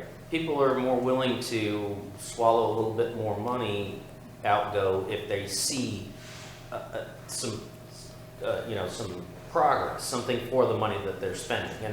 And since we just gave them a shiny brand new village hall, We're getting ready to give them a shiny brand new roundabout. But even Just more for important, God's sake. anytime you put a shovel to anything, you can't rely on the 60s, because that's already spent. So we're continuing to add you want that, you want those services, you want that loop, that greenway and stuff, that doesn't come for free. You put a shovel to it, it requires a budget, which is gonna Well, I mean, kind, obviously. the You can't just roundabout. count on With the roundabout. adding new homes. We're putting in a brand new roundabout. DOT's not gonna make it look nice. People were bitching and moaning and complaining about how awful the roundabouts looked after they were put in. Who do you think, we're the ones that are responsible for making them look good. We're gonna have people have to. $500,000 in this roundabout, all said and done, by the time we pay our portion, the overages and the landscaping and, we're gonna have $500,000 in that roundabout, just finishing it off. I think it's the point of marketing. If people, to your point, it's just the way we market. People are frustrated in America right now because they're hearing about bridges to nowhere, billions of dollars going to another country to fight a war. I mean, people are really pissed. And so we think, as they say, politics is local, we think people are against, taxes. If they can see, at least in a municipality, where the money is going, they can see roundabouts, whatever it may be, a police force, a public works, life is gonna be better in our little hovel. They see that the money is going somewhere. And, I think people reality, 6 cents versus they hear all day long, and it's good with marketing. What is it, 45 cents with Waxhaw or wherever it is, Weddington, they see, we've been getting off In cheap. fairness, the size of the government entity, the bigger the entity of government, the more waste you can easily point out. When it Yeah. comes to a municipality, it's easy to point out where you're seeing your taxes are going. Because the budget's It's easy right to- there. It's Most right people there, can and read it's that. not this huge thing that has all these pork spending and stuff, so Well, you I start think talking about the marketing, because clearly, everything starts with marketing. How do you present that? But right now, they're seeing the roundabout, they're seeing all the stuff, we're talking about doing and we said, be aggressive with this. They start seeing a farmer's market put in. If you start talking to people and go, okay, we're gonna have to raise this 2 cents, but you know what? You don't have to leave market. You don't have to leave market. Because everything's there from an entertainment standpoint, from a family activity standpoint, you don't have to leave Gathering market. places, You've got a farmer's market, you got an amphitheater, you got all of this stuff right here. Right. And they're seeing it happen, to your point. Yeah. They're seeing it happen. And they're seeing the fact, that's why. If they didn't see the roundabouts and they didn't see Village Hall, if you take us back 2 years, 3 years and say we want to add 2 cents, I'd be like, hell no, I'm not doing that. What the hell am I getting for my 2 cents? Yeah. Right. Well, we showed them a sheriff and they're like, okay, nope, nobody's complained about that. So it's how we present it. And I think the vision. people, you know, it's funny, people, you know, when you bring up an idea like a town hall, you get the rumors that are going out, you're hearing about breweries going on corners and stuff like that. And then all of a sudden, you look and you see a town hall, okay, you see a town hall, and it's just there, and all of a sudden, we're building logos off of it. I mean, that's so rewarding to the community. When they start seeing the Heritage District take hold, I mean, I really would love to see everything start to, you know, people are going, wow, this community is really becoming something. Well, Not just a paper town anymore, as yeah, we've been accused in the past. you're right. I mean, that's the marketing it's talking about. You're seeing it. So and you talk about it sounds like we're all open to the increasing the taxes, but let's. Wayne was talking about something, where did that? You went to the restroom. Is Well, it I'll 2 just cents? I'll just mention to you all that we have not had a tax increase in over 16 years, minus the one time we did for just solely for the law enforcement officer. So just Yeah. throwing that out there. for Right, you guys. Yeah. right, and that was a penny increase. And the cost That was 100%. of doing business has tripled Well, in that time. marketing yeah, that's true. from a marketing standpoint, we can sit there and say, you do realize, folks, that we just brought in through funds and grants and money from the STIF over $1 million. That's not gonna stay there forever. Yeah. So we've got your council, your staff and council have brought in a significant amount of money to get to where we're at without raising taxes for the, next 16 period. years. Now- But that's gonna dry up over time. Now, just for a general discussion, you know, to look at Kim's reaction when we were talking about her home and value and such and taxes, I'm just asking this. Union County, you know, gums up our works by raising the taxes. You know, everybody can see our increase in property taxes. People kind of just see taxes. They, you know, in other words, how do you, I'm just asking as a group, how do you overcome, we need to raise taxes, folks, look what we're doing locally. Are you kidding me? You know what, my property taxes went up? But that's Union County. How do you explain marketing-wise around that? Because the smaller you are as a government, the more nimble you can be as far as reacting to the issues that you have in your town. Perfect example is the roads. So they decided a long time ago that, you know, line DOT, you're not getting your roads done, yet we're a affluent community. You want your roads done? We're going to take it on as a municipality. Yes, it's a cost, and it's a cost that clearly we got into, can't be half pregnant here. So we got to have all the roads under that umbrella, and that's not, as I said before, it's never going to be taken care of with 6 cents, but we haven't for 16 years because the only thing we raised the tax for was for a full-time officer. So now it's time to, and we got to get ahead of it too, I agree, because we're going to get to a point where as costs increase and as you want to keep good people, which is the key to it all, is really the people that you have, we have to pay them a fair wage that's going to want them to keep coming back in the environment. There's a lot at play there, but the smaller you get, the more nimble you become. Yeah. I mean, the fact that our community got ticked off at the state of South Carolina, our neighborhood, and said, look, we'll participate. We're affluent enough in which the North Carolina people paid essentially for the South, because that whole neighborhood, we got our roads upgraded and stuff. So that's my argument to that we have a lot more ability to pick off things and say, and make that nicer. Yeah, but you didn't answer his question. I thought I did. No. Correct me if I'm wrong, but I think Bob was asking, how do you explain to people when they just say, oh, my property taxes were just raised because they revalued it? So how do you explain the difference between what Union County did and what we're going to do? Well, first of all, Union County was just keeping up. They were forced into the reval because they hadn't done it. And Union County was irresponsible in the fact that they didn't do But was that your revals. question? Yeah, I mean, how do you explain it? Yeah. So, In other words, we know what we need. We got our own little coffers here. How do you explain to people that don't think about taxes, you know?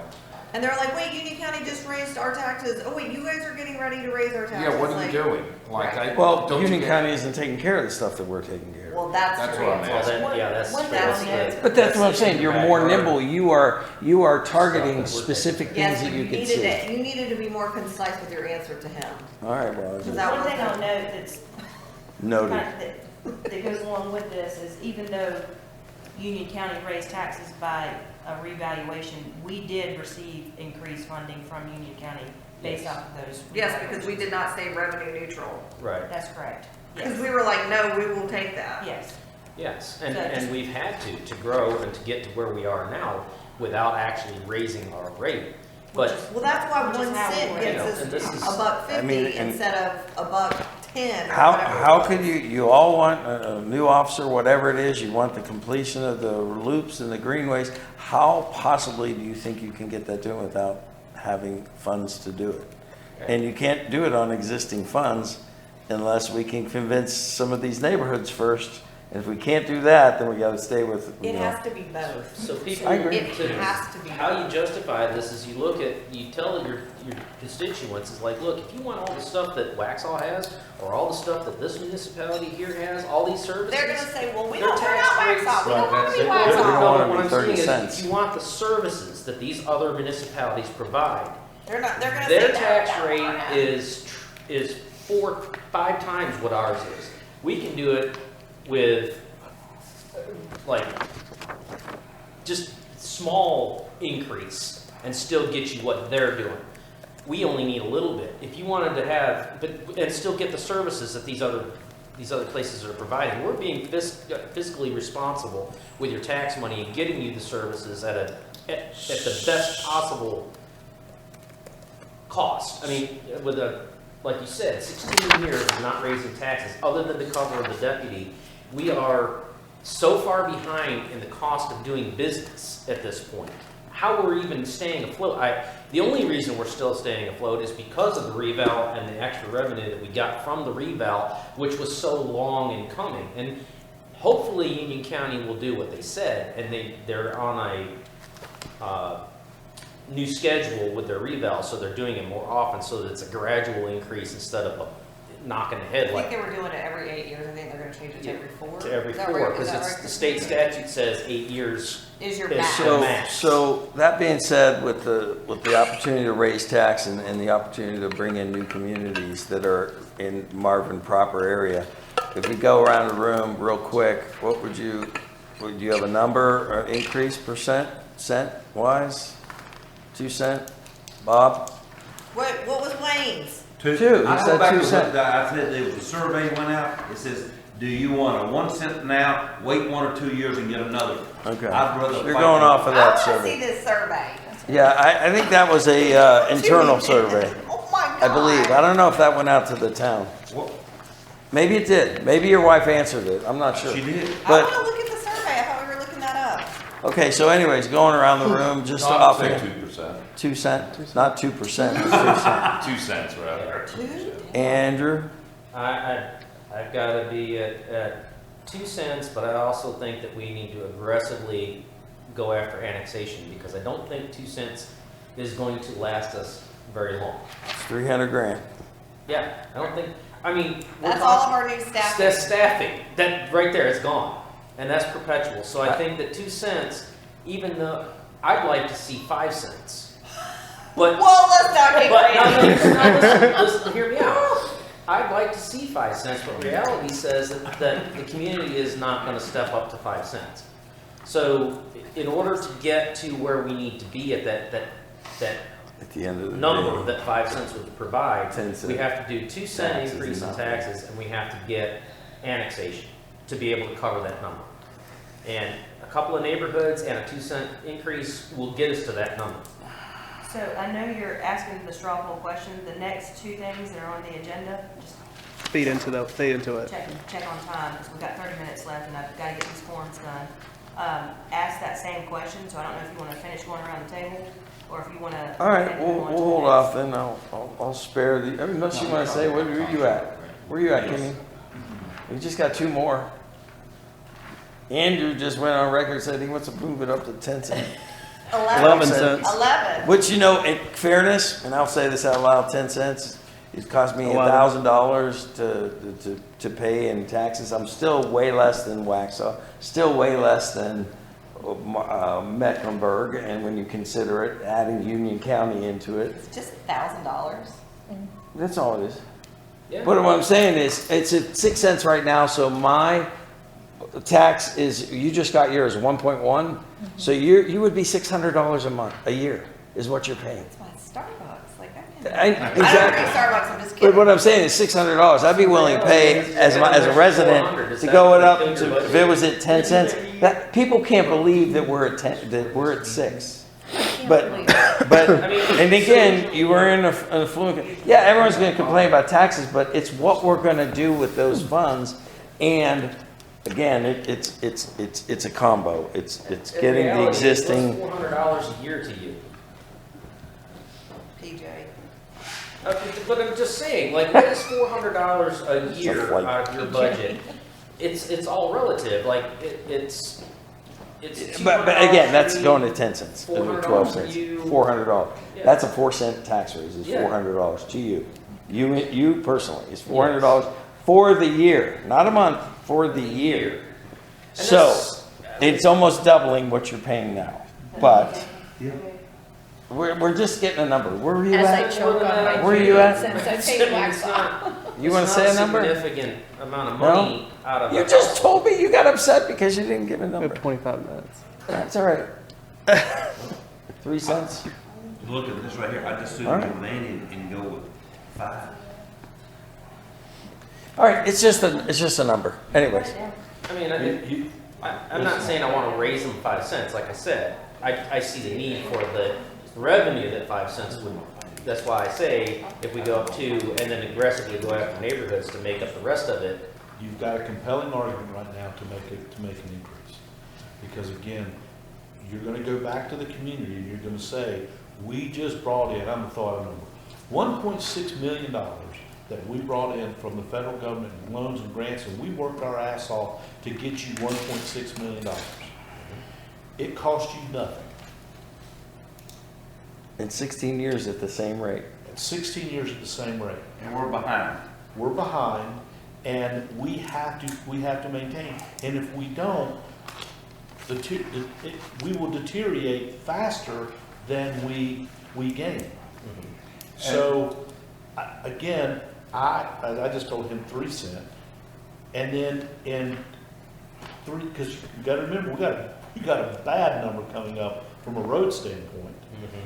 Coming up, and we have to be fiscally responsible to get ahead of that now, not when it happens, because then you lost it, you're to try to play up. So in my marketing argument of saying, what do you mean? We just got a tax increase, I just had my home assessed. Is it correct to say that if you're going to live in Union County, the biggest bang for, right now, the biggest bang for the buck is Marvin? In other words, if you had the same home in Waxhaw, you'd be paying significantly more. So can the argument be used, folks, we're just talking about raising it 2 cents to whatever, or 3 cents, okay, let's use an example.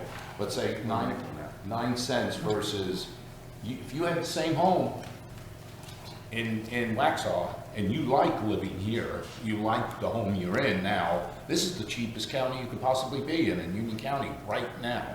Is that a good argument to use? Well, you can move to Wesley Chapel and pay only 1.5 cents.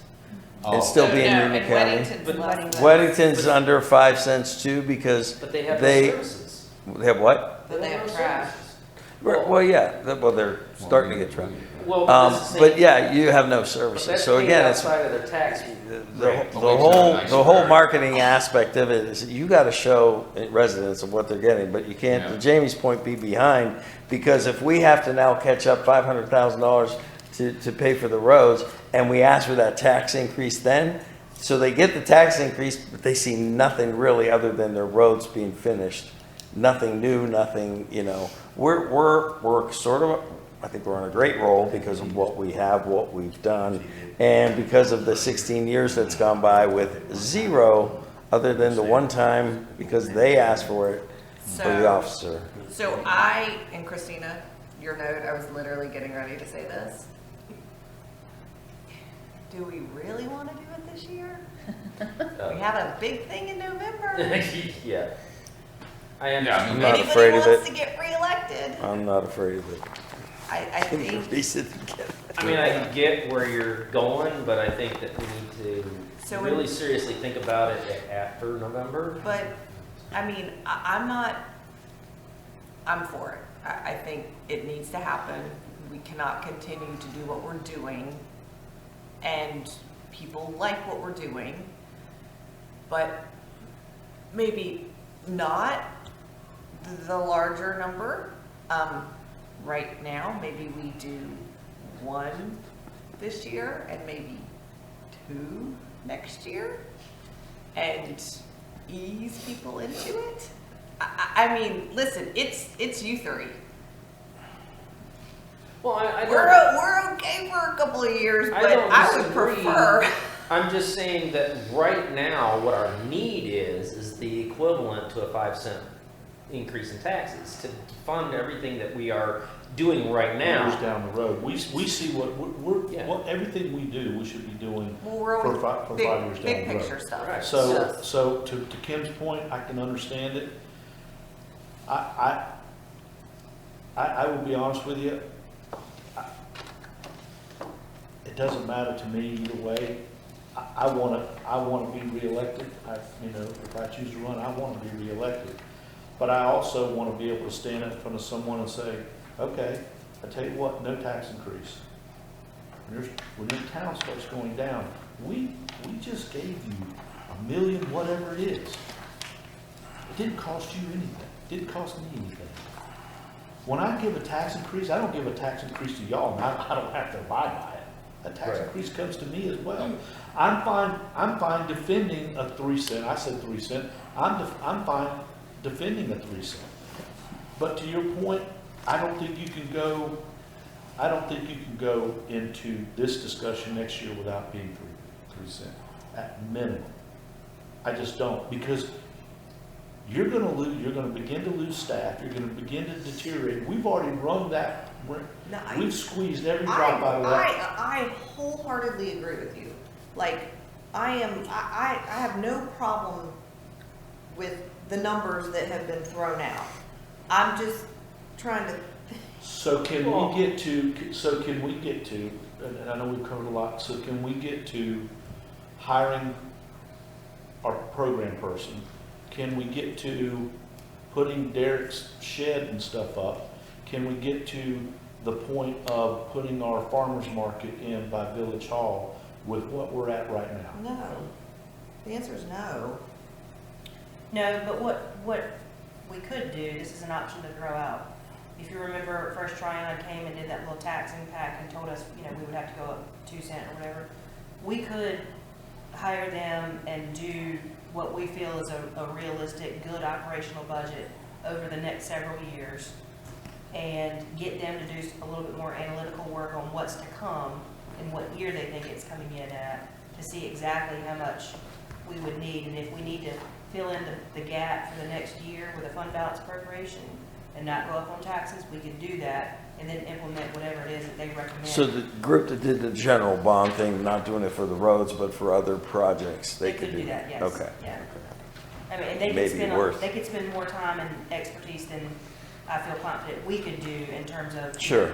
4 houses Yep. are being built out at $4 million And each of stuff like us, that. as we're talking to constituents, would have that to go off of and saying, okay, we've already had the study done. Here's what we have planned. Here's what it's gonna cost. Would you like that? Here's what it's gonna cost. Here's where we're at right now. And we're at our max. We haven't raised taxes. You can have that elevator conversation likely if you have the facts from a group that can do it. Yeah, I mean, I like that idea. Again, I'm not saying not to do something this year Just be as aware. we're going into Let's be budget aware. season, but let's just be a little cognizant of, we, I think all agree that this works very well and we are getting boatloads done, and I would like to continue to do that. But we're not gonna be able to do that if, you know, We don't have money to continue to do all no, the if good things people we're don't get doing. reelected, we're not gonna be able to Well, continue. yeah, but we can't finish what we started if we Correct. don't have the money either. So Correct, we have so, a, but let's just be cognizant yeah, of we it. have to run a tightrope. I'm not here. saying not to do it, I'm just saying, let's think about it. I love the idea of getting a long-term study done.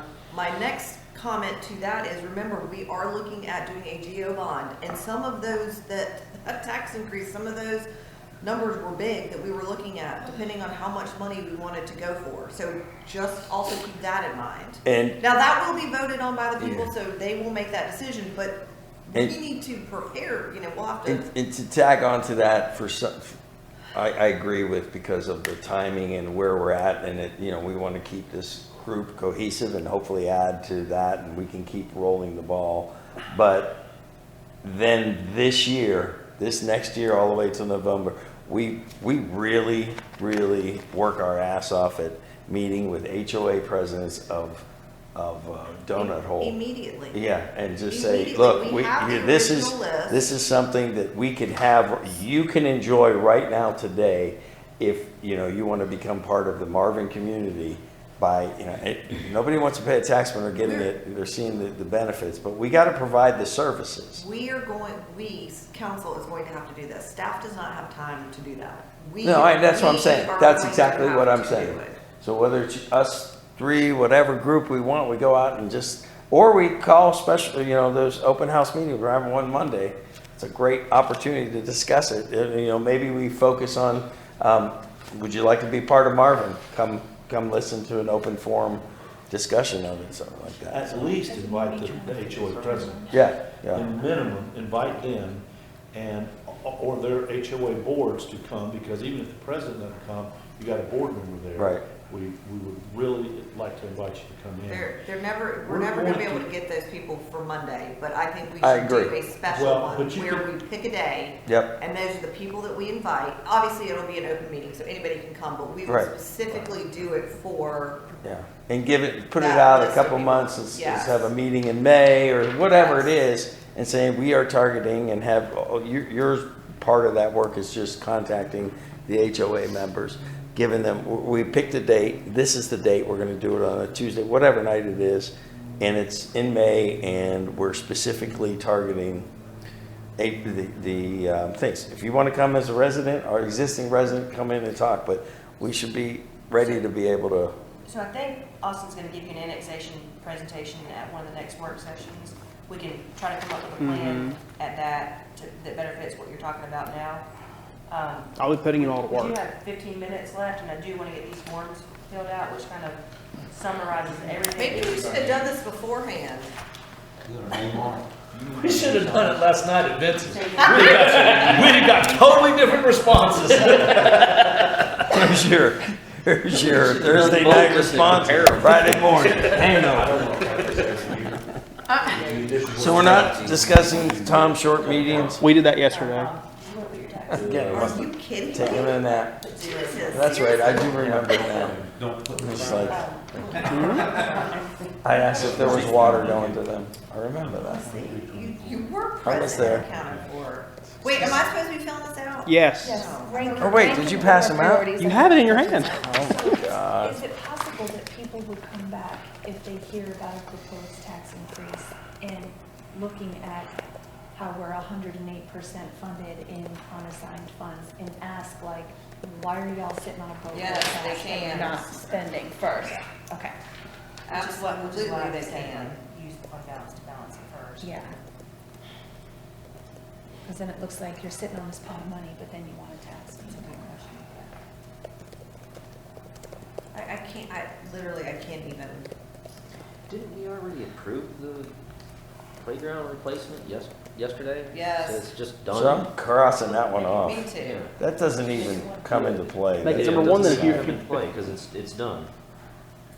We did it. Wayne, you want to have your wife and do this survey too? He's already turned his in. Oh, I'll God. tell you what, Overachiever. it, Refuge lights. so my decisions here has nothing to do with what she decides at the house. What, Christina, what's the Village Center District Master Plan? I'm sorry? What's the Village Center District Master Plan? So that would be a master plan that helps us to understand what we need to plan for, and I say plan, but like infrastructure, how much it's gonna cost for a developer to put in X, Y, Z piping. We've talked about this before in terms of, Why am I spending money on something that a developer's going to? y'all have said, I don't know if it's been this group, pretty sure it was, that said you weren't interested in doing that, but we threw it on there just to see if that. had If you changed. really meant it. It's like that questionnaire you take. They just asked that question. Are they trying to trick me? You can't go wrong with making Greenway additions a Park top storage priority. at Marvin Eford Park, didn't we already approve that one too? Yes, we did. Jesus, God. I mean, we created these before yesterday. Yeah. See, this is why we should have done this before, because then we would have had options, and we would have been like, oh, look, we're crossing stuff off of our project list.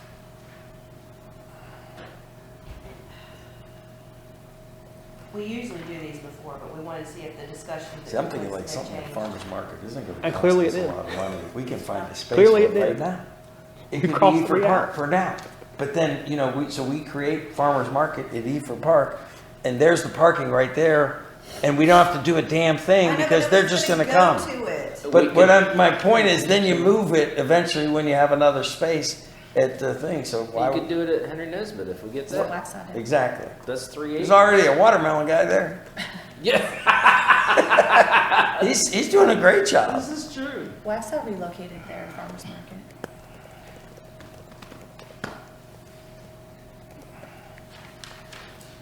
Increasing staff levels is oh that's. Oh my God. Number one. Do you want her name on it? No. No. She knows my handwriting anyway. We do. You don't have to put your names on it. I prefer not.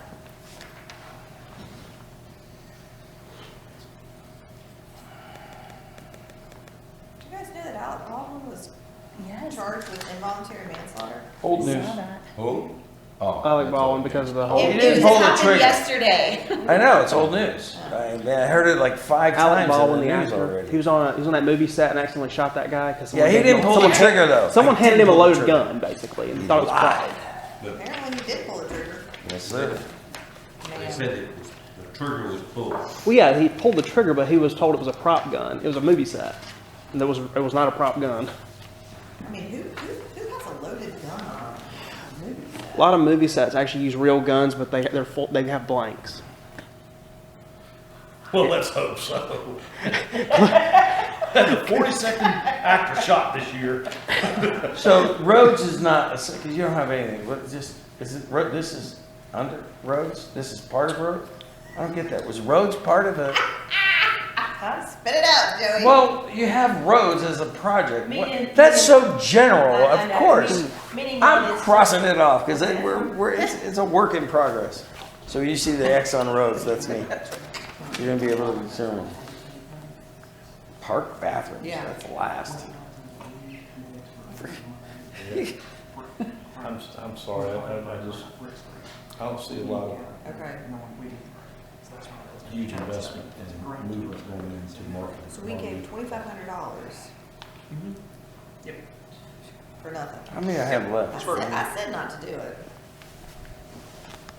I didn't want to do it anyway. That's what I was trying to say yesterday, and I couldn't get my words together. Was that before or after the? It was after. That's the reason. Who has, coffee with council with me on Tuesday? I'm always there. I'm only doing coffee with council with Kim I think it's this quarter. I'd be busy. Me and you, Andrew. Just me and you this quarter. Me and you, Andrew. Not doing it with anybody else. Do I have with Joe? Do you have coffee with council Tuesday? I didn't look at that. Jamie, it is you and Wayne. Well, would anybody like to pick up my 6 PM coffee with council on Tuesday? I can do it with you then. Oh, and you're gonna do my CRPPA, right? I was already going anyway. Okay. So it's going to be Joe and Wayne? Let me make sure I have that open. I mean, just know that before I change my calendar. No, so it's, And I will what day? try to dial in. Tuesday. This Tuesday? Tuesday, 6 p.m. From Spain? Tuesday the You're traveling Yep. back that day. I Your already flight's had probably that. in the morning. Huh? Because you told me So you're good with it? you were coming back on Thursday. It's in everybody's calendar, but I'm just making. Yeah, Because you oh, I fly can't during change the day. that, so. I'm going to change it, and I'm going to send it to you. It has your name on it. So you good with that? Okay, so it's now Joe and Wayne for Tuesday. Okay, I was gonna say, Jason's got church, but I can see if Mike can, Joe can. What time?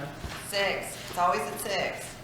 6 p.m. I've just sent you a revised calendar Where- invite. Where am I the mayor at?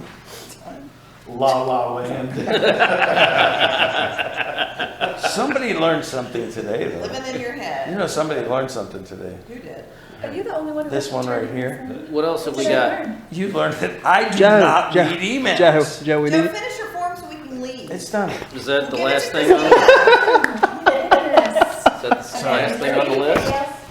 Anything Pass else that that down. we have not discussed or that was not on that prioritization list that you feel like needs to be a budget priority? I don't know, are you comfortable over there? I'm trying to get on that stuff. That's deep relaxing. This is not, that's that morning or evening? What? Coffee council? It's 6 in the evening. Okay, well, 6 in the morning. I know you'd make it. You and I would make it. we will compile all these. Oh, we're not gonna do it today? No. So we're not actually going to discuss today. Okay. Oh, okay, so We're we're not gonna done. discuss these today, So we're done. What? Work session. because we're gonna compile them, so you guys can see all the information. That's half the fun. Now, Christina, they do both. They do the bottom and the top, the tax and the. Oh, I didn't do the This tax. person You did not didn't do the bottom. That'd be I me. didn't do the tax either. That would be Mr. Mayor. Oh, I don't wanna commit to anything right Me now. neither. Okay, well, y'all don't have to do it, we'll just. Not a good year. kinda It's make it not a fair. commitment, it's a, Only count the ones it's that, just that put getting something your, there. a pulse of Count what the you're others as thinking. zero. You know what? Just give mine to Wayne so he can give it to his wife. That's all that I have, unless y'all have anything else. Oh, this was a great meeting. I think we got a lot done. I think I love the venue. Yeah, this was this was much better than last year. Staff. It was nice to get away. I enjoyed it thoroughly. So I have a Okay. question, and just a quick question. Is, why do we keep the pickup truck at Village Hall and not at the park? You know, putting a label out there is kind of, you know, what is this? Why don't we Not- keep it at Village Hall? Yeah. there Why we isn't it sort of the Derek's on the park? phone, he can answer it, but we do have security surveillance at. Is that what it And is? the Do they deputies have- are there all weekend, Because it's, I mean, because at the park, it's behind a gate, you know, it's closed up, but we can get to it. I'm just curious, because our park staff is the one that uses the truck all the time. So I Derek, was can you just answer curious. that question? Yes, I would love for it to be at the park, but I was directed by council to leave it at Village Hall. This is back when it was first purchased. So, I think I remember that. Speaking of the truck, did we ever get a hitch? Did we get a hitch on the truck, Derek? yes, we pull the landscape trailer around Oh, that's weekly. right, we did. That's right. Okay, Yeah. good, good. Well, So do we want to leave? Derek, I don't remember that. I don't know why we said that. I do. yeah, I said, I don't, yeah, just leave it I at don't the know why Village we Hall. said it, but You can go If anywhere. you wanna leave it at the park, leave it at the park. I don't Yeah, if give you a want, flying I think fig it makes where more is. sense that it's at the park where the guys that use it every day have it there. Make someone think someone's And it's there. locked in at night. Maybe at and the gates office. are closed. Just saying. I think whichever one's more convenient. I don't think it has to be mandated that I'm it has usually to be. there. Yeah. What'd you Yeah. say? If you're gonna start your day at Eford Park, then put it at Eford Park. If you Yeah. start your day at Village Hall, Yeah. Well, yeah, that's true. Whatever Wherever makes, it's convenient, Derek, put the truck. yeah, your discretion, Derek, wherever it's Or most two. effective for you and your staff. Okay, that's appreciated. I'm thinking maybe we do like a combination, so it doesn't, breed complacency, but I know during the week, the guys would love to have it at the park. Okay, Okay. sounds good to us. There you go. Good. But yeah, hey, just for staffs, like, whatever, like, if we're doing something that really doesn't make sense, can you ask us about it? I do. Oh, yeah. I'm very good at it. Okay. Okay, yeah. Sounds I like a mean, plan. Well, I mean, I feel like that was, the meeting stuff, Yeah. and he's gonna have, Made sense at the time. Did everyone We're gonna have a give garage us at the their park, word keep it in for the soon anyway, year? right? No, I'd like to make a motion to adjourn the village retreat meeting at Old North State at 11:57 a.m. Further discussion? I'm kidding. All those in favor? Aye. At 11:58, we're calling it. 11:57. Are we 2 minutes early? You're early. Get that